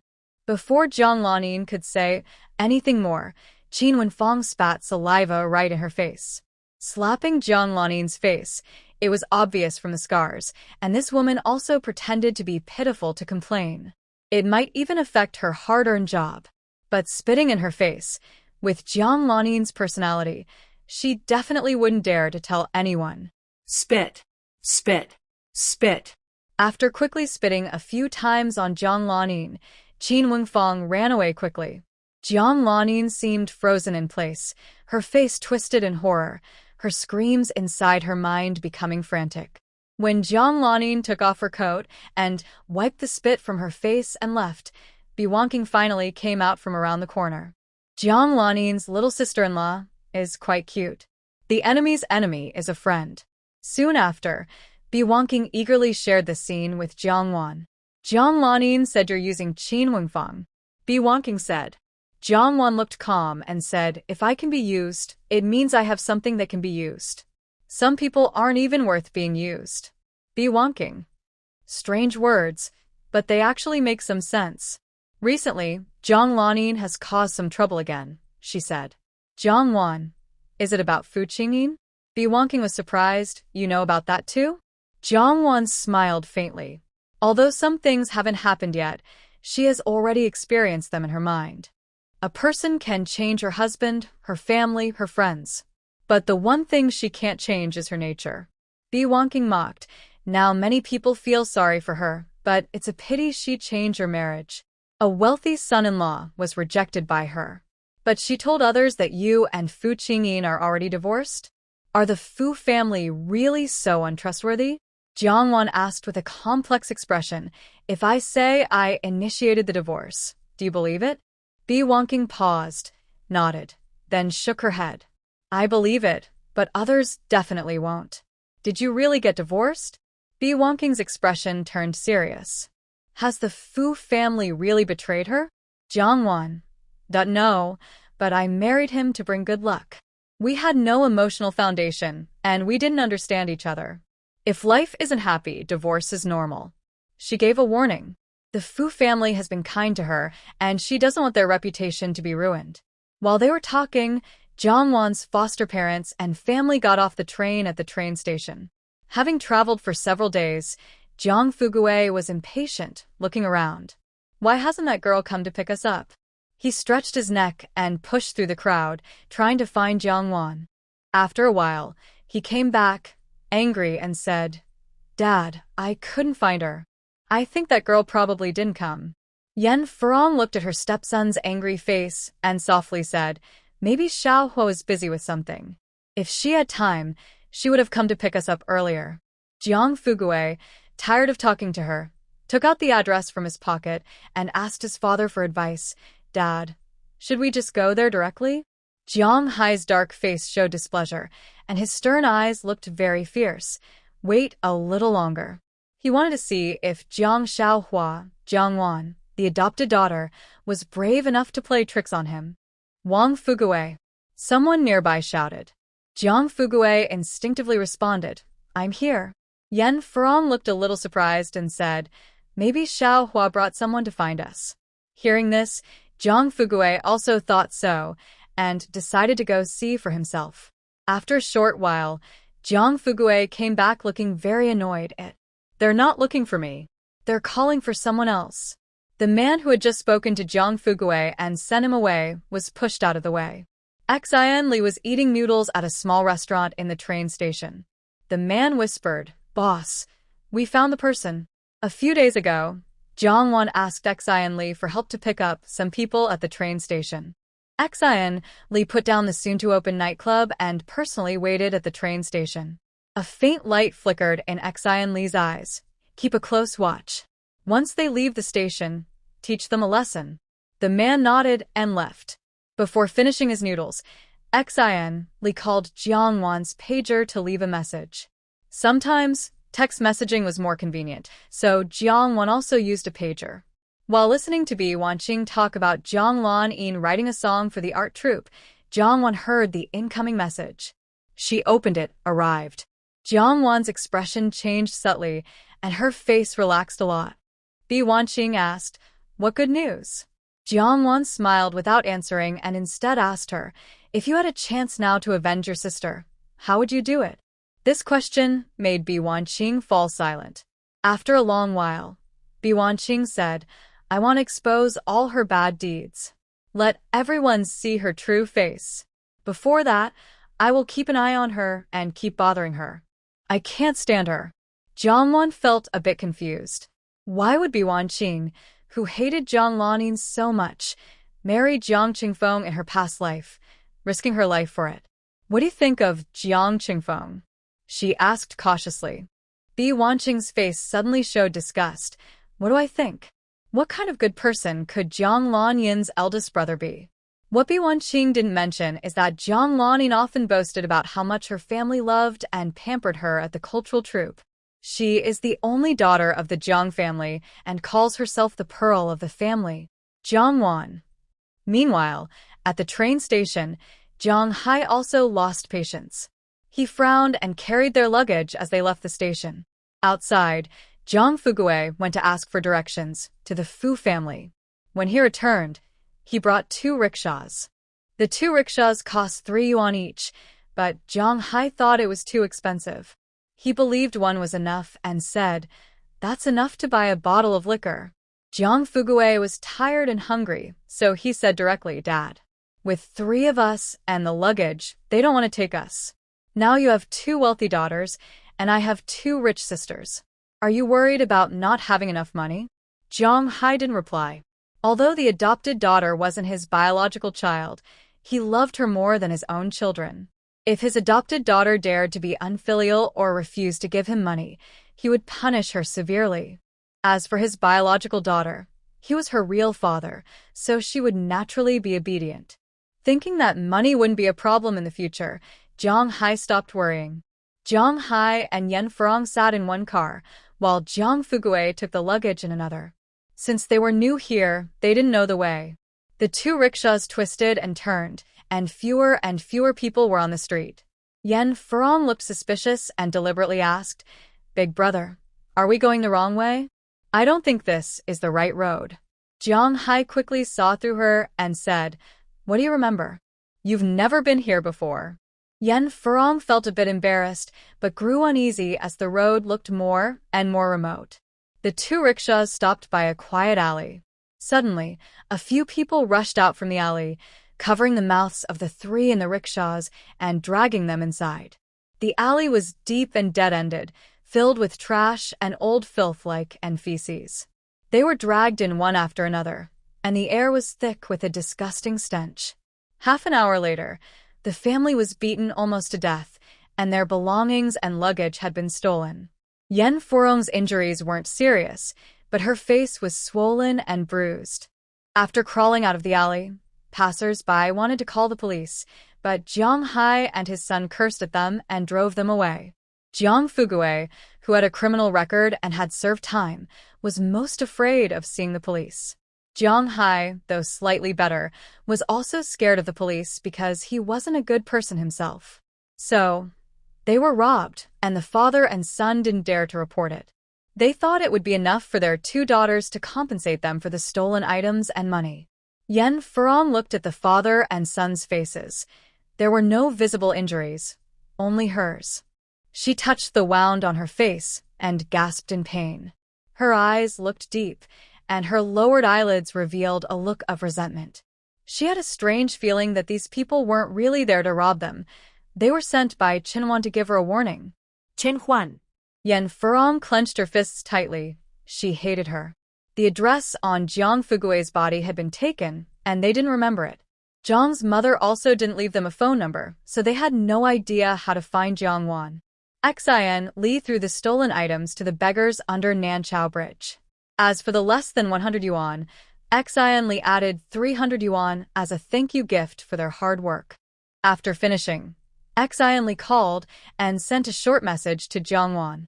Jiang Wan had just finished saying goodbye to Bi Wanqing when she received Xin Li's message. Okay. Xin Li then received a call from Jiang Wan, and they agreed to meet at the dance hall. Everything was ready at the dance hall, just waiting for an auspicious date to open. Business people are especially particular about lucky times, hoping for a good omen to bring prosperity. Jiang Wan took the initiative to speak. The family that was beaten is my foster family. Xin Li had already guessed a bit. I found 3 lucky dates. You can choose which one is best. Jiang Wan looked at him curiously. Aren't you going to ask why I did this? For Xin Li, these people are her foster parents, or maybe even her biological parents. Most people would think she's heartless, that her conscience is gone. Xin Li, what's there to ask? We've known each other for almost half a year. I don't know everything about you, but I understand you at least 6 or 7 parts. He just needed to know what kind of person she was. Her foster or biological parents are not kind. As a junior, she shouldn't intervene. He's not afraid of getting involved. He can help her. Jiang Wan felt a mix of emotions, her eyes flickering with different feelings. Don't you think I'm a heartless, unfaithful person who only cares about myself? Xin Li sneered. Even if you are that kind of person, as long as you're loyal and caring to me, that's enough. I don't know your foster parents or what they're doing. Why should I care? Suddenly, Xin Li smiled slyly, half joking, or are you especially concerned about what I think of you?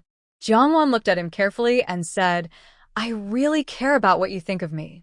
Xin Li immediately stiffened, and a bright, dazzling fireworks display seemed to bloom in his heart, then suddenly extinguished. Brothers by oath? Jiang Wan nodded, looking at him with some hope. Xin Li stood up, helplessly spun around a few times, scratched his head, and sighed. He was speechless. Who would want to become her sworn brother? Let's choose a good day to open the shop first. Jiang Wan thought for a moment. If all 3 dates are okay, I think the 18th is good. The 18th, is it a lucky day? Xin Li quickly decided, opening the shop on the 18th of this month. Jiang family Zhang's mother was checking the time. Yan Furong's family should have traveled from the countryside to Kyoto by now. She wasn't sure if they had gone to the Fu family to see Jiang Wan. Zhang's mother's face showed a happy smile. She wanted to show the Fu family what Jiang Wan had grown up in. Could someone like her still have a place in the Fu family? Could she become Fu Qingyin's wife? Even if her daughter couldn't marry into the Fu family anymore, she didn't want Yan Furong's daughter to have a good life. Yan Furong was not qualified. Her daughter was not qualified. Zhang's mother quietly inquired about the Fu family's news, but she didn't hear what she wanted. She called Yan Furong's hometown again. The villagers told her that Yan Furong's family had left for Kyoto 10 days ago. Zhang's mother calculated the time. Even if the train was delayed, Yan Furong's family should have arrived in Kyoto by now. Meanwhile, Yan Furong's family was being beaten on the street for eating without paying. Boss Chow, who was both owner and chef, was broad-shouldered and big-waisted, smoking a cigarette as he kicked the last person. How dare you eat in my restaurant without paying? You must have a bear's courage and a leopard's spirit. Jiang Hai and Jiang Fugue couldn't beat him and were pressed to the ground, struggling. At first, they claimed they had no money, that it had been stolen. They said they had a relative who was a factory director and 2 rich daughters. No one believed them, better to fight first. Initially, Boss Chow just beat them and considered himself unlucky, not planning to report it. But when some onlookers suggested an idea, Boss Chow changed his mind. Even if they get a beating, Boss Chow still suffers losses. It's better to have them work in the store to pay off the debt. The Jiang father and son were badly beaten, their faces swollen and bruised. But Yan Furong, being a woman, was not hit by Boss Chow. So, she was the one working to pay off the debt. The family ordered dishes that were their specialties. Boss Chow made them work all day to settle the debt. At the store entrance, A big basin was filled with plates and bowls. Yen Furong sat beside it, washing dishes. Wasch faster. You're so slow. We'll run out of dishes for the next customers. The boss's wife suddenly shouted behind Yen Furong. Yen Furong was startled and accidentally dropped all the dishes she was holding, smashing them loudly. Her face turned pale. You shouted so loudly. I was scared and dropped the dishes. The boss's wife often greets customers. When there are many people, the place gets noisy, and she has to shout so others can hear. She's used to speaking loudly. I've never broken a single dish since we opened the store. But you broke over 10 dishes just now. The boss's wife angrily glared at Yen Furong. Boss Chow came out to see what was happening. When he saw the broken dishes on the ground, his face changed dramatically. Yen Furong looked at Boss Chow with a sad and pleading expression. Brother Chow, I didn't do it on purpose. If Yen Furong's face hadn't been swollen and bruised earlier with her mature charm, maybe people would feel a bit sorry for her. Facing Boss Chow's intimidating size and darkened face, Yen Furong felt nervous and took a few steps back. Jiang Hai put down the remaining dishes from the customers and stepped in front of Yen Furong. It's just a few dishes. What's the big deal?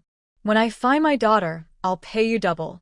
Boss Chow didn't believe he had a wealthy daughter. He yelled angrily, You'll work another day tomorrow to pay off the debt. Jiang Hai looked unhappy. Just a few dishes and they still had to work all day? This was a shady shop.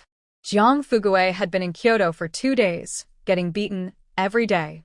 His whole body hurt. He didn't want to be involved in his stepmother's mistake. It's her broken dishes. She can work, that's enough. It's none of my business. He didn't dare say this in front of Boss Chow.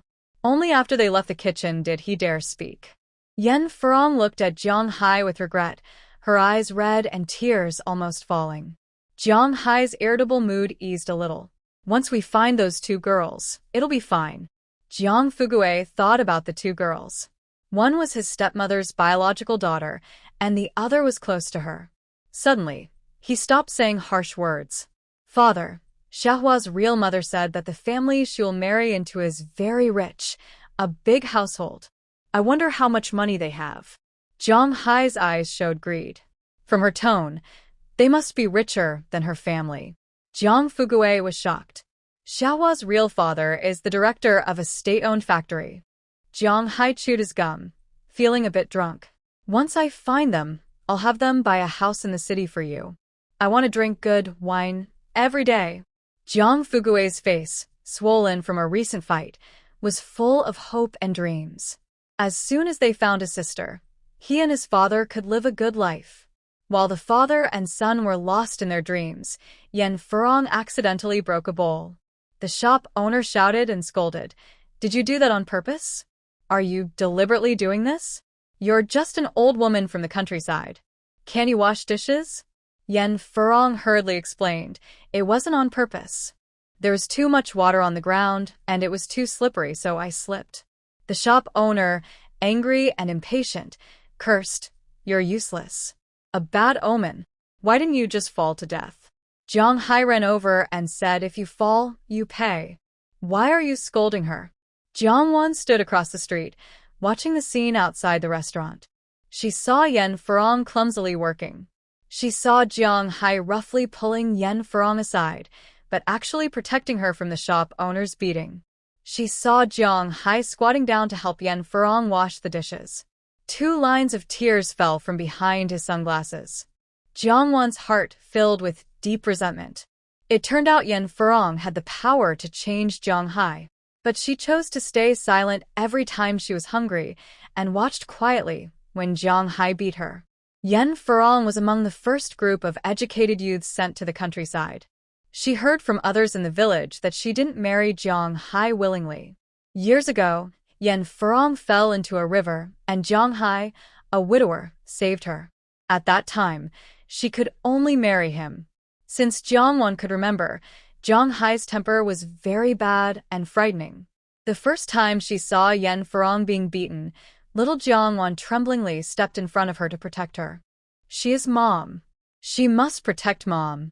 Even though she was hurt and in pain, seeing her mother's tearful face, Jiangwan felt lucky it wasn't her mother being beaten. She hoped that her father would never hit her mother again. At that time, she didn't know that from that day on, her wish had come true. Yan Furong saw Jiangwan across the street. Her long black hair was flying in the air. She wore a brown wool coat, a white shirt, black pants, sunglasses, and bright red lipstick. She looked like a girl from a wealthy family. Yan Furong looked away again. Jiangwan's tense nerves gradually relaxed. She didn't recognize her. She turned around and left that place. The Jiang father and son were still busy working, unaware that the wealthy girl they longed for was just a street away. After Jiangwan left, Xian Li went to the restaurant. Soon, Xian Li and Jiang Fugui became familiar with each other. Within a couple of days, Xian Li learned about Jiangwan's life before moving to the city from Jiang Fugui, who was drunk. When Xian Li heard Jiang Fugui speaking dirty words about Jiangwan's appearance, his face turned very pale. Jiang Fugui didn't notice his expression and kept talking happily. What a pity. I didn't know she wasn't my real sister back then. Otherwise, I wouldn't have let others take advantage of her. This wicked girl. She said she would meet us at the train station, daring to play tricks on me. Just wait until I find her. I'll teach her a lesson. I think she deserves a beating. Maybe she was hit too little by my dad. This time, Jiang Fugui's father was really angry, and he would probably break her leg again. Xian Li clenched his teeth. Does your dad often hit her? Jiang Fugui chuckled. Of course. Why wouldn't he hit her? When my dad is in a bad mood, he likes to drink and hit people. Xian Li's face turned pale. Does he drink often? Jiang Fugui still complained. He has money, so he buys wine to drink. Xian Li's voice trembled slightly. Does he have money? Jiang Fugui muttered. My stepmother makes clothes, so she still has money to buy wine every day. A cold feeling crept into Xian Li's heart. He couldn't imagine how a girl so beautiful had grown up in such a difficult environment. Will you help her? Will her mother protect her? Jiang Fugui found the question funny. Why should I help her? If I help her, I'll get beaten. Her real mother doesn't even dare to intervene. So what can I do? Xian Li couldn't help but grab his clothes. She's your sister. Jiang Fugui pushed him away uncomfortably. Who cares about being her brother? When we were kids, we argued all the time like chickens laying eggs. When I helped her, her mother was inciting my dad against me. Why should I still help her? I even saved her once. When she was beaten by my dad and hurt her head, I took her to the clinic. I am her lifesaver. Now she is married to a wealthy man. She must repay me. She should buy me a house in the city. She should marry a college student as her wife. The next morning, Jiangwan received a call from Xian Li. Are you serious about what you said before? Xian Li asked directly. Jiangwan was confused. What did I say? Xian Li took a deep breath. About becoming sworn siblings. Jiangwan was surprised. You didn't want to, right? Kinli questioned her. Did I say I didn't want to? Jiangwan was puzzled. Then how? Xian Li replied, just tell me if it's still valid or not. After a long pause, Jiangwan said it's valid. Trust was shown by giving Xian Li control over Yan Furong's family matters. Xian Li felt like a big stone was stuck in his heart, but he pretended to be relaxed and joked, why not call me Big Brother first? Jiangwan hung up speechlessly. Xian Li held the phone for a long time before hanging up. On the other side, Jiang's mother was anxious because Yan Furong's family hadn't come to find Jiangwan yet. Did Fu family silence them? Or did that family disappear? Neither seems very likely. She could only discuss with Jiang Lanin. Jiang Lanin was almost driven crazy by Qin Wenfang now. No matter how Jiang Lanin provoked Qin Wenfang didn't lose control or break down, and she no longer thought about harming herself or dying. Instead, her affair with Fu Qingyang, the younger cousin of Fu Qingyin, was exposed without concern. More and more people knew about it now. The Fu family cared about their reputation, but Qin Wenfang was not part of the Fu family and didn't think that far. In the past, Qin Wenfang didn't speak out, treating Jiang Lanyin as her sister-in-law, and Jiang Lanyin's shame was also her brother's shame. Now, Qin Wenfeng didn't care about anything. If her brother's reputation was ruined, so be it. The enemy of my enemy is my friend. Don't let Wan Qing and Qin Wenfeng become friends. Don't let Wan Qing tell Qin Wenfeng about her sister. Qin Wenfeng then learned that Jiang Wan was the other victim's family member that Bi Wan Qing had mentioned. This made Qin Wenfeng more convinced that Jiang Wan hadn't lied to her. Qin Wenfeng sneered. Jiang Lanin probably has no face to say that Wan Wan will be kicked out of the Fu family soon, right? If Jiang Lanin dared to speak badly about Wan Wan, she would ruin her reputation. If the Fu family isn't blind, they should see that Jiang Lanin, who is like a flirt, isn't much better than Jiang Wan. Bi Wanqing thought happily. Because Jiang Lanin had written 2 military songs, the group valued her talent more. Once this matter spread, Jiang Lanin was quickly exposed for who she truly was. Qin Wenfeng is no longer the innocent girl she was when she first came to the city. She worriedly asked, will the Fu family really drive Sister Wan Wan away? Bi Wanqing, noticing the hidden meaning in Jiang Wan's words, said, I don't think so. Maybe she will leave the Fu family eventually. Qin Wenfeng became anxious and started biting her fingers. She couldn't just watch Sister Wan Wan be pushed out by the Fu family. Jiang Wan didn't know that Qin Wenfeng was worried about her. She was now at home with Fu Qingyin, facing the police who had come to question them. Because Yan Furong's family had gone missing, Jiang Lanin decided to report the case. Based on information from Zhang's mother and villagers, Yan Furong's family was definitely coming to Kyoto to find Jiang Wan. During the police questioning, Jiang Wan said, I didn't see my foster parents' family. Fu Qingyin also answered the questions. No one came to find my wife. Having been in a high position for a long time, Fu Qingyin easily took control of the situation. My wife is just their adopted daughter. If they really came to the city, wouldn't they most likely be looking for their biological daughter? As far as I know, they haven't even met their biological daughter. Chen Gong'an, a retired military officer, was once Fu Qingyin's highest-ranking commander during the war. Fu Tuan, the person who reported the case, is Yan Furong's biological daughter, Jiang Lanin. Fu Qingyin's eyebrows furrowed slowly, and his eyes darkened like ink.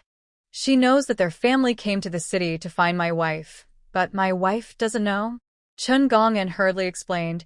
Jiang said she wanted to give your wife a surprise, so she didn't notify her in advance.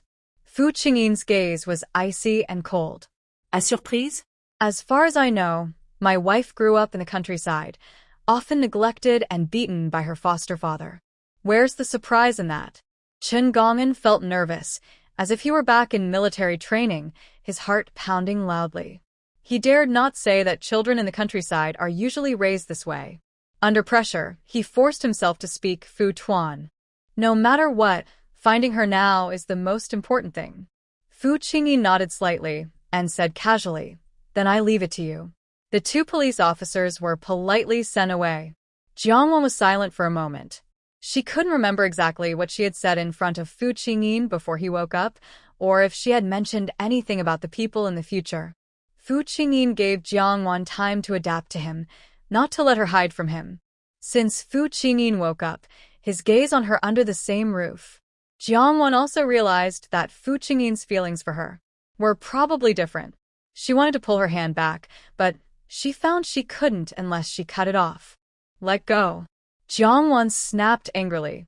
Fu Qingyin's eyes were deep and dark, like a storm brewing beneath his gloomy gaze. Jiang Wan frowned. You're hurting me. Fu Qingyin loosened his grip slightly, but didn't let go. Seeing a red mark on her wrist from his grip, he apologized. Sorry. Jiang Wan said directly, if you're really sorry, then let go. Fu Qingyin didn't release her, but instead pulled her into his arms. With a surprised cry, she suddenly sat on his lap. Soft fragrance filled her embrace. Fu Qingyin's heart trembled at the softness, so gentle that it almost melted his heart. Jiang Wan's face turned red with embarrassment and anger. Fu Qingyin, are you looking for trouble? A smile flickered in Fu Qingyin's eyes. He didn't want their relationship to become distant or cold. He also didn't want her to be afraid of him. He hoped she would still be open and trust him completely. Now, Her polite and distant attitude made it impossible for him to stay calm or give her more time to get used to it. If she kept adapting, he felt she might run away from him. Fu Qingyin was naturally serious and stern-looking, but his tone was indulgent. "You can hit me." Jiang Wan's waist was held tightly in his arms, as if welded by iron, making her unable to move. She glared and gritted her teeth, threatening him. "Let go, or I'll really hit you." She was so close that Fu Qingyin could see the soft, colorless fuzz on her face. His heart softened completely. How could he bear to let go? She was his wife, his lover, his woman. Seeing that Fu Qingyin not only didn't let her go but leaned closer, close enough to feel his warm, hot breath, Jiang Wan's face blushed like a ripe peach, juicy and tempting. She was angry and shy, and her blood surged as she slapped him across the face. Slap. The crisp sound echoed on Fu Qingyin's face. Jiang Wan's heart skipped a beat. Had she really slapped him? Would he slap back? Fu Qingyin was hit, but it didn't hurt. Instead, he felt her palm was very soft, just like when she gave him a massage before. Thinking about her gentle care while he was asleep, Fu Qingyin couldn't hold back his strong feelings and kissed her on the face. Jiang Wan immediately blushed all over. Fu Qingyin. "You're so..." Fu Qingyin disagreed. How could kissing his wife be considered? Moreover, when she was asleep, she also kissed him. He didn't think she was. Instead, he felt happy. "Can I be again?" Fu Qingyin's deep, dark eyes looked at Jiang Wan's soft, moist, red lips, craving them eagerly. Jiang Wan was about to explode. "You." Aunt Hong returned after seeing someone off. She saw this scene and exclaimed, "Oh my goodness." She covered her eyes and turned away. The young couple was getting intimate in the living room. Hearing the noise and seeing Aunt Hong leave, Jiang Wan didn't say anything more. She directly bit down Fu Qingyin's shoulder. She wanted to bite him completely. Fu Qingyin was wearing a black military t-shirt. The thin fabric outlined his strong shoulders and chest muscles.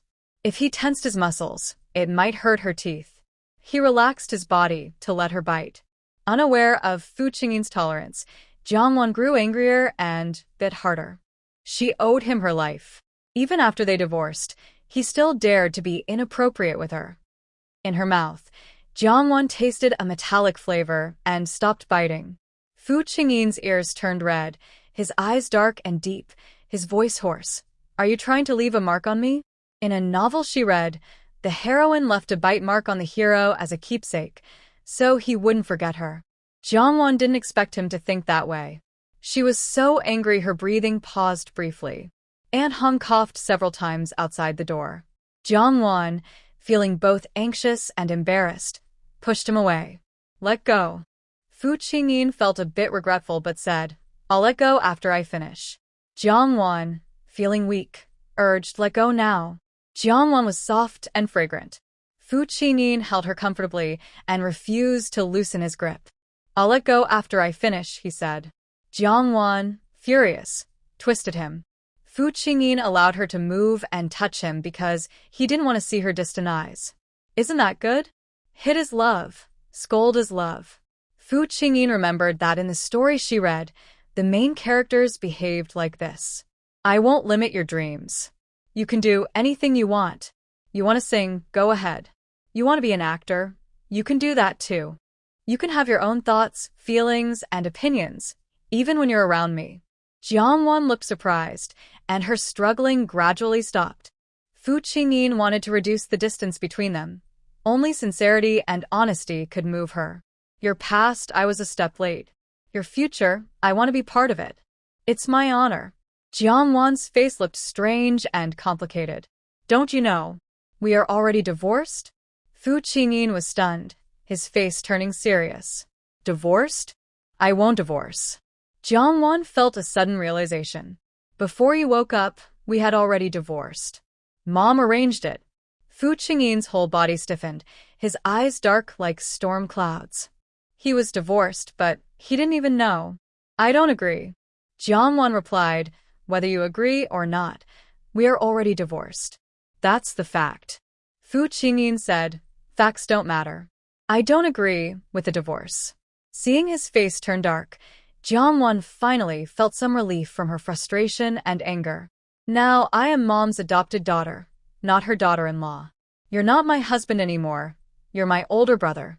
Thinking that Xian Li also became her sworn older brother, Jiangwan couldn't help but think she had a good brotherly connection lately. Fu Qingyin had already figured out why his family didn't tell others about their divorce. His recovery was too perfect a coincidence. Thinking about the day he woke up, seeing so many talented young men at his home, he felt sick. His mother had mistaken him. He thought, if Mom knew I woke up, she wouldn't let us divorce. Jiangwan didn't deny this, but no matter what, they were already divorced now. Big brother Fu, I hope such things don't happen again. Fu Qingyin's face darkened further, his eyes tight, and the veins on his forehead jumped uncontrollably. He clearly held his wife. But now, she wasn't his wife anymore. Fu Qingyin released her hand, his brows dark with storm clouds, and a fierce fire burned in his eyes. Jiangwan finally got off his lap. Since Fu Qingyin didn't know about the divorce, Jiangwan didn't blame him anymore. Leaving the deeply withdrawn Fu Qingyin behind, she hurried upstairs to her room. Sitting on the bed, Jiangwan still seemed to feel the burning warmth like fire on her waist. Lulan received a call from Jiangwan while at work. On the phone, Jiangwan vaguely told her that Fu Qingyin only found out about the divorce recently. Lulan suddenly felt guilty. When she arranged their divorce, wasn't he still awake? Wanwan, you should be able to see that he likes you these days. Lulan wanted to make up for her son. Jiangwan calmly replied, I know. Otherwise, I wouldn't be avoiding him. Her straightforward words made Lulan swallow the rest of her words. In others' eyes, her son is a favorite. But in Wanwan's eyes, her son isn't even that attractive. Mom, his feelings are mixed with too many factors: guilt, gratitude, obligation, responsibility. True romantic love might not be that strong, Jiangwan said tactfully. Although Fu Qingyin's words were sincere and touching, they didn't quite move Jiangwan. Jiangwan had secrets, and Fu Qingyin was not an ordinary person. Being around him put a lot of pressure on her. Lulan sighed, no matter what, the Fu family will always be her home. People guessed her son would divorce Jiangwan and that the Fu family would make her leave. Who would have thought that Jiangwan didn't want her son, and the Fu family couldn't keep her either? That night, Fu Qingyin waited for Jiangwan and asked to remarry and register their marriage again. He thought Jiangwan's feelings for him would make her agree. Moreover, he had said he wouldn't restrict her, so she didn't need to worry. Jiangwan shook her head and refused. Fu Qingyin's face changed. Why? Jiangwan said, because we're not suitable. Fu Qingyin replied, you don't need to care about what others think. Jiangwan said, I don't care about others' opinions. I care about my own. I think we're not suitable. Fu Qingyin's expression grew colder. His deep, ink-like eyes looked at her. Where are we not suitable? Under the pressure and his restrained gaze, Jiangwan said, everywhere. Fu Qingyin, handsome and upright, looked a bit different after more than a year of constant sleep.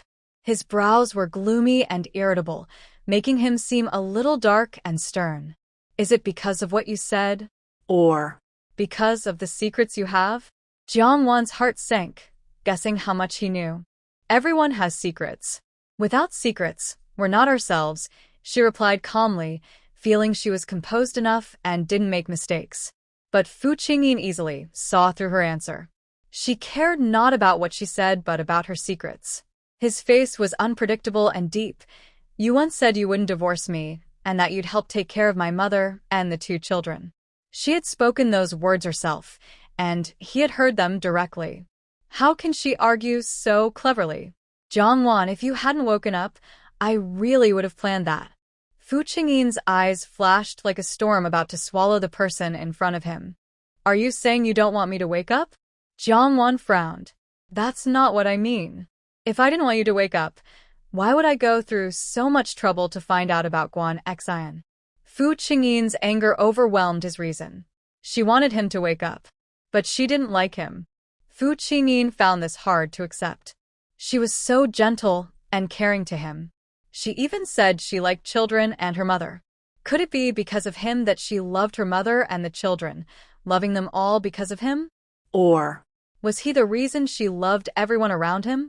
Fu Qingyin's eager hopes and secret happiness turned to dust under Jiang Wan's calm gaze. You made clothes for me. By the way, I made clothes for Nuonuo, Chi-Chi, and Mom too. You read newspapers and stories to me. Mom is so good to me. I have nothing to repay her. After I knew you were conscious, I felt I should treat you better. You're afraid of snakes, but help me catch one. If something happens to you, Mom and the children will be very sad. Fu Qingyin clenched his teeth. You kissed me.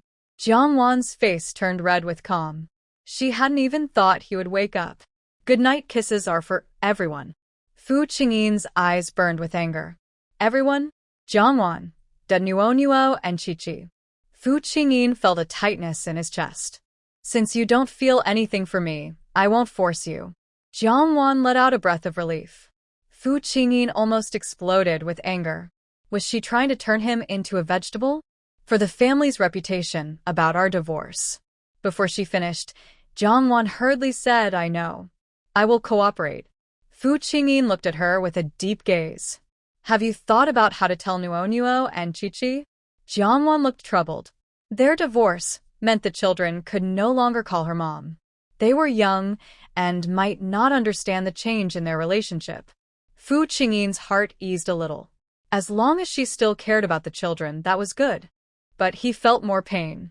In her heart, her mother was more important than him, and the children were more important than him. She wanted her mother and children, but not him. A sharp pain shot through Fu Qingyin's head, and he fainted immediately. Jiang Wan was startled and hurriedly rushed over. Fu Qingyin. Fu Qingyin. Fu Qingyin was taken to the hospital for examination. Lu Lan also hurried to the hospital. Fu Qingyin's sudden anger and emotional outburst caused severe head pain. In other words, it can also be said that he was angered by Jiang Wan. Lu Lan felt a little heavy-hearted. She understood her son's personality quite well. What did Jiang Wan say? How could she make him so angry? Jiang Wan felt guilty and a bit annoyed with herself for forgetting that he was still recovering, with a bullet still in his head. She didn't expect that she could make him faint from anger. The concern and worry in Jiang Wan's eyes were genuine. Lu Lan felt a glimmer of hope. Perhaps Jiang Wan also had some feelings for her son. Lu Lan made an excuse and left Jiang Wan at the hospital to take care of her son. Feelings are built through time together. Spending more time together always has benefits. Jiang Wan looked a bit embarrassed. I didn't know you would be so angry. I didn't mean to. Fu Qingyin's expression was calm. You didn't mean to, but you did it on purpose. Jiang Wan had nothing to say. She indeed did it on purpose. I'm telling the truth. Fu Qingyin stared at her with a deep gaze. Are you upset that I wasn't killed by you just now? Want to try again? Jiang Wan was speechless, unable to say a word. 1 year, Fu Qingyin said with a serious look. Jiang Wan was stunned. What 1 year? Fu Qingyin replied. Take care of me like before for a year. After a year, if you still haven't changed your mind, I will announce the divorce publicly. Jiang Wan was unhappy. Dream on. Aren't you already fine? Fu Qingyin's dark eyes fixed on her. I'm fine. I'm almost sick from being so angry at you. Jiang Wan's ears turned hot. She suppressed her inexplicable emotions. What if I don't agree? Fu Qingyin's eyes were filled with a gloomy shadow. The divorce certificate your mother arranged for us isn't valid under normal procedures. I just need to submit an application, and this divorce certificate can be invalidated. With Fu Qingyin's status, even if Jiang Wan sued for divorce, she wouldn't be able to get one under normal circumstances. Jiang Wan looked at him coldly. So, you're saying the marriage certificate is also invalid? Fu Qingyin's face was stern, and he said uprightly, I acknowledge the marriage certificate. He did not acknowledge the divorce certificate. Jiang Wan sneered. Didn't you say before that you wouldn't force me? Fu Qingyin looked at her deeply. After I almost died from your anger, I changed my mind. Jiang Wan looked at him speechlessly, feeling stuck. She asked suspiciously, Are you planning to take a year to get revenge on me? Fu Qingyin's dark eyes silently looked at her. What kind of image does he really have in her mind? He can't figure it out anymore. He thought that love was just his wishful thinking. He believed that the person who risked everything to save him was doing it to repay his mother's kindness. He thought the woman who treated him sincerely was actually cold and indifferent toward him. You owe me kindness. Even if I am not much, I wouldn't do anything to hurt you. Fu Qingyin said each word carefully.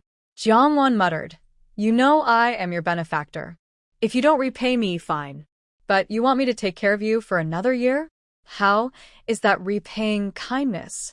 Fu Qingyin actually wanted to take care of her for a year, maybe even for a lifetime. But would she want that? Thinking that he might have misunderstood her feelings, Fu Qingyin closed his eyes deeply, resting and not wanting to speak. Jiang Wan thought he was tired, so she quietly left the hospital room.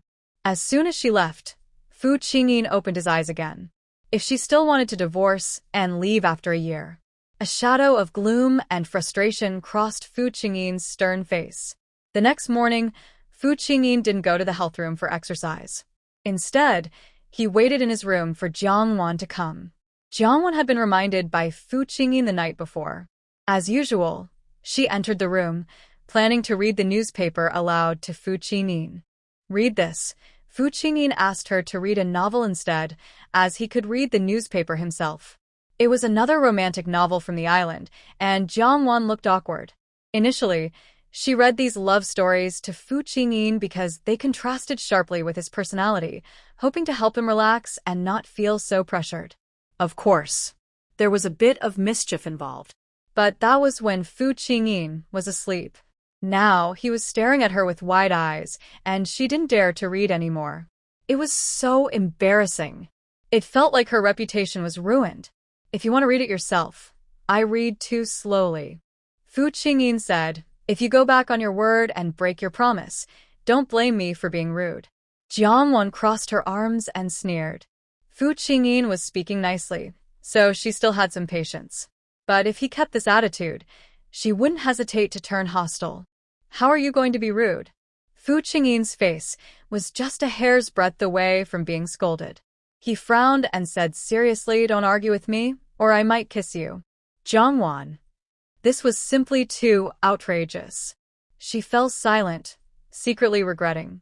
Had she read too many love stories that made her brainwashed, turning Fu Qingyin into someone different? If that was true, she would really be at fault.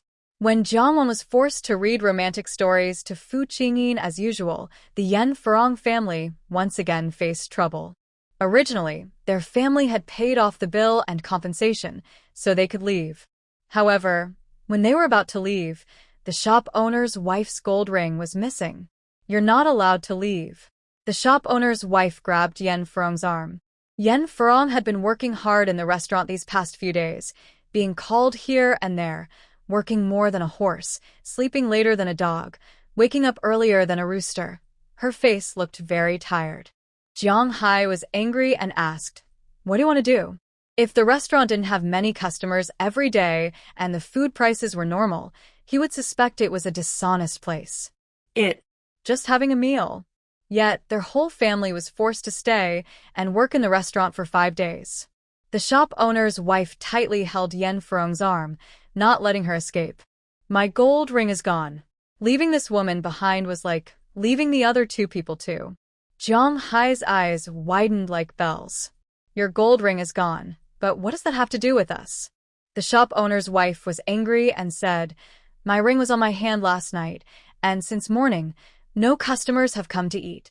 My ring couldn't just disappear without reason. Only your family is here.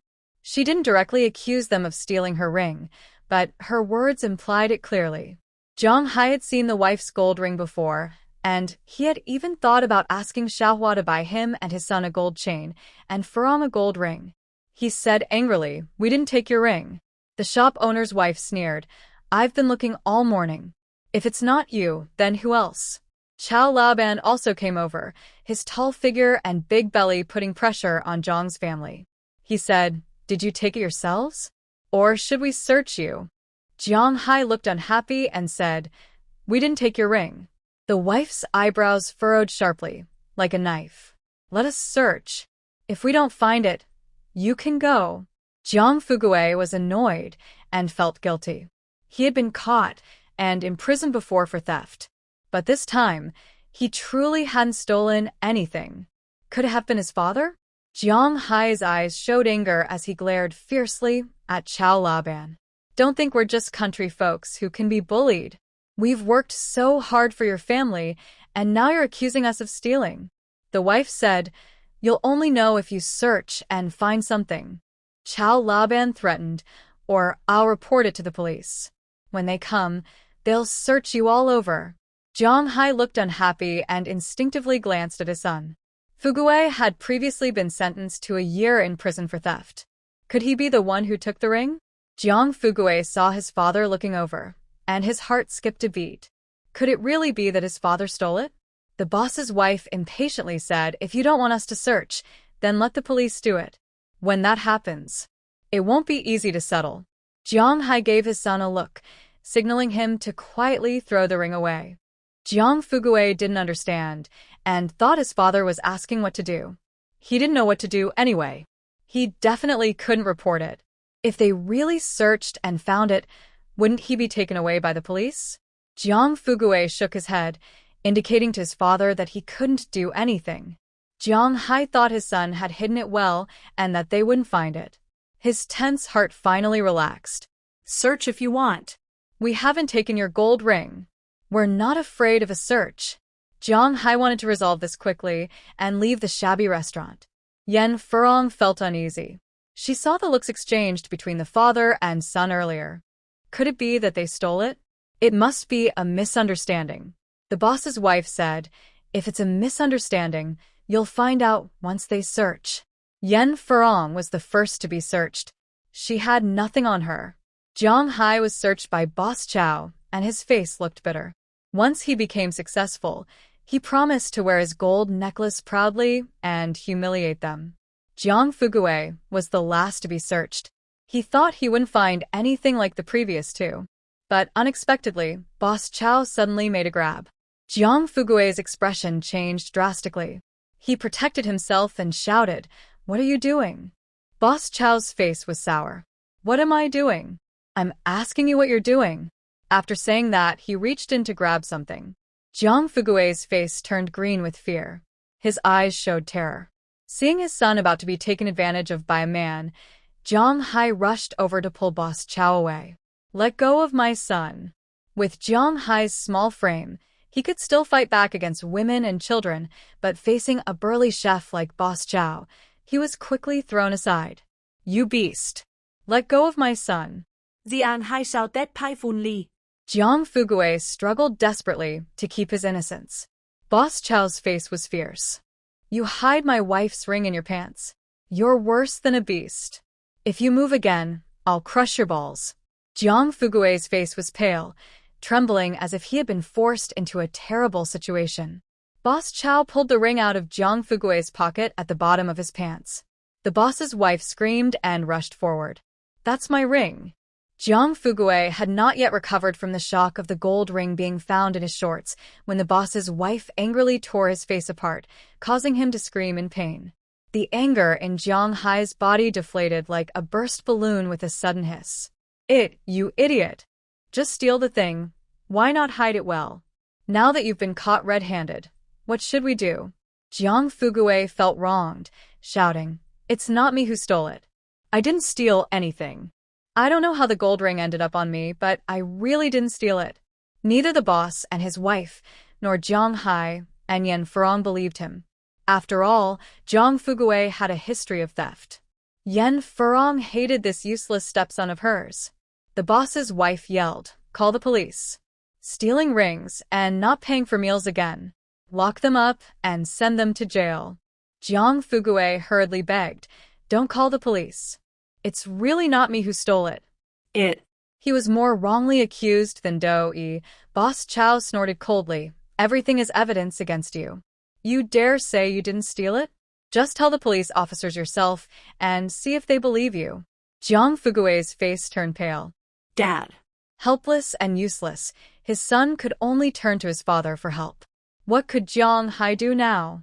He could only bow his head, apologize, and beg for mercy to spare his son. No matter how much they begged, the Chow couple refused to let Jiang Fugui go. Yen Furong saw that the couple wanted to make amends and gritted her teeth, saying, "We are willing to compensate you." To prevent Boss Chow from calling the police and sending Jiang Fugui to jail, Yen Furong and Jiang Hai were forced to agree to work for the restaurant for another 2 months for free. The family was once again kept working hard at the restaurant. This time, the work was more than before, and they only received 1 meal a day. At night, they slept on makeshift tables in the restaurant. After a day of carrying dishes and working tirelessly, Yen Furong's back was about to break. Not only was the table uncomfortable, but her stomach was also painfully hungry. Life in the city was even harder than life in the countryside. Jiang Fugui angrily said, "Dad, the ring really wasn't me who stole it." Jiang Hai was annoyed inside. If it wasn't him, then who could have done it? Could someone really have taken his pants and put the ring inside? Besides, he had hidden a ring in his own pants. Did he not feel it? Jiang Fugui's shorts were loose, and he truly didn't realize it. Yen Furong asked, "Is it possible they deliberately framed us?" She always felt it was too coincidental. Every time they were about to leave, something would happen, forcing them to stay in this broken restaurant. The father and son looked angry. Jiang Fugui said angrily, "This is a black shop." Jiang Hai also suspected, but now they had already been tricked. They could only finish these 2 months and see what happens next. Yen Furong softly said, "Our family can't stay here forever. What if, after 2 months, they try to frame us again?" Jiang Hai's eyes darkened. "Then we fight them." Yen Furong secretly sneered. Jiang Hai was just a cowardly fool. If he dared to fight, he would go all out this time. "Maybe I can sneak out and find Xiaohua? Ask her to bring money to free you guys?" Jiang Fugui didn't trust him. "Are you planning to run away on your own?" Yen Furong's eyes darkened slightly. "And what if you run out to find Xiaohua?"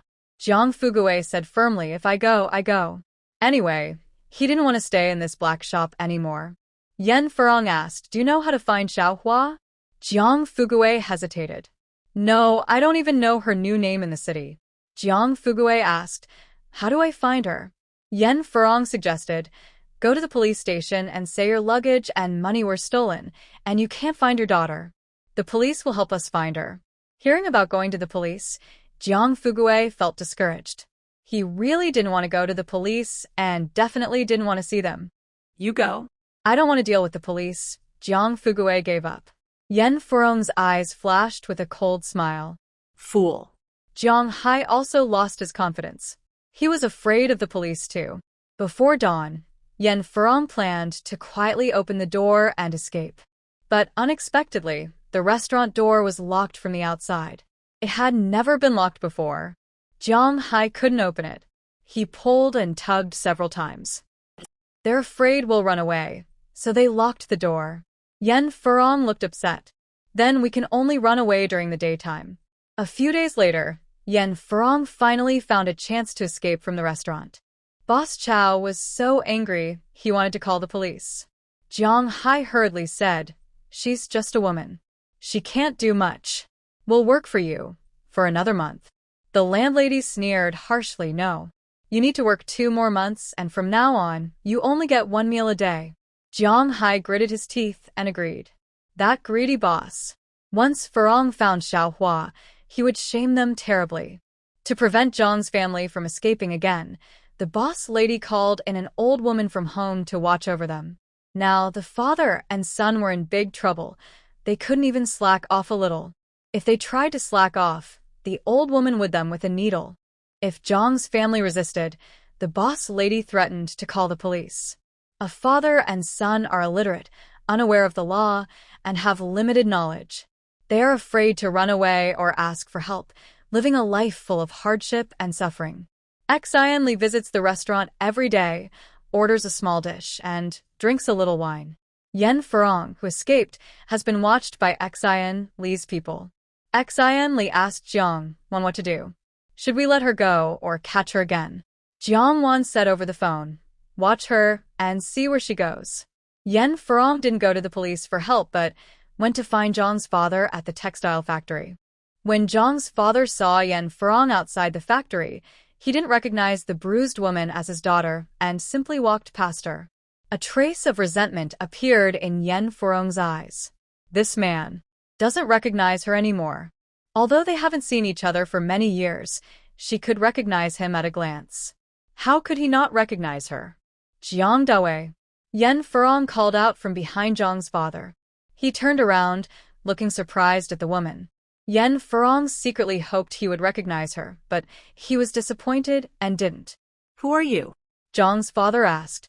Yen Furong's heart twisted. How could he not recognize her? Don't you know who I am? Jiang's father felt a bit familiar with her, but approached to look more carefully. Yen Furong hit a stone behind her back. Her life had been ruined by their family, and if Jiang Dawei truly didn't recognize her, she would give him a hard. Jiang's father didn't realize danger was near, but did recognize who she was. Are you Furong? He asked uncertainly. He still didn't know that Yen Furong was Jiang Wan's foster mother. The matter of going to the countryside to pick up the child was handled by Chen Wan alone. The stone behind Yen Furong was dropped on the ground. Jiang's father saw the stone. Yen Furong said, I used it for self-defense. Jiang's father's doubts and confusion were many, but obviously, the place outside the factory wasn't suitable for talking. Yen Furong was taken by Jiang's father to a private room in a restaurant. He looked at Yen Furong, who he almost didn't recognize anymore, with complex feelings. 22 years ago, Jiang Dawei, living in the capital city, was sent to Kyoto by his father to work. At that time, Jiang Dawei was already married and had a son. Jiang's mother didn't want to leave the capital with her husband to go to Kyoto and thought Jiang Dawei would return soon. Living alone in Kyoto, Jiang Dawei, an engineer, was assigned an assistant by the factory. This assistant was only 20 years old at the time, named Yen Furong. Yen Furong was not only young, beautiful, lively, and charming, but also very capable at work. Jiang Dawei gradually became attracted to this lovely girl and started pursuing her while still being engaged to someone else. During a big fire, Yen Furong was trapped inside her house. Jiang Dawei risked his life by rushing into the fire to save her. Like many heroic rescue stories, the girl was touched by his bravery, and they began dating. A year after Jiang Dawei left the capital city, he told his wife, Chen Wan, who was still in the capital, that he wanted a divorce. Chen Wan naturally refused and suspected that Jiang Dawei had secrets in the city. Half a month later, Chen Wan decisively handled all her affairs in the city. Without telling Jiang Dawei, she took their child and went straight to the city, where she saw the red double happiness sign on Jiang Dawei's door and discovered he was seeing another woman. At that time, Jiang Dawei truly cared for Yen Furong and was even willing to never return to the city for her. On that day, Yen Furong found out Jiang Dawei had lied to her and met his wife and son.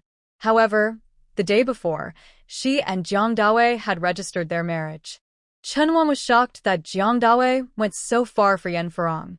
She became mentally unstable but kept her composure and did not confront him openly. She asked Jiang Dawei whether he would choose her or Yen Furong. If Jiang Dawei chose Yen Furong, she threatened to jump from their apartment building with her son. Jiang Dawei cared a lot about his first son and, following Chen Wan's request, chose to return to his family in front of Yen Furong. Chen Wan won this round. She humiliated Yen Furong, saying she didn't mind if she wanted to be a mistress. It was like giving her husband a free companion at home. Yen Furong was humiliated and powerless. Jiang Dawei's choice also made her feel hopeless. At that time, bigamy was not a crime. Their marriage certificate was real but was issued after Chen Wan. Chen Wan filed a lawsuit, and their marriage was declared invalid. From then on, Yen Furong and Jiang Dawei separated. But the story was far from over. Chen Wan did not let the woman who destroyed her family go. When the rural mobilization meeting started, she bribed Yen Furong's family and arranged everything so Yen Furong would go to the countryside. Even after moving to the countryside, Chen Wan did not let her go. She sent people to watch her in the rural area. To completely cut off their contact and Jiang Dawei's feelings for Yen Furong, Chen Wan arranged for her to marry a man like Jiang Hai. Jiang Dawei heard that Yen Furong went to the countryside shortly after, married a local person, and even died, making him hesitant to find her again. Jiang Dawei had given up on Yan Furong, but Chunwan still hadn't let go of her. Not only did she spread rumors about Yan Furong and her new village, but she also suspected that the child in Yan Furong's belly was Jiang Dawei's. This made Chunwan even more furious. In a short time, Yan Furong went from being in love with a married man with a child, to being single, to being manipulated by her family into going to the countryside, and then being falsely accused and married to a local villager. She was also constantly the target of rumors. She didn't realize that someone was slowly seeking revenge on her. When Yan Furong was overwhelmed with pain and lost the will to live, planning to drown herself and her unborn child, someone who had been paid off saved her. This person had been secretly watching her and had developed feelings for her. He told Yan Furong everything that Chunwan had arranged. Yan Furong was shocked to learn that she had been continuously targeted and harmed so badly. From the person she was paid off, she found out that Chunwan was also pregnant. So, Yan Furong devised a plan for revenge. Before giving birth, she wrote a letter and sent it to Kyoto. Chunwan intercepted the letter. In it, Yan Furong told Jiang Dawei that everything was Chunwan's scheme. She hadn't betrayed him. The child in her belly was his. Since he liked sons, she would give him a son. She also asked him to choose a name for their unborn child. Chunwan was furious. She knew that the person she had paid off had betrayed her. Even if she sent someone to deal with him, she couldn't guarantee he wouldn't betray her again. In a series of provocative letters from Yan Furong, Chunwan personally went to the countryside. Because of this trip, Chunwan went into premature labor, and her child was born early. The fate of both children changed in unknown ways. Jiang Dawei looked at Yan Furong and was overwhelmed with memories. Whether it was the lively and charming Yan Furong before knowing the truth or the pitiful one after, she had left a deep mark in his heart. But the Yan Furong in front of him was completely different from any of his memories. There was resentment and hatred in his eyes. Resentment for her decision to go to the countryside, and hatred that she married another man so quickly, especially a common villager. Yan Furong didn't speak immediately. After a hearty meal, she finally began to tell her story. Jiang Dawei was shocked and stood up suddenly.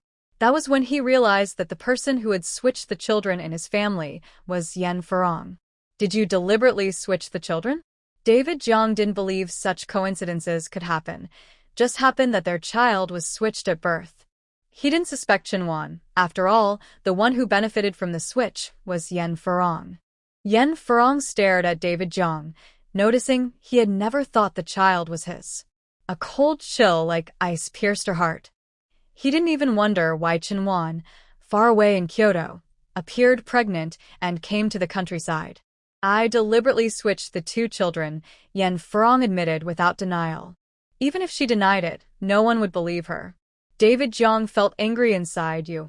Yan Furong looked at him coldly. He really couldn't curse her out. Back then, he had indeed deceived her, wronged her first, which led to her revenge now. She didn't tell me that the person who switched the children was you. Yan Furong sneered inwardly. She knew exactly what Chunwan was thinking. Years ago, she had made that man switch the children on purpose, letting Chunwan find out. Chunwan also didn't disappoint her suspicions. She secretly swapped the children back. When Chunwan wanted to check for birthmarks to identify her child, the man brought in a nurse, startling Chunwan away. After the nurse and Chunwan left, the man switched the children again. This man was the one Chunwan bribed to frame Yan Furong, who later became her lover. Chunwan had just given birth and didn't know if her child had any birthmarks. Yan Furong, prepared in advance, knew her own daughter had no special birthmarks. But Chunwan's daughter had a cloud-shaped birthmark on her ankle. Chunwan was petty, cruel, and vile. If she didn't carry out a revenge that Chunwan thought she had succeeded in, this person would cling to her like a lice on her head, constantly seeking revenge. Yan Furong played a clever game. She set a trap for Chunwan and also took revenge on her, killing two birds with one stone. Feeling proud of her revenge, Chunwan happily took her daughter back to Kyoto. From then on, she no longer targeted the woman from the countryside. Meanwhile, Chenwan's daughter, living near Yen Furong, suffered greatly. Since then, Yen Furong never contacted Kyoto again. Is my daughter doing well? Yen Furong asked. Thinking of Jiang Lanyan's situation, David Jiang hesitated. Let me take you to see her. After meeting, Jiang Lanyan would tell her what had happened. But Yen Furong said, I want to see Xiao Hua, also known as Jiang Wan. Jiang Dawei looked at her in surprise. Does she really not want to see her biological daughter? Yen Furong tucked a strand of hair behind her ear. Although Xiao Hua is not my biological daughter, I have raised her for so many years. The 20 years of feelings are real. To me, she is no different from my own daughter. In fact, if I had to choose a daughter, I would choose Xiao Hua. Jiang Dawei asked, since she went to the city, has she contacted you? Yen Furong shook her head. That's why I worry more about her. Worried that she might not be used to living at your place. Jiang Dawei felt unhappy inside, thinking Jiang Wan was cold-hearted and unfeeling. Whether it was her biological parents or her adoptive parents, she was indifferent and unkind. She's doing well now, you don't need to worry about her. This child. Jiang Dawei didn't want to describe her as cold and unfeeling. Yen Furong saw from Jiang Dawei's eyes that he didn't like this daughter, and a slight smile appeared on her lips. With Chenwan around, Jiang Wan wouldn't have a good time in the city. Jiang Dawei found it inconvenient to have Yen Furong stay at his house, so he said, I'll arrange a place for you to stay first. Yen Furong was placed in a guest house, and Jiang Dawei also left all the cash he had on him for her. Today's meeting made Jiang Dawei need to think carefully and clear his mind. Yen Furong also needed to find out whether Chenwan was causing trouble these days. Jiang Wan learned from Xian Li that Jiang Dawei had arranged for Yen Furong to stay at the guest house. Xian Li called Jiang Wan and told her that Yen Furong went to the textile factory to find Jiang Dawei. They were talking in a private room, so I couldn't hear what they said. Jiang Wan was a bit surprised. Why didn't Jiang Dawei take Yen Furong back and let Chenwan handle her? It felt strange, but upon thinking carefully, maybe Jiang Dawei didn't want these country folks to stay at his home. Didn't they go to the restaurant to find that father and son? Xian Li replied no. Maybe they couldn't bring themselves to ask for money. The Jiang father and son stayed at the restaurant because they were caught stealing a gold ring, and they worked there as compensation. Even if Yen Furong took people over, she would need to pay cash to compensate the other party before they could leave with the father and son. Since Yen Furong wasn't in a hurry, Jiang Wan was even less urgent. Jiang Wan said, Big brother, keep a close watch. Now, the two had become sworn siblings. Xian Li called her little sister, and Jiang Wan called him Big brother. While they were talking on the phone, Yen Furong saw the calendar hanging on the wall in her room at the guest house. On the calendar, a woman in red, smiling brightly, was Jiang Wan. Yen Furong had never seen such a beautiful Jiang Wan before.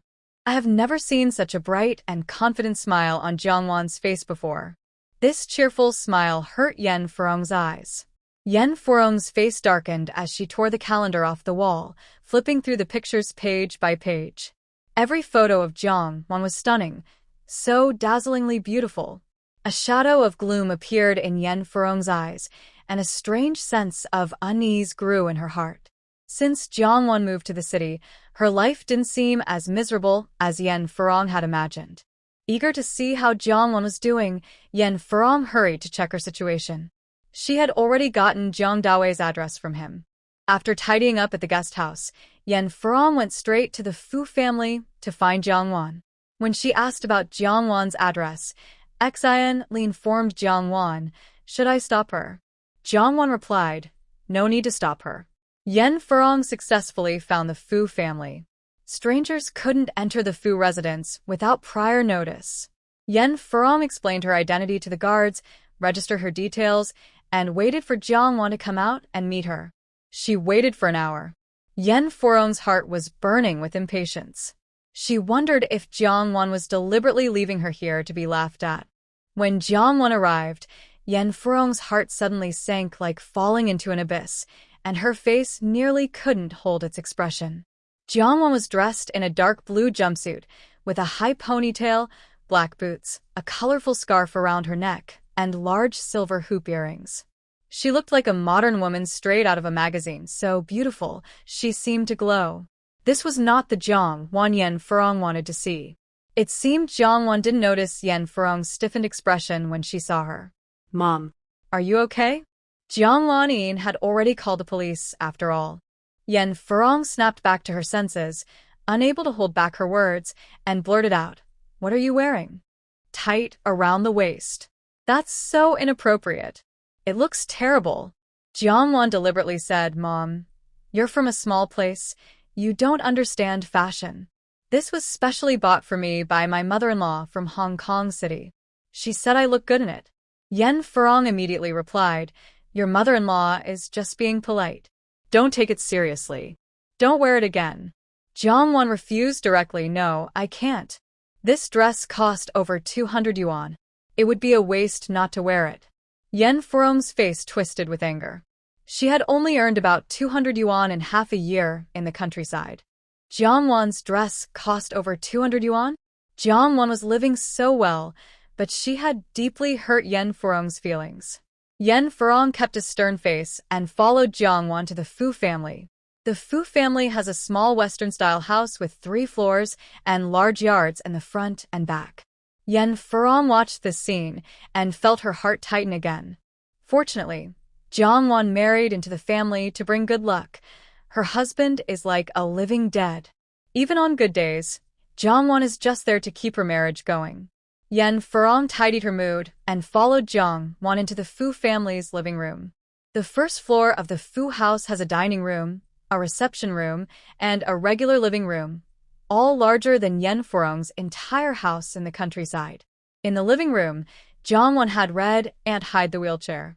Fu Qingyin also changed out of his casual clothes as Jiang Wan requested, putting on a neat military uniform. With his serious face, he looked very commanding. Red Ant and others thought that the son-in-law was meeting his mother-in-law, so Jiang Wan treated it seriously, making Fu Tuan appear in the best way to impress his mother-in-law and win her favor. Yen Furong felt a bit ashamed of herself for being so awkward and unworthy. Having lived in the countryside for over 20 years, she thought she had seen it all, but her life there had worn her down. She was very nervous inside, but her face barely showed it, trying to keep her expression steady, though it was a bit stiff so she wouldn't seem too petty. Seeing someone on the sofa, she felt a little nervous. When their eyes met, she was intimidated by the other person's strong presence, as if their gaze was tangible.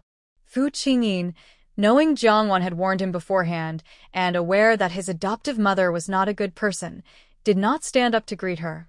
Instead, he looked serious and authoritative, asking, "Is this your adoptive mother?" Frightened, Yen Furong ignored her age and thought that such a commanding presence must belong to an elder. "Relatives. I am Xiao Hua's adoptive mother." Jiang Wan suddenly looked at Fu Qingyin.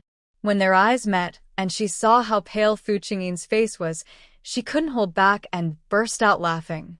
Red Ant turned her head away, desperately trying to control her expression, which was the hardest thing she'd ever had to do. Fu Qingyin's face was grim, his expression serious and angry. His thick eyebrows furrowed deeply, and he glared at Jiang Wan, telling her to explain quickly. Jiang Wan wasn't scared by Fu Qingyin's fierce looks. Seeing Yen Furong, her hidden bad mood was suddenly filled with joy. "Mom, he's Fu Qingyin." When Jiang Wan started laughing, Yen Furong realized she had made a fool of herself. Looking at Fu Qingyin again, although he looked intimidating, he didn't seem old enough to be Jiang Wan's father-in-law. She should have been introduced to him earlier, so she wouldn't embarrass herself. Just like Shen Wan, that old troublemaker, such a petty woman. But Yen Furong didn't know who Fu Qingyin was. Although Jiang Dawei had mentioned him, she didn't pay much attention because he was just a dead person.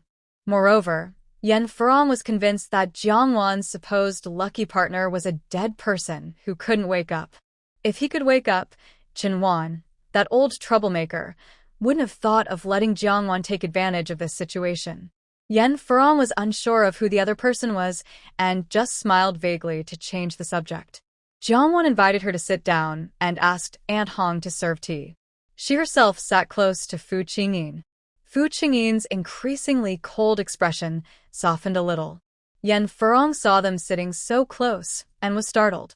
When she saw Jiangwan hug Fu Qingyin's arm, her face showed displeasure and said, Xiaohua. Jiangwan, unhappy, interrupted her, Mom, I am no longer Xiaohua. Please don't call me that anymore. Yan Furong was annoyed by Jiangwan's rebellion, but her face showed sadness. Xiaohua, in my heart, you will always be my daughter, and no one can compare. In her past life, Jiangwan was deceived by her sweet words and was very obedient. Back in the village, their family was too poor, and no one stood up for them or protected them, so Yan Furong couldn't protect her in front of Jiang Hai and had to let her endure it. She thought Yan Furong would love her deeply, like Chen Wan loved Jiang Lanyin, her adopted daughter. Jiang Wan smiled and said, Mom, Xiaohua is the name you gave to your biological daughter. I think I'll give that name to Jiang Lanyin instead. From now on, I will just be called Xiaohua. Yan Furong immediately stopped her, Xiaohua. Jiang Wan's face darkened and snapped, Mom, I told you I don't like that name, can't you hear? Yan Furong didn't expect Jiang Wan to dare to show this attitude in front of the Fu family. All right, I'll listen to you. I just feel. Jiang Wan smiled again. Don't tell me what you think. Tell me what I think. Xiaohua, that name doesn't suit me, but it suits your biological daughter quite well. Yan Furong secretly thought. Nonsense. She had secretly visited her daughter several times in the city. Her daughter was not a girl who couldn't read or write. Far from it. Young Wen, sit properly. Men and women are different. You look too frivolous like that. Yan Furong scolded her directly, not giving her any face. Fu Qingyin was happy about Jiang Wan's closeness, but when Yan Furong scolded her like that, his face immediately darkened. Was this unkind stepmother's gaze too invasive? In the Fu family, in front of him, criticizing his wife for being frivolous? Mother-in-law, I think Jiang Wan is very good and I like her. Yan Furong's face changed dramatically. What did you just call me? Jiang Wan felt wronged for Fu Qingyin in her heart. Both mother-in-laws are difficult people, but her adoptive mother is still her mother. Especially since Fu Qingyin told her mother to publicly claim they haven't divorced yet, that they are still married. Since they are still married, Jiang Wan should call Yan Furong mother, and if Fu Qingyin respects her, he would also call her mother-in-law. Fu Qingyin slightly frowned. From her reaction, she didn't know he was Jiang Wan's husband. He clearly told her, Jiang Wan is my partner. Yan Furong's face changed again. Jiang Wan, what's going on? I raised my daughter, and she can't marry twice. As a woman, she should be faithful. Marry one person and stay loyal. Jiang Wan's eyes turned cold. In her past life, she mentioned divorce twice during her miscarriages. Her family didn't agree, and Yan Furong also disapproved, insisting she follow the traditional rules. Otherwise, others would criticize her and say she didn't raise her properly. The opposition from both families, combined with Qin Mo's past kindness to her and the high moral standards imposed on women in this world, felt like 4 heavy mountains pressing down on her, making it hard to breathe. She looked up, her smile hiding shadows that made her emotions unclear. Mom, what are you talking about? I don't understand. Yan Furong pointed at Fu Qingyin. You still won't admit it? Tell me, who is he? She would rather believe Jiang Wan was cheating or remarried than believe he was her husband, the one Jiang Wan was supposed to be lucky with. Jiang Wan smiled sweetly, breaking her hope. Mom, are you dazed from my dad hitting you? Or are you getting old and senile? We already told you. He's Fu Qingyin, my husband. Yan Furong's lips trembled as she stared at Fu Qingyin in disbelief. Didn't you say you married a dead man? That he wouldn't wake up? Even if she was blind, she could see the rank insignia on this man's military uniform. Jiang Wan giggled proudly. I'm lucky. I bring good fortune to my husband. Fu Qingyin was very pleased with her proud look. His eyes fixed on her, filled only with her. Yan Furong's smile looked worse than crying. This is superstition. Do you really believe it? Fu Qingyin turned to look at her, his gaze icy and sharp. She didn't lie. She brings good fortune to me. I not only woke up, but also got a promotion. Jiangwan was a little surprised. You got a promotion? Yen Furong, who was somewhat knowledgeable, also looked surprised. You just woke up, didn't do anything special, so how could you get a promotion? Fu Qingyin, after the incident, my military merits have always been held back, 2 first-class merits. Jiangwan immediately cheered. I finally saw a living recipient of a first-class merit. First-class military merit is very rare. Usually, those who earn it and survive are few in number. Fu Qingyin was promoted a few days ago. He is not someone who likes to show off. Old Master Fu also isn't. They didn't mention it, and for a short time, no one in the Fu family knew about it. But now, Fu Qingyin was willing to tell her. He liked to be showy, so he showed off for her. You're no longer the regiment leader's wife. Now you're the division commander's wife. Jiangwan saw Yen Furong's pale face and regretful eyes from the corner of her eye. She sneered inwardly but smiled happily. Honey, you're really amazing. Fu Qingyin suddenly held Jiangwan's hand tightly. A tingling feeling spread from his limbs to his heart. Yen Furong's head was buzzing, as if someone had hit her hard. Didn't they say he wouldn't wake up? Why is he awake now? And he got promoted after waking up. He should be her son-in-law. I heard you were once Lan Yin's fiancé. About the mistaken identity, blame us elders for not doing well. Otherwise, you wouldn't have had to change your fiancé. But since you are already married, I hope you treat her well. She doesn't know about this. Listening to these words with 3 meanings, Jiangwan was not very angry, just a bit amused. Why couldn't she see through this in her past life, while she was immersed in Yen Furong's stories of motherly love? Mom, it seems you still don't know everything. Jiangwan's beautiful face showed a malicious smile. Her smile was too sharp, making Yen Furong feel annoyed. She couldn't stand Jiangwan being happy. She couldn't stand her smiling. Whenever Jiangwan was happy, she felt uncomfortable, like bugs crawling all over her. When Jiangwan smiled, she wanted to find ways to torment her, to make her suffer, to make her cry, to make her never smile again. Her biological mother had hurt her whole life, and she wanted to repay her mother's debt. Say what you want to say. When did you learn to be so sarcastic? Jiangwan didn't mind her sharp tone at all. She really was patient. But since this involved Fu Qingyin's reputation, she looked at him. Can he say something? Fu Qingyin's rules were very strict, ingrained in his bones. He couldn't be too close to her in front of others. Even though he really wanted to kiss her playful eyes right now, he could only force himself to hold back. He kept a close eye on Jiangwan and said in a hoarse voice, Jiang Lanin betrayed me and my cousin when I went to the battlefield. Without Jiangwan, she wouldn't have become my wife. Yen Furong excitedly said, Impossible. She's not like that.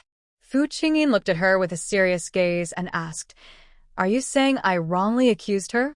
Yen Furong's anger overwhelmed her fear and respect for Fu Qingyin, and she said, I've heard that she's a kind, sensible, and caring girl.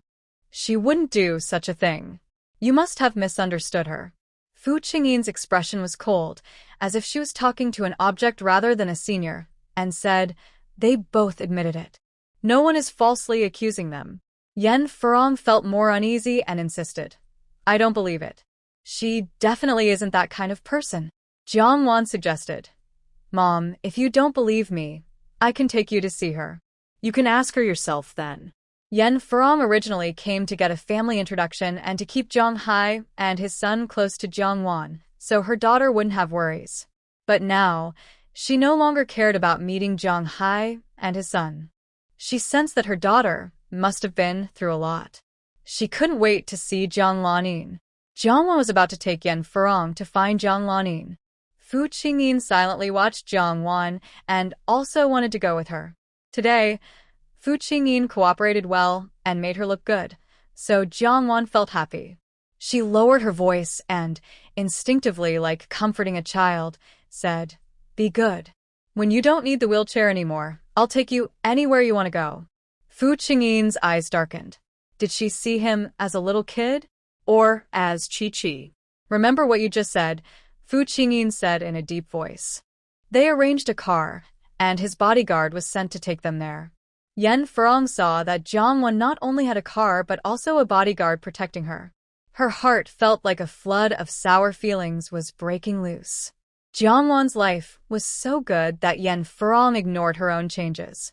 In the car, Yen Furong couldn't help but say, "There must be a misunderstanding about your sister's situation. You need to explain to the Fu family about your sister." Jiang was surprised. "My sister? Do I have a sister?" Yen Furong almost slapped her, saying, "I mean Jiang Lanin." Jiang suddenly understood and said meaningfully, "You're talking about your own daughter." Yen Furong. "Although she is my biological daughter, I haven't seen or spent time with her, so my feelings for her are definitely not as deep as yours." Jiang looked calm. She believed this statement from the other person in her past life because the Jiang family was a clear example, and she couldn't help but believe it. "I don't believe it. Just now, you asked me to speak up for your biological daughter." Yen Furong hurriedly said, "I'm doing this for your good. She was raised by the Jiang family. If her reputation is ruined, doesn't that mean your parents didn't raise her well? Not only her reputation, but also the Jiang family's reputation is damaged. If the Jiang family's reputation is damaged, it will also affect you." Jiang I'm not raised by the Jiang family, so it doesn't really affect me. Yen Furong became anxious. "How can it not affect you? You're also part of the Jiang family. When they prosper, you prosper. When they suffer, you suffer." Jiang looked disgusted. "Jiang Lan was caught by my mother-in-law for stealing. Just look at the photos my mother-in-law had taken. Those two are so shameless and disgusting." Yen Furong's face turned pale.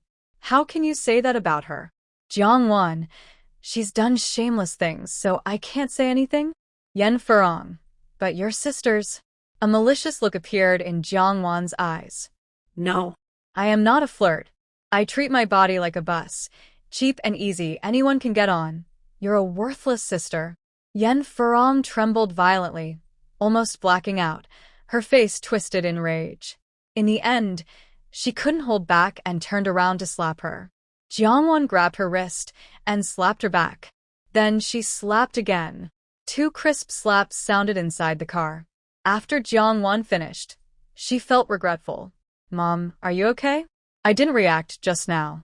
I thought some unthinking dog dared to slap me, so I hit back." Until now, Yen Furong had never imagined she would be slapped by Jiang. How dare she? Jiang once again grabbed Yen Furong's impulsive hand and pushed it aside. She tightly held Yen Furong's arms and squeezed hard, shaking her wildly with all her strength. "Mom, you're going too far. I knew you only care about your biological daughter. You just hit me for her, and now you want to hit me again. Your daughter has been the miss of the Jiang family for 20 years on my behalf. And what about me? I've been starving since I was a child, beaten daily by my alcoholic father, and I haven't even had the chance to go to school. Still being scolded harshly for not setting a good example." Yen Furong's arm was almost broken from being pinched, and she looked pained. She wanted to stop Jiang from losing control, but her head was spinning so badly she could hardly think. Her brain felt like it was about to burst out. She opened her mouth to speak, but after a long time, she couldn't say a complete sentence. Jiang finally loosened her grip when her arm went numb. Yen Furong immediately felt dizzy and collapsed onto the car seat, feeling weak all over. Her arm hurt badly, her mind was blank, and her vision darkened. Everywhere hurt, her face was pale, her lips parted, but she couldn't speak. "Mom, are you okay? I was just too emotional. How can you favor her just because of blood relations? She is your biological daughter, but I've been raised by you for 20 years. When something happens, she first blames others." Jiang now felt mentally very strong. Yen Furong was not doing well. She felt dizzy and nauseous, and had to deal with Jiang constant questioning. In her dazed state, she didn't even realize she had just been slapped twice by Jiang. "I didn't do that. I care about you more. You are my biological daughter, but I raised her." Jiang my biological mother also cares more about her adopted daughter. "Mom, do you?" Yen Furong's dizziness worsened, and she also started to have a headache. But Jiang kept nagging like a fly buzzing in her ear, endless and annoying. She could only passively reply yes. I care about you more too. Jiangwan. My biological mother gave all her money to her adopted daughter. Mom, did you give me all your money too? Yan Furong had no real money at all. Yes. All of it I gave to you. Jiangwan. My biological mother is very devoted to her adopted daughter. Yan Furong. I am also very devoted to you. Jiangwan, I don't believe it. Unless you help me vent your anger later and slap your own biological daughter. Yan Furong had never openly seen her biological daughter before. How could she bear to slap her? Jiangwan questioned. You won't agree? Why not? Didn't you say I am closer to you than your own daughter? Didn't you say you care more about me, your adopted daughter? Yan Furong couldn't take it anymore and gritted her teeth, saying, Shut up. Jiangwan was furious, as if she had caught her opponent's weakness. You still scold me. You really do care more about your biological daughter. Talking about caring more is just words. You haven't taken any real action. Maybe you're still pretending outwardly while secretly doing the opposite behind my back. Yan Furong felt a jolt in her heart and stiffened straight up. Don't think nonsense. Definitely. Jiangwan covered her ears. I won't listen. I won't listen. Unless you slap her first to avenge me. Yan Furong's eyes rolled with a hint of blood red, and in her endless anger, she threatened, Why are you so disobedient? If your father were here, he would definitely scold you again. In the countryside, whenever Jiangwan saw Jianghai, she was like a mouse seeing a cat, terrified. Jiangwan, I won't listen. I won't listen. My biological father and mother, my whole family, all help her, favor her. If you don't help me, you're just helping her, favoring her. Then I won't recognize you anymore. Find your own daughter. A fierce light appeared in Yan Furong's eyes. She hadn't told Jiangfu that her daughter was his biological child, not to let Jianghai and his son bother her daughter. Little flower, why have you changed like this? I raised you for 20 years, and this is how you treat me? You're so disappointing.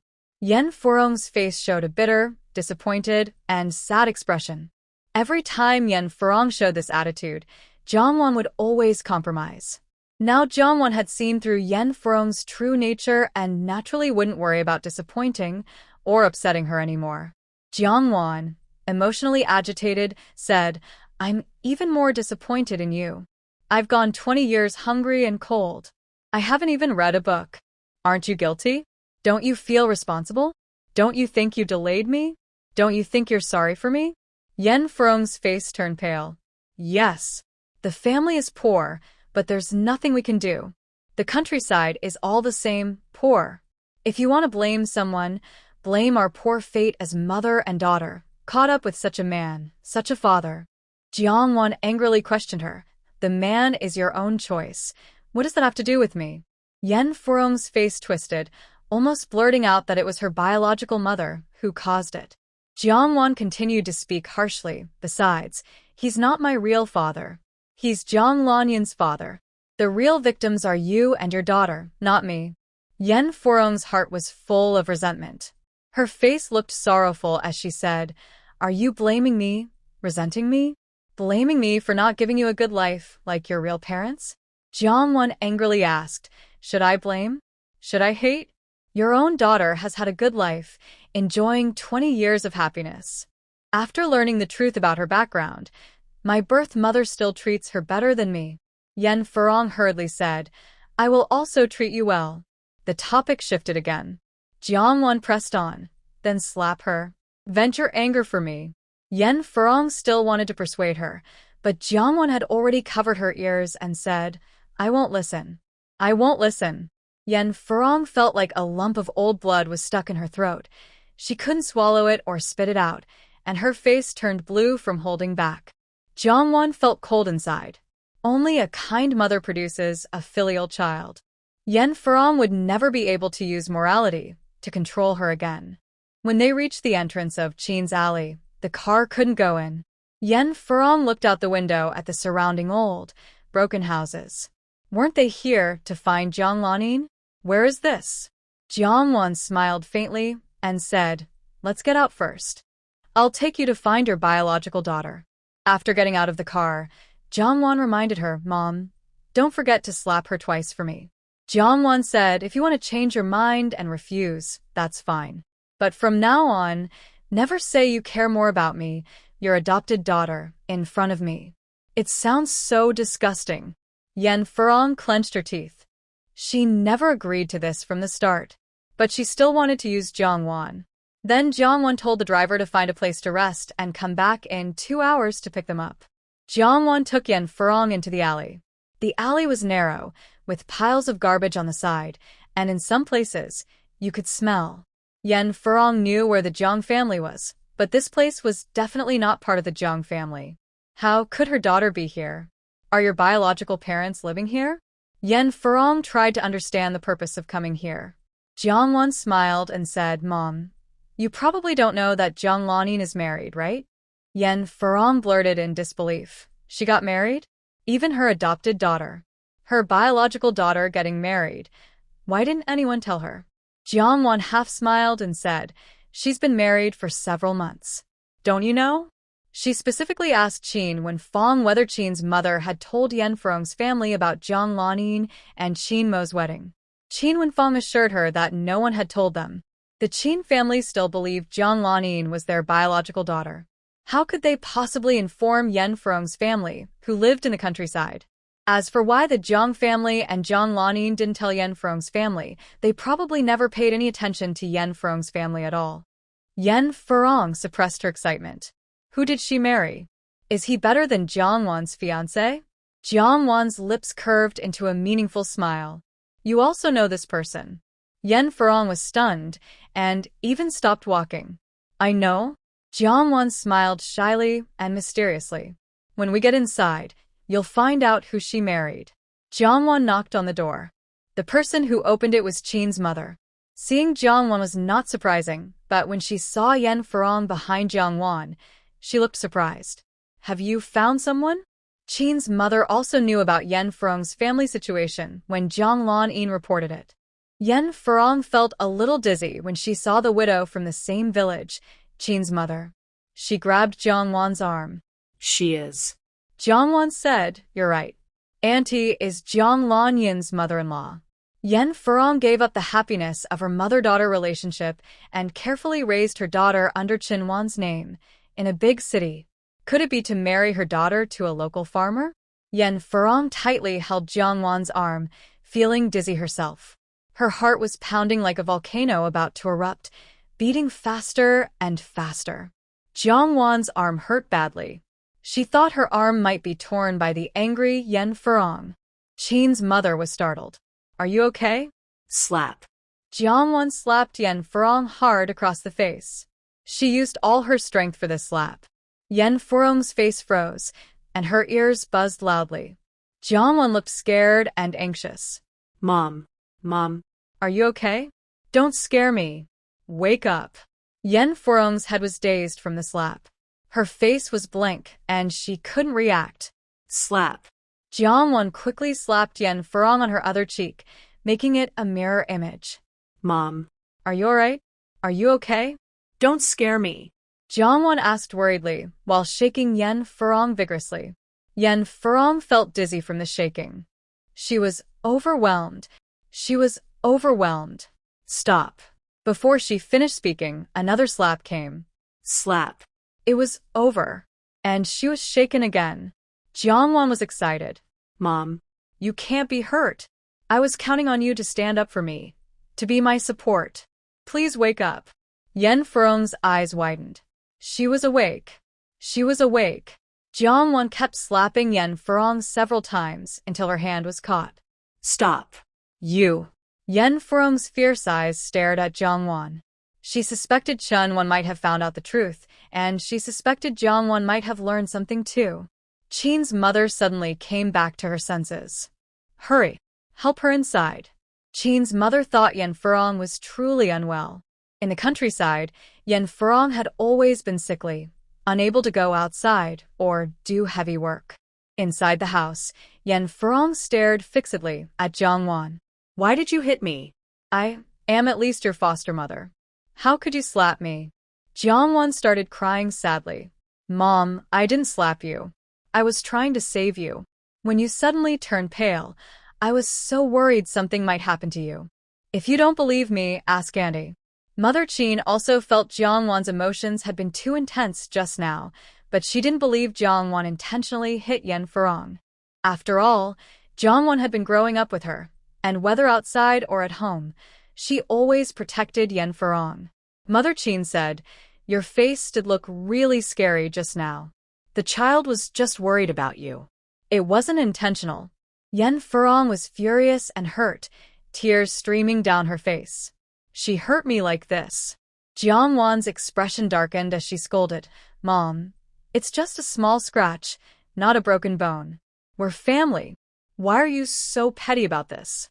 After Jiang Hai hit Jiangwan, Yan Furong would always comfort her, telling her not to argue with her father. The minor injuries on her body weren't serious. She was still young and would heal quickly. As long as she endured a little, everything would be fine. They were all family. Even if a bone was broken, it was still connected to the tendons. She just needed to be patient. Mother Qin agreed. "We're all family. Don't take it so seriously. The child was just worried about you." Yan Furong's eyes welled up with tears, feeling wronged. Jiangwan casually wiped her face with a cloth from the table. "Mom, stop crying. You're getting too old to cry like this. It looks bad."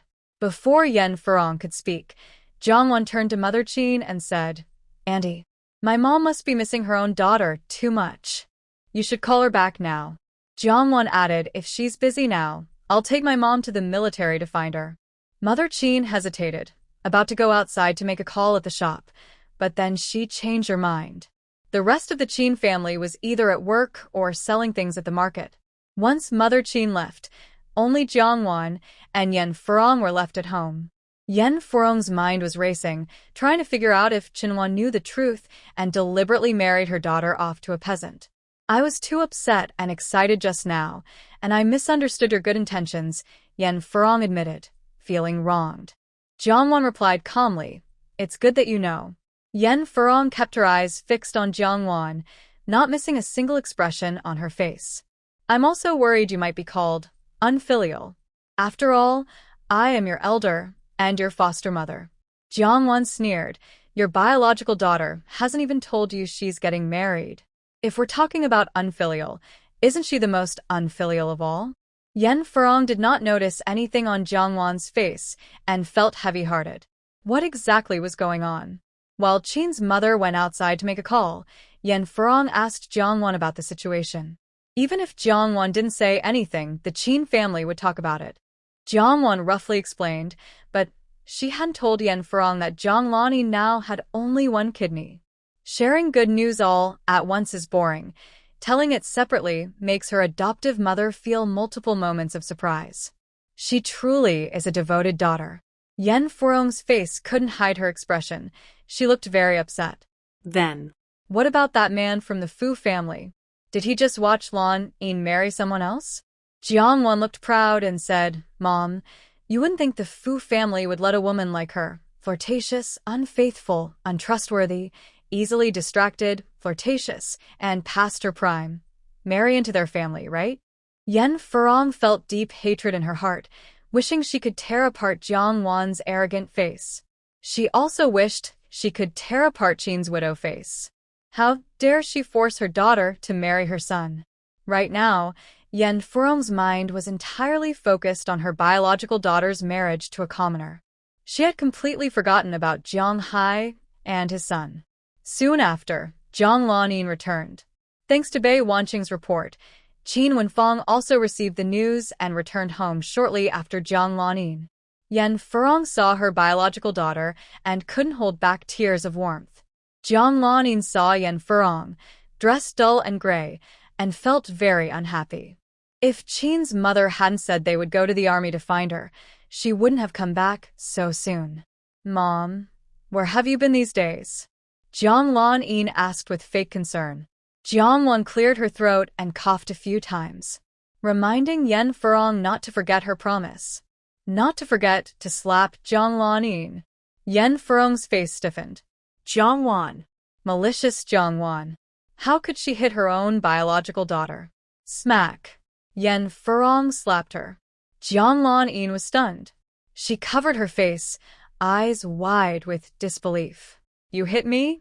Yen Furong slapped her again, holding back her pain. Yes, I hit you. Seeing her biological mother, Jiang Lan didn't say much and took 2 slaps directly. She was furious inside. She clenched her fists, holding back her anger. Why did you hit me? Qin's mother was also stunned. How dare Yen Furong hit Jiang Lan? Did she really treat Jiang Lan as her own daughter? Or did the Jiang family never tell Yen Furong the truth? Yen Furong clenched her teeth and said, You bullying little Hua. You deserve to be hit. Jiang Lan still remembered the name Little Hua.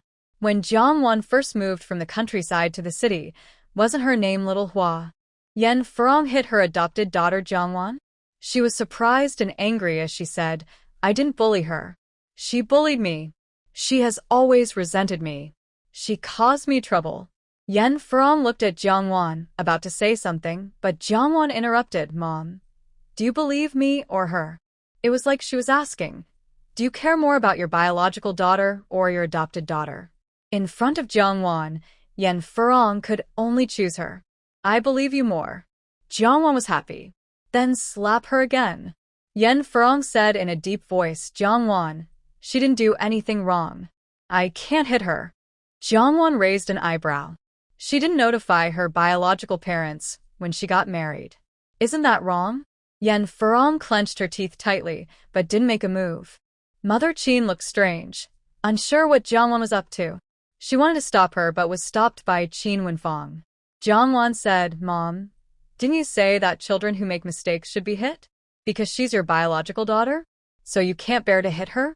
When Jiang Hai hit her as a child, she couldn't stand it. The first time she fought back, she smashed a wine bottle over Jiang Hai's head. That day, she almost died from Jiang Hai's beating and was slapped several times by Yen Furong. She went hungry for 2 days. Yen Furong taught her that as a daughter, she shouldn't hit her father. If she made a mistake, she should be hit. No hitting means no lesson. Maybe she really learned her lesson because after that, every time Jiang Hai hit her, she dared not resist. Because he was her father, an elder. She was a daughter, a younger person. She shouldn't oppose or fight back. Uncertain what exactly Jiang Wan said that touched Yen Furong gritted her teeth and slapped Jiang Lan again. Smack. A crisp sound. Jiang Lan's tears hadn't fallen yet, but Yen Furong's tears were already flowing. Jiang Wan sneered, Jiang Lan, after getting engaged to her ex-fiancé, she was unfaithful and had affairs, was flirtatious and immoral. Should she be hit? Yen Furong clenched her teeth again. Yes, she should be hit. Smack. Another slap. Jiang Wan said, a rabbit doesn't eat its own burrow, but she is worse than a beast, hooking up with her ex-fiancé's cousin. Should she be hit? Yen Furong's back teeth felt like they were about to grind to dust. Yes, she should be hit. Smack. After hitting her, Yen Furong looked at Jiang Lan with tearful eyes. The slap hurt her body and her heart. She hoped her daughter would understand her hardship. But what does she understand? Jiang Lan's mouth was filled with a rusty taste, and she trembled with anger all over her body. Jiang Wan sneered, Enough. Mom, if you don't want to hit, then don't. I understand you, my biological mother. You wouldn't hurt me badly. Yen Furong, upon hearing this, hated Jiang Wan even more and clenched her teeth as she struck again. Jiang Lan grabbed her wrist, glaring at Jiang Wan with disgust. Jiang Wan. You're going too far. Jiang Wan said, Mom, look at her. She took away 20 years of my happiness, and now she's acting tough. You only slapped me a few times, and you're angry? Feeling wronged? Feeling hurt? Feeling sad?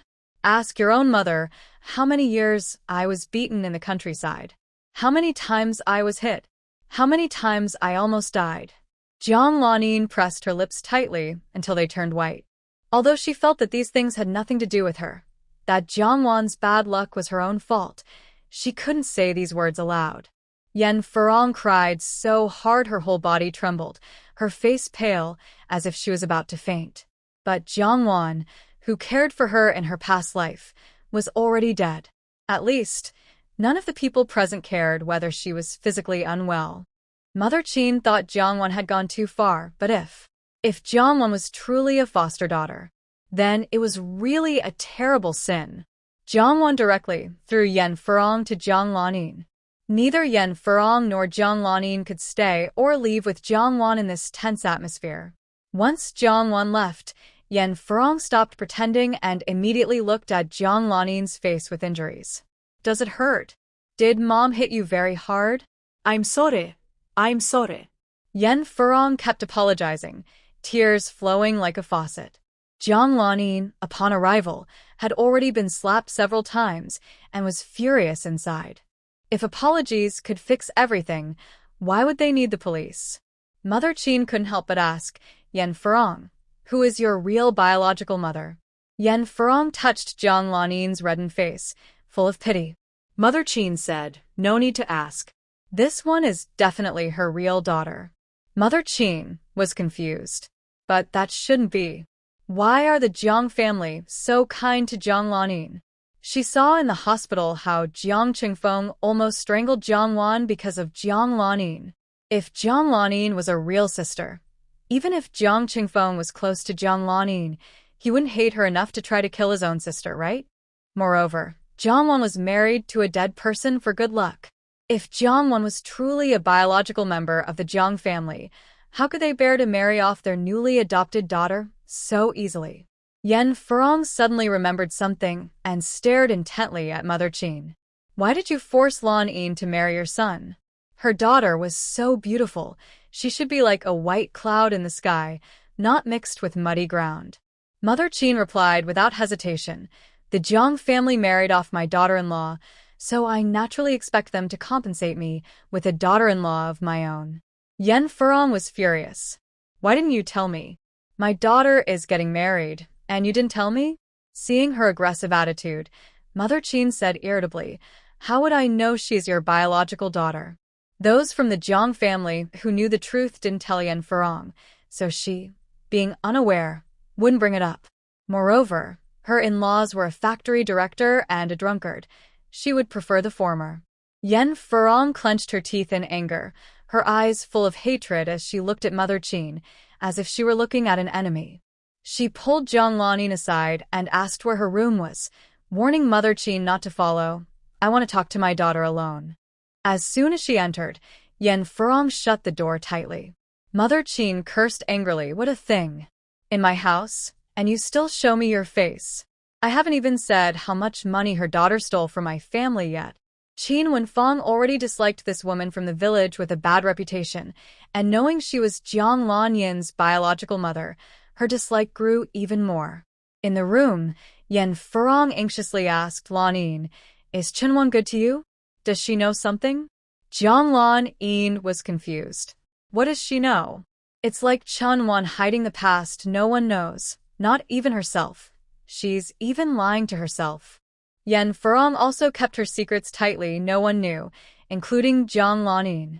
Emotionally agitated, Yan Furong asked her, didn't you say Chenwan treats you very well? If she wasn't sure about this, she definitely wouldn't agree to let Jiangwan come into the Jiang family. Although Jiang Lanin occasionally complained about her foster mother, overall, her foster mother treated her better than Jiangwan. Seeing her silence, Yan Furong pressed further. Does she treat Jiangwan better than she treats you? Jiang Lanin thought she was worried her foster mother cared more about her biological daughter and truthfully replied, she treats me better than Jiangwan.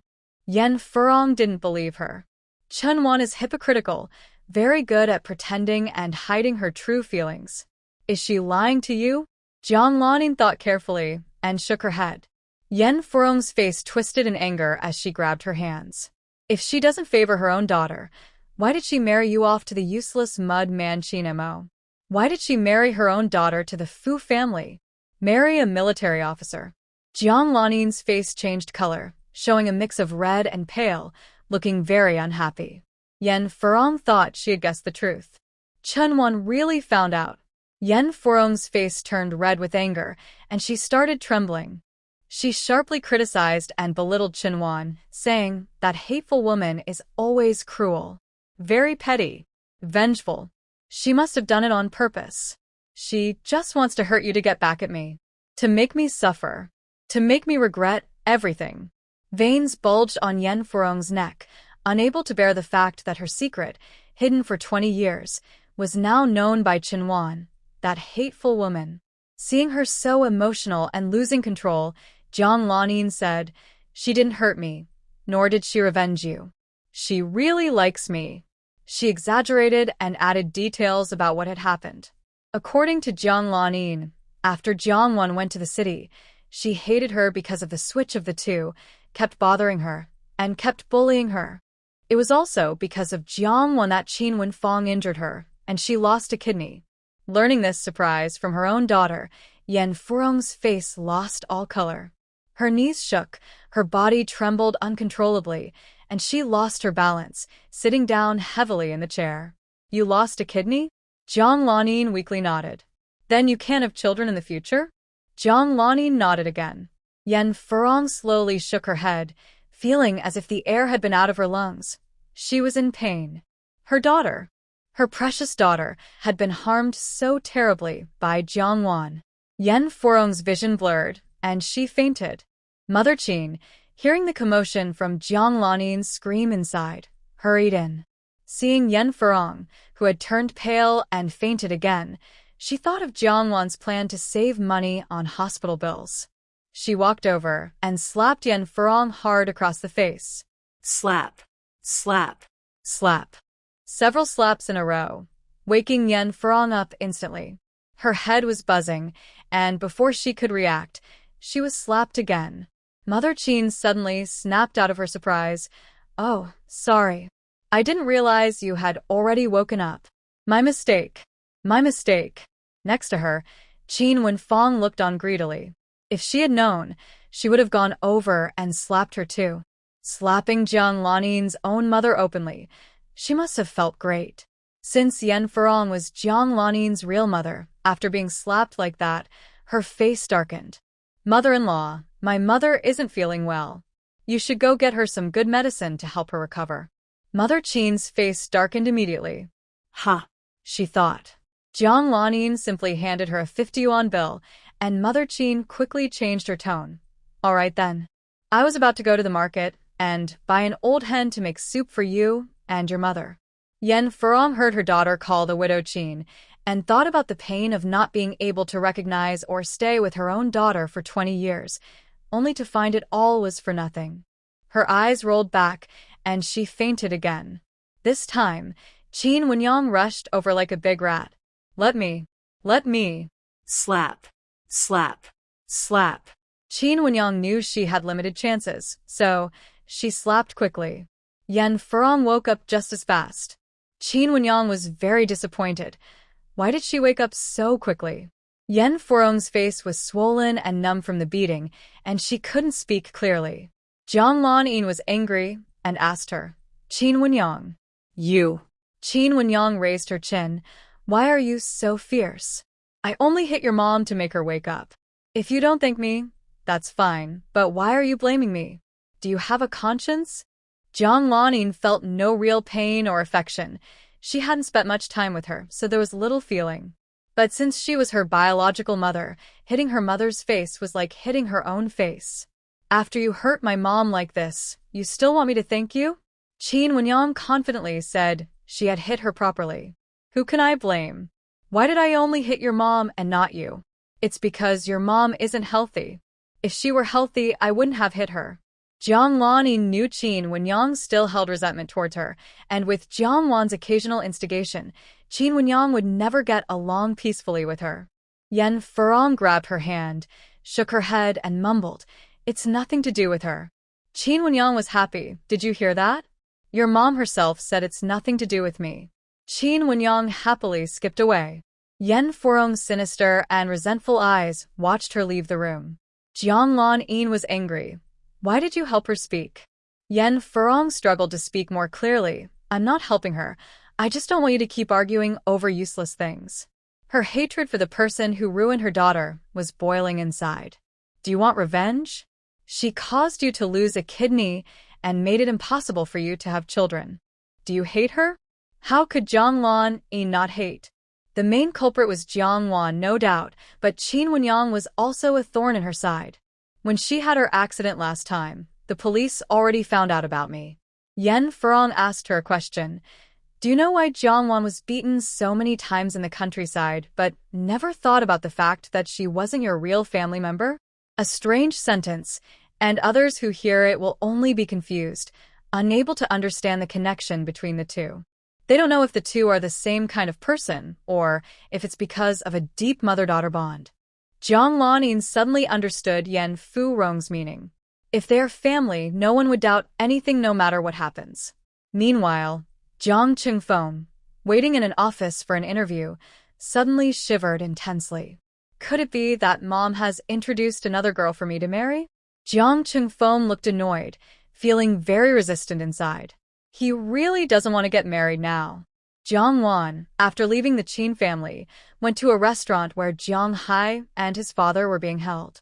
After Yan Furong left, Jiang Hai and his father had more work to do.